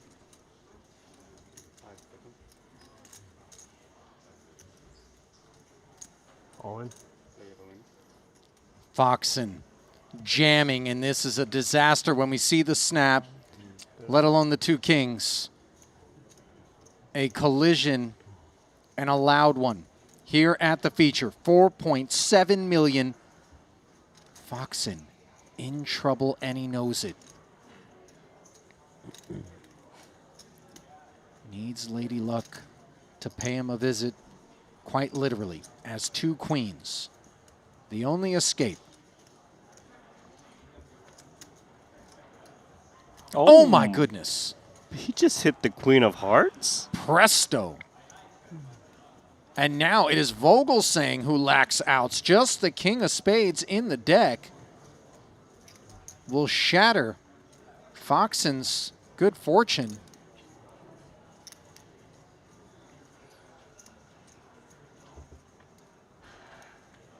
And not to be had. That's savage, Randy. You can't really overstate, never mind the cold nature of that particular turn, but the size and the gravity of the pot. You go from, if you're Vogelsang, hauling in 4.7, picking up a pay ladder, vaulting up the leaderboard and getting rid of Alex Foxen in your way to sitting. Well, he's not being indulgent about it if he is, recognizing just how lucky he was. Fine late too a lot of times also. To still be a part of this one.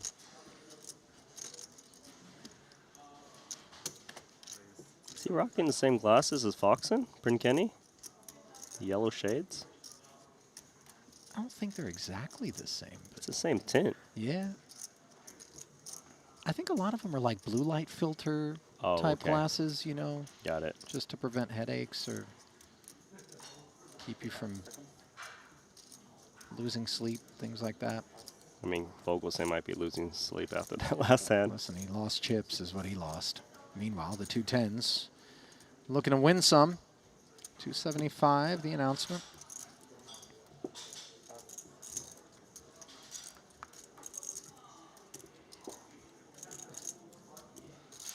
Good time to see a flop in the big blind. Sure. Hand plays very straightforward. Could win a big one if you do flop a set. Right price.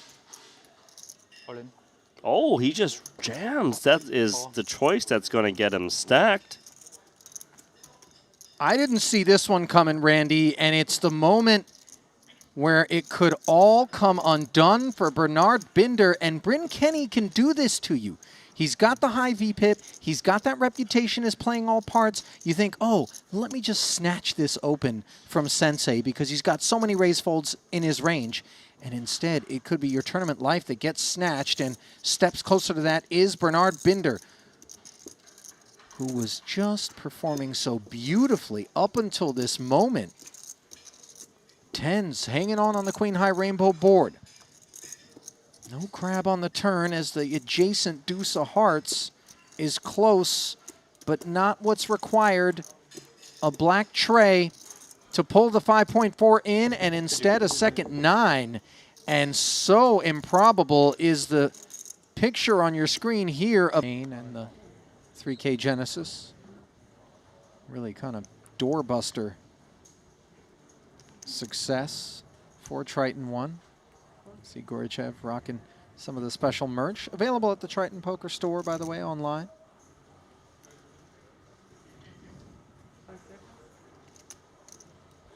All in. King 10 for Vogelsang, and it's time. Oh, bad time though. Dang. Ace, king of spades, a spoonful of medicine. Despite not covering, this is the bulk of Christoph's chips that will be lost if he can't improve. Riding very much on the wall here.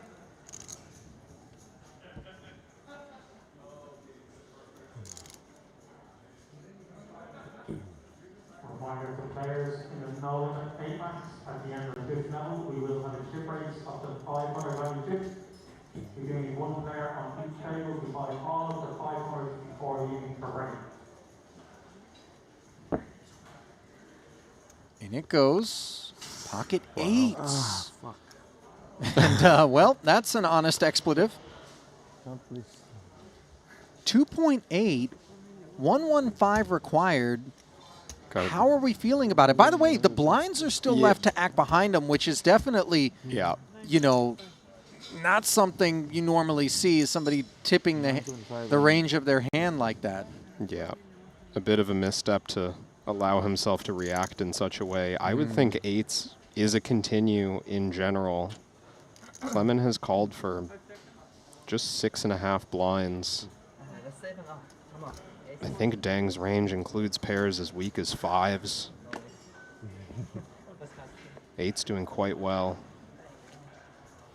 Does eventually fold, maybe shy to enter the pot after realizing the blinds still have cards as well. Sure.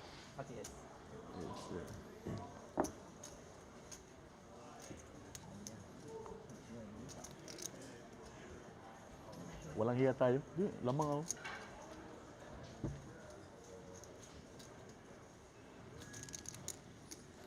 So stepping aside is Chase, 2.3 million in the middle and a 10 on the board as Vogelsang finds relief, but note the Gutshot Broadway draw as aces and queens spoil the fun. Now you got to take the club version off the board. Still sweet, many outs. As the 9 gives Christoph a flush draw. 5 outs to fade. 82%. Can the German hang on?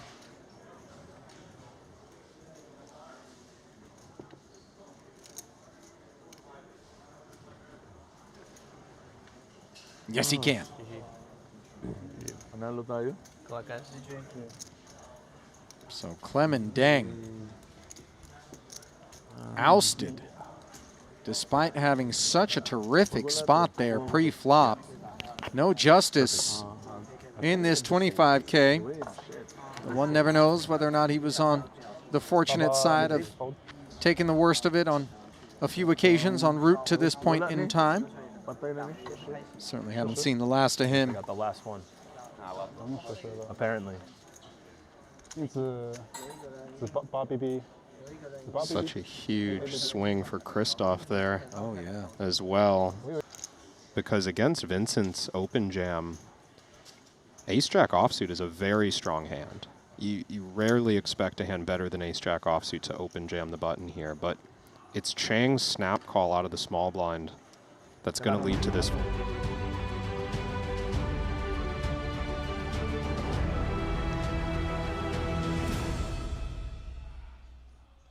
Well, if you were wondering based on the highlight reel whether this tournament has just been a bloodbath and bad beat after bad beat, well, you would be right with that assumption. It has pretty much been the case from the start of the day. We've seen one-outers. We saw Foxen claim the chip lead by cracking pocket kings twice with king-queen.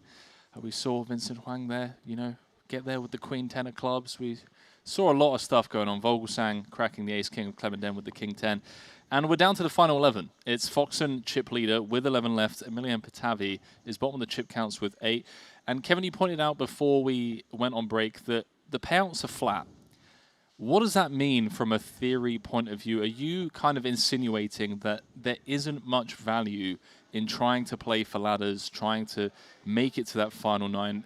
You're kind of insinuating that we want to be playing for the chip lead from here on out. Yeah, exactly. I mean, right now, and I don't necessarily mean for the entirety of the tournament, but right now with 11 players left, there's very little to gain by laddering your way to 9th or even 7th, right? And it's just too early to think about locking it up. And because the average stack is so low, winning this tournament is within striking distance for literally everybody in the field. You've got 8 big blinds right now.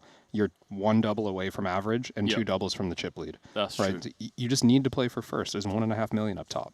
And is that the case here? I mean, at Triton, we know how top-heavy things are. What are some of the strategy adjustments that you could maybe break down for us when you're in this spot that you would like to see more from players, for people such as myself, perhaps some of the viewers who perhaps aren't aware of exactly what you're talking about? I mean, the biggest thing I've seen is just making conservative folds against pressure. Like, you have to be willing to call it off and run it right now.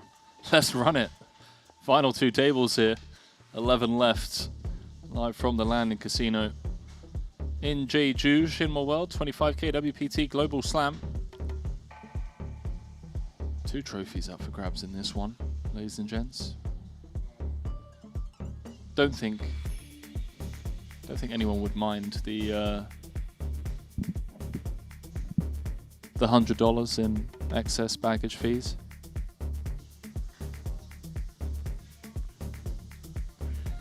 The extra 2 trophies, yeah. 1.5 million, the price tag that comes with those 2 trophies. Here we go. You wouldn't just carry it onto the plane?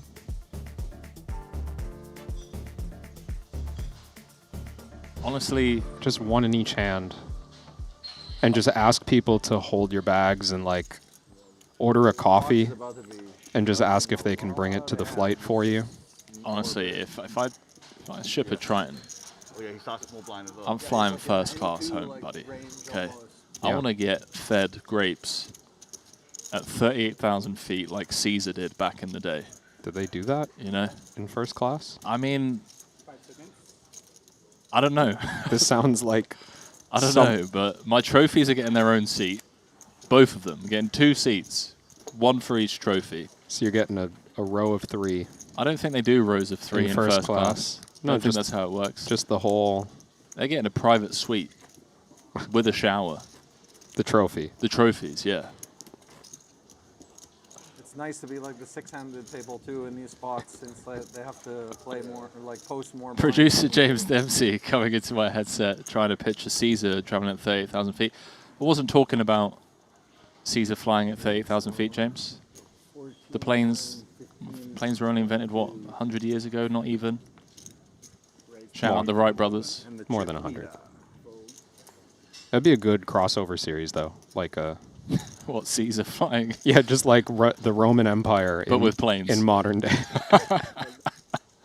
I'm also referring to being, you know, fed the grapes, but... Maybe even just put it slightly in the future. Like the Roman Empire in the year 2100. What would that look like? It might be like it might end up a little too dystopian and real. I don't know. Maybe we don't want to pitch that idea to the wrong production.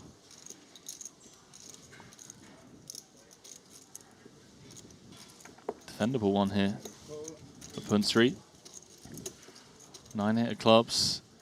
These 2 hands could collide on certain board textures. Ooh. That's not one of them. But that is the nuts for Jing Yao, who I believe with this pot is going to take the chip lead. Yeah, effective chip leader already at this table, but Foxen only leading him by about 3 big blinds at the moment.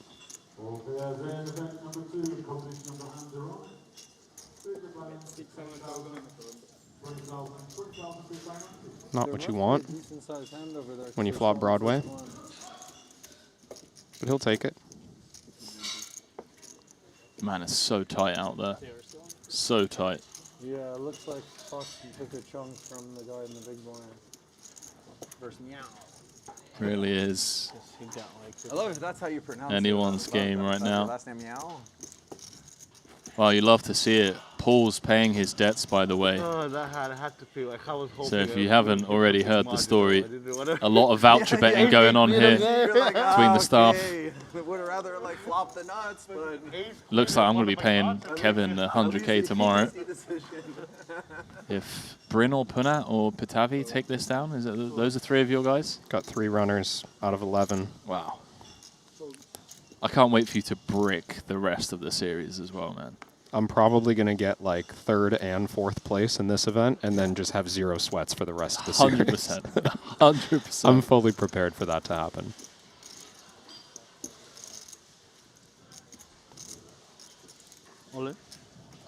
Clear jam, pocket 7s, 9 blinds. Punsri with a very close spot here. I think Ace-10 is just in. Yeah. Ace-9 suited, we're calling as well. Is this the cutoff? Ace-9 off? This is tough, partly because you have covering stack to your left. So if Punat enters this pot, he runs the risk of being eliminated before the final table. Second is, do we believe Mendoza is going to jam cutoff with the aces we're ahead of? The Ace-7 offsuit type hands might not jam. Punsri's going to take the spot. Jing Yao's going to get out of the way. We're going to be flipping for James Mendoza's tournament life. Close one, I think. Very close, very close. The border, I think. Yeah, I think it's the border. There you Let's see go. where the Angels are in Los Angeles or Bangkok or whatever happens. Whatever happens. Yeah. There we go. Cards on their backs. So The that's one of hand those where you on think about the Angels. Yeah, I did. The other table is finished. I saw it was 9 bigs, and I was like, I'm gonna call, but I want Angels. Got too many Angels to fold. But if I lose, it goes to my good friend. So. Yeah. Good luck, gents. Huge spot for both. 7's looking good so far. Couple of hearts out there. Some concern, of course. Punsri holding that ace of hearts. No counterfeit outs. Card higher than a 7 would make it sweaty, such as that. That was a sweaty one. Yep. Add 10s to the equation. Oh, well, because it's either 10 or 9 of spades from, like, the thing. So you won the flip so far. Ace 10, 9 needed. You held the Doesn't flip. find it. Mendoza holding in a huge spot. 3.6? 675. Right? And can we just point out, Punsri losing that pot only drops down to 7th. Yeah, that's wild. That's how close it is here. This is what Kevin was referring to on the break. It really just is anyone's tournament at the moment. 7th in chips all the way down to the bottom has 10 big blinds or less. Any seat. Except, like, under the gun. He's like trigger happy now. Yeah. Well, those are like the fun spots where like you just get to hammer your table because like, you can't do anything that's too aggressive. Man, we've been in this stalemate for quite some time. The departure of Yang Zhang in 12th just felt like we were going to be down to the final table in the blink of an eye, the way people were putting chips in the middle. Watching a somewhat sizable pot develop on the red table over in the Triton Poker Plus app. Feels see a little bit. Yeah. 3.5 million in the middle between Goryachev and Foxen at the moment. Still playing a turn. That's been the main battle over there, hasn't it? Really? Yakislav against Foxen. Everyone else has just kind of been staying out the way. It's hard for anyone else to put chips in the pot there. Also, chips in the pot here. Players. 3 players less than 10 blinds at that table. If he's got 10, I might fold. Goryachev and Foxen, the only 2 I might. Yeah, 9 above average. Personally, I think it's a little loose. Yeah, I Against think 9? I think I didn't expect ace 9 though, to be honest. But also, I think it's like one off though. Still from. Yeah, it's like A7. I mean, I don't know. He's the best. He's the GOAT. Because like the 9 doesn't dominate like much of like the. King 9. But then he's got all the board weight. I don't think. Maybe yeah, he might not. Then it's like if you know his shove range, then it's different. Yeah. I mean, like even and it's King, like looser. I think even King 9 suit I would shove just because of this. You would shove. You would shove, I think. I don't know. I think maybe not. King 9 suited. I think maybe not. Cut off. 9 big. I mean, like. For not losing his mind at the Remember, moment people at don't the play shoving range these guys are coming up with for the cutoff. Okay, That's true. He's like, you guys are trolling me. Maybe. You nits. Funat's like, I'd be in from low jack. Maybe that's why I don't win. You're gonna fold the cutoff. The thing is, it's just you have like a good sitting stack-ish. Like, The guys arguing over the spot. Felt cuspy. This one not so cuspy. Shout out to the official timekeeping partner, Jacob & Co. Triton collaborated with Jacob & Co. to create that limited edition Triton Epic X skeleton sports watch that you can see none other than Punat Punsri rocking on his left wrist, featuring the Triton logo. And it's the complex open work dial created exclusively for Triton main event winners. 2 of those are going to be handed out here in Jeju. yeah, he was last in chips. 6-7 mix, yeah. Goryachev won that pot at the other table. Showing down just king, queen high out of the big blind. He check called a c-bet on 10-6-4. Yeah, I wasn't expecting. Turn 3 check check, river deuce, check check. King queen was just good against the Fox and cutoff open. He's up to 12 million. Third in chips. Yeah, Girachev has been Foxen's kryptonite. What was it, Fox and opened and the guy ripped? No. I folded to the button, he opened it. Oh. The guy sitting with 12 bigs or whatever. Yeah. So now he won that and Scott now Moore. he's got 6. Oh, and now, like, yeah, like now someone's down to 6 bigs.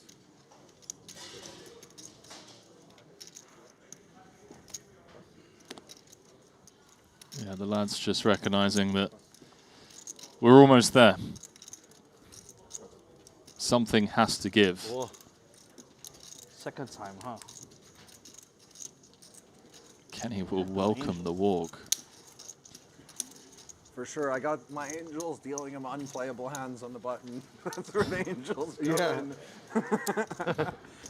It's like, okay, gonna shove like that's more important. 50 to 80% of 50% of my range or so. Ah, fuck. That's actually more important than what you have, right? Yeah, 100%. Yeah. Especially in this spot where he's gonna shove super wide, at least super wide there. Yeah. How wide? I don't know, but wide. 80%, 90%. At least 50%. What's like the bottom of 50%? What do you mean? Like, oh, well, I guess Queen 6-0 is like the average hand. That would be a bit loose if he rips the Queen 6-0. Maybe about one better than that. Queen 7, right? Oh, now I have to think. Oh, come on, give me a no thinker.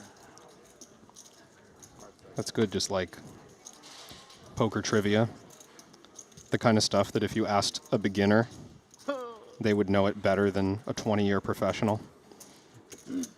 Knowledge that's been just pushed out of your brain. I mean, Queen 7, right? Think so. I didn't want to test my. I don't know. We're going off like playability, pre-flop equity. The 50% hand, the computer hand.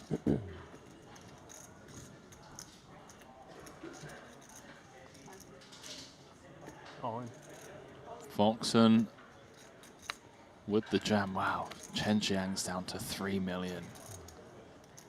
Bearing in mind, he was second in chips with 11 left after eliminating Yang Zhang. Now he finds himself practically tied at the bottom of the chip counts.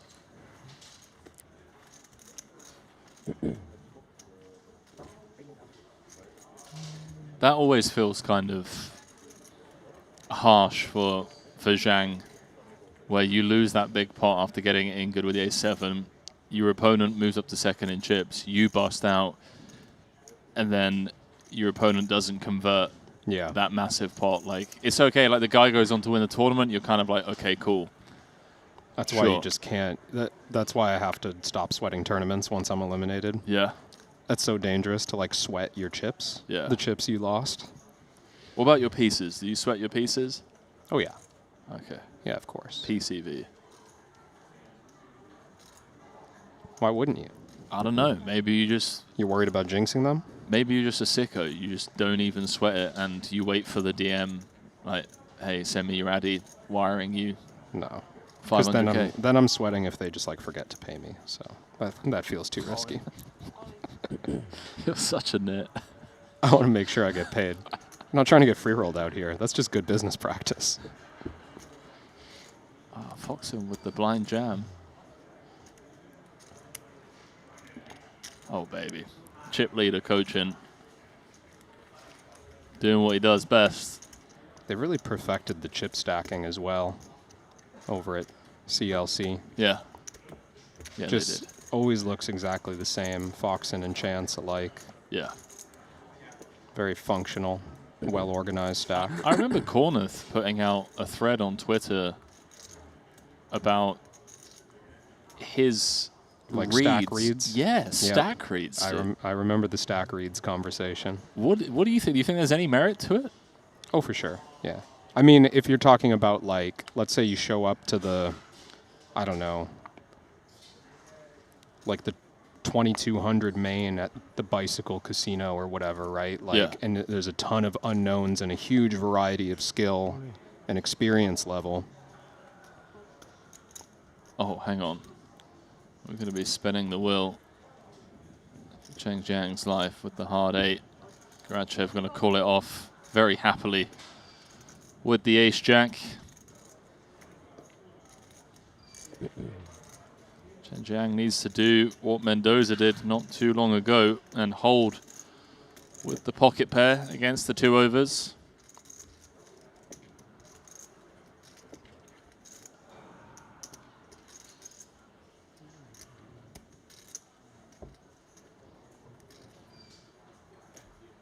Oh my word. Ace in the window. How insane is this? He busted the guy in 12th, Yang Zhang. He came after that pot up to second in chips.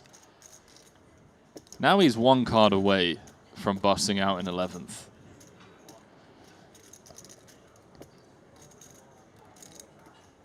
Tournament poker in a nutshell on display right here.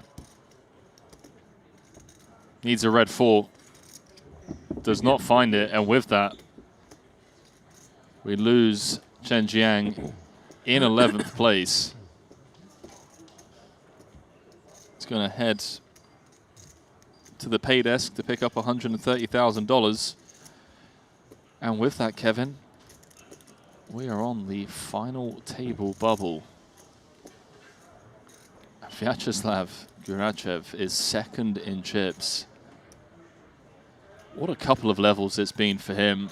You pointed out earlier that for the most part of the day, he's nursing a 5 to 20 big blind stack. Yeah. And passing on a number of spots to get involved as well.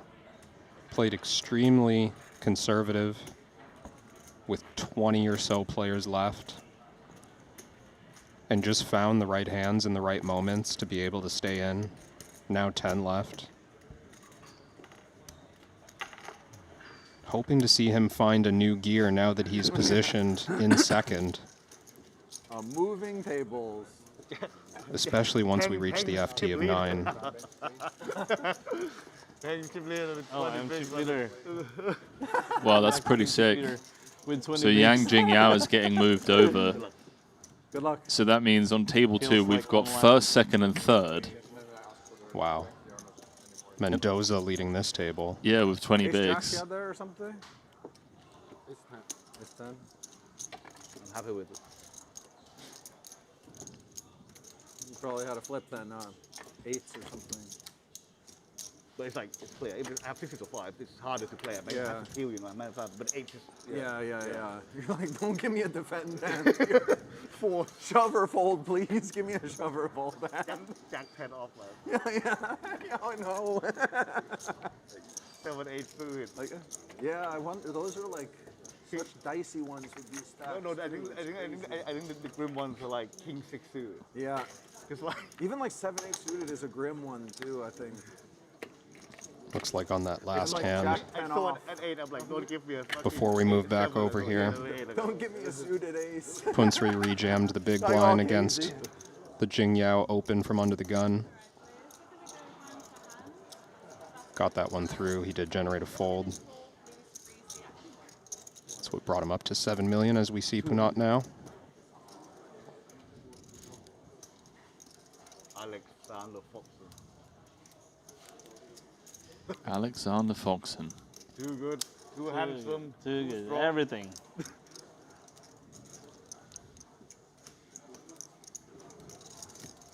I thought you can't have everything. Then there goes Punat and Alex.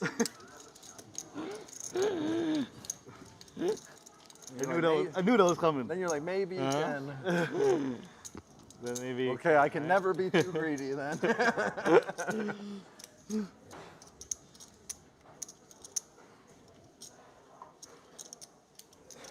I wonder if they roll back the blinds tomorrow. Yeah, I was gonna ask you that. Like full ring, they roll back a level. We play like 16 hands a level. Yeah.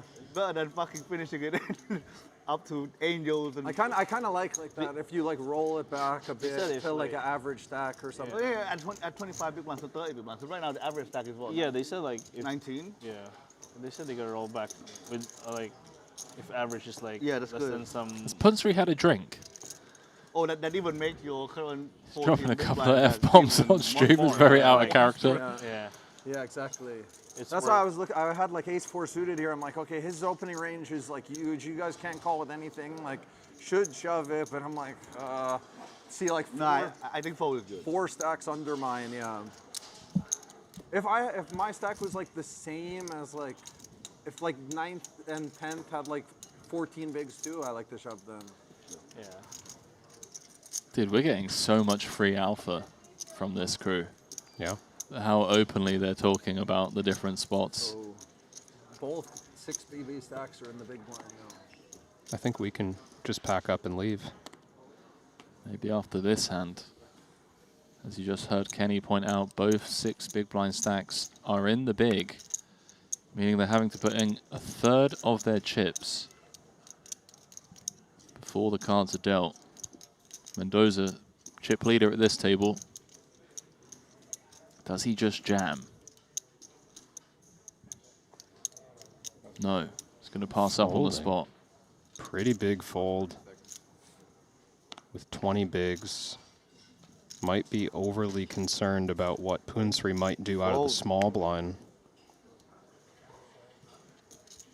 Song would have folded to the min raise, I have to think. Big hand. These hands matter quite a lot. I'm just messing with you since you always say big hand. With not much distance between Mendoza, Punsri, Kenny. Like even, because like the blinds just passed. Those are opportunities to separate yourself from the field. The blind fold again. To the steam-rolling Vyacheslav. Just on The that steam rolling Vyacheslav.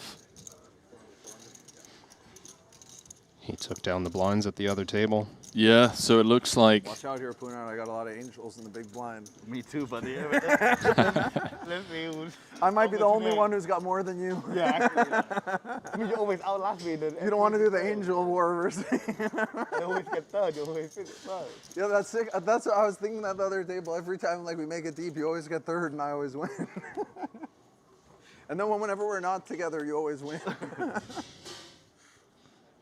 2 4 big blind stacks So now. I'll take, you know, maybe you could have it this time. I'll be happy to be 3-handed with you. Okay, this is 25, not a 200. Yeah. Okay, good. No decision. Oh, did he jam?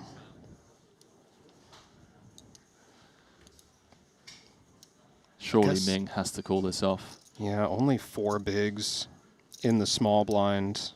Makes a bit more sense out of this jam with ace-9, not risking quite as much as I thought. Wow. Wow.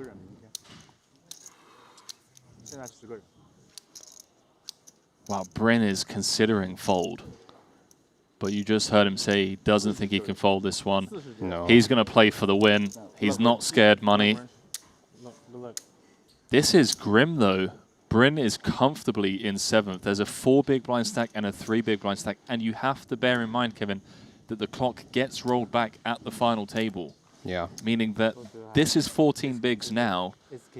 But when the clock gets rolled back, it's going to potentially be like a 20 big blind stack. Yep. Big effective jam here from Song, created this collision. Kenny certainly has to call. As I mentioned before, there's so much upside at this stage. The butterfly effect is real. Had Mendoza just min-open that ace earlier on, would have been a completely different scenario. Here we are. Bryn Kenny's tournament life at risk, but in great shape.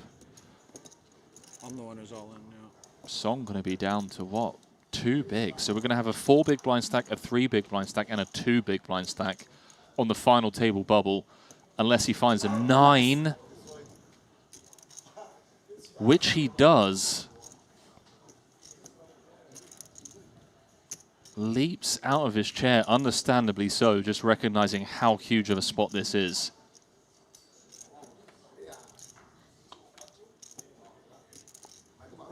Cowboy needed. 3张10倍，3张10倍买100万 For Bryn Kenny, 1000万的筹码 the most winningest tournament player of all time. Needs to convert this 7% somehow. He does not. Good game, guys.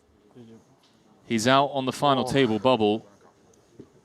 That means a 3 big blind stack and a 4 big blind stack have managed to sneak their way to the FT, courtesy of a bad beat. And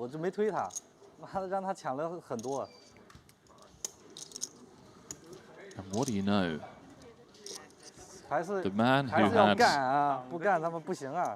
what was it, 6, 7 big blinds on the money bubble, Song I'm talking about, is going to be heading into the final table, 3rd in chips, eliminating the 5-time champion Bryn Kenny. I kind of don't know what to say. I mean, didn't expect that.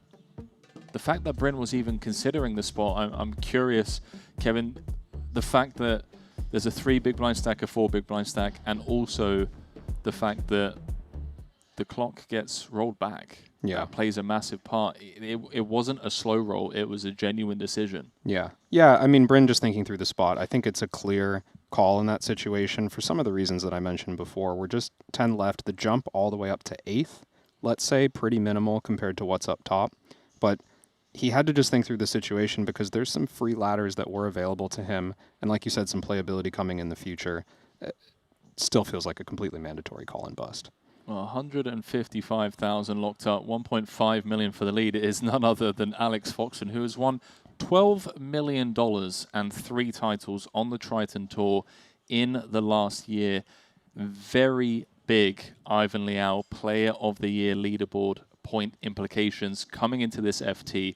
Artur Motoroshan coming into the Season 4, the last event, sorry, of Season 4, this stop being Jeju as the leader. But Foxen or Punsri, should they get top 2, they're going to overtake him with, 14 events left here. It's huge.